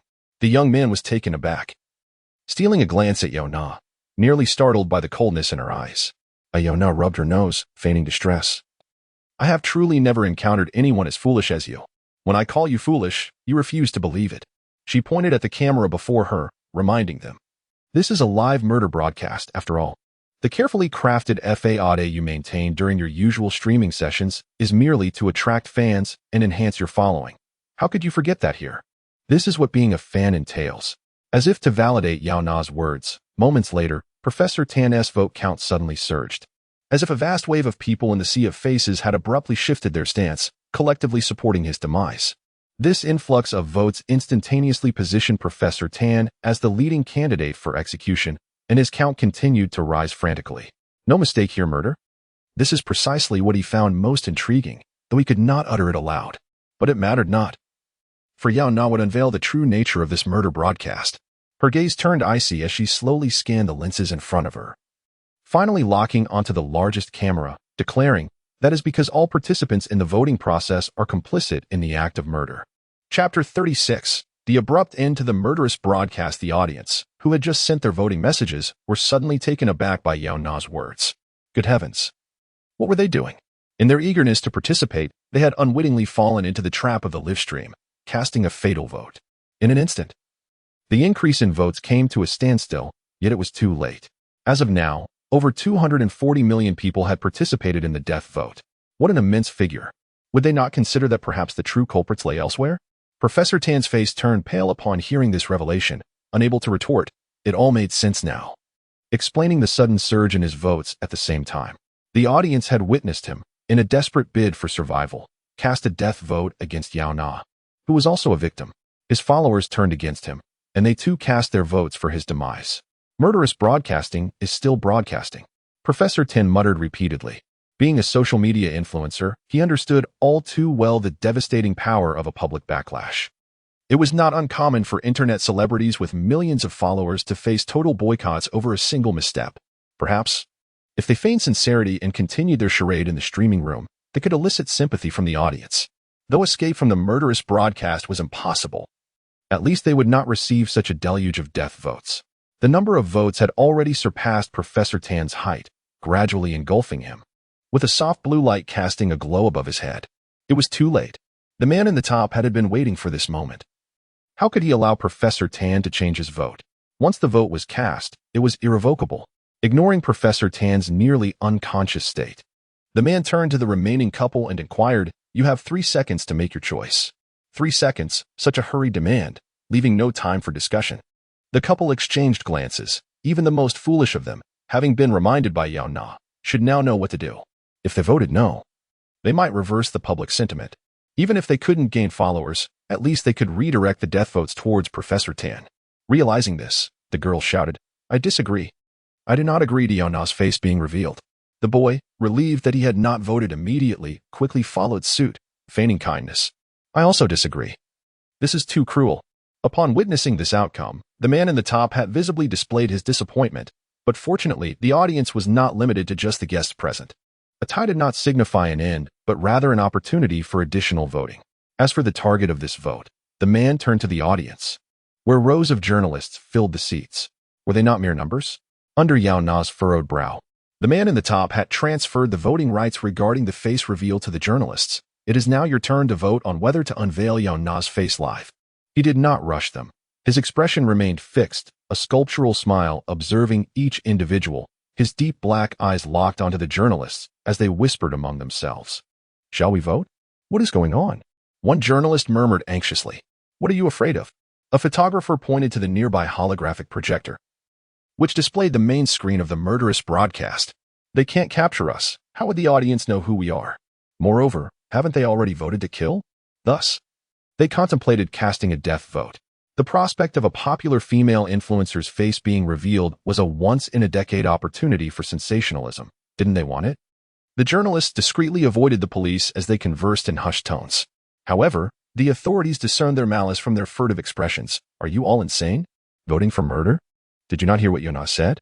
You are committing a crime. No amount of police pressure would suffice, for the voting power rested with the unscrupulous journalists. The man in the top hat could glean their intentions without them uttering a word, maintaining the anonymity of the voting process. Even if the police brandished weapons, compelling the journalists to vote no would be futile. No one could perceive the thoughts within their minds. The death votes continued to accumulate. Meanwhile, Yaona remained unfazed. Encircled by the votes, at the eye of the storm, the man in the top hat sought to find unease or fear on her face, relishing the emotions of human helplessness, yet all he found was her nonchalant smile. In the lull of voting, she finally spoke. The journalist whose name was called appeared momentarily stunned, though he had no intention of voting for Yaona's death. Being singled out in the live broadcast induced an inexplicable sense of shame, as if he were now entangled with the murderous broadcast. Fortunately, Yaona did not stop at merely naming him. Her gaze swept across the crowd, identifying those with malicious intent. Mike, the photographer from the National Security Channel, Huang Anren. Editor-in-Chief of the Entertainment Daily, Lin Kehua. Editor, Justin, the Sports Channel reporter. With each name she mentioned, the crowd stirred, responding in kind.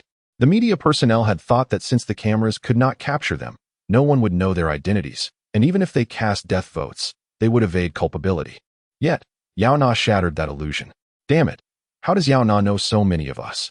How does she even know the assistant's name? Several journalists who had already voted for death quickly covered their faces with their clothing, though it was to no avail. Meanwhile, a sense of dread began to spread through the crowd as they suddenly realized a grave issue. Their positions and names were broadcast to the world. If the media votes revealed a majority in favor of death, how would the public perceive them? How could those who did not vote for death explain their non-participation in murder? By reading the names of the journalists, Yaona effectively seized their lifelines, rendering them too fearful to act recklessly. Those who had intended to vote for death but had not yet done so hastily changed their stance and voted no.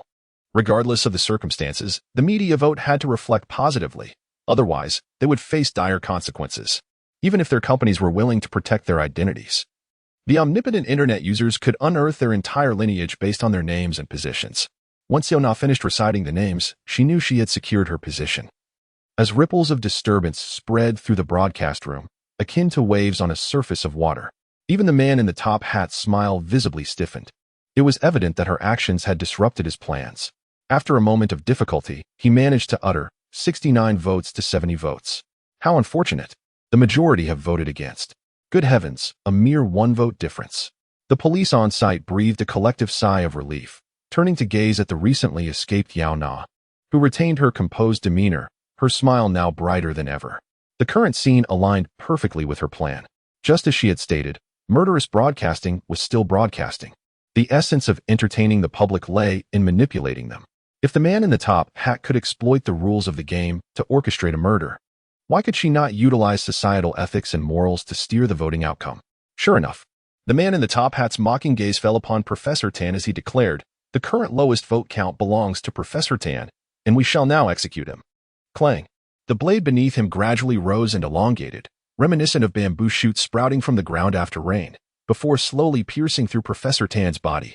This torturous act, akin to a slow knife, was nothing short of torment. With bloodshot eyes, Professor Tan bellowed into the camera, "Damn it, you bunch of fools. Even in death, I shall not forgive you." With that, he relinquished his grip and forcefully impaled himself on the blade, ending his own life with the weight of his body. Everyone understood his choice. Opting for a swift death was preferable to bleeding out slowly. Yet, the manner of his demise was harrowing. The blade emerging from his chest as a warm spray of blood erupted, splattering onto the faces of the nearby couple. There were no screams in the crowd. The couple, having endured countless shocks, had succumbed to a state of eerie calm. They embraced each other, overwhelmed with despair, murmuring, "It's over, finally over. My dear, I shall never fail you again. Let us live well." They clung to one another, grateful that they were still alive. Their gazes drifting towards the unfortunate Professor Tan. The recent spurt of blood, likely the last vestige of life, drained the color from the middle-aged man's face, rendering it ashen like paper. Soon enough, all signs of life vanished, leaving him lifeless. However, the palpable terror of the murder livestream did not dissipate with Professor Tan's death. The police remained in a state of despondent silence. Ji stared at Professor Tan's image on the screen, then glanced at the corpse on stage, his heart momentarily faltering as he recognized that the manner of death in the livestream mirrored the gruesome reality. It was a stark, immutable truth. Though he hesitated to acknowledge such a possibility, the words of the man in the top hat confirmed his suspicions. He remarked, he died before the execution could take place. There's nothing to be done. We must select another individual with the highest votes." What? Suicides were not counted as executions in the murder livestream? With Professor Tan's death, the game required a new target for execution. Even if another executioner were chosen, it wouldn't involve them. What a pity for Yaona. She had believed herself to be the only one leaving the murder livestream unscathed, yet disaster awaited her. In an instant, all media and livestream cameras focused on Yaona, capturing her final moments before death. She smiled and said, "Everyone, would you like to engage in something more interesting?" Yaona's smile possessed a unique allure. Although all the guests in the murder livestream wore smiles throughout, hers was genuine, voluntary, and radiated confidence. As she addressed the camera with her proposal for something more intriguing, the spotlight naturally fell upon her. She appeared as the master of the murder livestream, reversing the dynamics of entertainment to manipulate the game. The man in the top hat reacted suddenly. The couple noticed his response and, fearing a sudden turn of events might allow Yaona to escape, quickly interjected, "At this point, there's no need to struggle. After we get out, we will commemorate you on our account." The situation had become quite intricate. They should refrain from causing further chaos. The girl pleaded with a sense of urgency. The advantage of a live stream is its authenticity, particularly in a murder live stream that unveils the darker aspects of human nature. The audience can easily discern the guest's intentions. How ridiculous. They only muster the audacity to say such things because they are at the bottom of the vote count. Are these too foolish? The murder live stream is clearly toying with them. No guest will be spared. Yet they still attempt to prevent Yaona from saving herself. Truly, I have never witnessed such foolishness. I wasn't fond of Yaona initially, but to be honest, I've become a fan. What a composed and regal figure. The couple's folly was evident. As long as they did not implicate Yaona, she chose to ignore them entirely. Just as the words left their lips, the gazes of the man in the top hat and Yaona clashed midair, sparks of confrontation igniting as if they could take physical form. Observing his reaction, Yaona realized her intuition was correct. Before entering the murder livestream, she had pondered, if the livestream evolves through murder, why rely on broadcasting and voting? A good variety show must be filled with laughter and joy. Much like their usual livestream performances, the first round demanded cosmetic alterations as per the sponsor's requests, while the second round revolved around justified critiques previously issued by Ji. It was all about pleasing the masses, entertaining the public. The actions within the murder livestream required public support, even for acts of killing. Thus, Yaona boldly suggested this outrageous request. After all, when one is destined to die, what harm could there be in testing for self-preservation? Fortunately, the audience was receptive to Yaona's appeal. They had grown weary of witnessing the suffering of ordinary individuals and unconsciously empathized with them, as everyone is merely human, fearful of becoming the next victim. Consequently, as soon as Yaona concluded her statement, a flurry of comments poured in, rallying behind her. I wholeheartedly agree. I support adding another voting round. I'm fed up. The murder livestream is everywhere and inescapable. I've never seen such a desperate ploy for attention. Just as Yaona previously asserted, the pollutant was both simple and fair. It deemed Yaona's words reasonable and swiftly acted. Professor Tan's vote count was wiped clean, replaced by a name, Su Wu. This was presumably the true name of the man in the top hat. So he did have a name. The changes in the live stream validated another of Yaona's hypotheses, the live stream in Su Wu. Upon seeing his name, Su Wu remained silent, doing nothing. Clearly a subordinate entity of lesser importance. He glanced up at the screen, perhaps due to the drastic reversal of circumstances, his previously eerie. Pale smile now appeared fragile as paper, as if it would shatter and fall apart at any moment. At the instant Su Wu's name changed, the voting recommenced. Yaona and the couple's vote counts remained relatively unchanged, while Su Wu's numbers skyrocketed, surpassing the combined total of all previous contestants. Almost all who had abstained from voting united to cast their death votes for Su Wu.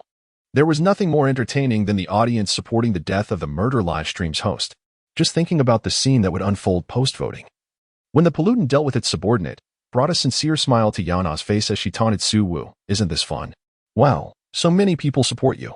Su Wu maintained his smile, yet upon closer inspection, it was evident that only his features smiled, while his eyes blazed with wrath. He fixed a deep gaze upon Yaona and replied, "I will remember you," with a flick of his right hand. The flowing fabric of his evening gown swirled through the air, casting a shadow over the stage. The guests erupted into panicked screams as their vision became obscured. Once clarity returned, Yaona discovered the venue teeming with people, media reporters, police officers, and Chi. It seemed Su Wu had departed before the voting concluded. With his exit, the live stream forcefully ended. TCH, what a coward. Ignoring the media cameras, Yaona rolled her eyes dramatically in the direction where Su Wu had vanished. She stepped forward, her hand resting upon the camera that had just been used to broadcast the murder. The metallic surface was coated in dust, icy to the touch. Devoid of warmth. The absence of any signs of operation indicated that the time of the murder broadcast was not now. Chapter 37, Past Monsters vs. The future Ji approached with a solemn expression, uttering the words, "You won't believe what we just witnessed." At that very moment, as the murder livestream concluded, all the bodies, except for Professor Tan's, resurrected right before their eyes. The on-site police watched in astonishment as the couple's bodies gradually returned to their original forms. Witnessing the process of Yin Na's face regenerating, fat and proteins intricately reassembled, giving rise to flawless skin that enveloped them tightly. It was akin to a cybernetic version of a painted skin. Truly miraculous. The resurrection of the guests could not be captured on film, and the live murder broadcast remained unseen.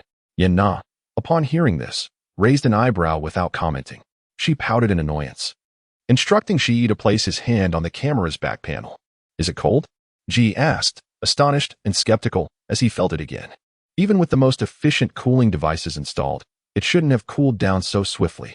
Moreover, the equipment was outdated, discarded by the television station, lacking such advanced cooling technology. This implied that the camera used for the murder live stream appeared to be this very camera, yet it was not. The logic of this statement was somewhat convoluted. Ji, having voiced this thought, found himself ensnared in confusion, his gaze drifting into contemplation. Considering the camera's temperature alongside the phenomenon of the guest's resurrection, there could only be one truth.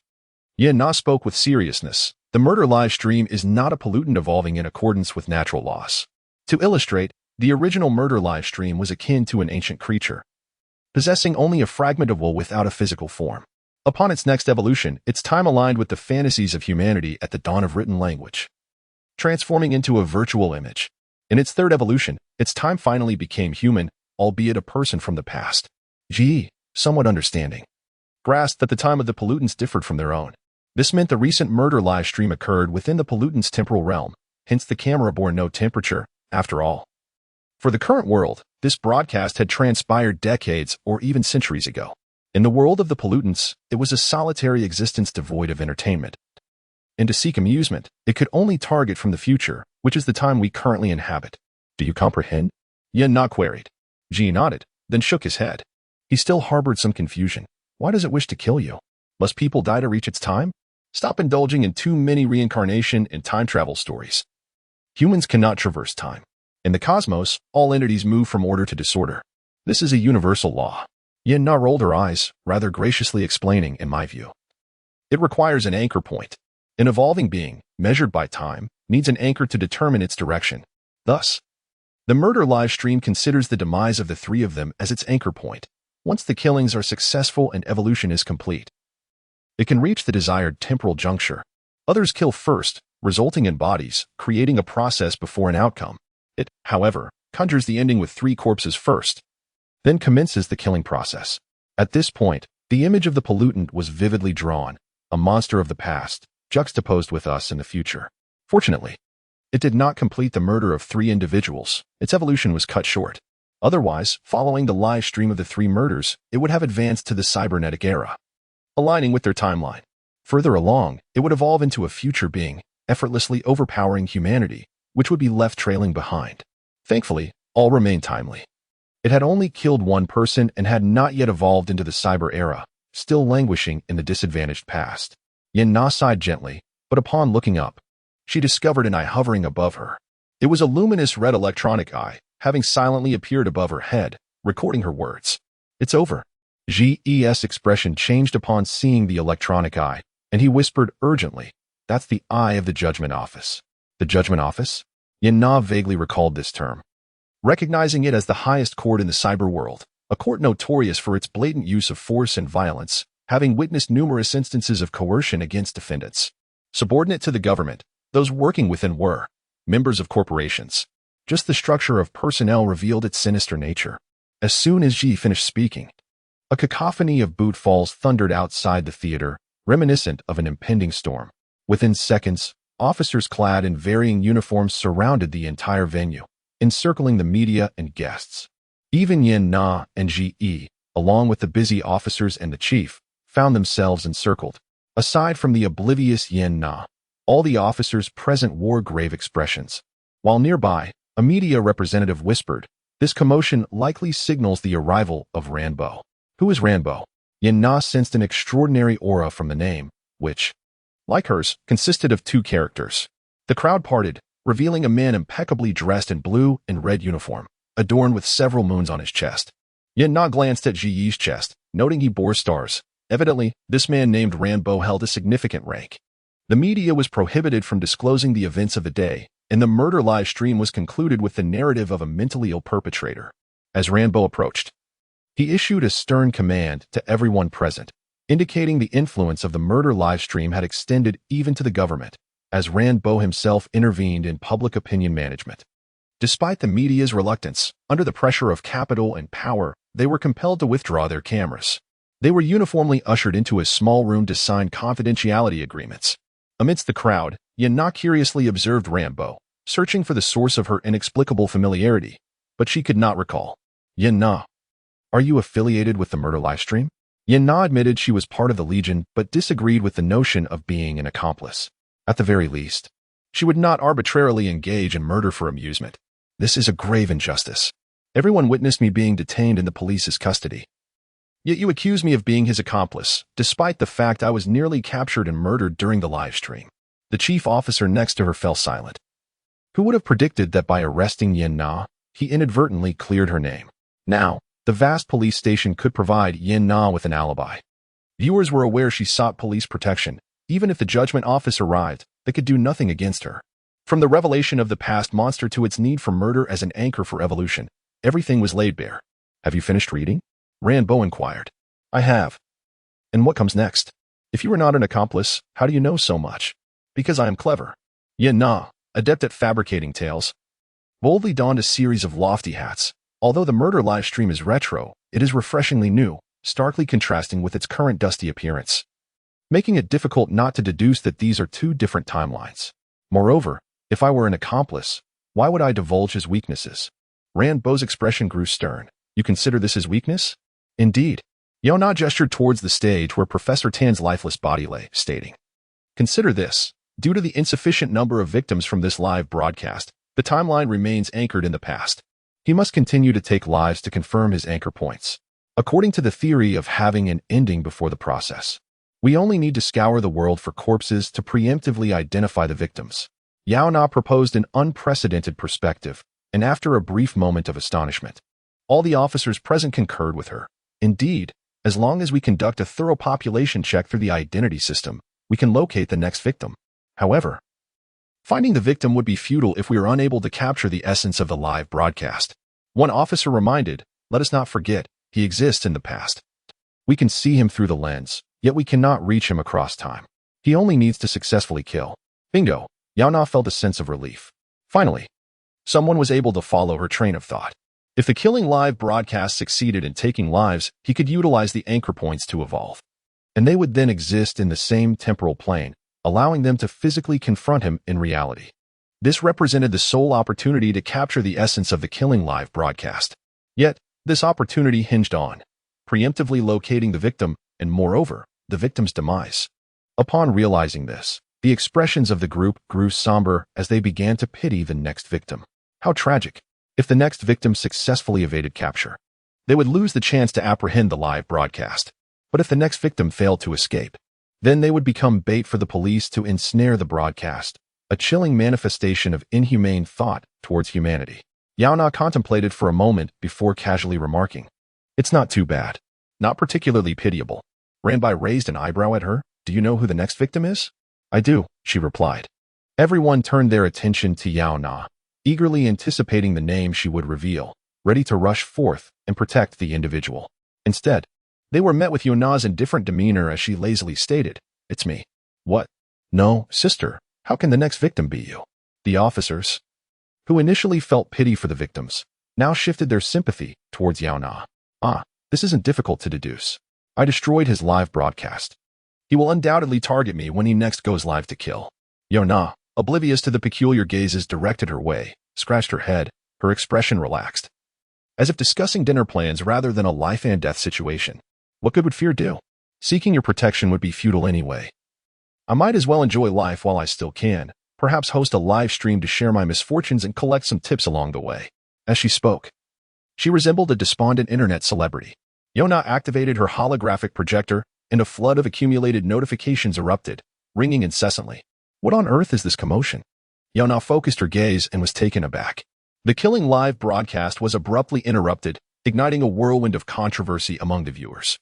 Many condemned the broadcast for its lack of professionalism. How could it flee? Is it incapable of playing the game? I, too, wish to see the killing live broadcast turn on itself. It would surely be more entertaining than the guest's tragic demise. I just checked. Professor Tan's account has received death verification, and the identity system has confirmed his death. The couple indeed survived and is currently live-streaming their misfortunes. But they have garnered little attention. I just want to know when Yaona will go live. I have so many compliments to shower. Incredible. To think it could turn the tables on the killing live broadcast. Truly, she is the goddess of public opinion from ancient Greece. I'm now a fan. From black to fan. If there were anyone who benefited from the killing live broadcast, aside from the continuously evolving pollutants, it was undoubtedly Yaona. She revealed her true self before the nation, dispelling rumors of her being a digitally altered face, showcasing her genuine beauty. In the face of the threat of death and identity exposure, she calmly analyzed the pros and cons, turning the tide in her favor. At that moment, whether they were enamored by beauty or intellect, everyone was thoroughly captivated by Yaona, and her follower count soared. Yaona's account followers surged like her previous death vote tally. Historically, whenever an internet celebrity ascended, rival competitors would invariably emerge, employing professional trolls to spread false narratives. Consequently, the end result was that her fan base swelled into the hundreds of millions, while Yaona remained unblemished online. Initially dismissed as a high school graduate, she had been accepted into the Cybertechnology University. Accusations of being a digital fraud crumbled once she appeared on live television, leaving only the persona of a wealthy heiress unverified. However, most fans were swayed by appearances. Witnessing Yaona's poised demeanor, they instinctively thought, Yaona must be a wealthy heiress. As for which conglomerate, it was left unsaid, perhaps harboring some unspeakable secret. At the summit of the cathedral hill in the municipal center, when Qingxiu hid within her opulent princess room, her expression fraught with worry as she observed the projection of Yaona. How could this be? When Qingxiu bit her fingers, gnawing them until they bled. What do you mean she is not a digitally altered fraud? Wenna does not look like that at all. Who is currently impersonating Wenna's account? Chapter 38. Is my body also present? The jewelry adorning her body is not an alloy, but rather pure gold, precious and mined from exhausted sources, which does not sway as she walks. Every movement of hers conforms to the image and imagination that the lower echelon of the cyber society holds of the elite. In her hand, she clutches a holographic projector, which broadcasts the content of a live murder stream from the previous night. What was that influencer's name again? Ah, Yaona. Yes, Yaona. The woman thrust the projector into Wenqingxiu's hands, her voice trembling. She bears an uncanny resemblance to your grandmother. What a remarkable coincidence. The tone of the affluent lady carried a hint of urgency as she eagerly sought Qingxiu's opinion. Wenqingxiu silently turned off her projection, feigning astonishment as if she were seeing the murder stream for the first time. Come on, nowadays influencers are all modified. Perhaps she just resembles her. How could anyone look exactly like my grandmother? Is that truly the case? When Mama, unfamiliar with the digital world and generally indifferent to influencers, relied entirely on her daughter's perspective, but she doesn't appear altered. Her eyes, nose, and mouth seem entirely natural. Perhaps cosmetic technology has advanced significantly.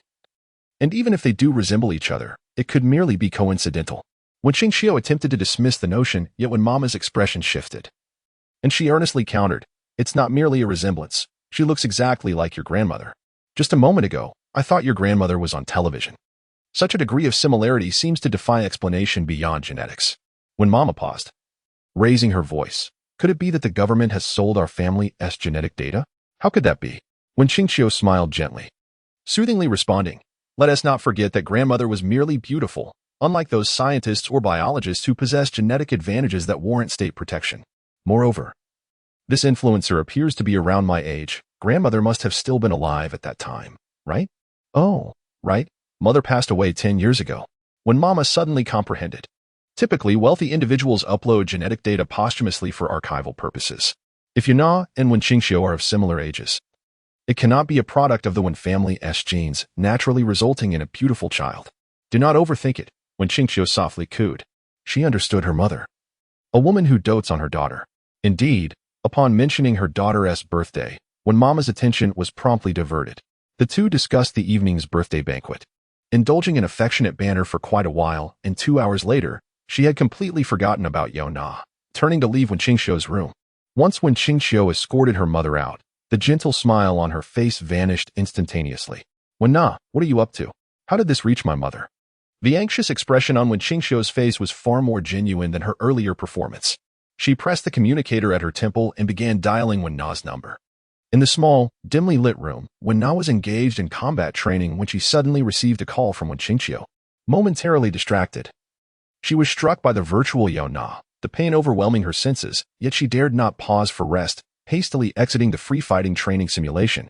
Incoming call, 5791 to 8888. Wenqingxiu was calling.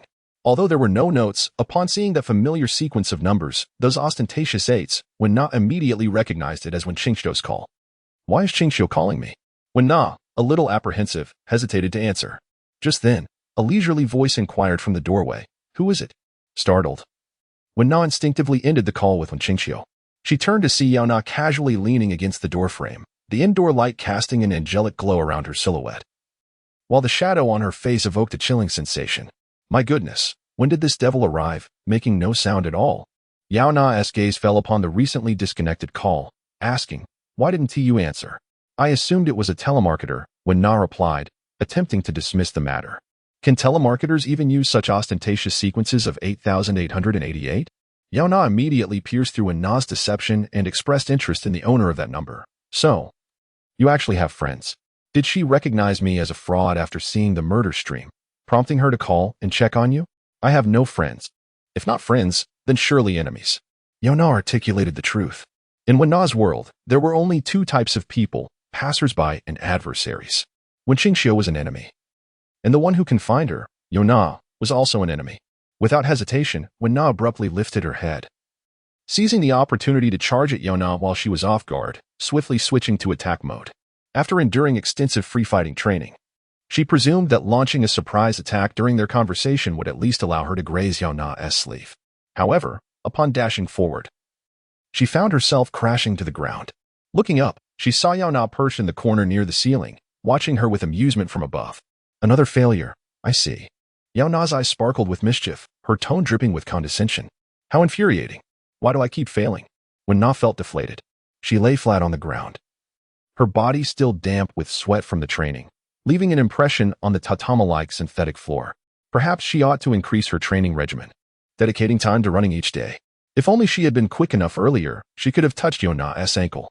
When Na, undeterred, continued to analyze her shortcomings, secretly plotting her next ambush. Unbeknownst to her, every thought and contemplation was captured in Yaona's mind, causing her to stifle a laugh. Yaona adeptly leaped down from the ceiling, declaring, "You need not tell me who called earlier. I can find out for myself." As she stepped over Na's body and moved toward the door, she paused midway, nonsensically stating, "Although this may sound sarcastic, your current state is quite commendable. At least it is far better than hiding in a dark room, deceiving others through manipulated data streams." With that, Yaona closed the door behind her. Darkness enveloped Na once more, shrouding her in shadows. Uncomfortably, she rose to her feet, muttering complaints to herself. "Humph, what a facade of kindness.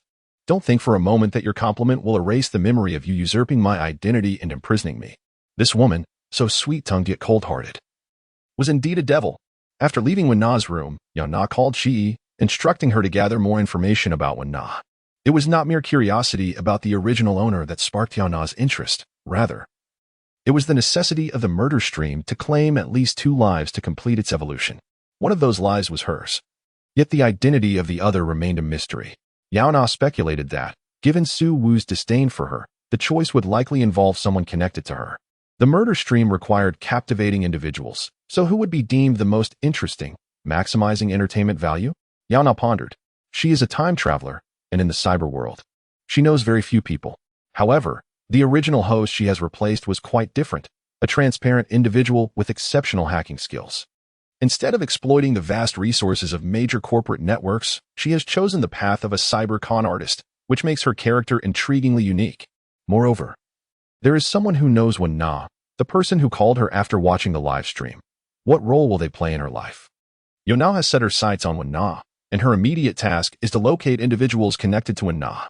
In their group chat, she speculated. If that's the case, could the other deceased guest be Na? If the murder live stream could eliminate Na for me, I would have to waste a room to imprison her, nor would I need to worry about my assumed identity being discovered. Ji remarked. What a clever way to manipulate others into doing your bidding. Is this really suitable for a police officer to contemplate? Yaona shrugged, unconcerned. Her words were indeed ruthless. But she understood that the murder live stream would not target Na, as killing her would only benefit Na, offering no advantage to the perpetrators. The contaminant is clever, not foolish enough to engage in such a losing endeavor. In any case, the priority was to gather information on Na. She sensed that there was more to her than meets the eye. After the chat concluded, Ji began collecting data on Na. While Yaona opened her browser to search for keywords related to the murder live stream, suddenly the holographic generator emitted an error message, indicating that relevant information could not be found. In just a few hours, all content related to the murder live stream had been deleted, becoming a prohibited term across the internet. At this point, Yaona realized that the cyber government was taking action, and she was not surprised. The murder live stream had seized control of television signals, showcasing the gruesome acts to every household, directly challenging the government's authority. What would happen if today it was murder live streamed, and tomorrow it incited rebellion against the government? Thus, a mere half-month into Yaona's journey through the cyber realm, the threats posed by contaminants had escalated beyond just the police, reaching high levels of government. The adjudication office laid down new mandates. 1. From today onwards, all users must speak under their real names, with their statements traceable to their identities. 2. Content creators are prohibited from attracting attention through sensationalism and curiosity, with stricter review processes implemented. 3. Discussions regarding the murder live stream are strictly forbidden. Those oblivious to the truth felt their freedom of speech was being stifled, leading to an uproar online.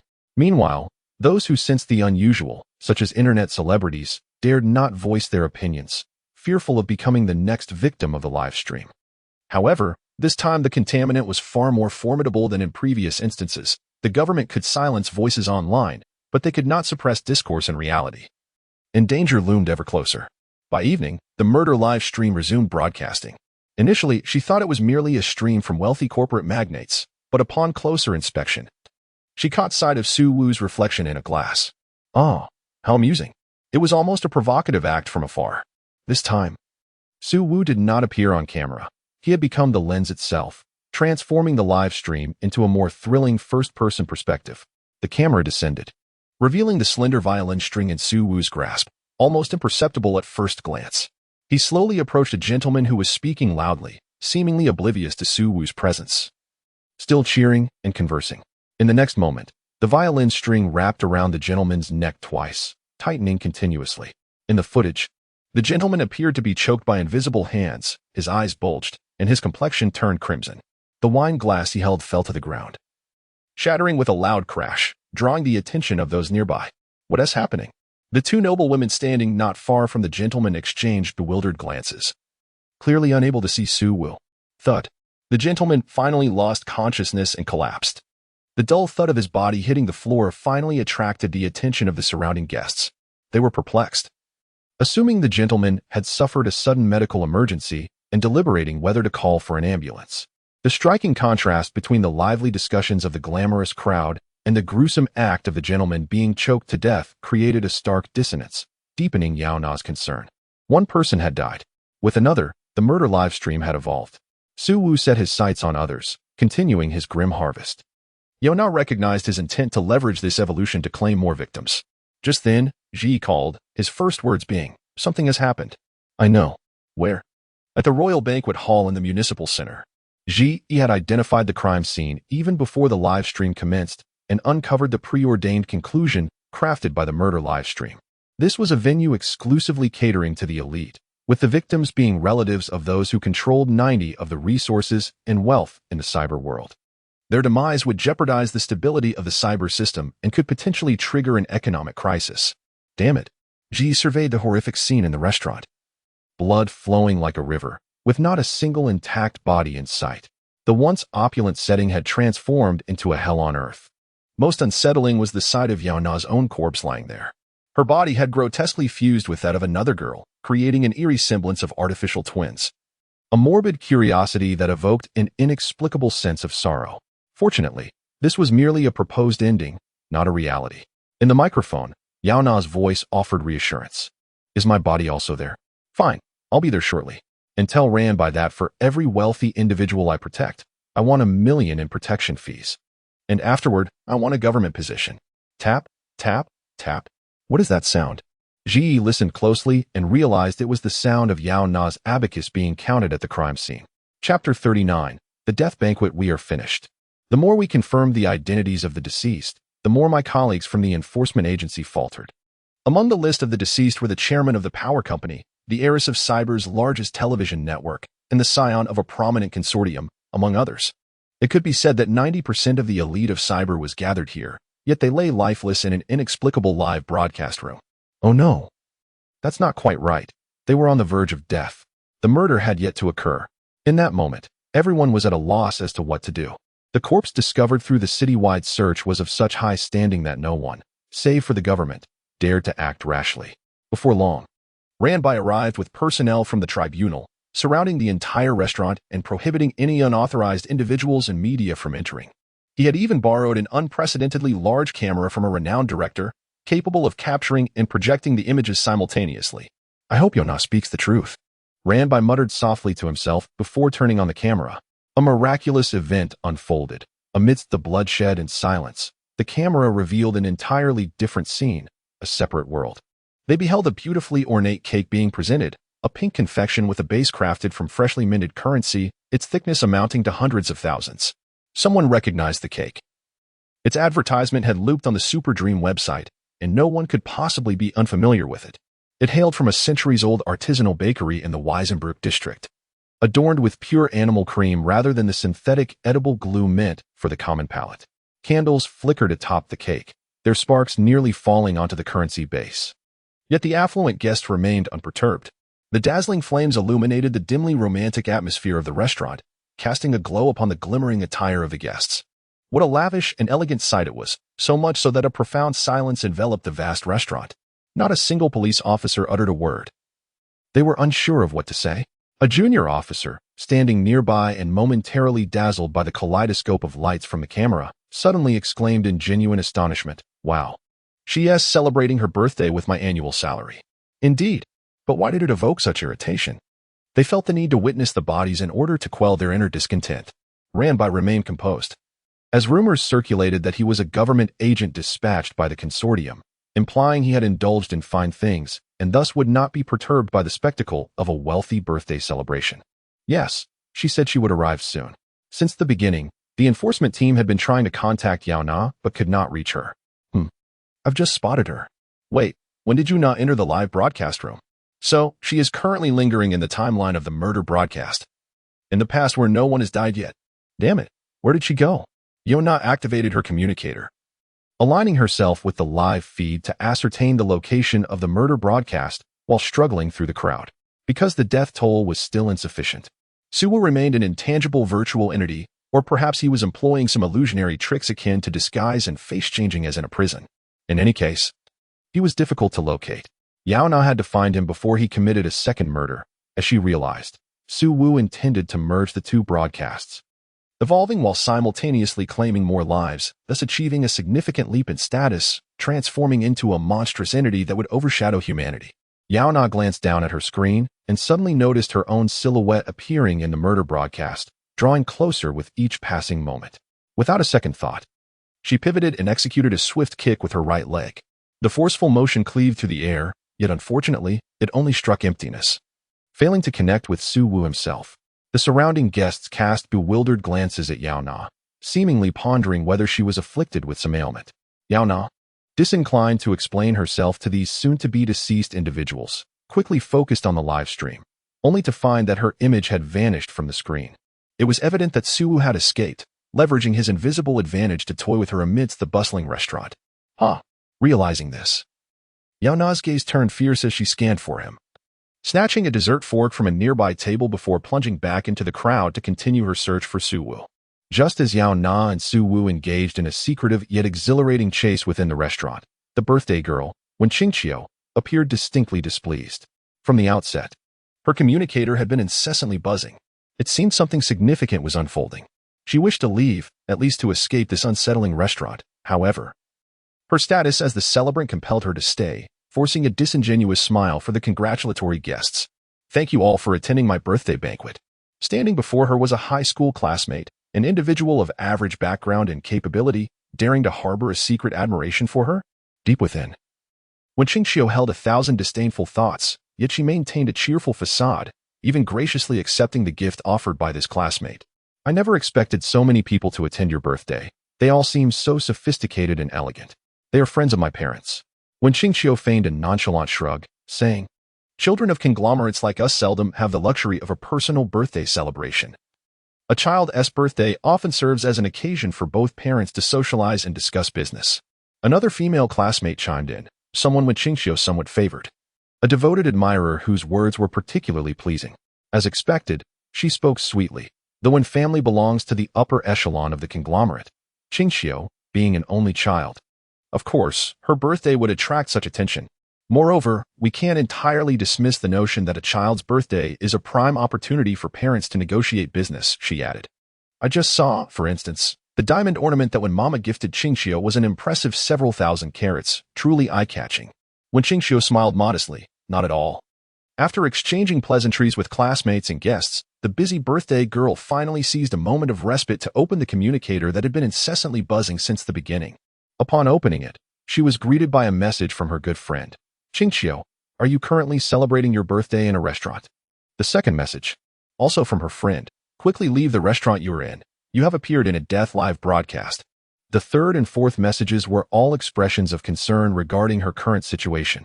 Death live broadcast? Upon encountering this familiar term, Wen Qingqiu felt dizzy. Her vision blurred. How could she possibly end up in a death live broadcast? Wasn't that the sort of place for shameless individuals like Wen Na?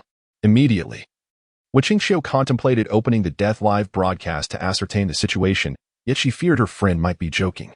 If she recklessly played the death live broadcast in the restaurant, it could incite panic among the guests, ruining her rare birthday celebration. No, the elegance of the Wen family must not crumble. Thus, suppressing her curiosity, Wen Qingqiu hastened to the nearest women's restroom, ensuring no one occupied the stalls before activating the holographic projector to search for death live broadcast. It had only been a short while, yet the term that should have been shielded from the entire network had been reopened, and the search engine yielded only one related link, the one displaying the word live. To her astonishment, the live broadcast was indeed happening. Wen Qingqiu held her breath, her fingers trembling as she clicked into the live stream, only to find herself staring at the scene of her birthday celebration. Someone had surreptitiously brought the camera into the venue, wandering through the crowd with reckless abandon. Strangely, there were several moments when the camera was almost pressed against her mother's face, yet she appeared completely oblivious. When Qingxiu covered her mouth, rendered speechless by shock, she dared not scream, fearing it would draw the attention of the murderous stream. After a brief moment of disbelief, she began to contemplate whether she should end the birthday party prematurely. No, that wouldn't do. Ending it early might incite anger from the killers, potentially leading to a massacre right there. It would be wiser to quietly escort her family away. What happened to the remaining guests was no longer her concern. Despite the fact that it was her birthday celebration, the choice to attend was theirs, and if they perished, it was their own misfortune, not hers. Thus, when Qingxiu managed to convince herself of this, she composed herself in front of the mirror, restoring her usual gentle demeanor, just as a girl entered the room. Despite her calm and natural motions of washing her hands, turmoil brewed within. And only when Qingxiu understood the gravity of the situation, it was the one who had taken Yaona's place. How did she get in here? Meanwhile, Yaona had pursued the murderous stream into the women's restroom, clearly seeing the camera briefly flicker past the restroom door before the scene changed again. Now, it was unclear where the figure had hidden. How cunning. But since she was already here, she might as well wash her hands first. Yaona pushed open the door to the restroom. It was empty, save for a well-dressed young heiress at the sink. The sweet aroma of cake enveloped her. She was undoubtedly the star of the evening, the owner of the birthday cake. However, Yaona keenly observed that although the girl was washing her hands, the faucet timer read 5 seconds. 5 seconds? If her memory served her correctly, Yaona extended her hand under the sensor faucet, and the LED screen immediately displayed a countdown. 5 seconds. Indeed, the faucet's water release time was 5 seconds. Out of the corner of her eye, Yaona noticed the heiress's clothing had already become damp from the sink's water, suggesting she had been standing there for at least 5 minutes without a splash. This indicated that the faucet had neither been turned on nor off prior to her entrance. It was evident that the heiress had only begun washing her hands upon seeing Yaona enter. Without wasting time on speculation, she turned directly to Wen Qingxiu. Do you know me?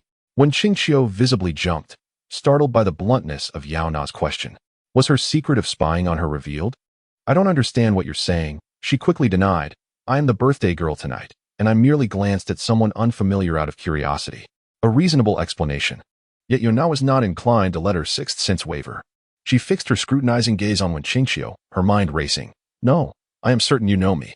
Just a few days ago at the Cyber Technology University CAF, you looked at me with a shocked expression.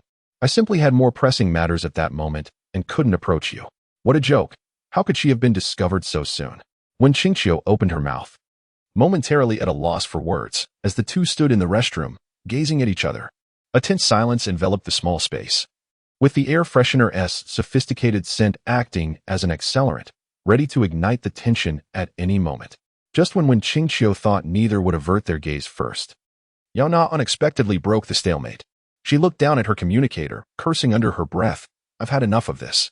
What was happening? Wen Qingxiu felt a chill creeping up her spine, and before she could process it, Yaona shouted in her direction, Get away from me. Accompanying her shout was a dessert fork that she pulled from her sleeve. The sharp, three-pronged steel aimed directly at Wen Qingxiu's brow, and instinctively, she crouched down, narrowly evading the fork's attack, only to witness her hair being severed cleanly. What was going on? Wen Qingxiu reached out to catch her cascading hair, once cascading to her waist, now reduced to shoulder length. How had it suddenly all been cut off? She could hardly believe it, instinctively touching her neck. Ouch! A sharp pain shot through her. A deep gash had inexplicably appeared on her neck, resembling a noose mark, glaringly evident on her well-cared-for skin. Looking up, she saw that the fork's target had not been her, but the empty air above. Strangely, although Yaona had thrust the fork in nothingness, it seemed as though she had expended all her strength to pull it back. Thud! A hit. Yaona rarely smiled. Yet her battle with the unseen foe was far from over.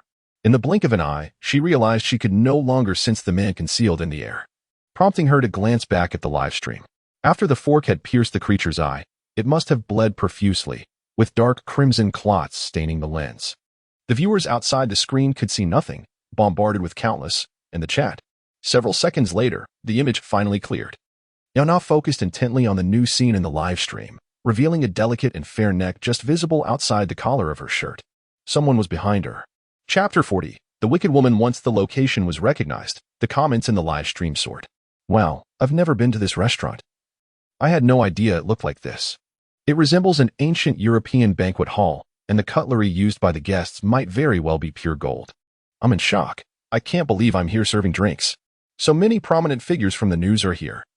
And I even spotted a council member currently running for election. Is the target of this murder livestream really these people? Isn't this going too far? The audience, intrigued by the identities present in the livestream, flocked in like rats drawn to the allure of an upper-class existence. The act of reincarnation is an intricate skill. The most significant division in life is the amniotic fluid. Thus, as the viewers witnessed the revelries within, their feelings were predominantly curiosity, devoid of deeper emotions. Because this was beyond their comprehension, they were fascinated by the lives of the elite and were eager to see how the murder livestream intended to proceed. These well-known figures were mostly accompanied by bodyguards. Although not immediately visible, these protectors were undoubtedly lurking in concealed corners, poised to safeguard their charges. With so many influential individuals, the number of bodyguards easily surpassed 50. Could one person truly contend with them? However, as they continued to watch, the audience suddenly sensed something amiss. The camera of the murder livestream roamed through the crowd, unimpeded. What does this mean? Is he planning to kill everyone here? The police have already been notified. This is terrifying. If these people die, the cyber world will come to a standstill. I can't help but wonder why no one notices the camera from the murder livestream. Is it possible that the person behind it is familiar within the upper echelons, or perhaps the most powerful figure, thus moving about without anyone daring to intervene? The speculation grew increasingly surreal. Who could have anticipated that the live stream was not operated by a single person, but rather an insidious entity? The world where people currently existed had transformed into a nexus of this contaminating force. Fortunately, the faces appearing on screen were well known to the public, leading to a unified response to intervene. Until the individuals offering suggestions to him in the chat were supporters of the charitable foundation. Most had set up automatic transfers, donating monthly to accumulate merit through philanthropy. Their advice was merely to reduce the frequency of lavish charity galas, as their expenses were exorbitant. They suggested exploring street fundraising, which would lower costs and allow more funds to be directed towards meaningful endeavors without incurring criticism. What splendid advice! Yet, the CEO ruthlessly retorted, "The pittance you donate wouldn't even cover a fraction of my municipal center property. Who are you to advise me? You'd be better off attending to your own dismal lives. If it weren't for laundering new currency, who would even consider philanthropy?" Oh heavens! Had they really heard that? Was this the same CEO who always appeared gracious in front of the media? In an instant, the vitriol in the comments escalated. Unfortunately, the audience could only vent their frustrations online, unable to confront the CEO directly.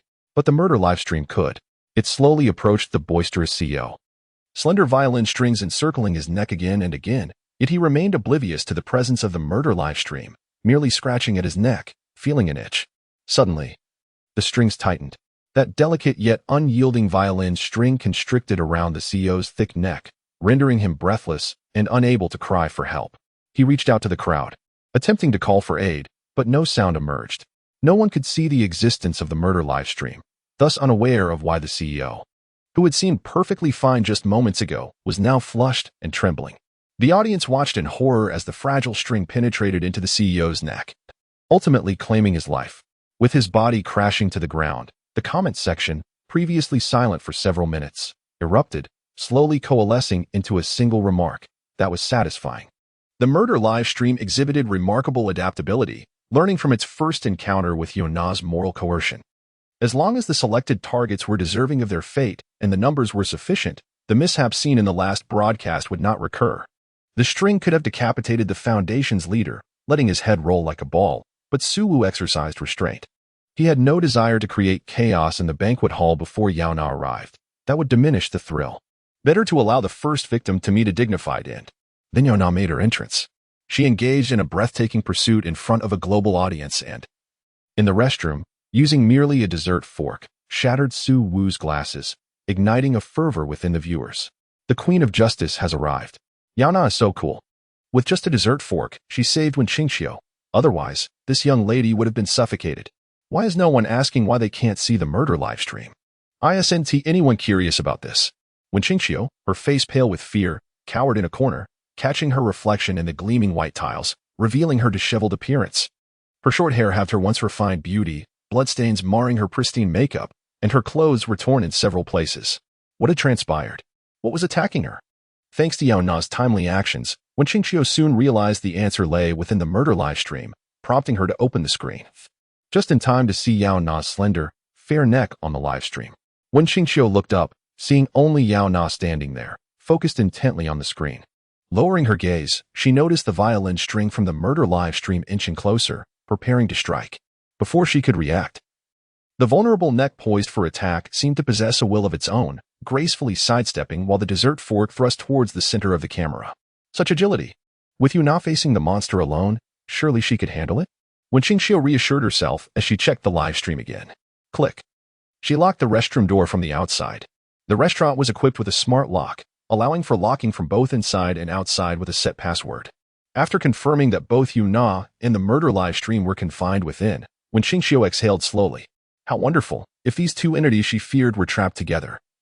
It would be ideal for them to perish within. As passing guests caught sight of Wenqingqiu's disarray, they were taken aback. Qingqiu, what happened in there? Why does your hair look like that? Wenqingqiu refrained from mentioning the chaos in the restroom or the murder live stream. Instead, she simply asked, "Where are my parents? I need to find them." Yaona and Suwu engaged in a fierce battle. She was not always precise, as evidenced by her failed attack that allowed Suwu to escape into a restroom stall. Yaona found herself in a state of frustration, having failed to locate anyone. She lowered her gaze to the live stream, where nothing but the door of the restroom partition was visible. She approached the first compartment, only to find it empty and not the one occupied by Suwu. Without hesitation, she proceeded to the second and third compartments, eschewing the notion of kicking open the doors. Instead, she drew her handgun and unleashed a flurry of gunfire within the confines of the restroom. The thunderous echoes of gunshots erupted like a deluge, but the exquisite soundproofing of the upscale restaurant, combined with the symphonic orchestra's enthusiastic performance, entirely masked the intensity of the gunfight.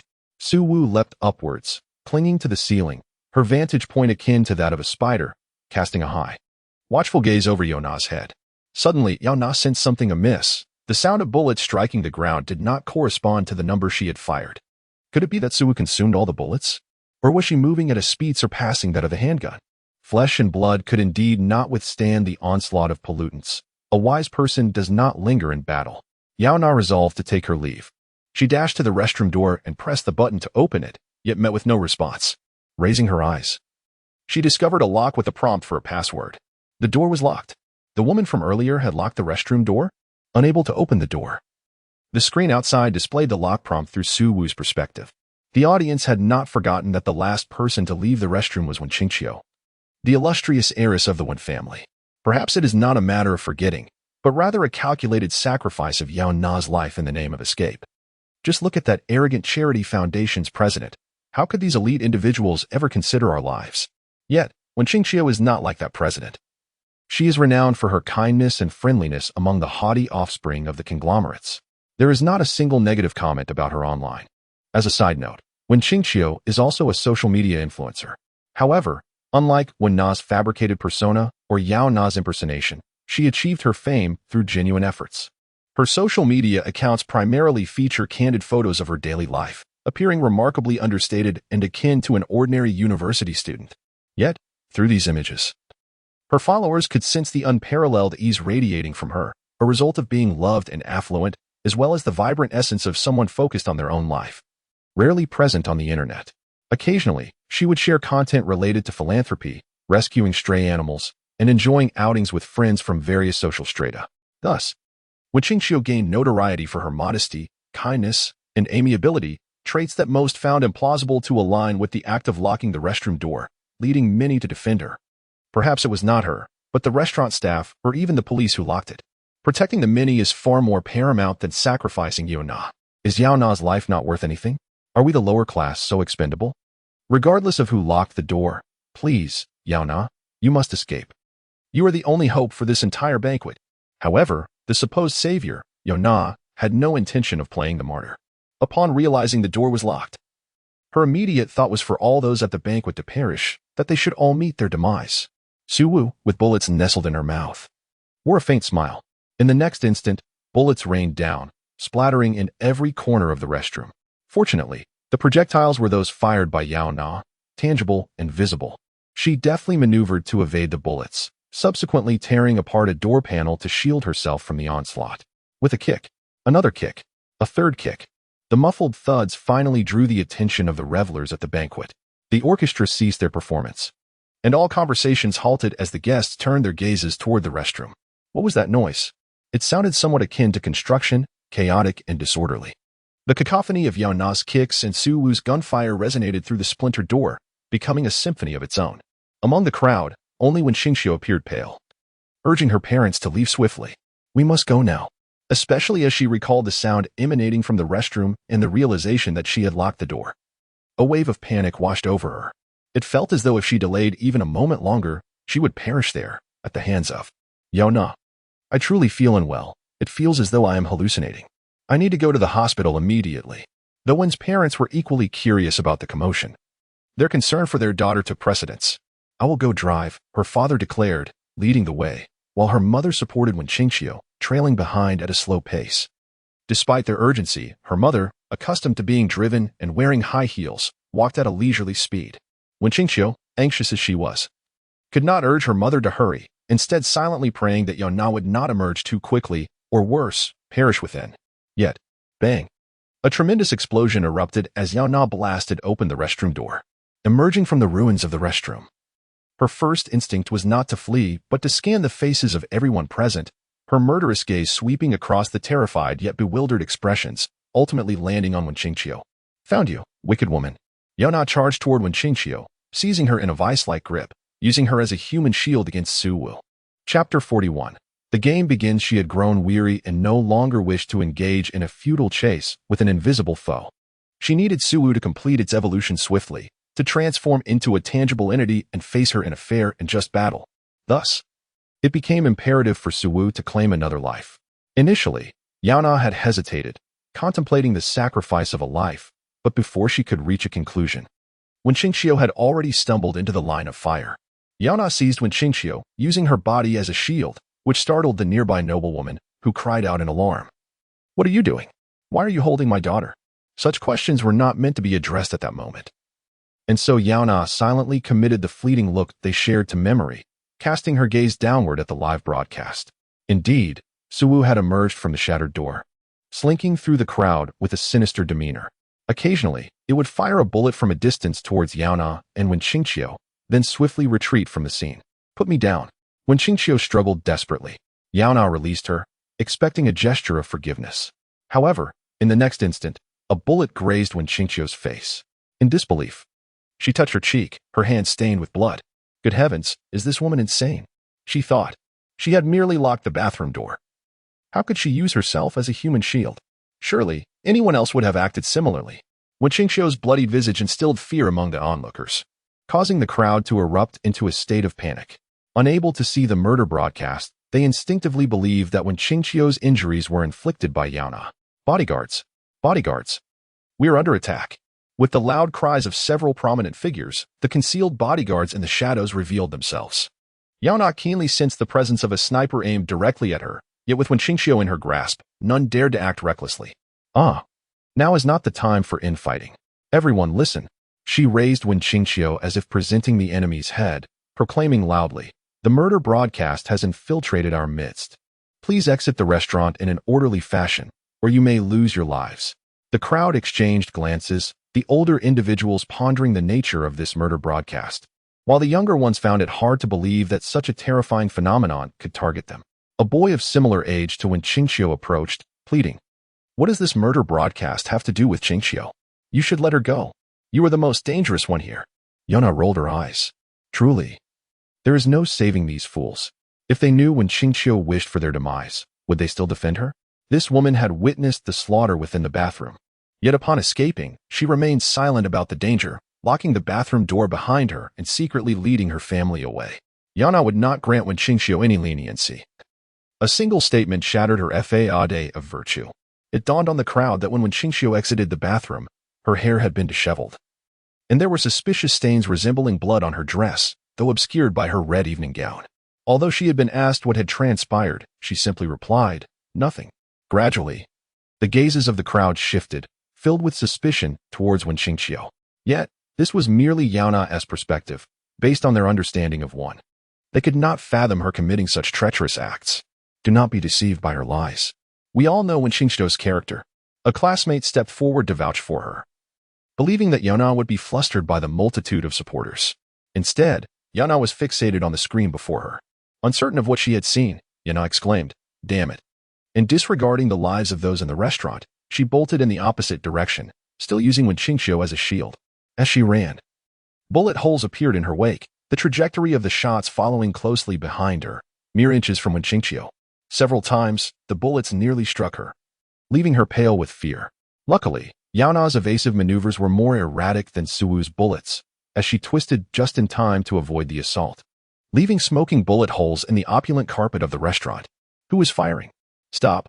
Don't shoot my daughter. Wen's mother assumed one of the bodyguards had acted on their own. Yet, the hidden guards exchanged puzzled glances. No one had fired a shot. Where were these bullets originating from?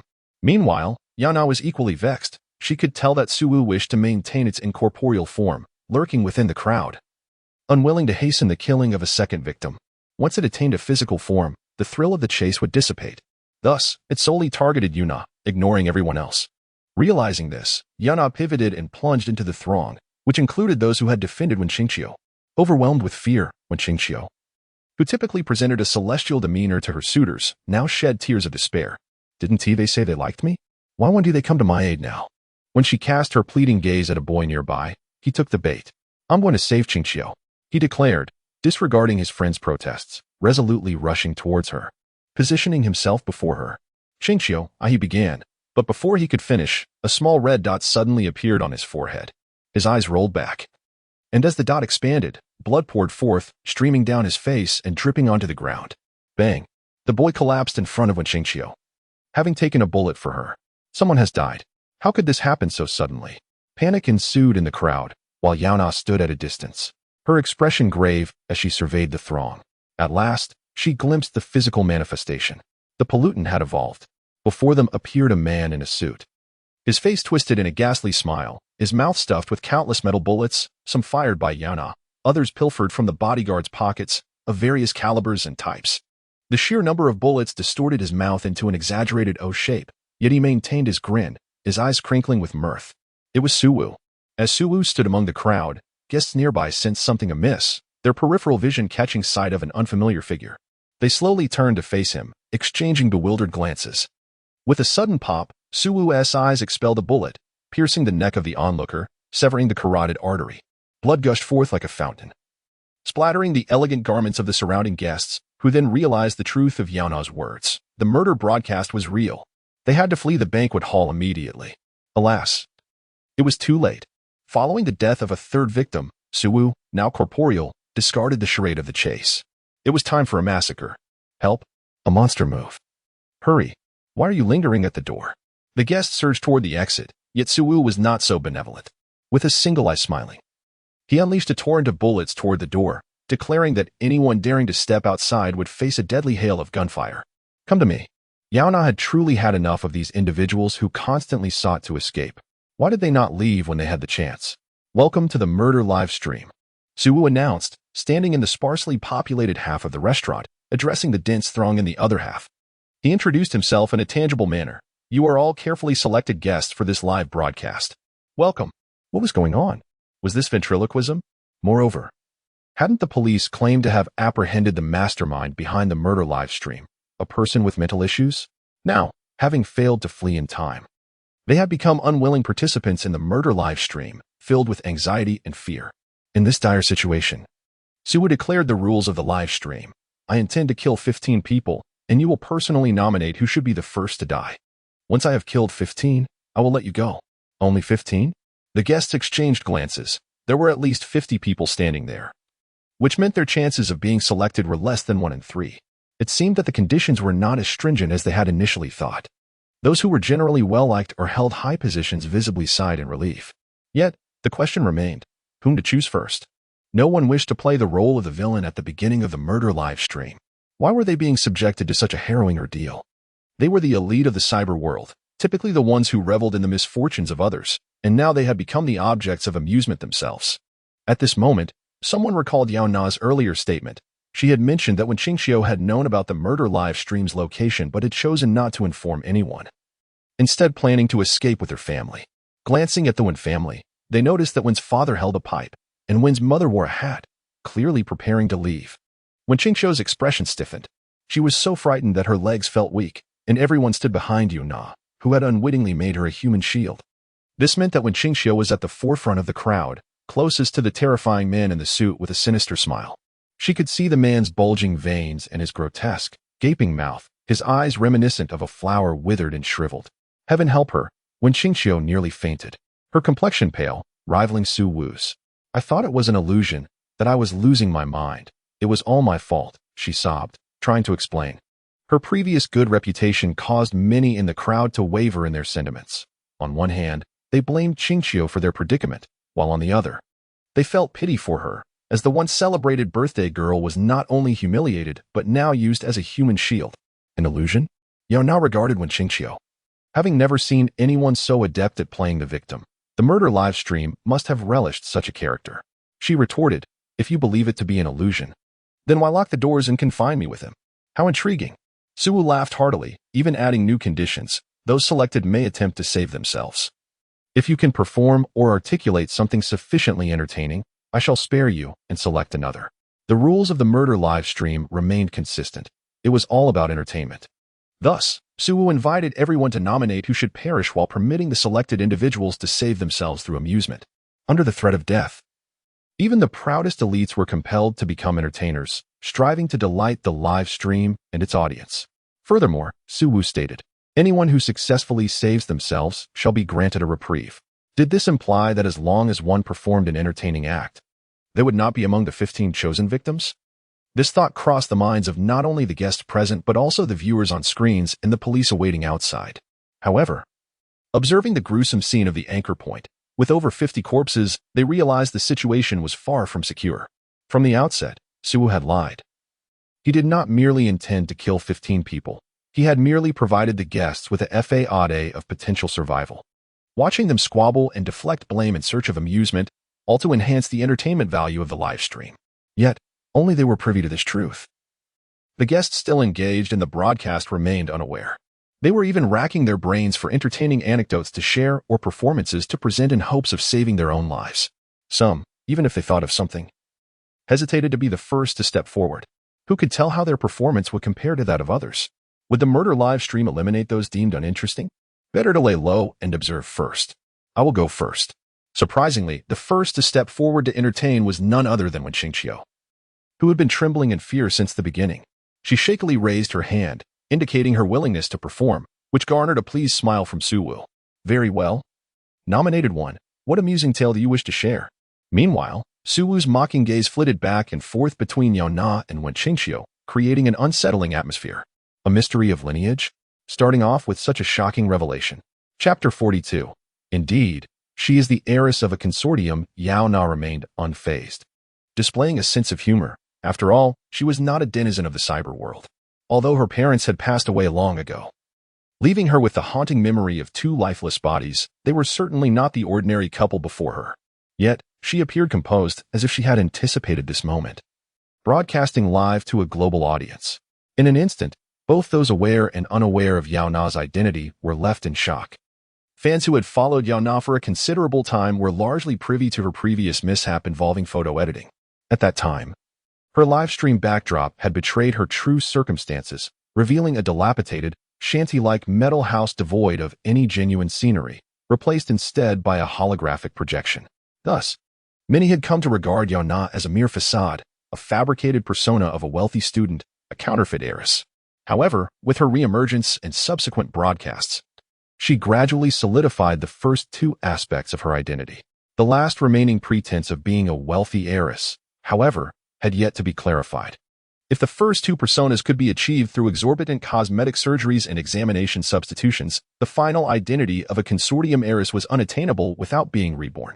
This was a cyber age marked by a rigid class structure. Resources were concentrated at the pinnacle of the societal pyramid, where the impoverished could never hope to ascend through examinations, lotteries, or diligent labor to become affluent. Many, after a lifetime of toil, would find that their earnings had evaporated into the coffers of colossal enterprises such as real estate, utilities, and monopolistic industries encompassing furniture, daily necessities, food, and stimulants. It could be said, aside from the luck of birth, one cannot leap from poverty to wealth. Thus, those fans who had witnessed her earlier downfall were astonished and began to post comments. Do you remember? Yaona once claimed her persona was genuine. We simply did not believe her. So, is the natural beauty with zero cybernetic enhancements, the exceptional student of Cyber Technology University, and the consortium heiress all true? Have I actually become a fan of such an impressive streamer? But if she is indeed a consortium heiress, why is she not enjoying life and spending her wealth, instead of live streaming to entertain us? I am truly heartbroken. As for those unfamiliar with Yaona, they were simply startled by her identity as a member of the literary family. You do not know the Wynn family? They monopolize the global pharmaceutical industry, producing essential stimulants and sleep aids that every worker needs. They have genuinely profited immensely from students and laborers. When Qingqiu's fame stems from her lineage. As a second-generation rich kid, she ranks among the top 3 in the cyber realm. The murder live stream began to buzz with activity following Wen Qingqiu's revelation. Not only the viewers, but even the guests present could not resist casting curious glances at the Wen family. What was the current situation? Genuine or false heiress? Strangely, the reactions of Wen Qingqiu's parents suggested they were oblivious to the unfolding drama. Wen's mother widened her eyes, her voice trembling as she asked, Qingqiu, what do you mean? What do you mean I am not your mother? When Qingqiu cautiously glanced at Su Wu, fearing to act recklessly in this deadly game, she was afraid for her life. Fortunately, Su Wu did not intervene in this dialogue. The murder live stream seemed engrossed in the topic when Qingqiu had introduced, eagerly observing the unfolding farce without interrupting. Indeed, revealing this secret was the right move. Yaona had shown her face before her parents. The truth would inevitably emerge, and it was better to wield it as her lifeline. That was when Qingqiu's grandmother. How could she not be of direct descent? If the genes were different, would that not imply a lack of blood relation? What Wen Qingqiu had discerned in the past, Wen's parents could surely comprehend now, their expression stiffening. How can you be certain that Yaona is the true heiress of the Wen family? This was a question that piqued Yaona's curiosity as well. She turned to Wen Qingqiu, who bit her lower lip and struggled to articulate, she looks exactly like my grandmother. As soon as those words escaped her lips, several elderly individuals in the audience recognized Yaona's face and murmured in agreement. I have seen the old matriarch of the Wen family. Yaona indeed resembles her in her youth. Was it merely a resemblance in features and facial structure? If there was only partial similarity, could that alone confirm blood ties? An elder emphasized, no, it is identical. The features, the face shape, the hair, the demeanor, all are exactly the same. This is a blood relationship that does not require testing to ascertain. Yet, Yaona harbored doubts regarding Wen Qingqiu's assertion. Could such a conclusion be drawn solely based on appearance? That seemed improbable, given Wen Qingqiu's cautious nature, always locking doors. She must have been concealing something. However, Yaona refrained from pressing her further. Why should she? Such statements were advantageous for her persona. Standing at the forefront of the crowd, Su Wu clapped his hands, producing a resounding applause. Fascinating, this matter is truly intriguing. Su Wu appeared thoroughly satisfied with the narrative Wen Qingqiu had presented, thereby deciding to spare her. In that moment of awaiting judgment, when Qingqiu's body grew weak from fear, nearly collapsing had Yaona not steadied her. Who is next? Su Wu inquired. No one dared to raise their hand, following the tale of the genuine and counterfeit heiresses who could outperform them. This was not a novel. There were no numerous impersonations or melodramatic tales of lost memories and terminal illnesses. Everyone present was merely a nondescript scion, leading affluent yet mundane lives, with the most thrilling escapade being a space rave. I will go. Unexpectedly, the next to step forward was Yaona. Everyone had presumed she would refrain from participating in the deadly entertainment. She looked at Wen Qingqiu and asked, So you know I am the true heiress of the Wen family, and that is why you wish to kill me? Oh my, if the circumstances were different, everyone would have settled down to enjoy the spectacle. Yaona's retort reminded the audience of how Wen Qingqiu had attempted to eliminate her, locking the bathroom door to leave Yaona to her demise. Initially, Wen Qingqiu had claimed she believed herself to be experiencing a mental breakdown and hallucinations. However, when considered in conjunction with her subsequent revelations about her identity, the purpose behind her locking the door became glaringly evident. Wen Qingqiu sought to eliminate Yaona and become the legitimate heiress of the Wen family. After all, the Wen family had only one daughter, and the vast wealth would ultimately be inherited by her. Wealthy heirs are not Na'vi. Especially in families where siblings abound and illegitimate offspring are scattered across the globe, competition is inevitable. In an instant, disdainful gazes fell upon Wen Qingxiu. Her complexion turned pallid, her eyes glistening with unshed tears, looking utterly pitiable. If only Yaona could hear her true sentiments. Yaona dug at her ears, attempting to extricate the cacophony of frantic screams from her eardrums. It was too loud. Was Yaona truly unwell? Had she transformed the murder live stream into a duet of their theatrics for her own amusement? Was she satisfied? Was it not merely locking a bathroom door that needed to be harped upon? Truly, those who grew up in poverty can be so petty. In contrast to Wen Qingxiu's feigned pitiful expression, Yaona's inner turmoil surged. These live broadcasts shattered the barriers around Yaona's true self, rendering her more human. A person driven by selfishness, lacking moral principles. As she glanced with a shy smile, Yaona indeed recognized her humble origins and her somewhat petty nature. Therefore, she had no intention of letting her off the hook. Otherwise, she would find herself in a perilous situation, feigning unconsciousness, only to be murdered in a live-streamed execution. At that moment, Wen Qingxiu's acting prowess truly shone.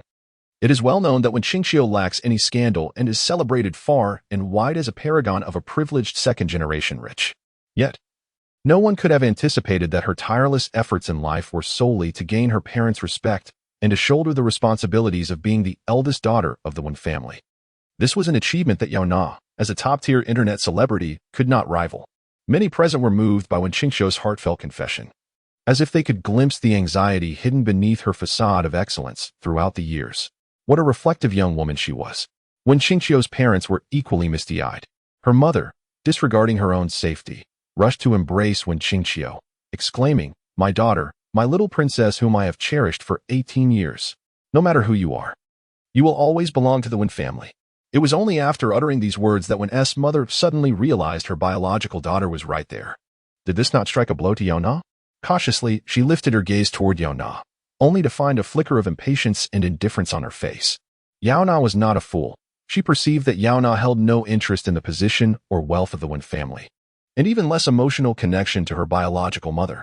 This realization was a bitter pill for Wen's mother, who was accustomed to being adored and having her way. A subtle sense of disapproval towards Yaona began to form within her, a manifestation of the innate arrogance parents often possess regarding their children. Consequently, Wen's mother's tone grew more rigid as she admonished, "It is not Qingxiu's fault that you were left to fend for yourself. Cease making things difficult for her and put her down." "Oh, but mother," Yaona retorted mischievously, calling her mother, sending shivers down the spines of the Wen family. Perhaps it was this unabashed address that heightened Wen Qingxiu's alertness. Before Yaona could speak further, she interjected, "Since everyone doubts me, I am willing to compensate Yaona. I volunteer to die?" As soon as these words fell from her lips, an uproar erupted among the crowd. What? To voluntarily choose death in a live-streamed execution was unprecedented among the guests. Wen's mother was in tears. No. When Qingxiu looked at her mother, her expression filled with reluctance. "I'm sorry, mother. Thank you for your 18 years of care. I love you. Daughter, don't take my daughter away from me." Soon after, the mother and daughter embraced and wept before Yaona, making her appear as a mere spectator in a farcical performance. She watched them, contemplating. If this were a talent show, these two would have scored high marks for their sob story, even without watching the live stream. Yaona could imagine the audience hurling insults at her for tearing apart such a harmonious family. Nevertheless, it mattered little, for she was not truly the eldest daughter of the Wen family. Even if the entire family decided to perish together, it would have no bearing on her. Thus, Yaona shrugged and bluntly stated, "I believe we should respect the wishes of the individual involved, since she volunteers to die." She paused, deliberately toying with Wen Qingxiu's rapid heartbeat and anxious breaths before languidly concluding, "Then let her die."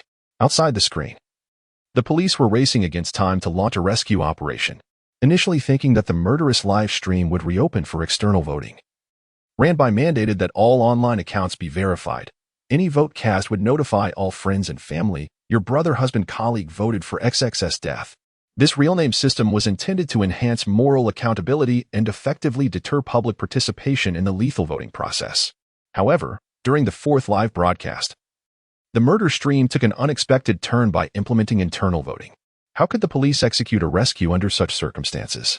Ranby found himself with an uncommon headache, primarily because some of the victims involved were from the Rand family, including acquaintances from his childhood. Each household had interlinked relationships, making complete disengagement impossible. From the outset, Ranbai had been receiving calls requesting the rescue of certain individuals from the murder livestream. Conversely, Ji stood up, firmly stating, Yaona is not that kind of person. She is trying to save lives. He pointed at the holographic projection of Yaona, expressing inexplicable trust in her. She has diverted the attention of the murder stream towards herself and Wen Qingqiu, causing the situation to overlook others. Ranbai absorbed this statement, softly repeating it and mulling over its implications until he suddenly understood. So that was it. Yaona was demonstrating firsthand how to unravel the predicament across the ages.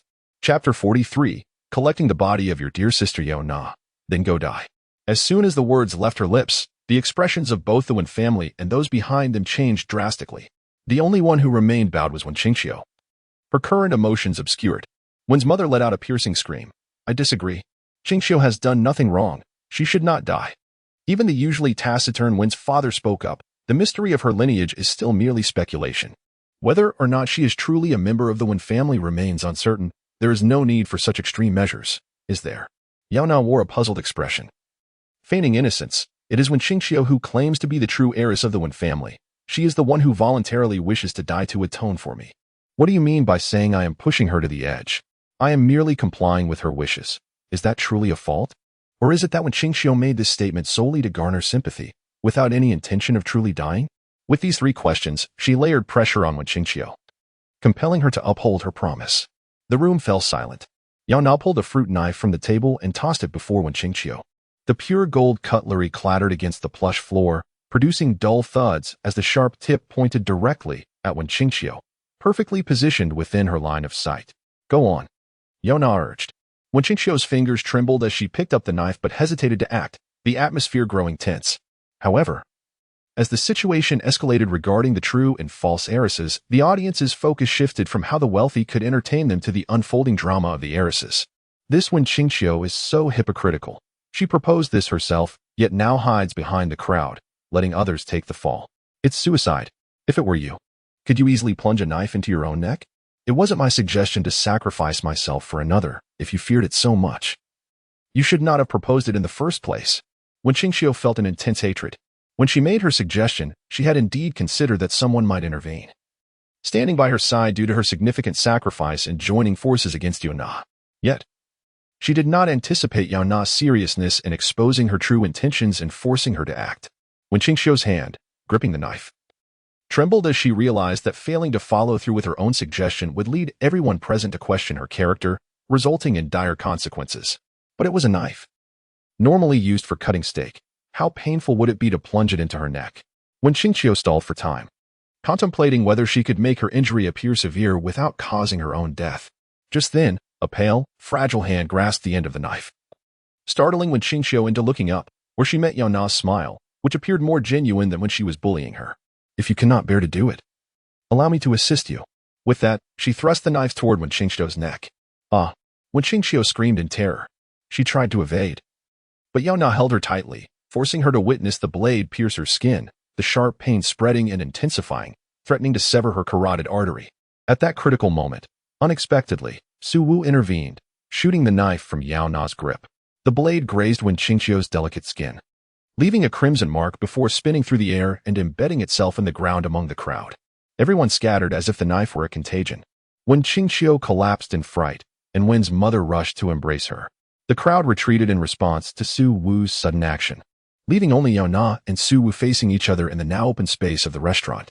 It seems my suspicions were correct, Yaona said, her smile more sincere than when she had tormented Wen Qingqiu. You have evolved, and thus you cannot alter the anchor point, can you? Since the live stream began, he had taken 3 lives, the philanthropist, Wen Qingqiu's suitor, and the unfortunate observer. According to his evolution, he had surpassed the cyber era, becoming a true monster of the future, even if only by a few years. However, this also implied that the anchor points he had originally set were now relics of the past. Contaminants are not invincible. At least, he could not alter the past. So when Yaona discovered he had killed a third person, the conversation with Ji echoed in her mind. The location is a restaurant. Many guests have perished in the banquet hall, most having succumbed to mutual attacks with knives. Yes, your body is among them. You and a girl are sewn together, dying like conjoined twins. This was the anchor point set by the murder livestream. The conclusion he designed for this broadcast, intending for everyone to turn against one another. From the very beginning, Yaona recognized that Suwu would not allow anyone to leave the restaurant, indicating that the current scene was essential. Her next attempt was to alter the manner of death for herself and Wenqingqiu. Changing the past is arduous, but altering the future is simple. For the future does not offer merely life or death as outcomes. Dying through the method of being sewn together and dying through suicide represent two distinct timelines. If Wenqingqiu were to die in another manner, she would not reach the anchor point conclusion and would thus survive. Driven by selfishness and carelessness, Yaona coerced Wenqingqiu into taking her own life. As expected, Suwu reacted. Realizing he could not allow unforeseen consequences to occur outside the established conclusion, at the very least, he could not permit Yaona to survive. Therefore, he intervened to prevent Wenqingqiu's death.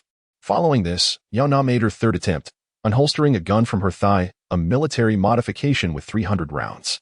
The crowd was astonished by her sudden move. Is she about to resist? Could bullets harm a monster? Surely they had many bodyguards. Perhaps they could assist Yaona. Before they could voice their inquiries, they watched as Yaona aimed a gun at them, targeting innocent individuals.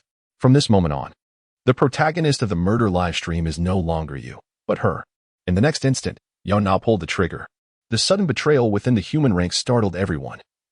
No one anticipated that upon entering the murder livestream, the first life-threatening danger they would encounter would not be Suwu but the frenzied Yaona. She has gone mad. She has lost her mind. The crowd screamed and fled chaotically throughout the restaurant. Ironically, the very Suwu who had just been threatening them now took on the role of protector. After all, if Yaona killed everyone, he would not reach the designated anchor point.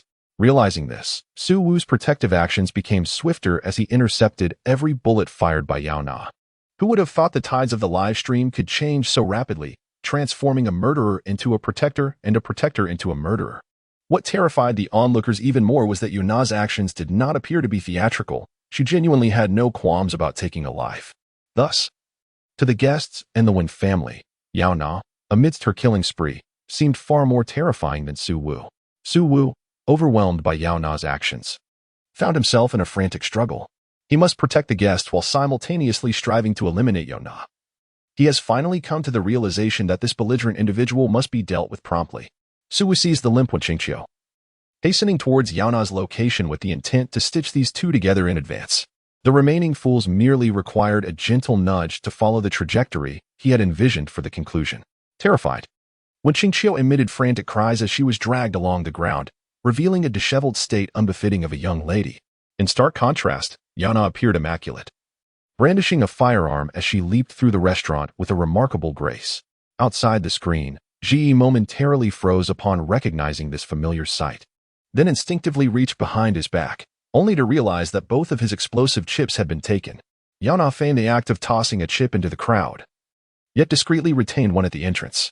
The countdown's beeping was drowned out by the cacophony of screams. Meanwhile, Suwu, fully focused on eliminating her and leaving behind this group of evolutionary tools, remained blissfully unaware of her subtle maneuver. Bang, bang. Two resounding explosions echoed, one after the other. The door of the restaurant burst open, and the helicopter's searchlight pierced through the gap, illuminating the damned souls within, as if revealing a path from paradise to hell. Driven by the primal instinct for survival, the patrons surged out of the restaurant, fortunate that Suwu's attention was entirely fixed on Yaona, allowing their escape to go unimpeded. At last, they were met by the blinding flashes of the media and the shrill wails of police sirens. They had finally been rescued. After a harrowing night of evasion, this group of elegantly attired affluent individuals appeared disheveled and drenched in perspiration as they rushed to the nearest police vehicle, demanding to be taken away. Hurry, arrest Yaona. That lunatic is trying to kill us. Silence her. Ban that woman from all platforms. The wealthy individuals who have narrowly escaped their fate, disregarding their image, are hysterically shouting, only to be met with a pair of silver handcuffs. What on earth is happening? Some of the individuals adorned with silver handcuffs, including bosses, investors, and affluent heirs, found themselves momentarily stunned, unable to fathom that they had just escaped from a live-streamed murder scene, only to face the prospect of being thrust back into a realm of arduous labor at the sewing machine. The police, with an impassive demeanor, declared the announcement. The Tribunal of Judgment? What on earth is that? I have committed no crime. What purpose do you serve, officers? You ought to apprehend the deranged woman in the restaurant instead of pursuing me. Release me, for I belong to the illustrious Silver family. I am still a minor. I have not violated any classmate. Capturing the apprehended and the rescued, the scene was chaotic. The media, initially eager to document the misfortunes of the affluent from a close distance, found themselves subdued under the cold gaze of Officer Ranby. Although they had the opportunity to showcase the police's efficient arrests and the arduous efforts of the adjudication department in their purifying actions, they chose instead to focus on the spectacle of tax-evading business owners being apprehended, a clear case of sensationalism, designed to attract attention. Should they wish to indulge in the morbid fascination of a live murder broadcast, they were welcome to do so. One statement from Ranby effectively quelled the media's ambitions, redirecting their focus to the appropriate documentation of the case rather than seeking sensational headlines. After restoring order among the reporters, Ranby approached Yaona and expressed his gratitude. Thank you for your guidance. Exhausted to the point of collapse, I slumped in front of the flower bed, panting heavily. For a moment, I was at a loss to comprehend what Ranby was referring to. What did I hint to you? I have no recollection of it.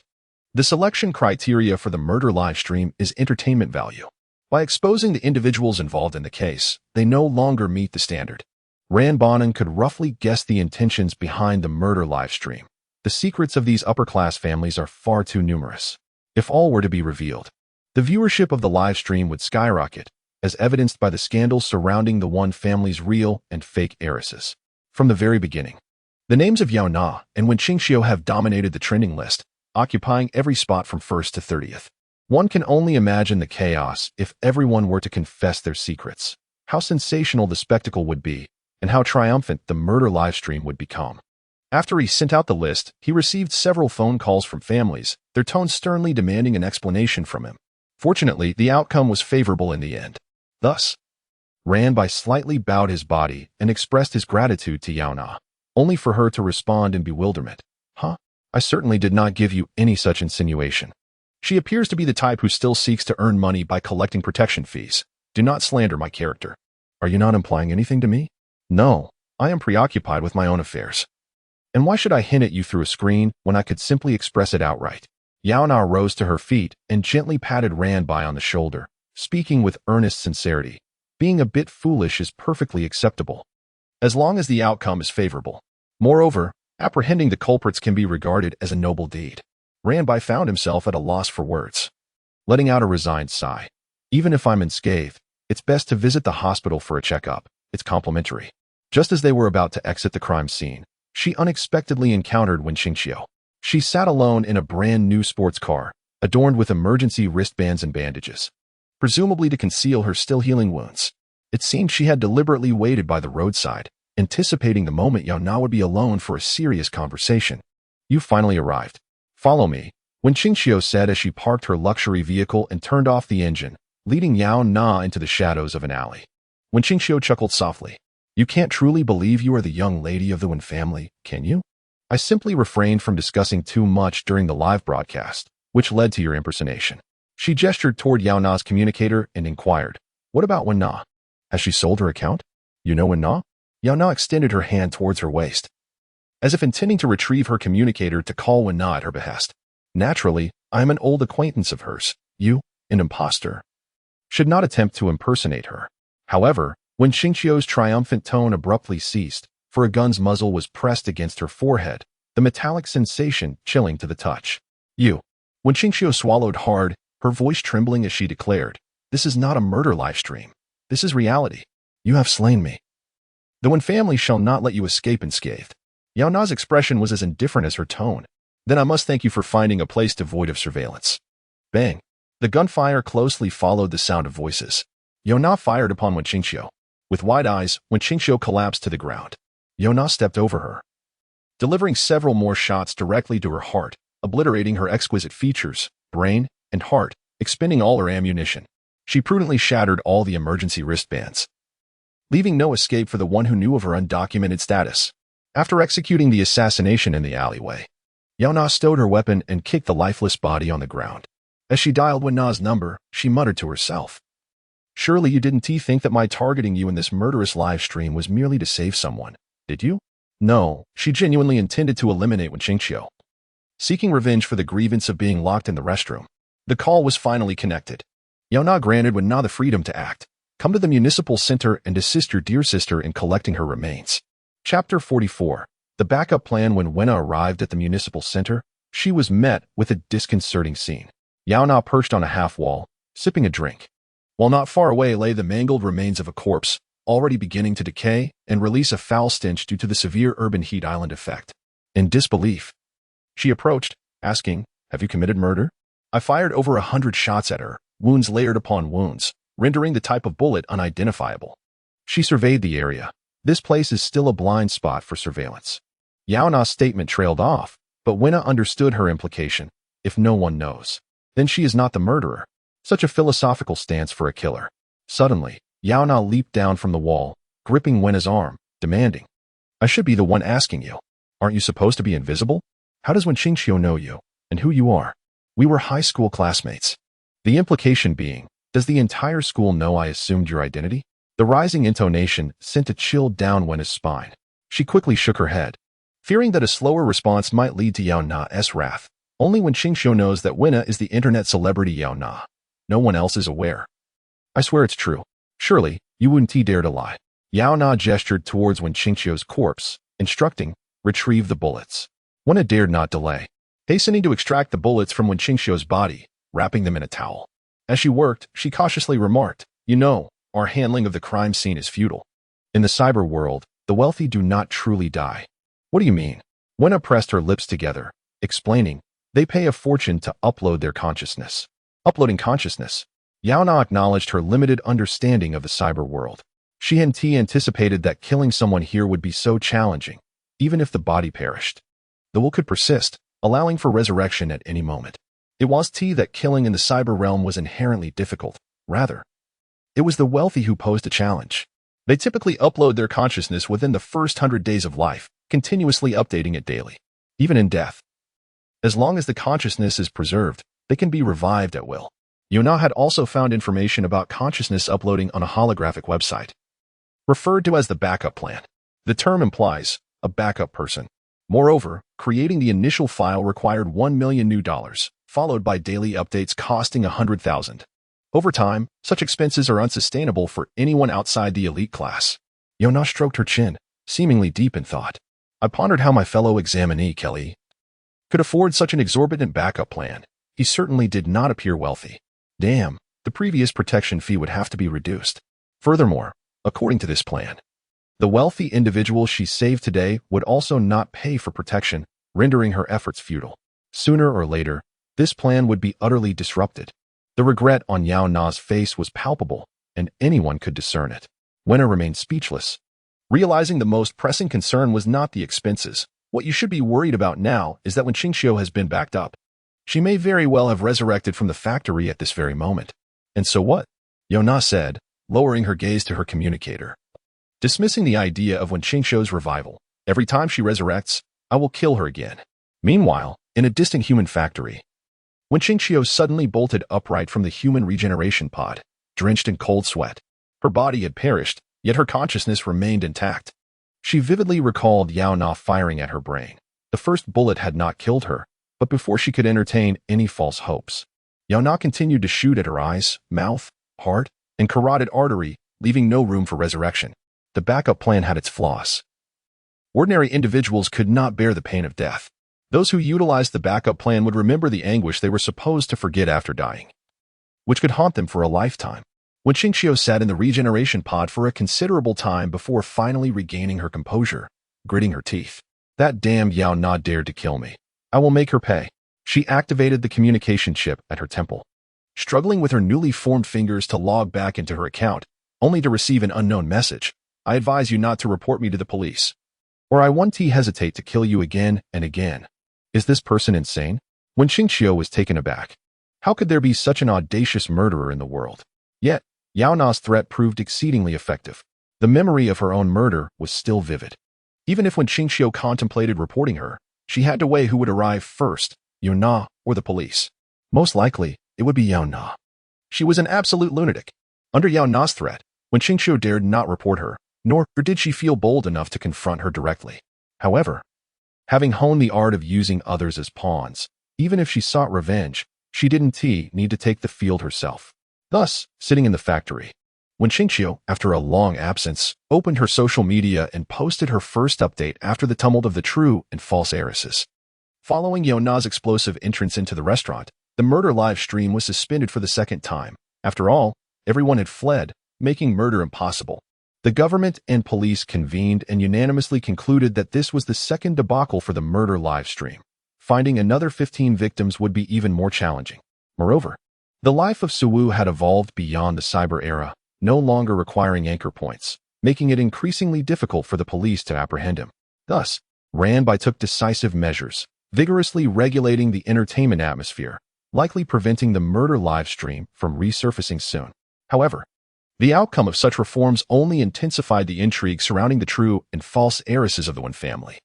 It was well known that Wen Qingxiu was the elegant princess of traditional print media, while Yaona was a notorious internet celebrity. The revelation of their mysterious connection was utterly unbelievable, given that Wen Qingxiu had rarely engaged with social media before. Netizens did not expect the Wen family or even Wen Qingxiu to personally clarify the situation, leading them to hope Yaona would seize this surge of interest and promptly stream to satisfy their curiosity. Consequently, a swarm of users flocked to Yaona's account, inundating her with comments urging her to go live, while her follower count surged. She published a lengthy post, beginning with a heavy proclamation, "I am born guilty." The post was extensive, yet its central theme was Wen Qingxiu's apologies to Yaona. She had not intended to usurp her position and was willing to return it, promising to bring her back to the Wen family soon. Upon the release of this post, the already captivating topic became even more sensational. Everyone was moved by Wen Qingxiu's hypocritical kindness. Qingxiu is truly a benevolent young lady, the only conscience among the wealthy. Good roots can emerge from the mud. I hope Yaona doesn't take advantage of this. As an ordinary person, one wouldn't fall too far behind. In contrast, Yaona, as an internet celebrity, seemed to return to the Wen family only as a source of shame for the wealthy. When Qingxiu's purpose was achieved, she highlighted her own benevolence to accentuate the humble status of internet celebrity Yaona. Even the genuine heiress Yaona remarked, "Wen Qingxiu is truly a good person." No sooner had she spoken than Yaona was left speechless. This truly redefined what it meant to be a good person. Sitting cross-legged, Yaona faced Yaona and posed her first question. "You are indeed the true daughter of the Wen family, are you not?" After a moment of hesitation, Yaona nodded. "I have undergone a genetic test, and indeed, I am."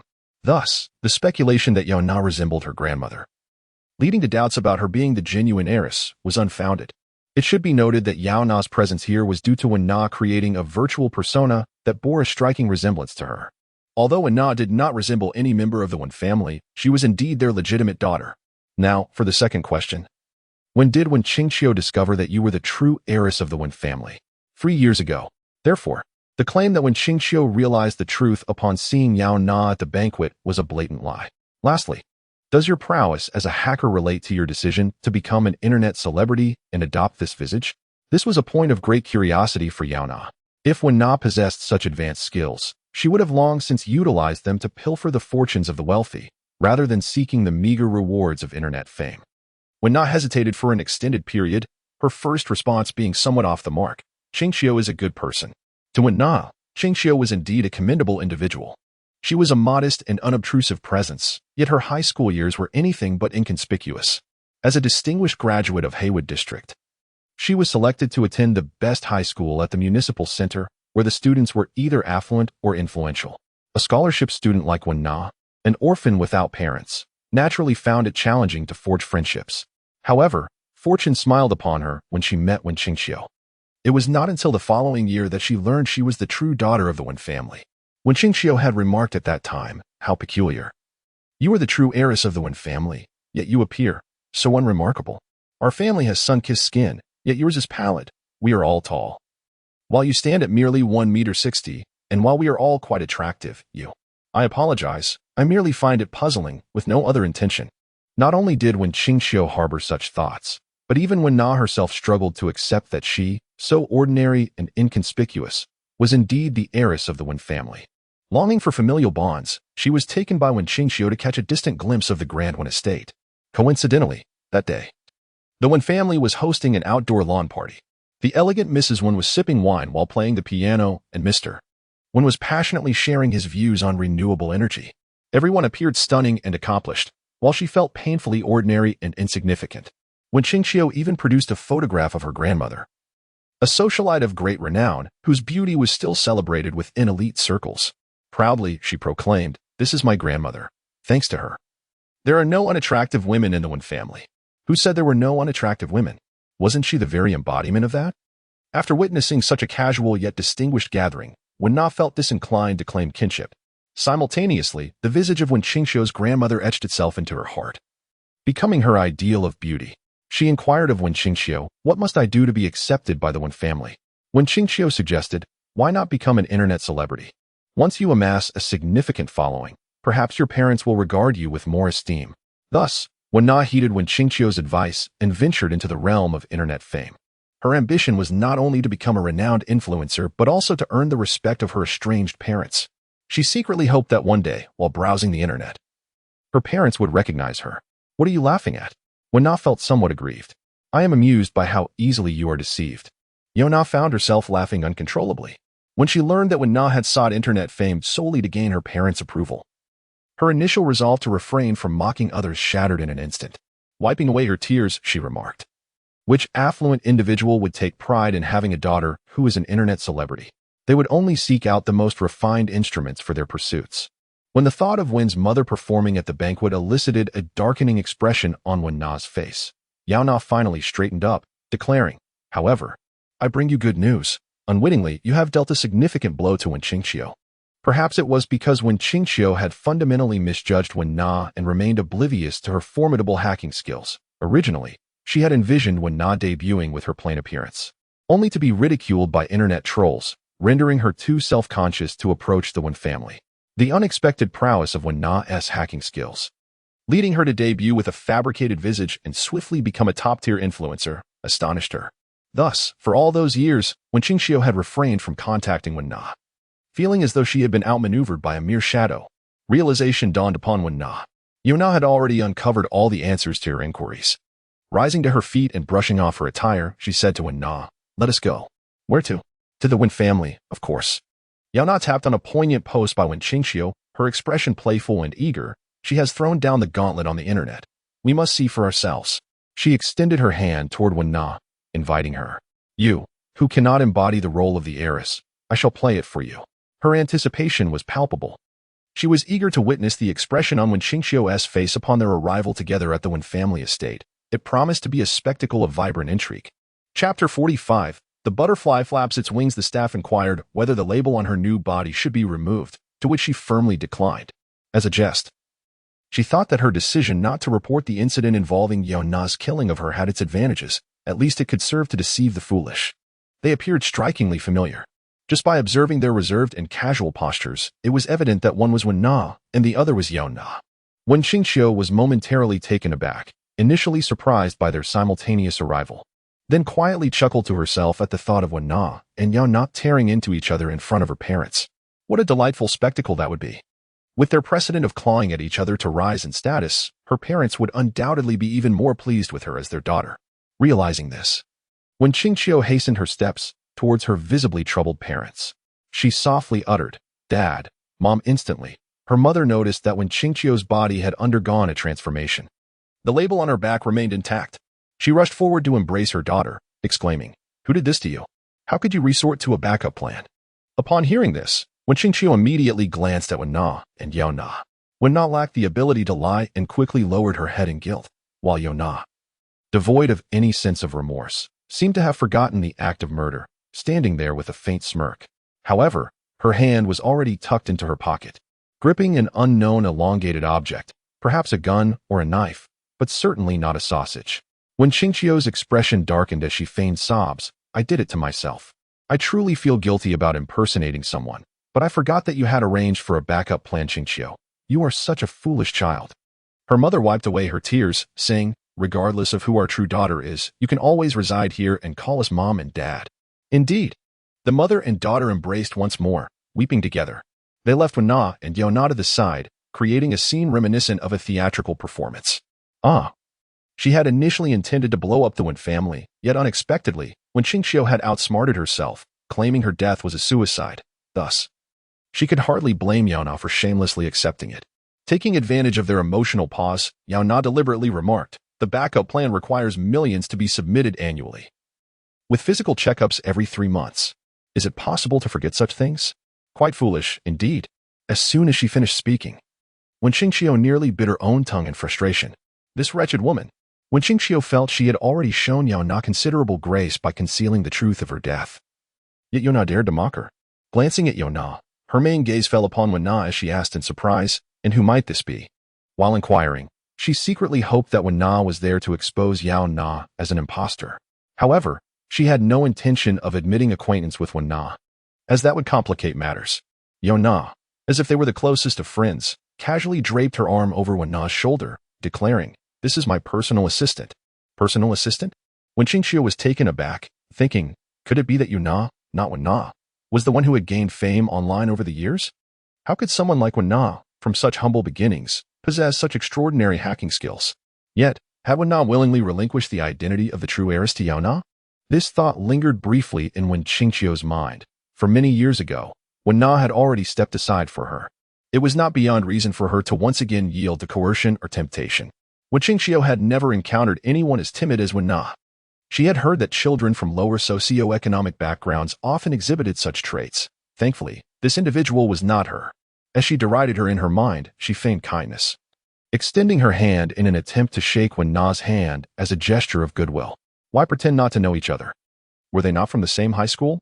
Suddenly, when Qingqiu realized that her deception would not hold for long in the presence of Yaona, she shot a reproachful glance at Wen-na, chastising her for sharing such matters with Yaona, while her face displayed an apologetic expression. "I'm sorry.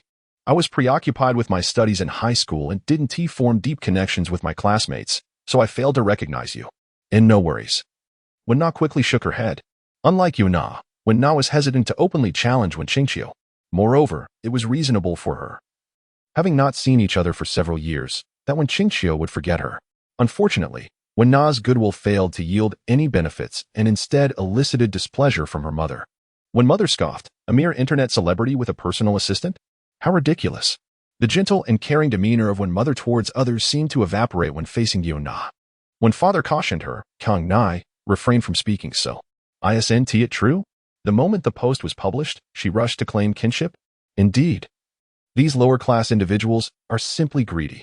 When Mother's words were harsh, plunging the atmosphere into awkwardness. As the genuine heiress, Wen-na was drenched in sweat. If not for her fear of Yaona's capabilities, she would have fled the scene long ago. Any child, regardless of their past interactions, would feel disheartened upon hearing their biological parents utter such unwelcoming words. It was utterly humiliating. Thankfully, Yaona had no blood ties to this family. Even upon hearing such comments, she remained unfazed, even displaying a mocking smile. "I may be a mere internet celebrity, but this job has afforded me the means to pay for my university education and repay years of orphanage loans, while my biological parents have done nothing." Orphanage loans. Such an obscure term. However, in the cyber realm, at least in Wen-na's world, it had become commonplace.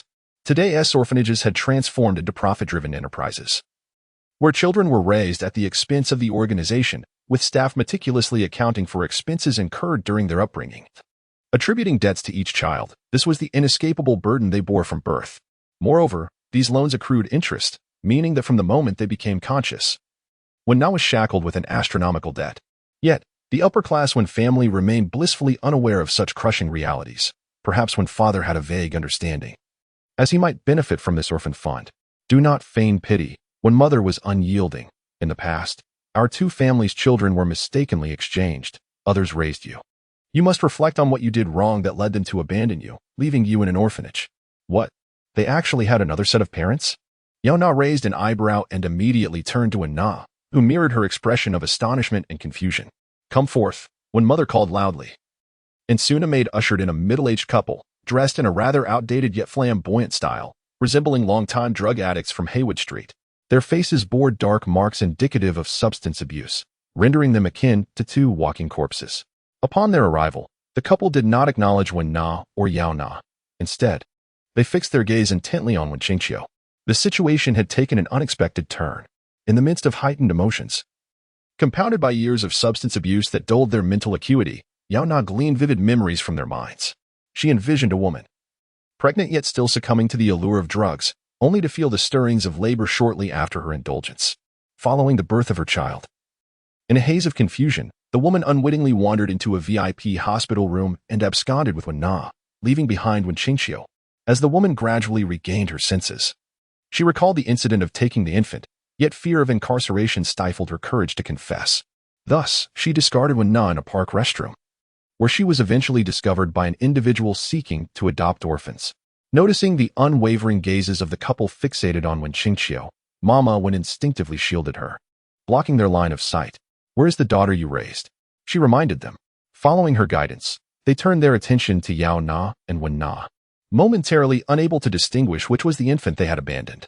After all, when they had discarded the baby, Wen-na was merely a month old, making it unsurprising that they could not recognize her. The woman among the couple faintly recalled the infant's small eyes and somewhat flat nose, and thus hurried towards Wen-na. Once reunited, she began to speak, but Yaona stepped protectively in front of Wen-na, shielding her from potential harm. With a smile that did not reach her eyes, Yaona interjected, "I'm afraid you're mistaken. I am Yaona." It dawned on the couple that the other beautiful girl was indeed the child they had forsaken. An awkward silence enveloped them as they exchanged glances, neither willing to admit their role as the girl's guardians, albeit for a brief month.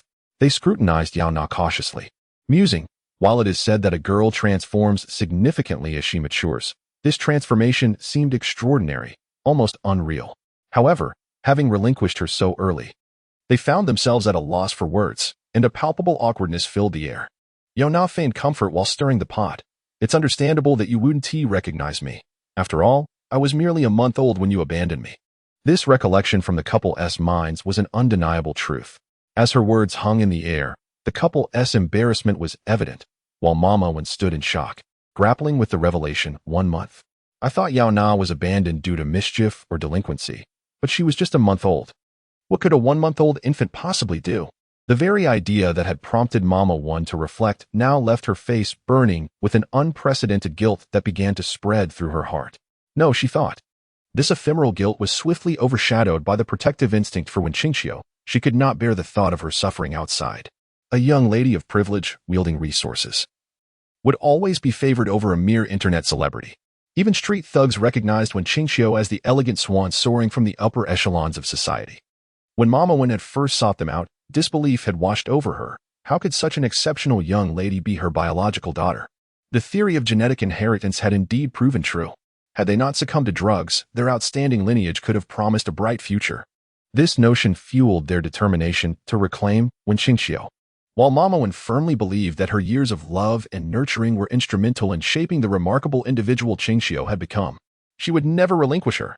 Thus, the scene transformed into a contest between two couples vying for the same girl, both of them disdainful of Yaona. Although this unfolding drama was not what Wen-qingxiu had anticipated, the spectacle of two families competing for her affection was unexpectedly delightful. She reveled in the cherished attention while feigning tears of sorrow. "It is all my fault. Had I known it would lead to this, I should never have been born." As her words faded, Yaona felt a shift in the atmosphere of the Wen residence. The butterfly of the universe had caught wind of the aunt's lament, and benevolently fluttered its wings in this direction. Yaona was uncertain which of Wen-qingxiu's phrases had drawn its attention, prompting such cosmic intervention. "Enough," Yaona gently admonished. The butterfly effect of the universe was no trifling matter. Even a careless utterance could spell catastrophe. "You, who have been ridden by thousands, be silent. If not for you, I would not have lost so much." The space quivered once more as the butterfly flapped its wings again, signifying that the world had been irrevocably altered. Observing this, Yaona ceased her attempts to intervene. "Remember your words. I hope you shall not regret them." Weary of this farce, she took Wen-na and strolled towards the Wen home, casually selecting a room to make her own without reservation. As the door clicked shut, Mama Wen seethed, her face contorted in anger. "I have never encountered anyone so shameless. Truly, she has been raised poorly." Following her outburst, they hastened to the grand bedroom adjacent to the master suite, slamming the door with a noise that echoed painfully in the air. Mama Wen pressed her fingers to her temples, a headache brewing. "How fortunate we are to have Qingxiu," she mused, patting Wen-qingxiu's hand appreciatively while casting a disdainful glare towards Yaona's room. "Unlike that ingrate, she doesn't even bother to check on me when I'm unwell." After all, she was the lady of the Wen household, and a certain degree of arrogance was to be expected. Wen-qingxiu, maintaining her composure, subtly cast a disparaging glance at Yaona. Upon hearing Mama Wen's exasperated sighs, She felt a wave of relief wash over her. This situation seemed secure. Barring any unforeseen circumstances, she would remain in the Wen household as their cherished daughter. Fortunately, Mama Wen had sought out her biological parents. While this could not conclusively prove Yaona's inherent flaws, their crude behavior and wretched living conditions would certainly evoke Mama Wen's sympathy, enhancing Yaona's chances of staying. The following day, a piercing scream erupted from the Wen residence. The dutiful maid rushed into the room from whence the scream had emanated, only to be met by a chorus of screams as she fled. Collapsing onto the floor in shock, chaos reigned within the Wen household.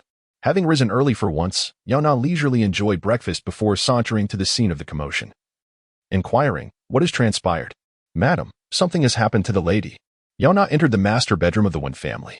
The opulent room was adorned in deep crimson velvet against metallic walls, with a grand king-sized bed centered before expansive floor-to-ceiling windows.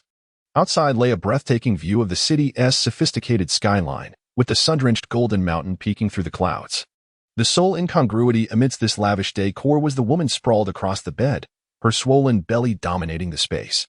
Her once slender waist was now engorged, veins visibly pulsating beneath her alabaster skin as it stretched to its limits. Cradling her abdomen, she bore an expression of disbelief. "What is this? A malignant tumor?" The sudden appearance of such a bulging belly left little room for speculation other than the possibility of a tumor. The maid, upon hearing this, promptly exited, declaring, "I will summon the family doctor.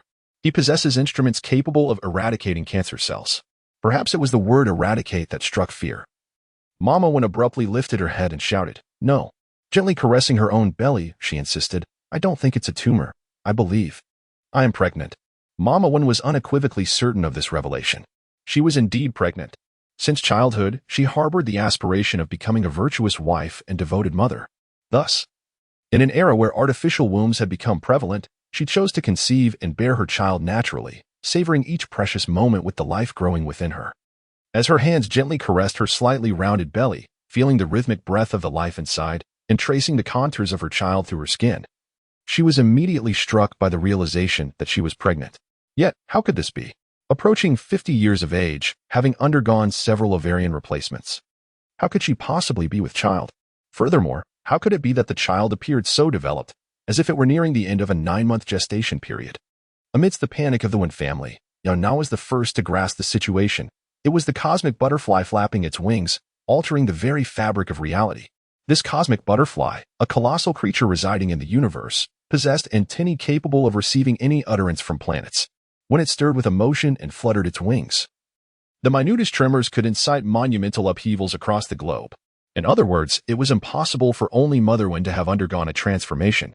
Immediately, she activated the holographic network, only to discover a frenzy online. Numerous mothers were posting that they had inexplicably found themselves with burgeoning bellies overnight, while others lamented, "My son has vanished. I have arrived at the Municipal Central Hospital, and you cannot fathom the number of full-term pregnant women here. Some appear to be nearly 90 years old." The realization dawned upon Yaona as she pondered, turning to the maid. "Where is Wen Na?" The maid hesitated, seemingly struggling to recall who Wen Na was. After a prolonged moment, she remembered the unremarkable girl whom she had encountered numerous times, yet failed to remember her face. Upon rising, Yaona had also not seen Wen Na. She was neither in the room nor the hall, which left only the possibility that she was in her mother's womb. Mother Wen, on the verge of tears, glanced up to see Yaona engrossed in the holographic generator, and her frustration boiled over. "Your mother is ill, and you seem utterly unconcerned, running off to the internet. Are you even human?" Yaona offered no retort and simply tossed the generator back to her. "You can see for yourself." With the disturbance caused by the little butterfly, her impersonation was now precariously suspended. What a hassle. Mother Wen was enveloped in an inexplicable dread. "It must be my little assistant. I cannot fathom why she would invade your womb." Yaona mused mischievously. "Perhaps we are twins, and you unknowingly bore a pair of them." "You." Mother Wen immediately recognized Yaona's jest, her annoyance flaring anew. The man next door, usually reserved and seldom involved in family matters, took charge in times of crisis. He interjected with a low growl, "Enough." Instantly, Mother Wen fell silent. The pressing concern was to ascertain the nature of the entity within her womb. Father Wen cast a steely gaze at Yaona, deciding that other matters could wait. She would eventually reveal herself. "You are correct, Father." Yaona maintained her facade of audacity. If the being within Mother Wen's belly was indeed a child, the implications were grave. The family doctor possessed an array of medical instruments, yet lacked the means to examine the fetus, as this was tied to the identity system's data uploads.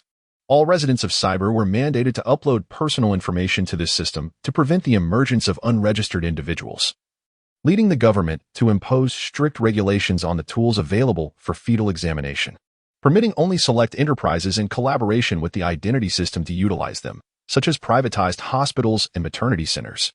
Even the Wen family could only resort to the nearby municipal central hospital with no alternative. The family hurriedly gathered their belongings and made their way to the municipal hospital. Driven by curiosity, Yaona followed closely behind. As they approached the hospital, traffic had come to a standstill, with vehicles brimming with expectant mothers, each a testament to the chaos of impending births. From 3 intersections away, they found themselves queuing for appointments. The hospital was already teeming with patients. Fortunately, the Wen family was aboard the hospital's transport aircraft, allowing them to bypass the queues and land directly on the top floor of the VIP ward. Medical staff awaited their arrival, and as soon as Mother Wen disembarked, she was ushered into the medical chamber for an examination of the fetus. Yaona stood behind the apparatus, observing the woman lying within the scanner. Mother Wen, filled with anxiety, felt her toes tense. As the pale blue circle swept rapidly across her body, capturing the current state of affairs within her, projected onto the walls of the room. The image materialized. Gasps filled the air. What lay within Mother Wen's belly was not a fetus, but Wen, 18 years old. She curled up tightly, embracing herself with her arms and legs, her face serene as though lost in a blissful dream. How could this be? How could it be an adult? The focal points of Mother Wen and Father Wen diverged drastically. Mother Wen was preoccupied with the question of why Wen occupied her womb, while Father Wen turned to the doctor, seeking answers. The enigma of the cosmic butterfly was beyond comprehension. Only if cyber inhabitants mastered the technology to venture into the cosmos could they glimpse the immense butterfly nestled within the nebulae at the universe's edge. Don't touch me. Don't be anxious, Mother. I truly am your daughter. I am as perplexed as you as to why my assistant ended up in your womb. Humph. What proof do you have? Yaona, caressing Mother Wen's belly, offered a gentle smile. If you doubt me, simply ask Wen yourself. Ask her personally? How can I? Isn't she in my belly? Yaona crouched down to meet Mother Wen's belly at eye level, her tone tender as she inquired. Wen, please tell everyone. Did you replace me and enter Mother Wen's womb? Are you insane? Father Wen, concerned about Yaona's potential repercussions on his wife, stepped forward to restrain her, only to be halted by Mother Wen's emphatic call. Wait. Her voice resonated, drawing the attention of everyone in the ward. With an astonished expression, Mother Wen touched her belly, exclaiming, Wen is speaking. I can feel her voice reverberating through my ovaries, yet her disbelief grew as she continued to touch her belly, her shoulders slumping in resignation. But I cannot hear what she is saying. Perhaps it was due to the excessive amniotic fluid filling her mouth and lungs that prevented her from vocalizing. Yaona seized the moment, suggesting, if you agree, please press your belly once. If you disagree, press it twice. As she ceased her suggestion, Mother Wen felt immediate relief, her eyes and mouth forming 3 round O shapes in astonishment. She was utterly flabbergasted. The doctor swiftly recorded this newfound insight, dispatching it to the research institute in hopes of elucidating the cause of her pregnancy. Meanwhile, Mother Wen sat upon the hospital bed, her hands cradling her round belly, her expression a tapestry of complex emotions, lost in reverie. 18 years prior, she had cradled her own belly, whispering sweet nothings to the child she anticipated, filled with boundless love and dreams for the life to come. Now her child, that seemingly transparent girl, wait. Mother Wen looked around. Where's Wen Qingxiu? It suddenly dawned on her that Wen was in her womb, which meant that Wen Qingxiu was in the belly of her biological parents. Not only had Wen Qingxiu's parents occupied the largest guest room in the Wen household, but they also slumbered until past noon. The house was devoid of any presence. At this time, Mother Wen had completed her prenatal checkup and was now nurturing her pregnancy, entirely oblivious to the unfolding events of the outside world, still lost in a deep slumber. As the man opened his eyes, he beheld the woman beside him, her belly swollen, taking up most of the bed. He mumbled, crazy, why is there a pillow stuffed under her dress? Then, reaching out to touch, he felt the solid belly beneath his hand, and he sprang up in shock. Wake up, you old hack, he shouted, shaking the woman awake. Still groggy, she turned over, attempting to drift back to sleep, but her weight pressed against her belly, causing excruciating pain that forced her to sit up. Before she could comprehend the situation, her husband struck her across the face. Whose child is this? Have you been unfaithful to me? The man, having indulged in substances, lost track of time, mistaking his wife for someone who had betrayed him and conceived another's child. I haven tea. The woman felt utterly wronged, having done nothing but sleep. Could it be that the air in the Wen household was infused with fertility hormones? Whatever you say, the child is already quite large. What nonsense can you possibly use to defend yourself? Frustrated, the man directed his anger towards the pregnant woman's belly, kicking her in the abdomen, sending her sprawling to the ground. After the kick, the woman felt an intensifying pain in her belly, as if she were on the verge of miscarriage. Terrified of dying at the hands of her husband, she hastily defended herself. Darling, don't you remember we visited the Wen family to acknowledge our kinship yesterday? My belly was flat then. How could it possibly be so large today? It takes longer than that to get pregnant. Then why is your belly so big? Resembling that of a pregnant woman and pulsating painfully? Could it be a tumor? The woman pondered. If we keep this, Qingqiu will surely despise us. Should we burn it? As soon as she finished speaking, another wave of pain surged through her belly. It was as if the tumor sensed its impending demise, putting up a desperate struggle. This thing still has the audacity to react. It's killing me. The woman, in a fit of desperation, grasped her belly, squeezing with all her might until her skin turned purple before finally relenting. Her forceful grip seemed to calm whatever was inside, rendering it still. What a devilish thing, she exclaimed, beads of cold sweat dotting her forehead. All right, let us hurry to the clinic and get rid of whatever is in my belly. The two of them, in a silent agreement, along with Wen Qingqiu, who was too anxious to speak yet afraid to make large movements, stealthily slipped out of their home, racing toward the small clinic. Chapter 47. The examination of Yaona. The hospital was teeming with people, thanks to her affluent status. Wen's family enjoyed the comfort of a VIP room, a stark contrast to the crowded conditions faced by the expectant mothers outside. Before long, police cars descended upon the hospital, and a throng of officers entered in an orderly fashion. After waiting for what felt like an eternity, the pregnant women, many of whom were in line over 100 deep, urgently called out for help. Please, save me. My stomach hurts. My son has a crucial exam today. He must come out soon. I want to schedule a C-section. The cries for assistance echoed throughout the hall. As they turned to enter the VIP room, the sound of hurried footsteps caught their attention. Upon opening her eyes, Yaona saw the police streaming in, led directly by Ji, followed leisurely by Ranbai. Clearly also there for Yaona. Upon witnessing this, Wen's mother immediately thought, something must have gone awry. Yaona must have done something illegal, likely related to the nationwide pregnancy situation. With barely restrained fury, she glared at Yaona. What have you done? Did you poison me to bring me to this state? Key witness. Concerned citizen. Major decision-making partner? Wen's mother could hardly fathom that her family would one day be associated with such terms. She even pondered if Yaona had collaborated with this Navi youth to feign innocence in front of the Wen family. A mere online celebrity. Could she really have the capacity to influence significant decisions? What a joke. If only Ji had said it, the Wen family might not have believed it. But with Ranbai lowering his noble head in agreement, the credibility of the situation escalated significantly, and Yaona's standing within the Wen family soared. Ranbai removed his hat and solemnly stated, "The research institution has failed to identify the cause. We hope you can provide an answer." How would I know? Yaona replied nonchalantly. Faced with a multitude of police officers, even a corporate leader would tread carefully, yet Yaona appeared unburdened, leaning casually against the windowsill with a smile. I'm just a mere internet celebrity. How could I possibly have the answer? Indeed, Yaona was just an internet celebrity. How could she possibly know? Wen's mother muttered in agreement, only to be met with an irate glare from Ranbai that startled her. As for the protection fee, Yaona had not even received payment last time. She reluctantly accepted the situation due to the surge in her follower count and newfound fame. Protection fees were out of the question. Without a moment's hesitation, Ranbai refused. Many of the affected pregnant women lack funds and rely on health insurance for treatment. They do not possess hundreds or thousands of new dollars. As a government official, I cannot permit you not to collect money. Thus, Yaona reclined once more and casually suggested, these women are already at term. It won't be long before the babies arrive. It would be prudent to prepare additional delivery rooms. Why not convert the nearby Olympic Stadium into a large maternity ward? It was indeed a commendable suggestion, worthy of consideration. The suddenness of the incident had led everyone to focus solely on the question of conception, neglecting the impending issue of childbirth. Ranbai promptly arranged for all medical resources to be directed towards obstetrics and gynecology to construct delivery rooms. I'll cover the experts' salaries.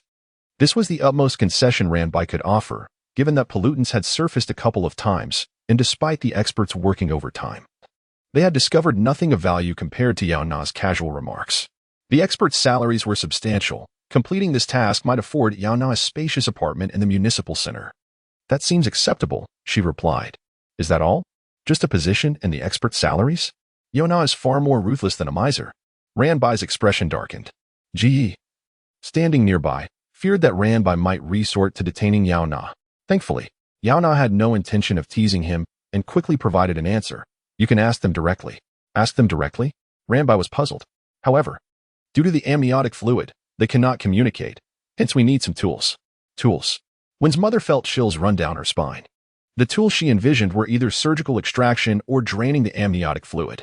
Yet, Yaona was referring to Ji. I recall there is a vintage binary counter in your office. A binary counter typically counts using two distinct symbols, 0 or 1, and had nearly become obsolete. The cybersecurity department, being a ghost division within the police, had not updated its equipment in years, thus retaining such antiquated instruments. Ji paused for a second, contemplating how familiar Yaona was with the police department, wondering if she ought to take his position. Yes, I remember there is one in the office. Bring it over for the examination. Yaona's statement left everyone present in shock. How could a binary counting device be used for a medical examination? Nevertheless, Ji complied, instructing a colleague to bring the machine to the VIP room. Yaona took the binary counter and placed the connecting wires and sensing chip onto Wen's mother's abdomen. The cold metal made her flinch uncomfortably, yet the child within remained still and obedient. Holding the device, Yaona inquired, "Are you a Na?" Tap. A 1 appeared on the machine. Everyone was taken aback. Ranbai furrowed his brow, explaining, in digital language, 1 signifies confirmation, we may proceed.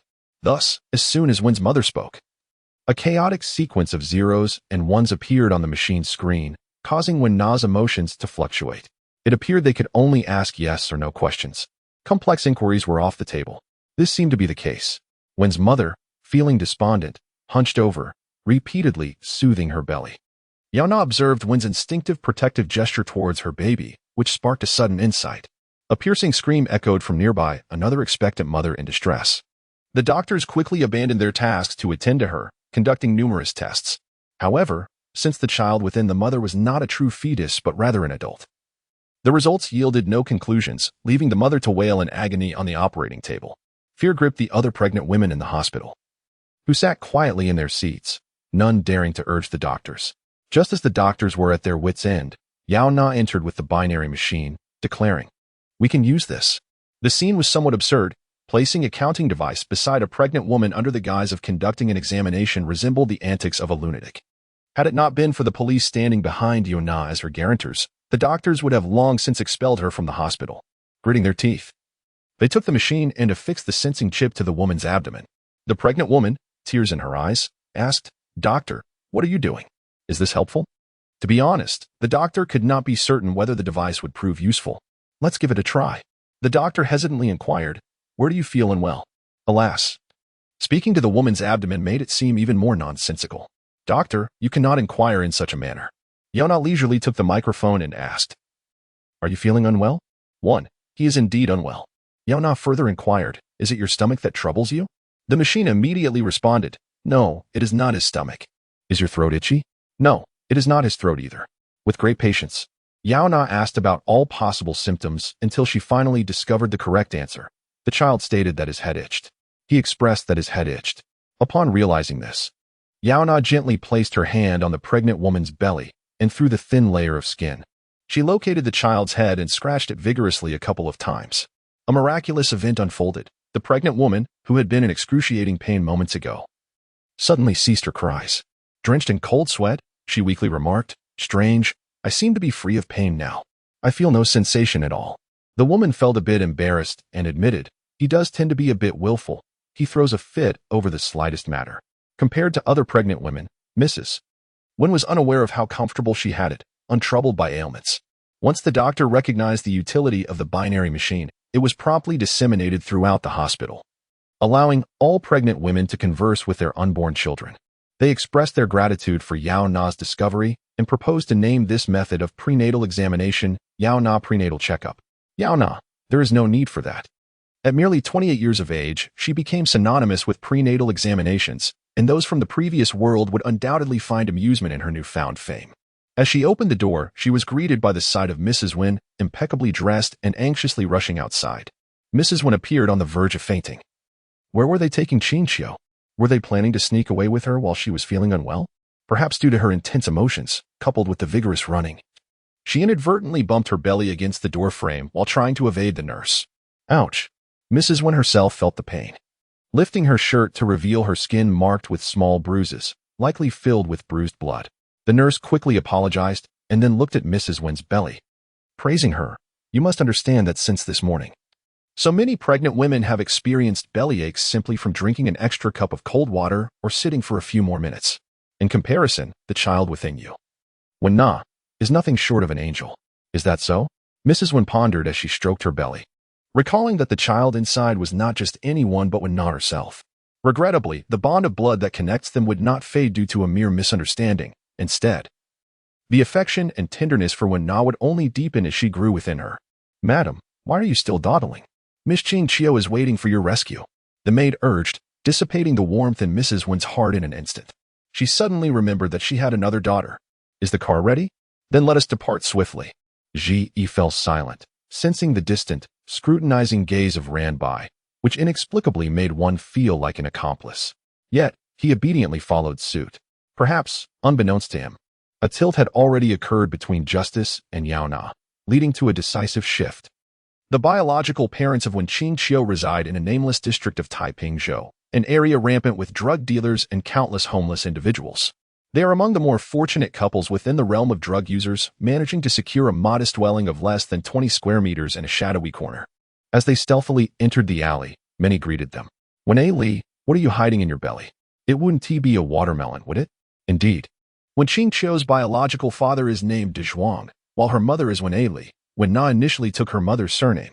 Inside the house, a street doctor awaited them. His face displayed ample impatience, and the surgical instruments he fiddled with were grimy.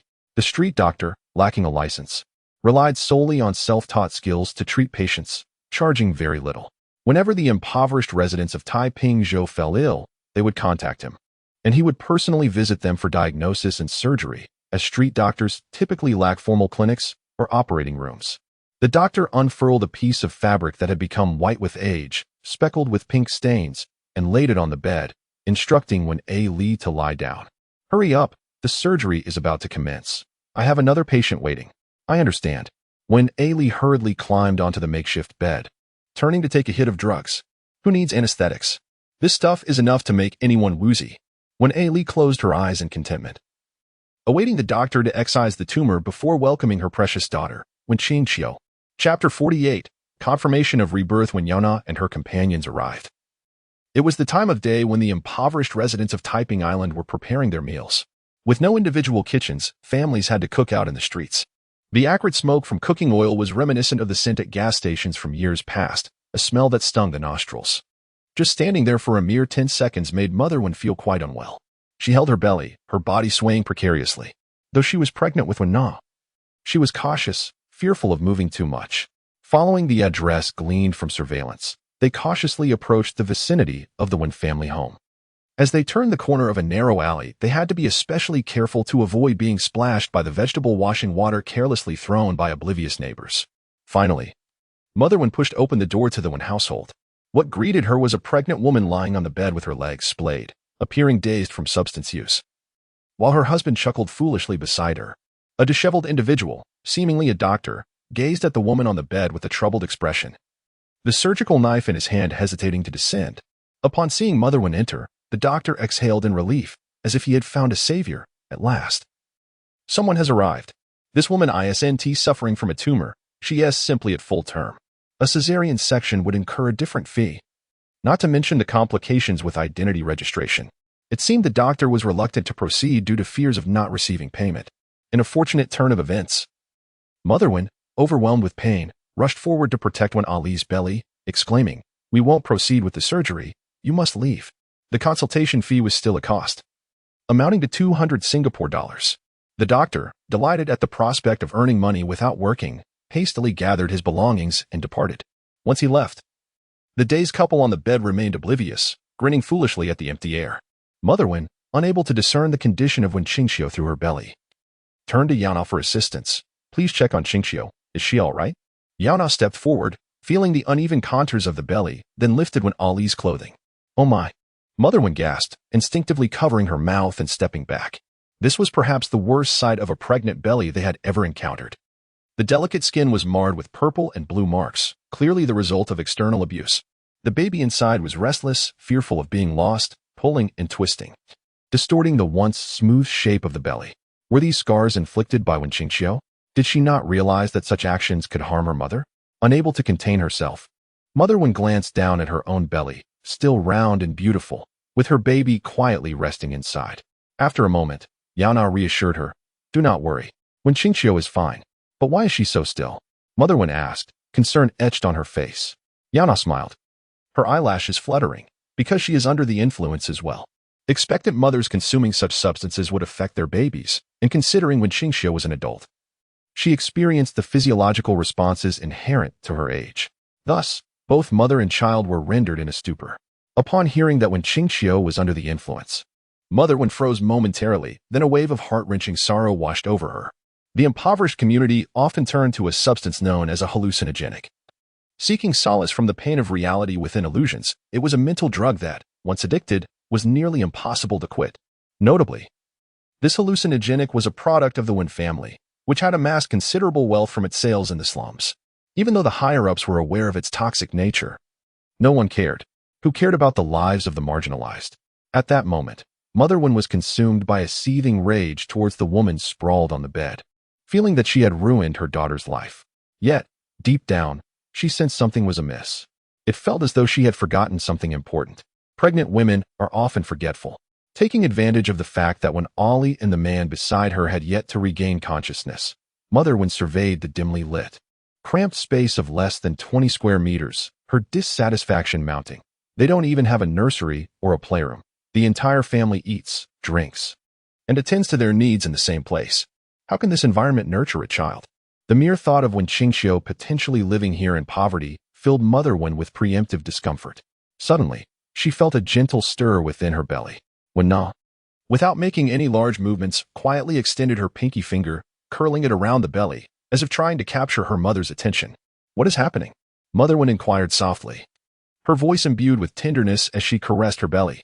Yaona perceived Wen Na's silent plea and voiced it. Mother, do not forget, if I had not been abandoned, the person who has lived here for 18 years should be me. The orphanage's conditions were far worse than this. The nursery, playroom, and my own room, I've never seen any of those. As soon as Yaona finished speaking, Mother Wen experienced a profound epiphany. She realized what had been troubling her. No matter how much she lamented for Wen Qingxiu, the truth was that Wen Qingxiu had always lived a life of privilege, with a nursery, playroom, and her own princess bedroom, while her biological child had suffered greatly, confined to this dark and narrow dwelling. In her fixation on the potential suffering of Wen Qingxiu's future, she had completely overlooked the hardships her daughter had endured in the past. Just as Mother Wen was overwhelmed with grief and could not articulate her thoughts, a woman, heavily pregnant, strode into the Wen household, calling out, Ali, Ali, are you home? Oh, my head hurts so badly. When Ali finally stirred at the sound of her voice, trembling as she sat up, her face pale and her legs trembling. As her vision cleared, she spotted Mother Wen, Yaona, and the neighbor, Aunt Wu, who had come to visit. Aunt Wu, taken aback by the opulent aura surrounding Mother Wen, hesitated at the doorway. Who are you?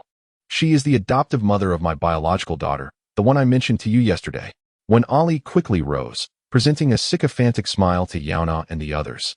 Madam Wen, what brings you here? It's quite messy here as I haven't tidied up in days, and my belly. Upon opening her eyes, when Ali realized her large belly was still present, fearing the doctor had absconded with her payment. Yet, she was too anxious to explain, worried that Madam Wen might misunderstand her condition. Just then, Aunt Wu, standing at the door, spoke first. Ali, you've struck it rich. That swan named Wen Qingxiu is actually in your belly. What swan in my belly? When Ali, who had not been online or asked anyone, was unaware of the drastic changes in the outside world, Aunt Wu pointed to her own enormous belly. Have you noticed? I'm pregnant too. This Madam Wen is also expecting. With Aunt Wu's revelation, when Ali finally comprehended that 3 pregnant women were crammed into this small room, with barely enough space to stand. So, pregnancy was not a tumor after all, but why had everyone suddenly become pregnant overnight? Seeing the confusion on Ali's face, Aunt Wu took out her old holographic projector to show her the online discourse. It was then that Ali realized that Qingxiu was in her womb. Once she pieced together the situation, a wave of dread washed over her. She had nearly mistaken Qingxiu, this golden egg, for a tumor. How terrifying. If Qingxiu were truly treated as a tumor to be excised, she would essentially meet her demise, and the wealth of the Wen family would dissipate into thin air. To suddenly transition from a refined young lady to a drug addict is enough to drive anyone to despair.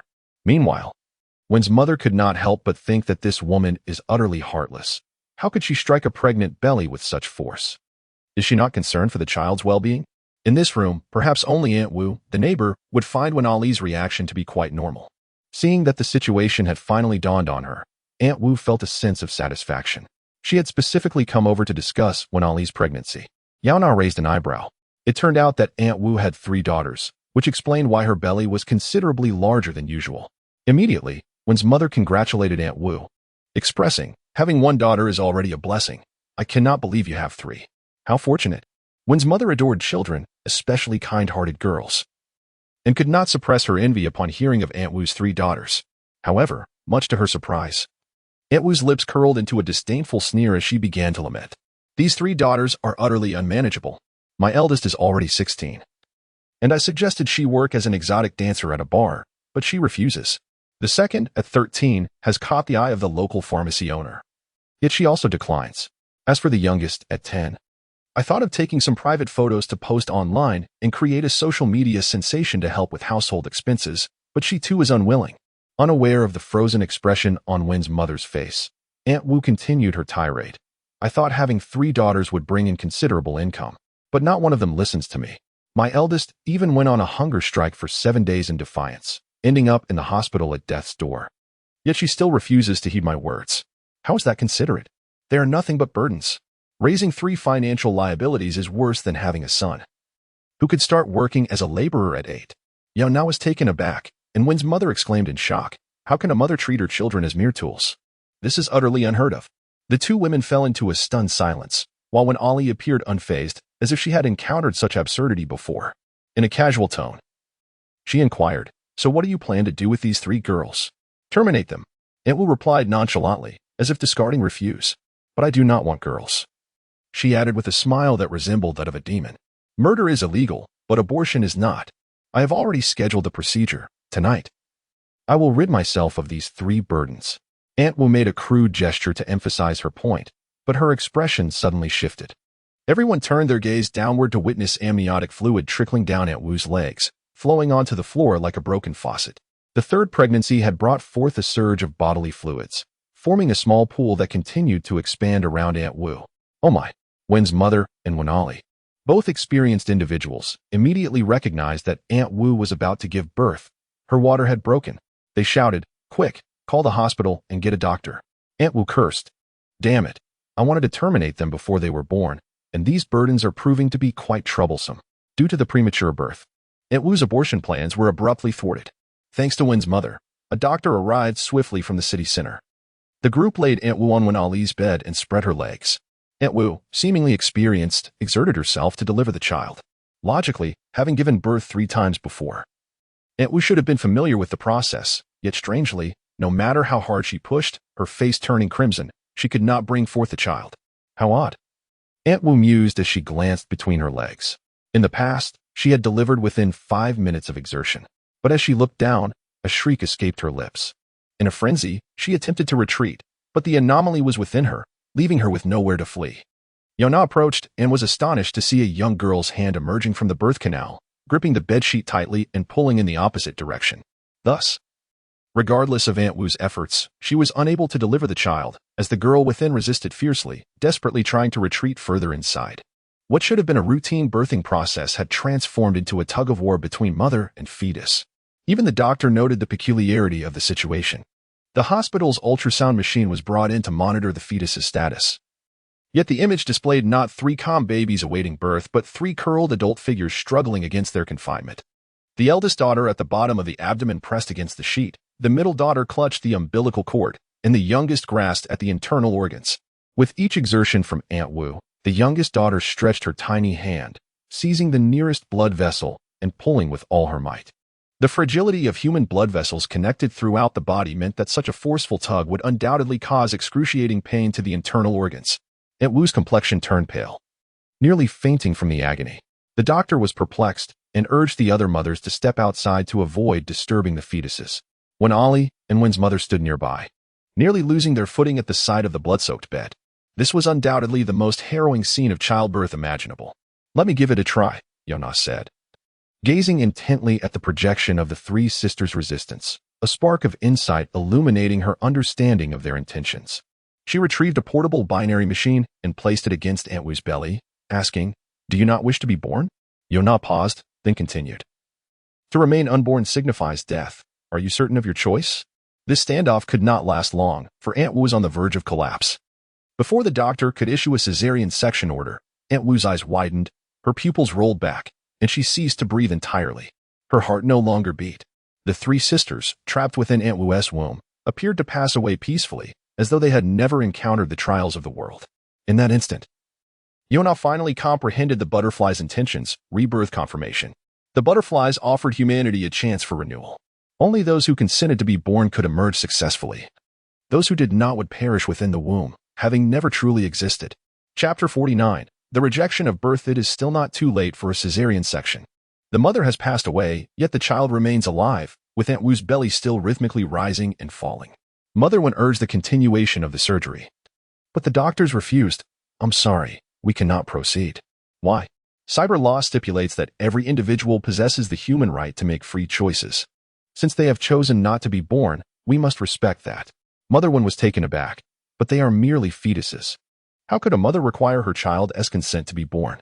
Yaona reminded her, "Cyber law asserts that humans possess rights from the moment they gain consciousness. They indeed have the option to choose whether to be born." Silence enveloped the room. Fetuses are typically viewed as objects, while their destinies are determined by their mothers. Who are the subjects? Just as there are mothers like one who eagerly await their children, there are also those who despise motherhood and wish to terminate their pregnancies. A child should not have to decide their own fate. Yet, like a butterfly gently flapping its wings, the newborns, who should be coerced into existence, have been granted the power of choice. After the doctors abandoned the surgery, the mother's death rendered the survival of the fetuses impossible, and their vital signs began to weaken. On the tragic journey toward death shared by the three, the doctor's ultrasound machine remained in place, allowing everyone to witness the faint smiles that graced the lips of the three girls in their final moments. They were smiling. They genuinely chose not to be born, opting against Aunt Wu as their mother. Considering Aunt Wu's prior statements, their choices seemed entirely rational. Being born into a family that oppresses children would be the most unfortunate fate, and now, the butterfly had offered them a chance to choose anew. Mother Wen felt her legs wobble, but fortunately, Yaona steadied her, preventing her from collapsing. She glanced uncontrollably at the scene of the operation, which claimed 4 lives. And an inexplicable unease stirred within her. What about the one inside me? Would she wish to be born, or would she also choose to follow Aunt Wu's path? Mother Wen struggled to articulate her inexplicable concern for Wen-na. She attributed this feeling to pregnancy-related emotions, fearing that she might jeopardize a life. Yaona looked down at her belly and smiled reassuringly. How could a mother think such thoughts? You are born of the most elite family in the cyber world. The Wen family is wealthy and powerful. No one would refuse to be born from you. It seemed so. She was not Aunt Wu. She would not subject a child to such torment and could provide a nurturing environment. Mother Wen could not fathom a reason for Wen not to refuse to be born. She was indeed safe. Realizing this, Mother Wen finally felt some relief. The incident in Taiping Prefecture, which resulted in 4 lives lost, swiftly circulated throughout the internet, along with Yaona's conclusions regarding the will to be born. For a time, expectant mothers across the globe began to worry. Families like Aunt Wu's were rare. Most were ordinary, and they were more concerned about children choosing not to be born than about the possibility of children causing their mothers' deaths. In addition to the distressed mothers, many others were solely focused on the final conclusion from the doctors, questioning whether fetuses truly possessed the right to make free choices. Setting aside the fact that some fetuses are already adults and others aged 1 to 18 have returned to the womb, can we genuinely assert that these minors have the right to decide life and death? If someone chooses not to be born merely because they attend too many tutoring sessions, I would truly be speechless. The gravity of life and death should not be trivialized. When they mature, they will understand that mothers act in their best interests. Terrifying news. Even actual fetuses can now be monitored with binary counters during checkups. I mean, those genuine embryos. The incidents involving expectant mothers were far from over, with shocks arriving in waves. And now the question arose, do they have the right to choose? Following this incident, online traffic surged once more, with everyone engaging in discussions surrounding this monumental topic. Some argued, the fact that fetuses can be monitored with binary counters demonstrates their capacity for independent thought. And cyber law asserts that humans possess rights from the moment they gain consciousness precisely because they have the ability to think. Fetuses should have their own free will. They reside in their mother's wombs, can perceive the world outside, and hear familial interactions. If they truly dislike their circumstances, why not choose to prevent their own birth? One question, do fetuses genuinely possess free will? Do they understand what is good and what is bad? Discussions erupted among netizens. Yet law enforcement and the judiciary remained conspicuously silent, failing to provide a clear stance. At this point, some netizens noticed Yaona's presence in a news image regarding Aunt Wu's death. Wait, isn't that the well-known civic-minded individual Yaona? They could not await the police's statement, but they could anticipate Yaona's livestream. Fortune favored the diligent, and suddenly, Yaona's streaming room lit up with a vibrant red live notification. Yaona had begun her broadcast. As soon as she opened the stream, she noticed that the number of online viewers had surged to several times more than usual, with comments and gifts flooding the screen to the point of obscuring it. She raised an eyebrow in surprise and asked, "What day is it today? So many people online, and they're even showering me with money. Oh, how ironic. What influencer treats their patrons this way?" Had it been any other streamer, they would have been mercilessly criticized by the audience, yet in Yaona's streaming room, the audience delightedly accepted this approach. Is our relationship merely one of financial exchange? How could it be so distant? What scam? Clearly a cyber officer. Yaona, you underestimate yourself. You are the only one streaming from a crime scene, and your viewership is soaring. The audience's enthusiasm brought a smile to Yaona's face. She realized that being an influencer was not so bad after all, as viewers chimed in. Particularly upon discovering that Yaona was in the background of the Wen family in the news image, their curiosity piqued. Especially chilling was the depiction of the three girls who chose not to be born, entwined in a final embrace as they faced death together, evoking a visceral sense of horror. Those who were not Yaona's fans, particularly the expectant mothers, were drawn in and began to flood the comments with inquiries about the fetuses, leaving Yaona somewhat speechless. Had she truly transformed into a maternal influencer, despite her many former romantic entanglements? Suddenly, Yaona noticed a user who appeared to be new to her live stream, marked with a level 0 insignia, yet who generously tipped frequently, showering her with significant amounts every few seconds, 4 to 5,000 within just 3 to 4 minutes. She decided to spotlight this user, asking, "ID. I truly wish to die. Do you have any questions?" The live stream featured a one dialogue setting, allowing the host to engage directly with selected viewers, while the audience could listen in. The user, who wished to die, appeared without a profile picture, only displaying a speaker icon. "What's wrong? I am the only mother whose child rejected being born." As the words fell from the user's lips, the comments erupted. As no one had expected the mother whose child had refused to be born to appear, engaging in a one-on-one dialogue with the host. The individual seemed indifferent to the barrage of comments, solely focused on uncovering the reason behind her child's rejection. Since learning the outcome, I sat in the hospital and wept profusely for an extended period. The doctor handed me a consent form for the abortion, which I could not bring myself to sign. I simply could not comprehend why my child would reject me. You may not be aware, but he was already 9 months along. With the due date approaching on the 3rd of next month, I had come to the hospital for the final examination. The voice of this sorrowful mother gradually faded, and her sobs erupted once more. Yaona could likely empathize with her despair. She must have been filled with anticipation for the birth of her child when she set out for the hospital, only to be met with a consent form for an abortion. It was not due to the inevitable cycles of life, but rather her child's own decision to extinguish her hope. This observation led Yaona to draw a connection to the incident involving Aunt Wu, the first aspect being the environment, which is not difficult to grasp. Surely, everyone has pondered, what if I were born into a wealthy family? What if my parents possessed greater financial means? The environment dictates the ease or hardship of one's life. Riding in a luxurious car to university is a stark contrast to laboring in a factory carrying scrap metal. As soon as Yaona finished speaking, she was met with the mother's protest. "But my family situation is quite good. I have substantial savings. In an apparent attempt to validate her claim, the mother sent a reward of 5,000 yuan, affirming her statement. She continued, "In fact, I have a difficult time conceiving. And to bear this little treasure, I underwent 13 years of in vitro fertilization, finally achieving pregnancy at the age of 44. After waiting for 13 years for a child." It is no wonder her reaction was so intense upon hearing that her baby refused to be born. Furthermore, the costs of in vitro fertilization are exorbitant. Private enterprises like theirs would not jeopardize their reputation. They not only customize the baby, but also provide a bespoke womb and ovaries for the embryo to ensure the birth of an exceptionally gifted child. The fact that she succeeded after 13 years of attempts indicates her living conditions are indeed favorable, allowing her to bear the cost of raising a child. This brings us to the second aspect: people. Yaona gazed into the empty chat room, as if engaging in a silent dialogue with an unseen woman. People? The genetic information from parents, whether one has single or double eyelids, their attractiveness, health, intelligence, each of these factors can influence a child's decision. Does this mean a child might choose not to be born simply because they have single eyelids? That seems rather trivial. What do they take the hopeful mother for? Why do people relish climbing mountains, despite the rugged paths that are arduous and exhausting? They willingly leave the comforts of home for the breathtaking views at the summit.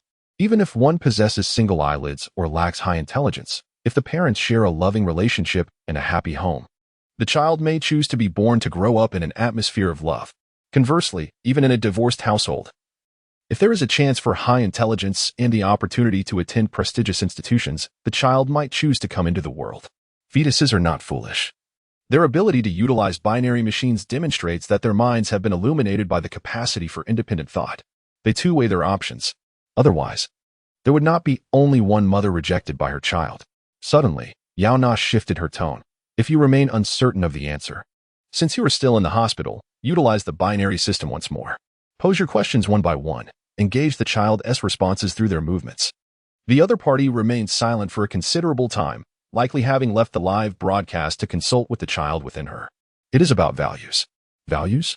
This is far more nuanced than the prior speculations by netizens regarding appearance or intelligence. Yaona pressed further. What values, then? The woman suddenly broke down, sobbing uncontrollably.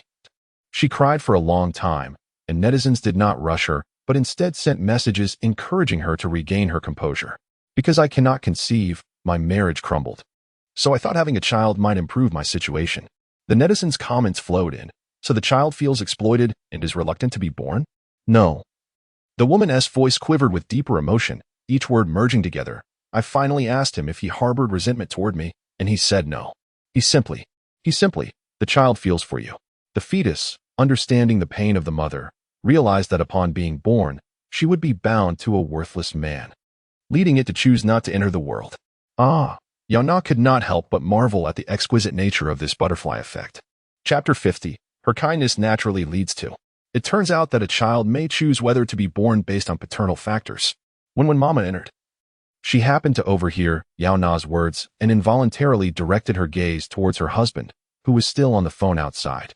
To be fair, when Papa is a shrewd businessman but falls short as a husband and father, for instance, during the incident where when Qingxiu and Yaona were mistakenly swapped at birth, he was entirely absent, as if he were indifferent to who might be his daughter.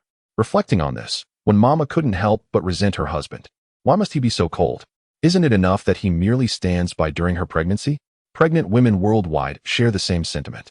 They begin to scrutinize their husbands due to their children, only to find them woefully inadequate, leading many to air their grievances in Yaona's livestream.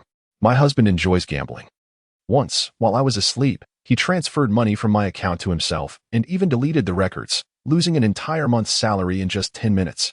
For the sake of the child, I endured it, but with my upcoming prenatal checkup, will the child refuse to be born? Why keep such a husband? A gambler will impoverish 3 generations. I would rather lose the child myself. To the pregnant woman above, I advise you to deal with your husband before your prenatal checkup. Currently, pregnant women worldwide must undergo binary prenatal checks. With too few machines and an overwhelming number of women, the process has been streamlined to 1 check per person, meaning each baby only has 1 chance to choose to be born. If the baby opts for termination, a miscarriage will be arranged within 10 minutes, leaving no opportunity for a second check. Moreover, if one person is dissatisfied, it can be overlooked. But what if thousands of pregnant women demand multiple checks? Such waste of medical resources is intolerable. Thus, The government's recent regulation mandates that all pregnant women can only undergo a single prenatal check. Consent leads to birth, while refusal results in death.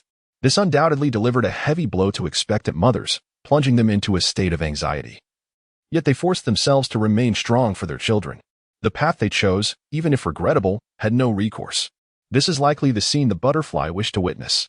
Yaona's playful remarks lightened the atmosphere among the expectant mothers. Just as they were about to speak further, a signal abruptly disconnected Yaona's livestream. The crowd froze momentarily, only to see a message on the screen. This live stream has been banned by the network administration. Wait, does cyberspace even have network administration? And why do they target Yaona's modest stream instead of the more extreme content? Just because she discussed global pregnancy issues? In an instant, news of the ban spread across the internet, along with Yaona's account and the content of her suspended stream. Those who enforced the ban likely hoped to quell public outcry, yet it backfired, escalating into a larger incident. Supporters rallied for Yaona, and seeing this, she simply reclined, adopting a carefree attitude. Ah, another day done. Earning tips and streaming, life was far better than when she handled pollutants. However, her leisurely days were short-lived. As the true culprit behind the ban soon approached her, Ranbai entered without any entourage, walking straight up to Yaona and stating, "The organization has approved your application. It's time to return to work." "Yaona? What work? I've already informed you about the binary prenatal checks. We simply need to continue with that method." Ranbai shook his head gravely, explaining that matters were more serious than she realized. He led her to the largest landfill in Taiping's, where an enormous artificial sun loomed directly overhead, illuminating the mountains of metallic refuse. As Yaona stepped forward, her foot unexpectedly sank into something soft. Looking down, she discovered she had stepped on a baby. No, more accurately, it resembled a child about 4 or 5 months old. She quickly withdrew her foot and gazed upward, horrified to see the landfill littered with malformed children and adults wrapped in plastic. Their sun-bleached corpses creating a scene almost impossible to navigate. There were children who despised their parents, as well as parents who loathed their children. These were the aborted fetuses of second-time mothers. The incident involving Fifth Aunt was not an isolated case.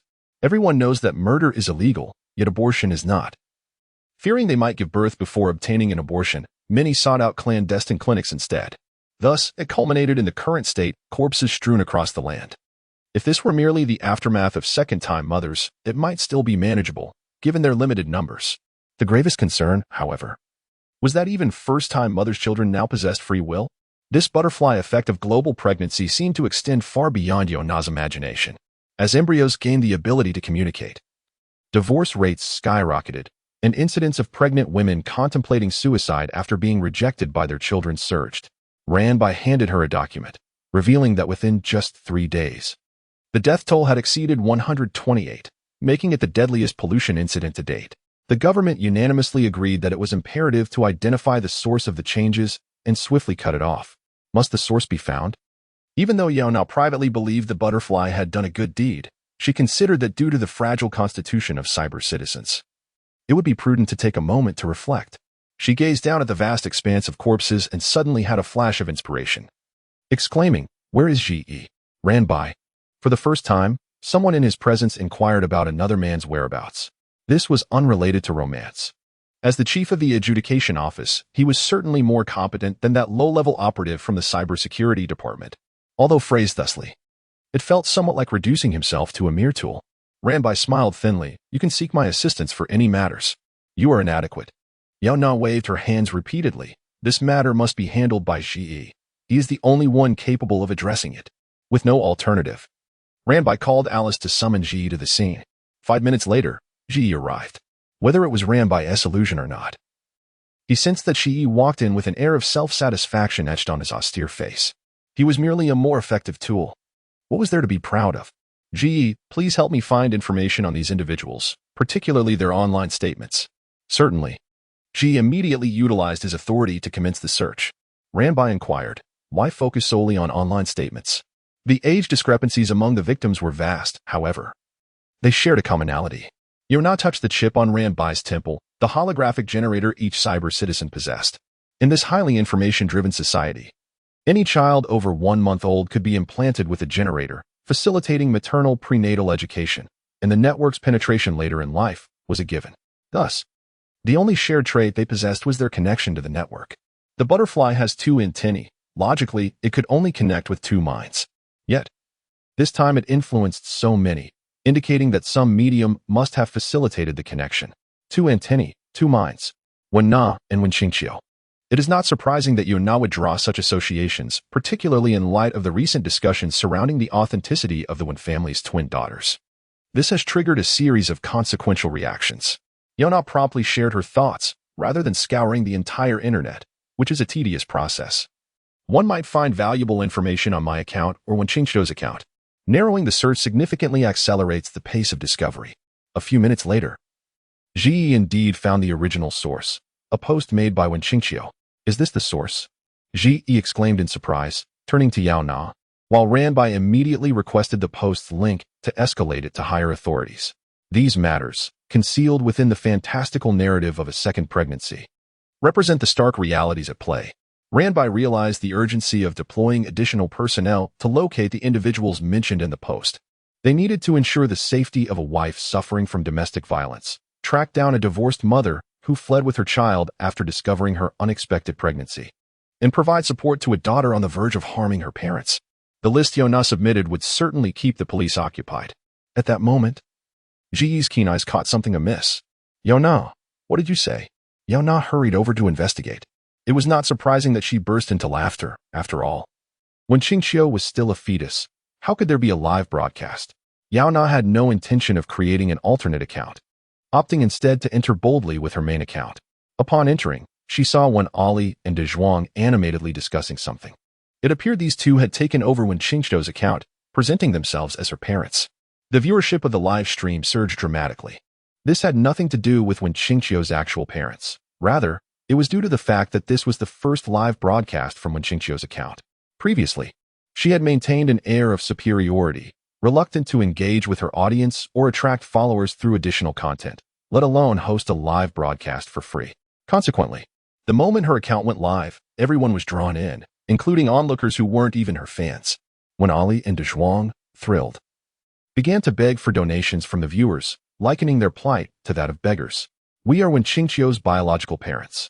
Please send us a little love if you welcome us. As the audience grew, when Ali shamelessly lifted her shirt to reveal her scarred belly, akin to a watermelon being displayed for sale, she slapped her stomach with vigor, exclaiming, "This is your goddess, the white swan of high society, Wen-qingqiu. Look how round she is. If you love our Qingqiu, please support us with donations for her nutritional needs." The couple's fervent pleas seemed to go unnoticed by the audience's incredulous comments. Are these really Wen-qingqiu's biological parents? They bear no resemblance to her at all. It's so uncomfortable to see my goddess in such a person's belly, being treated like a watermelon for sale. It's over when I think of Wen-qingqiu now. I only envision a watermelon. Ha ha ha, watermelon one. Suddenly, this joke caught on in the comments section. The couple mistook the comments for compliments, prompting them to intensify their performance. Yaona found it all so amusing that tears of laughter nearly spilled from her eyes, as she remarked, "I wonder how Wen-qingqiu feels about this. After all her efforts to maintain her image, she is now being compared to a watermelon." However, Wen-qingqiu, unless she had lost her senses, should have been acutely aware of how important her cultivated persona of elegance was to her. This was her weapon against the fallout from the authenticity scandal. As long as she remained esteemed in the public's perception, she would never face defeat. Yet, unbeknownst to her, her own parents were the ones dismantling that image. Wiping her tears, Yaona could not resist posting a comment. Isn't it awkward to be so affectionate now? What if Wen-qingqiu had not wished to be born from you? After all, those returning to the womb could hardly engage in profound contemplation.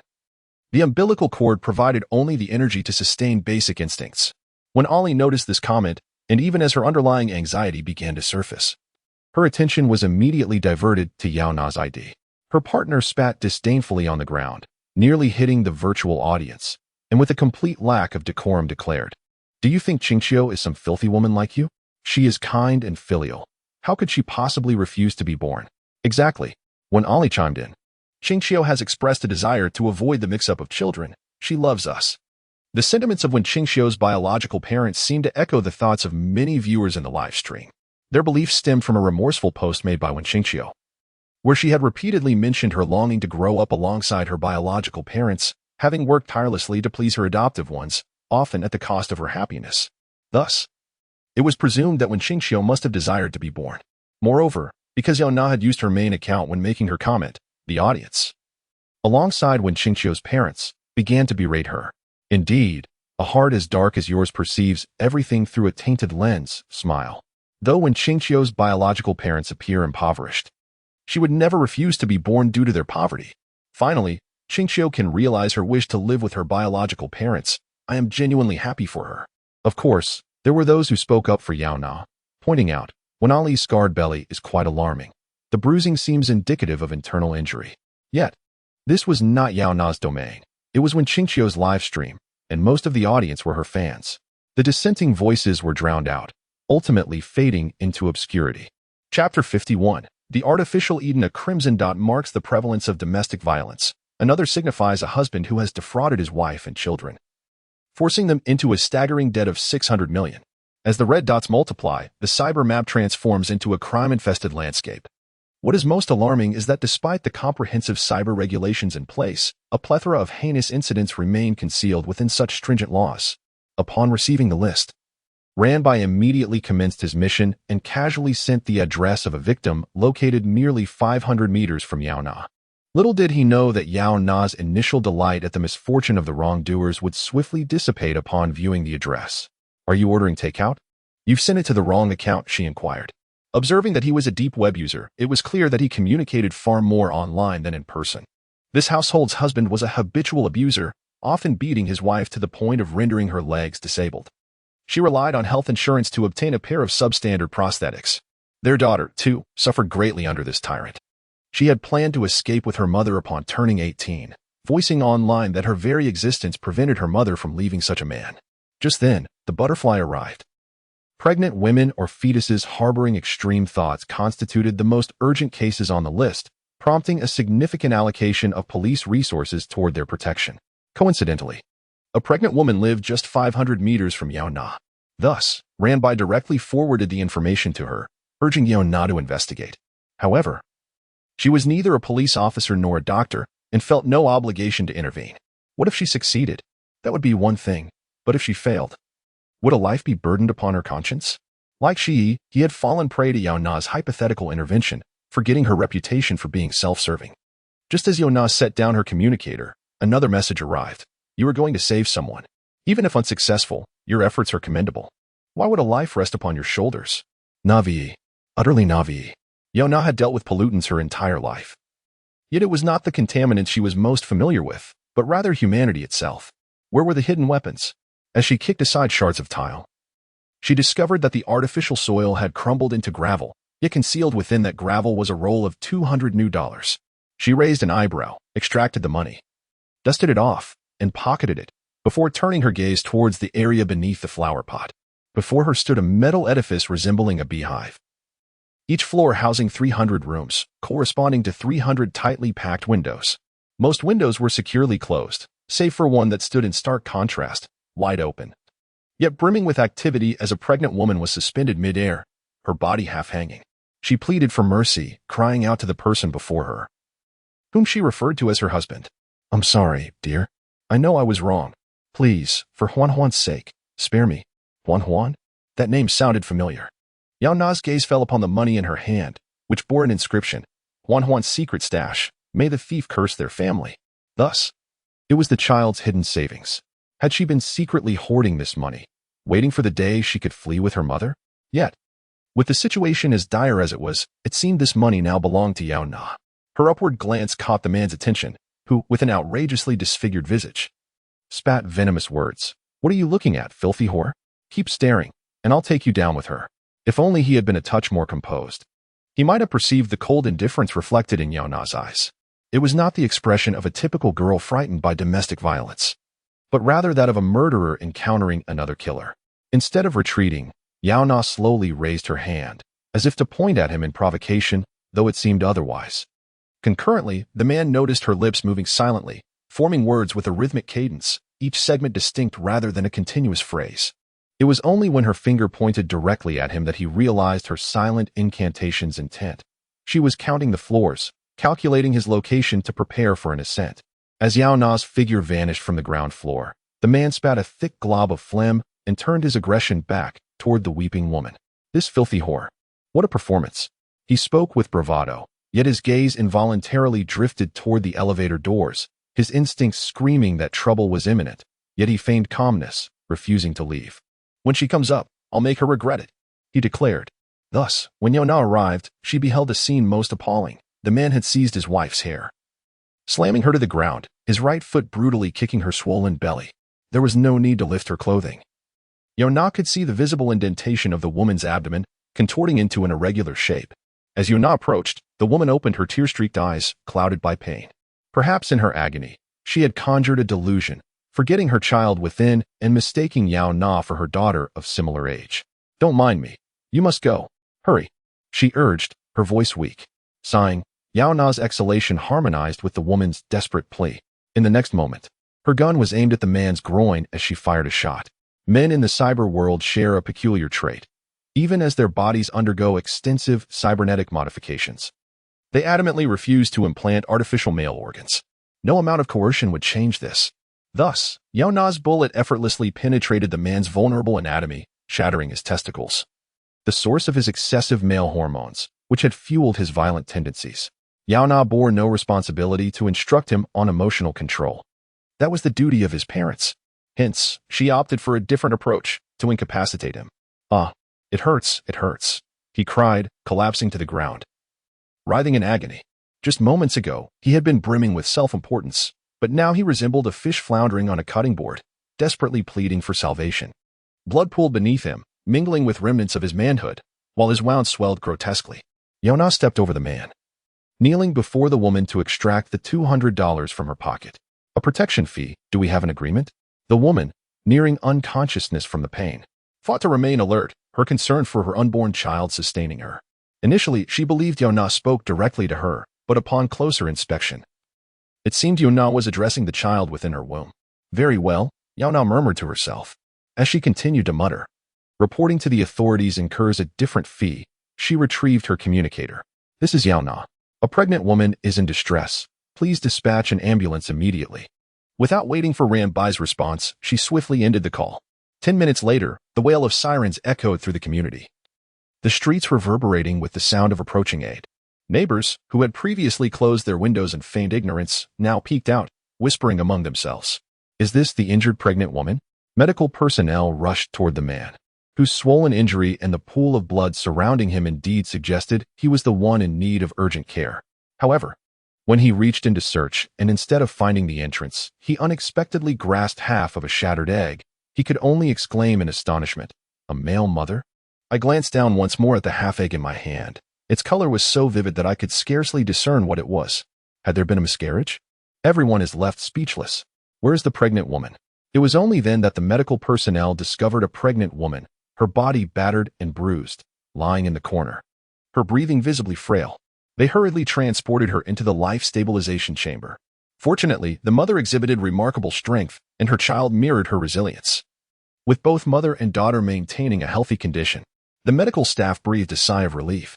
Recently, there had been an alarming number of incidents involving pregnant women, often resulting in the tragic loss of both mother and child, which had left the emergency responders grappling with PTSD.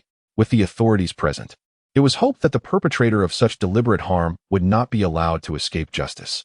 The medical personnel obediently withdrew. However, at the scene of the incident, Ranbai knelt partially beside the man's lifeless body, gazing upwards at the upright figure of Yaona, hesitating to speak, before finally releasing a long sigh. The unspoken implication was clear.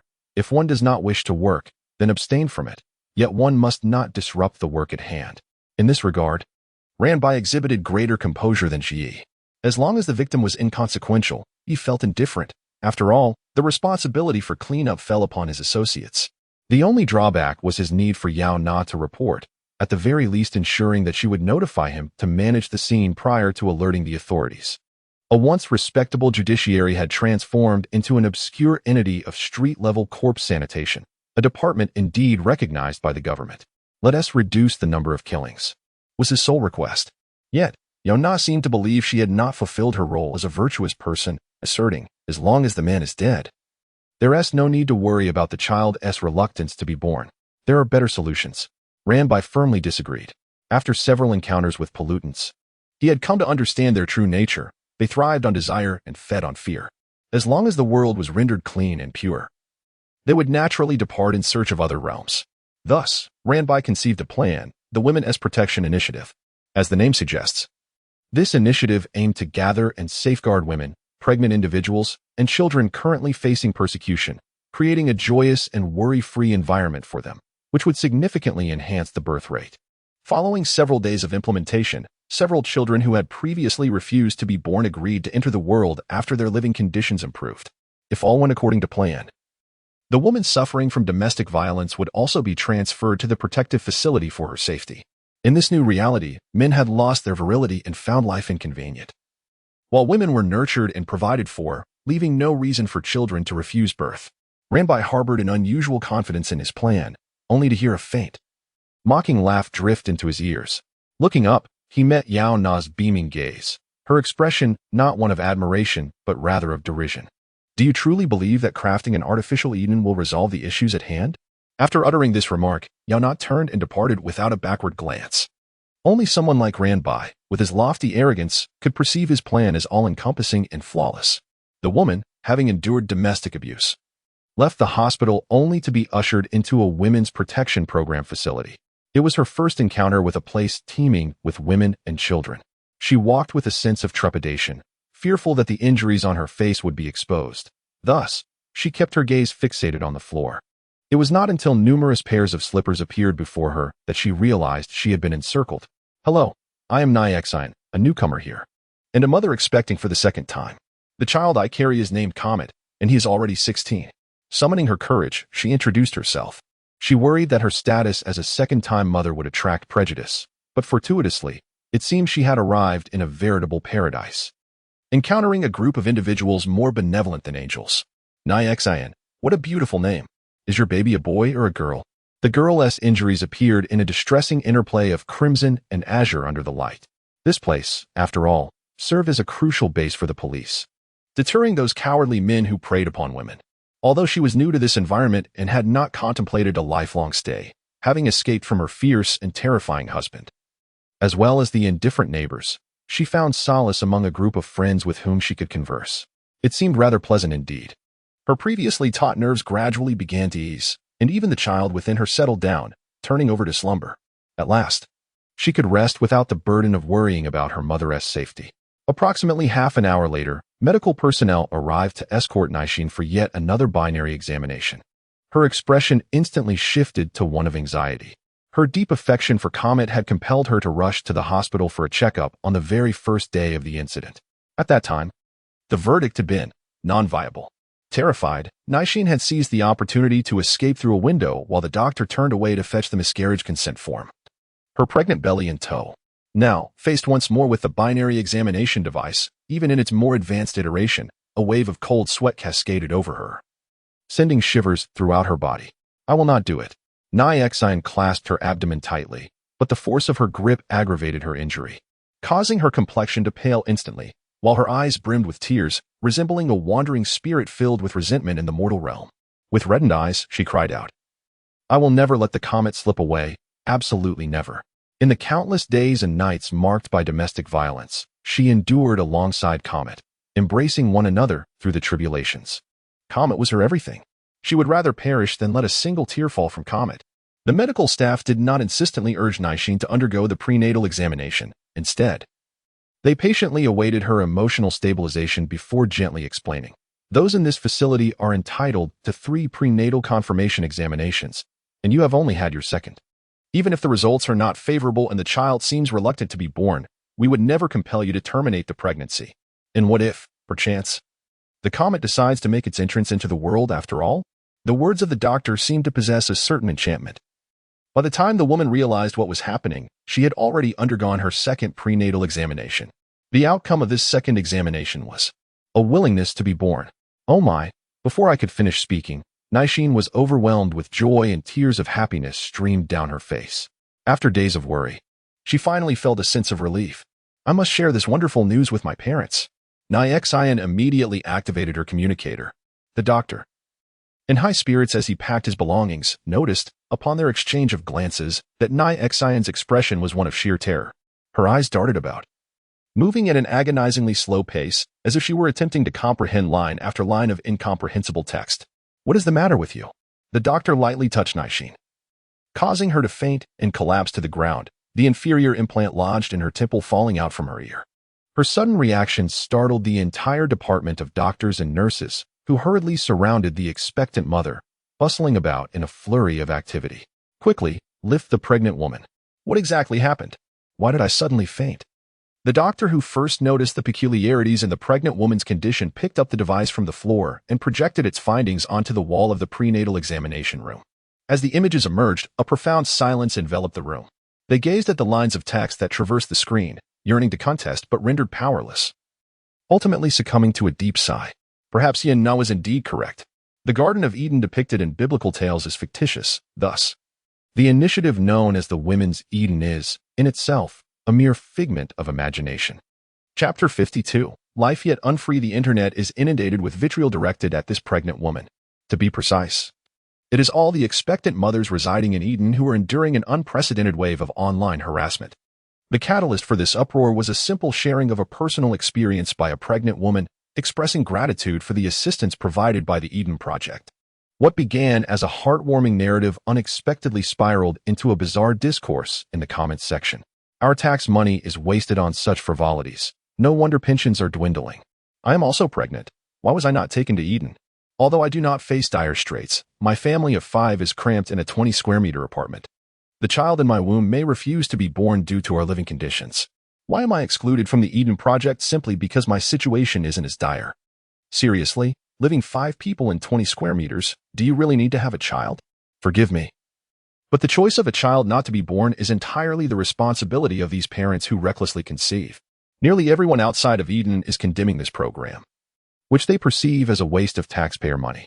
The thought that their contributions are squandered on mothers who lack foresight is deeply frustrating. Are those who choose not to have children due to personal circumstances or psychological reasons? Or those who refrain from procreation because they understand they cannot provide a quality life for their offspring, truly in the wrong? However, the discourse did not reach its most contentious point until a human rights expert published an extensive article proclaiming that the Eden Project infringes upon the fundamental right to reproductive freedom. The government has constructed a false reality and deceived children into being born. This is a malicious deprivation of their human rights. Children possess their own thoughts. They must be allowed to see the most authentic world and make choices for themselves to avoid future regrets. Yaona sat at the Wynn family's residence, munching on snacks while watching the live coverage of the Eden situation. This spectacle was truly riveting. Following the eruption of public outrage, the relatives of the pregnant women stormed the gates of Eden, grappling with those inside. Among the protesters were relatives of the husbands as well as the pregnant women's own family members. "My son has erred. If his colleagues learn you into Eden, how can he maintain his standing at work? Darling, I was wrong. Do you intend to live here for a lifetime? Can you bear to have our child imprisoned with you?" Under immense pressure from family demands and sit-ins by protesters outside, the pregnant women were ultimately compelled to leave. Yaona had anticipated such a conflict. Thus, even when witnessing it firsthand, her reaction was muted. Conversely, when Mama, who happened to pass by and observe the scene, frowned slightly. As a fellow expectant mother, she surprisingly echoed the prevalent online sentiment. "I believe the Eden Project is a profoundly flawed initiative, entirely contravening the rights of children to be born and disrespecting human rights." When Mama truly speaks without understanding the gravity of her words. Yaona glanced at her, specifically at her prominently protruding belly. "So you advocate for reproductive freedom?"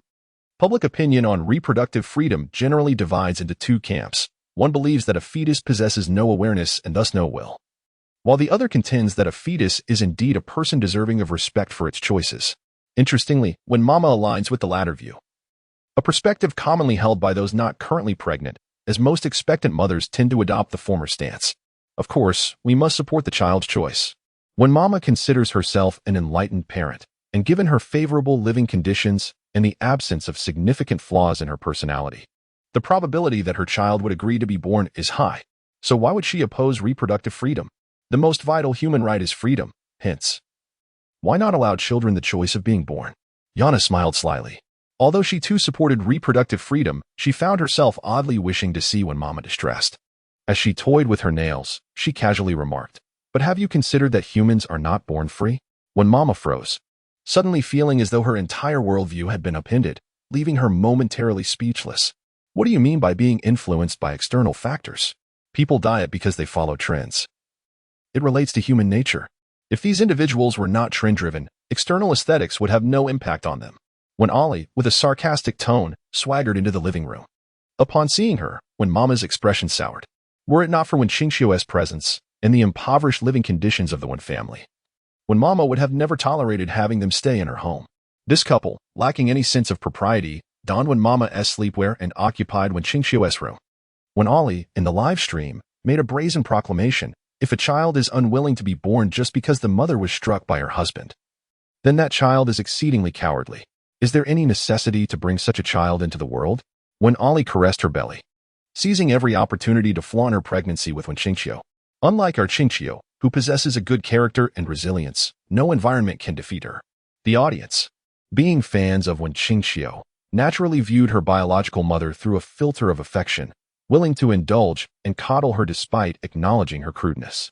Furthermore, having encountered numerous unwilling children, the audience eagerly anticipated witnessing a resilient and optimistic baby, one who, even amid imperfect parental circumstances, would choose to be born. Wen Qingxiu was the most likely candidate, having previously presented an impeccable persona. As when Ollie boasted, when Mama discreetly rolled her eyes, though pregnant with another child, her heart still harbored thoughts of Qingxiu. Yet, perhaps due to the persistent jibes from Wen Ollie, who always paraded her pregnancy, she found herself increasingly forgetting Qingxiu. Conversely, the unrelated Wen Na gradually began to occupy her thoughts as she unknowingly conversed with her. Hello, little one. Are you comfortable lying there? Do you prefer grapes or loquats? When Mama began to engage in conversation with the child in her womb, she seemed to recall how she once cherished and protected her unborn child during her earlier pregnancy. How could she forget her love for the child within her? Were it not for this global pregnancy incident, she might have nearly overlooked it. At the same time, in the same scenario, the two mothers experienced vastly different emotions. Yaona observed Wen Mama, eagerly anticipating the moment they would give birth, believing it would certainly be riveting, far more captivating than the farce of Eden. Absolutely, you must not harm your wife, or we shall impose sanctions upon you. Do you understand? The police directed their gaze toward the man, whose already bandaged wound had swollen considerably. It appeared he lacked even the means for surgery. Na Xian softly pleaded. Can I remain in Eden until the child is born? Regrettably, the social impact of the sit-in by the demonstrators at the entrance was too significant. The Eden project had been declared bankrupt. Upon hearing these words, Na Xian lowered her head in disappointment. What nonsense! There is no paradise quite like the fragrance of one's own home. The man abruptly pulled Na Xian closer, as if reconciling, and at last, the police were sent away. Just as the police vehicle ascended and turned the corner of the Hive building, her husband's expression suddenly shifted. Na Xian sensed a wave of impending dread, and instinctively wished to flee, yet the man's hand resting upon her shoulder felt as heavy as a mountain of steel. You promised them you would not lay a hand on me. As Na Xian's words fell, a sharp pain surged through her lower abdomen. Even before her husband had crossed the threshold, he had kicked her. The wretched woman had the audacity to flee. He thought to himself, I will not let you escape unscathed. Surely, she would abscond with their child, or if fate conspired against her, she could meet her demise, trading her life for the liberty of a daughter. With such grim aspirations, the woman succumbed to slumber. Within her dreams, she beheld a celestial realm, a wondrous paradise where children frolicked among the clouds, and amidst them was her daughter, Comet. Not far off, a magnificent butterfly gently flapped its wings, ushering Comet closer to her. Comet, Comet. Na Xian abruptly embraced her daughter. Yet the daughter said, Mother, I have come to bid you farewell. I have chosen not to be born. My existence would only serve as a hindrance to you. After I depart, I hope you will leave him soon as well. After uttering these words, she truly vanished like a comet, and no matter how fervently the woman ran, she could not catch up with her. Whether it was sweat or tears that adorned her body, the moisture rendered her frame heavy, and she could no longer run. Na Xian instinctively caressed her belly, only to suddenly realize something was amiss. Her belly was gone. Her child. She hastily rose to gaze, discovering blood pooling between her legs, trickling steadily. Her child had stained this abode with sorrow and crimson. The comet had departed. She too desired to relinquish her existence.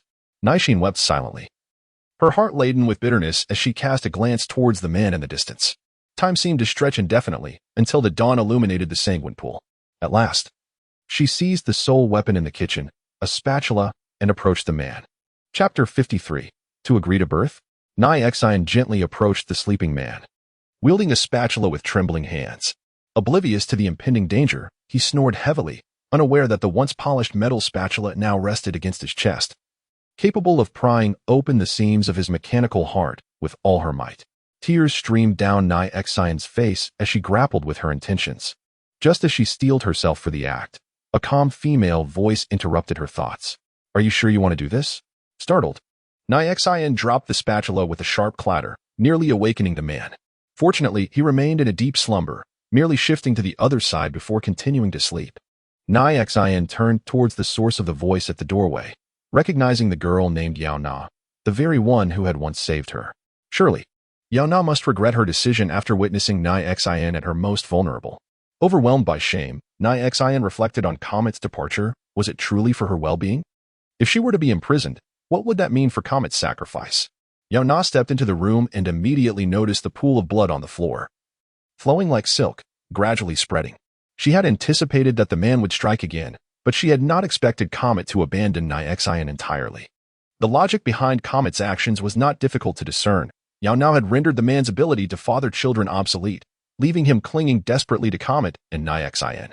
Comet understood that her own existence would only bind Nyaxian further to this home, leading her to initiate a self-induced abortion. Sighing, Yaona recognized that the fault lay with her for trying to be a good person, leaving her with no choice but to act altruistically to the end. Yaona approached Nyaxian, helping her to her feet, and remarked, "The one who deserves to go to hell is him, not you." Nyaxian slumped to the ground, despondent. With Comet gone, she felt adrift, devoid of purpose. If she did not seek revenge against the man, she would follow her child into oblivion. Observing her despair, Yaona smiled softly. What you should do now is amplify the news of Comet's departure. Amplify the news? Nyaxian was perplexed.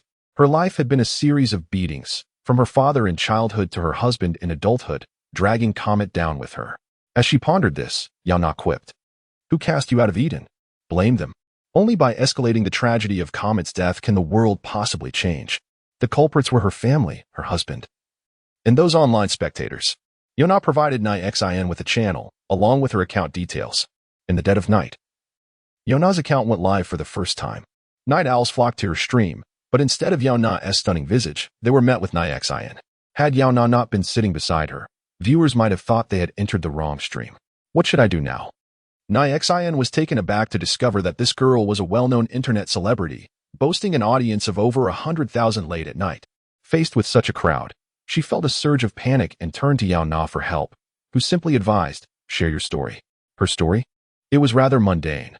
Born into a loveless family, often subjected to violence, marrying a stranger through arranged means, only to endure domestic abuse.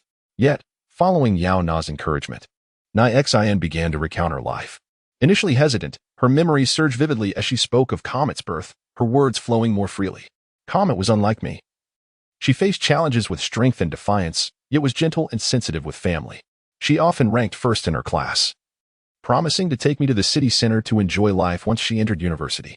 Then came the heart-wrenching truth: Comet had died. Nyaxian, clutching her abdomen, wept. When we were in Eden, she promised to be born and remain my child. After we were cast out, my husband began to strike me, and she left. Immersed in her narrative, she failed to notice the comments flooding in, while Yaona remained vigilant. Previously, during the Eden protests, people had insisted that no resources should be wasted on women who made poor life choices. But was it truly a poor choice, or were there no choices at all? It became evident that a mother's fate was scarcely better than that of a voiceless child, as life offered no freedom. However, instilling guilt and remorse in the viewers was not Yaona's aim. Her true intention was to expose the cycle of abuse. Fathers strike daughters, husbands strike wives, and fathers strike daughters again, a vicious cycle. Unfortunate families breed unfortunate children, and without change, suffering will pass from generation to generation. Who can guarantee their fortune will last forever? The Eden must be shut down, but it did create a perfect world. Why can't that world be ours? Support the death penalty for domestic violence. Endorse the severing of ties with abusive husbands and families. All abusers should face justice. This, perhaps, was the image that the butterfly longed to witness. a brighter, more harmonious world, even if it was not yet perfect. Yet, Yaona knew that her live stream alone would not suffice. She needed a sensational focal point. Akin to the way violent streams garnered widespread attention, she required a spectacle. Her gaze fell upon the deeply slumbering man nearby. After a moment's contemplation, she casually picked up a marble and shot it at his wounded area. The sudden, intense pain jolted the man awake, and he bellowed, "What the hell is wrong with you, you filthy hack?" He quickly sprang up, oblivious to Yaona's presence, his focus shifting to Xin and her noticeably deflated belly. "Did you give birth?" He descended from the bed, unaware that Xin was live-streaming. "Did you miscarry? Are you mocking me for being unable to have children?" He seized the spatula that Xin had carelessly placed on the table, advancing toward her with fury. Thanks to the live broadcast, the audience experienced the man's menacing presence firsthand, witnessing the spatula raised high above him, poised to descend with brutal force. Wait. Surely he won't resort to violence on the live stream. Bang. The searing pain erupted in the viewers' minds, leaving them momentarily blinded and dazed. Before they could react to shut down the stream, the man struck again with unrelenting force, a blow that left them gasping for breath. In the aftermath, the few comments questioning, "Why not leave him?" or "Why not fight back?" vanished into silence. Only those who have endured violence can truly comprehend the harrowing reality. When domestic abuse begins, victims often find themselves unable to even disconnect from a live broadcast, let alone escape the scene swiftly. Such an escape is virtually impossible. By the time the audience regains their composure and wishes to check on Nixin's condition, they discover that the live stream has been abruptly terminated, leaving the screen shrouded in darkness. A chilling thought crosses their minds. Could it be that both Nixin and Yaona have met a tragic fate? This thought sends waves of panic through the fans. Someone uploads footage of the man brandishing a spatula at the live stream, desperately seeking assistance from nearby viewers and the authorities. For those who missed the live broadcast, merely witnessing the man's furious glare directed at the screen sends shivers down their spines. Thus, the man gains notoriety, his violent actions plastered across the internet. The previously hushed discussions surrounding parenting have resurfaced, ignited by the actions of Yaona, who, at a crucial moment, had shut down the live stream, preventing the man from inflicting harm on Nixin. The sturdy spatula, raised high, never struck Nixin. Instead, it was forcefully kicked away by Yaona just in time. The audience's sensation of being struck was merely an illusion emanating from Yaona's broadcast. Yaona gazes at the man beneath her feet, who has been slammed against the wall and then onto the floor, grimacing in pain. He contemplates resistance, but is cowed by Yaona's authority. "You again, you wretched woman. I haven't settled the score from the last time you smashed my eggs." The man sizes up Yaona's physique and threatens, "I'll call the police to arrest you. If you don't want trouble, compensate me, either with money or by having my child." How absurd. With no manhood left, how could he still entertain such notions? Unable to restrain herself, Yaona steps forward and delivers several punishing kicks, avenging herself, Nixin, and Comet. Unbeknownst to her, just as she finishes administering her brutal justice, the police arrive, responding to the online report. "Officer, you finally arrived. The bloodied man pleads. She attacked me. Hurry, arrest her." With a click, electronic handcuffs are fastened around his wrists, leaving him in stunned silence. "Wait, I'm the one who was assaulted. Why am I the one being arrested?" Commander Ranbai had issued a decree 10 minutes prior. Habitual offenders of domestic violence face the death penalty. "You've been arrested twice already. You are a repeat offender." Thus, the police were there to escort the man to his demise. He gasps in shock. "Death penalty? When did that rule come into play? I had no idea. And why is domestic violence punishable by death? My father treated my mother the same way, so I learned from him." In addition to domestic violence, nearly 100 other forms of familial abuse have been newly legislated. This is the law. Please accompany us. Without further ado, the police take the man away and summon medical personnel to escort Nixin to the hospital. Nixin, who had just given birth, regardless of her robust cybernetic enhancements, requires proper recuperation. "Ma'am, please come with us to the hospital." The medical staff gently assists Nixin, skillfully avoiding the blood on the floor, aware that it once belonged to an innocent child. "Wait, can I say a few words to Yaona?"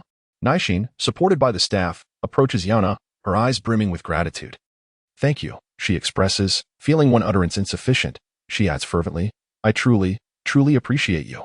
This is Nixin's heartfelt gratitude towards Yaona, and simultaneously, it serves as Comet's appreciation. The child has finally saved her mother through her own efforts. Yaona watches Nixin depart, suddenly exhaling deeply. Alas, this global pregnancy farce is nearing its end. And I feel a tinge of reluctance. She hopes that Rambai has prepared enough delivery rooms, as numerous expectant mothers are likely to go into labor tonight. As Yaona predicted, those who have passed the delivery check seem to respond simultaneously, as they clutch their bellies and rush to the hospital. Witnessing the long queue at the entrance chills their hearts. Fortunately, Ji and others received Yaona's message early and arrived to manage the crowd. Expectant mothers, please head this way. The delivery rooms are over here. The mothers line up, entering a room the size of a sports arena, where the facilities are already prepared. And the doctors are in place. Tonight promises to be a fierce battle. Curiously, the two central figures of the global pregnancy event, Wen Na and Wen Qingqiu, remain conspicuously silent. Mother Wen has arranged two separate VIP delivery rooms, one for her own delivery and another for Wen Qingqiu's arrival. However, while surrounding mothers are already in labor, the two remain inactive. Mother Wen wonders, could it be that we didn't undergo the delivery check? It seems that only those who have completed the examination are going into labor, while those who have not are still waiting in the hospital, their bellies unmoving. Should we then get the examination done? Father Wen counters, what if the child is reluctant to be born? As Yaona walks into the ward, she overhears Mother Wen's concerns and raises an eyebrow in surprise. Mother Wen likely does not know that Wen Na is her biological daughter. Yet the bond of maternal blood is immensely powerful. Even unconsciously, she feels a twinge of anxiety for Wen Na. Father Wen reassures her, how could that be? Our family is so affluent and harmonious. How could she not wish to be born? Presently, the unwillingness to be born is either due to parental issues or an excessively harsh living environment, neither of which apply to them. Yet, Mother Wen's unease lingers. It is only when the doctor informs her that Mrs. Wen in the adjacent ward has commenced her binary check that she finally resolves to undergo the examination herself. Having someone accompany her is always comforting, especially since Wen Qingqiu will undoubtedly agree to be born, possibly influencing Wen Na to do the same. Yaona follows Mother Wen toward the examination area, and just before they enter, they hear Wen Ali's boisterous voice. She even takes time to live stream while undergoing the examination. Clearly eager for fame, Qingqiu is about to have her examination. Are you curious about her choice? Of course, she agrees. No other option. Could you not flaunt your pregnancy while live streaming? Wen Qingqiu looks like a balloon. Ha ha ha, the memories of the past have resurrected.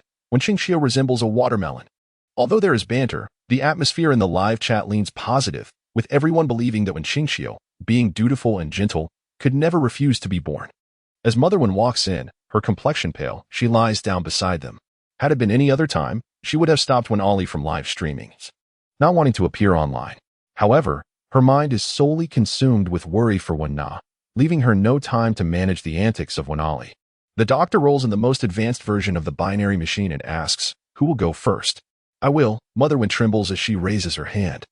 Chapter 54, Refusal to be born. The doctor wheeled an advanced device beside Wen's mother. Unlike the rudimentary binary computer from before, this apparatus towered high, its expansive screen radiating a palpable sense of cutting-edge technology. Cybernetic advancements had indeed reached impressive heights. The experts had not merely collected their fees without merit. Within a mere few days, they had upgraded the binary prenatal examination machine, enabling it not only to utilize zeros and ones, but also to rudimentarily translate the language of the fetus. In simpler terms, it could now pose more complex inquiries to the unborn child. A cold metallic probe was placed upon Wen's mother's abdomen, sending an inexplicable jolt through her, leaving her flustered. She slightly raised her head to gaze at the screen, observing Wen Na curled up as the prenatal machine scanned her, her serene features clearly visible. The doctor instructed, do not move. The examination is commencing. Wen's mother furrowed her brow. The physician conducting the examination spoke rather brusquely, applying significant pressure with the probe, causing her discomfort. Even the unborn Wen Na seemed to frown in response. Noticing this, Wen's mother immediately voiced her discontent. Be gentle, I feel uncomfortable. The doctor's expression remained unchanged. The guidelines for the examination mandated such force to accurately detect the fetus's heartbeat. He did not ease his grip, and several times, Wen's mother felt as though the probe rolled directly over Wen Na's head. How painful it must be for such a rigid object to roll about on her tiny skull. Gently, Wen's mother caressed Wen Na, attempting to soothe her. The upgraded screen was no longer a mere display of ones and zeros. The doctor posed several questions, including, are you satisfied with your current parents? Are you pleased with your family? Based on the system's extensive data analysis, he continued, your future life is projected to unfold in this manner. As he spoke, the screen filled with a chaotic array of numbers, incomprehensible to the onlookers. Was it satisfaction or dissatisfaction? The doctor's demeanor was as unyielding as that of a statue, devoid of any discernible emotion. In the adjacent hospital bed, when Ailey, typically boisterous, had quieted down, turning the camera of her live stream towards Wynn's mother, reveling in the spectacle. After all, a prenatal examination that could determine the fate of a life was far more gripping than a horror film. 5 minutes later, the examination concluded, and Wynn's mother exhaled a quiet sigh of relief, gently lowering her specially tailored silk blouse to envelop her abdomen softly. "Doctor, when can I schedule the surgery?" she inquired. "Immediately," he replied, extracting a sheet of paper from the cart and presenting it to her, light as a feather. Upon closer inspection, the large print of the miscarriage consent form nearly caused her to faint. Fearing the possibility of being forced into a termination while unconscious, she pinched her thigh, the pain bringing a faint flush of color to her pale skin, due to her refusal to bring the child into the world. The latest regulations mandated respect for the fetus's right to be born, necessitating the procedure. The doctor maintained his cold demeanor, as if taking a life was merely a mundane aspect of his job. Wynn's mother felt on the verge of collapse, tears mingling with her cries of indignation. How could she possibly refuse to be born? "It must be your tone. Your rudeness has made her unwilling to enter this world, and your examination was excessively rough. Naturally, she feels discomfort." Yaona stood nearby, observing Wynn's mother's impending breakdown with an expression devoid of emotion. How intriguing. Until this examination, Wynn's mother had aligned herself with the proponents of freedom of birth, confident in her position atop the societal ladder, enjoying a life others envied. Never contemplating that her child might refuse to be born, she had failed to comprehend the anguish of those pregnant women who had broken down when their children rejected life. She thought, if she could not provide a better life or be a good role model, why not let the child depart? Wynn's mother had even deemed those who illegally underwent multiple examinations and forcibly delivered their children as outrageous, believing they were failures unwilling to accept reality.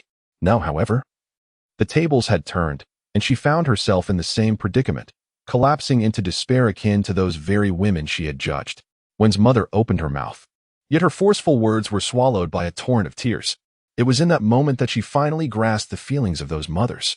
This doctor, a stranger to her baby, was the one posing questions, only to inform the mother that her child did not wish to be born. Why should this be? And why was there but a single chance at life and death? The fetus knew nothing. What if the air conditioning was too cold today? Or the doctor mismanaged the examination? Or the mother caught a cold, causing the fetus to decline life? This prenatal examination was a farce. The variables were too numerous. It should not exist in this world. Wynn's mother shouted in despair, "I want a different doctor." "I'm sorry, madam," the doctor replied, his indifference unwavering. He had encountered too many hysterical mothers and had grown numb to their plight. The law dictates that all pregnant women may only undergo one examination. Otherwise, they face a 3-month prison sentence. "But it is your excessive force that has caused Wynn not to refuse to be born," the mother exclaimed. The doctor scoffed, "Madam, if your child refuses to be born merely because I was too forceful during the examination, it indicates her inability to withstand pressure, suggesting she lacks the capacity to live well in this world." He produced a form detailing the results of Wynn's recent prenatal assessment. From the chart, it was evident that her refusal to be born was not due to the doctor's actions. Your fetus scored high on parental genetics and family environment. Yet she rated familial relationships poorly. It appears your child is deeply deprived of affection, prioritizing love from her family above all else. She believes you do not love her. Thus, she chooses not to be born. Perhaps you should reflect on your own actions, Madam Wynn. The doctor left the chart with Wynn's mother and exited the room to reset the data. Clutching the incomprehensible sheet, her expression was one of helplessness. How could I not love her? Suddenly, thoughts of the true identity of her daughter flickered through her mind, accompanied by the shameful visage of her past reproaches. Had she truly never loved her own flesh and blood? What had she been thinking, blaming her daughter for the child of another woman? Wynn's mother's tears of regret were broadcasted live, captivating all viewers. What a noble lady she appeared to be, yet here she was, on the brink of losing her child due to a prenatal examination, a poignant realization for the audience. Meanwhile, when Ailey and her partner exchanged sardonic remarks, a child with a poor temperament is bound to refuse to be born over trivial matters. How much is love worth? Who would love you if they had money? When Ailey chimed in, indeed, this is merely poor genetics, lacking intelligence. Our Ching Chio surely thinks more clearly. The audience, swayed by their comments, shifted from sympathy for Wen's mother to condemnation of the unborn Wen Na. Is this person foolish? The Wen family has such a favorable background, and she chooses to abandon it. If I were to die and be reborn, would I have a chance to inhabit Wen's mother's womb? I've seen enough of these ungrateful children. Let me witness the choice of the goddess Qingqiu. The audience's anticipation for when Qingqiu's prenatal examination reached its zenith. It was now your turn for the examination. The same doctor approached with the machine, his face suffused with a faint air of despondency. A unique aura characteristic of the overworked. When Ollie caught a glimpse of the tearful Mrs. Wen and felt a fleeting urge to request a different doctor, though she cooperated with her husband in making grand pronouncements in the live stream. She harbored concerns that when Qingqiu might refuse to be born due to the doctor's brusque handling. When Ollie was genuinely pregnant, her husband, Da Zhuang, was reluctant to accompany her for the checkup, had it not been for the desire to bask in the warmth of Wen Qingqiu's live stream. He would have adamantly avoided entering a room for women's examinations. Darling, shall we consider a different doctor? What do you mean by a different doctor? Why are you making this so complicated? Hurry up and get on the table. Please lie down. The doctor maintained his indifferent demeanor, even more methodical in his approach than with Mrs. Wen, as he placed the metallic probe on Wen Ali's abdomen and swiftly conducted the scan. The same questions emerged, but the intervals between them were markedly quicker than with Wen Na. Almost as soon as one question was posed, another followed. The doctor paused briefly and remarked, "It seems the young lady has already formulated her answers, hence the swift progression of questions." Wow. As expected of Qingqiu, she had the answers ready in her mind. My goddess is truly wise. It was incredibly fast. It feels like she scored well on each question. Qingqiu must be eager to make her grand entrance, despite her dissatisfaction. When Ollie found solace in the comments within the live stream and endured with patience.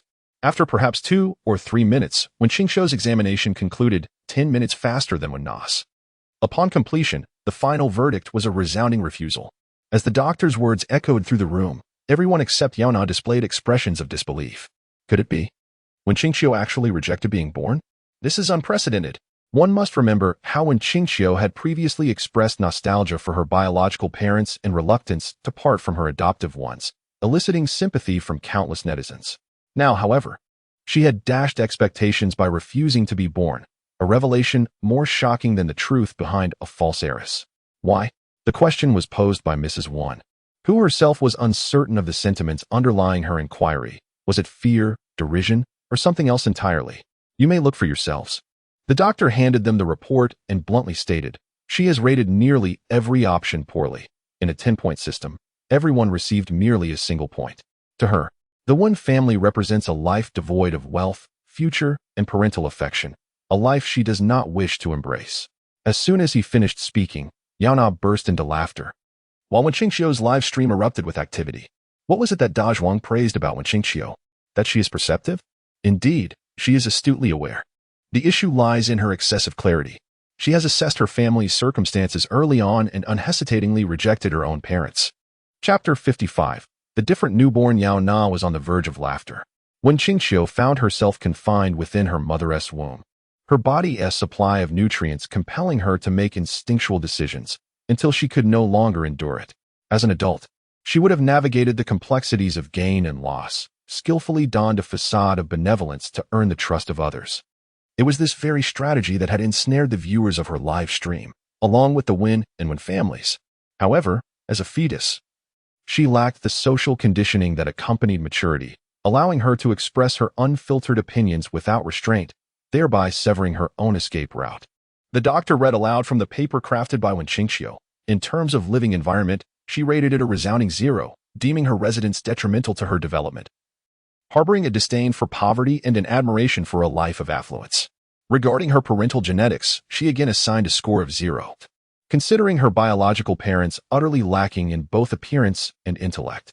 When it came to familial values, her verdict remained a 0, as she perceived the family dynamics as poor, selfish, and rife with conflict. Each category had a maximum score of 10, and it was noteworthy that Wen Na had nearly awarded her parents full marks. Save for the values category, where she lightly bestowed a mere 4 points, falling short of a passing grade. Thus, the doctor concluded that Wen Na placed great importance on values, which was the primary reason for her reluctance to enter the world. When Qingqiu's dissatisfaction was palpable, she had never contemplated being born into such a family. Of course, the doctor, whether to absolve Wen Qingxiu or to further discomfort the couple, added, based on system-generated data. The difficulty level of a child from the Wen family navigating life was rated a 9 out of 10. Projections indicated that she would be forced to lose her family during infancy, become displaced, and upon reaching school age, would grapple with the harsh realities of life. Often beset by criminal harassment in a dilapidated neighborhood, awakening to the sounds of robbery at night, she would have to tread carefully to survive her adolescence. And as an adult, her lack of opportunities would confine her to menial jobs, likely involving selling her body or blood. With a 90% chance of being extorted by her biological parents, leaving her paycheck snatched away before it even reached her hands for their vices. The cyber data did not deceive. This was a life rated at 9 in terms of difficulty, and when Na approached it with trepidation, only to be scorned by her biological mother for not being exceptional enough. The mere fact that she could survive was an achievement in itself. Perhaps everyone present recognized this truth, as Wen's mother suddenly let out a more profound wail, more sorrowful than Wen Na's refusal to be born. After a brief moment of shock, when Ali and her husband grasped the gravity of the situation. Damn it. It's your fault for not being a good mother that Wen Qingxiu refuses to be born. De Zhuang grabbed Wen Ali by her hair, yanking it with such force that clumps of her dry curls fell out, causing her to grimace in pain. Not one to back down. She retaliated by pulling at his hair with equal fervor, strands falling away in clumps. You think you're so great? Don't think I don't know you've been sneaking around with the Wen family maid, you rotten cucumber. The couple found themselves brawling in the hospital room. Livestreamed for all to witness. My goodness. Though they had previously exhibited signs of inhumanity, they had at least pretended to be civil before the audience. Now that Wen Qingxiu had rejected her birth, their future wealth and status dissipated, and they shed all pretense. With punches and kicks exchanged, De Zhuang targeted Wen Ali's belly, both striking with reckless abandon. After all, this child was deemed worthless. Viewers in the live stream were left in shock. Wow. The life predicted by big data has come to fruition in an instant. A classmate of mine comes from a single-parent, impoverished household, and her child's life difficulty rating is only 5. I can't imagine what a rating of 9 would entail in a 2-parent family. Isn't it ironic? Wen Qingxiu's previous posts didn't convey this sentiment. She claimed she would rather live in a poor but close-knit family, leading a simple life, than be in the Wen family, constantly anxious about her identity being exposed while desperately trying to play the role of a young lady. Online, poor yet close-knit. Reality, all zeros. Thank goodness fetuses can't speak, or the expletives for those zeros would be abundant. The examination room descended into chaos. Some cried, others fought, while the doctor's expression grew increasingly morose. There was, however, one last resort.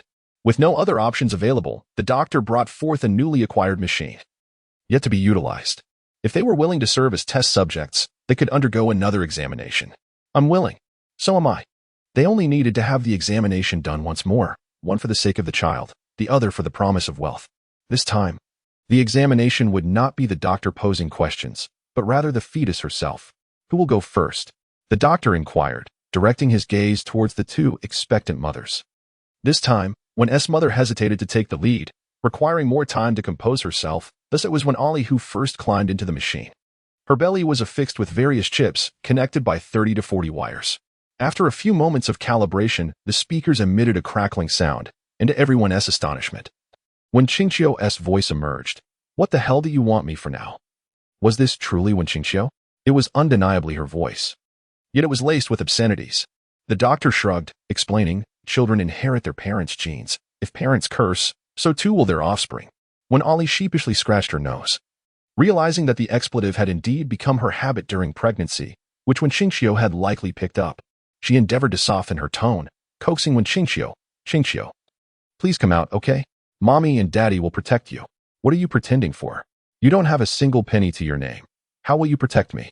And compared to your miserable home, I much prefer the Wen family mansion. That's the life I aspire to. Hearing this, Wen's mother nearly choked.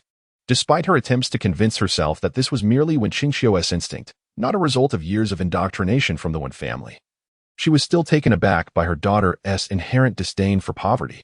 This was Wen Qingxiu, the girl she had nurtured for 18 years? How could someone who had feigned benevolence for so long possess such contempt for the impoverished? It was utterly terrifying. Wen Ali was equally stunned. She hadn't anticipated Wen Qingxiu to be so obstinate.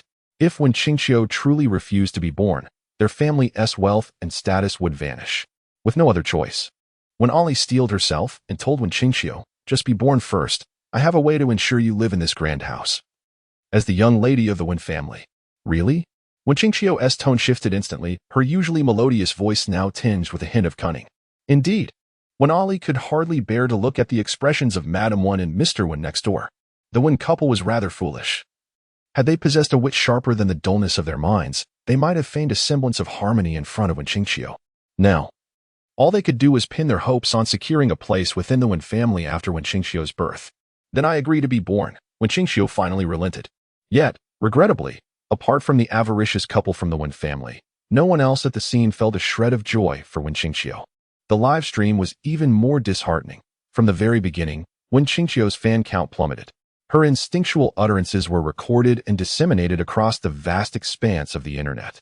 Since she had agreed to be born, preparations for her delivery commenced. The doctor urged Wen Ollie to leave, eager to distance themselves from the family. The Wen parents departed with a sense of satisfaction. Finally, it was time for Madame Wen. Taking a deep breath, she climbed onto the examination machine.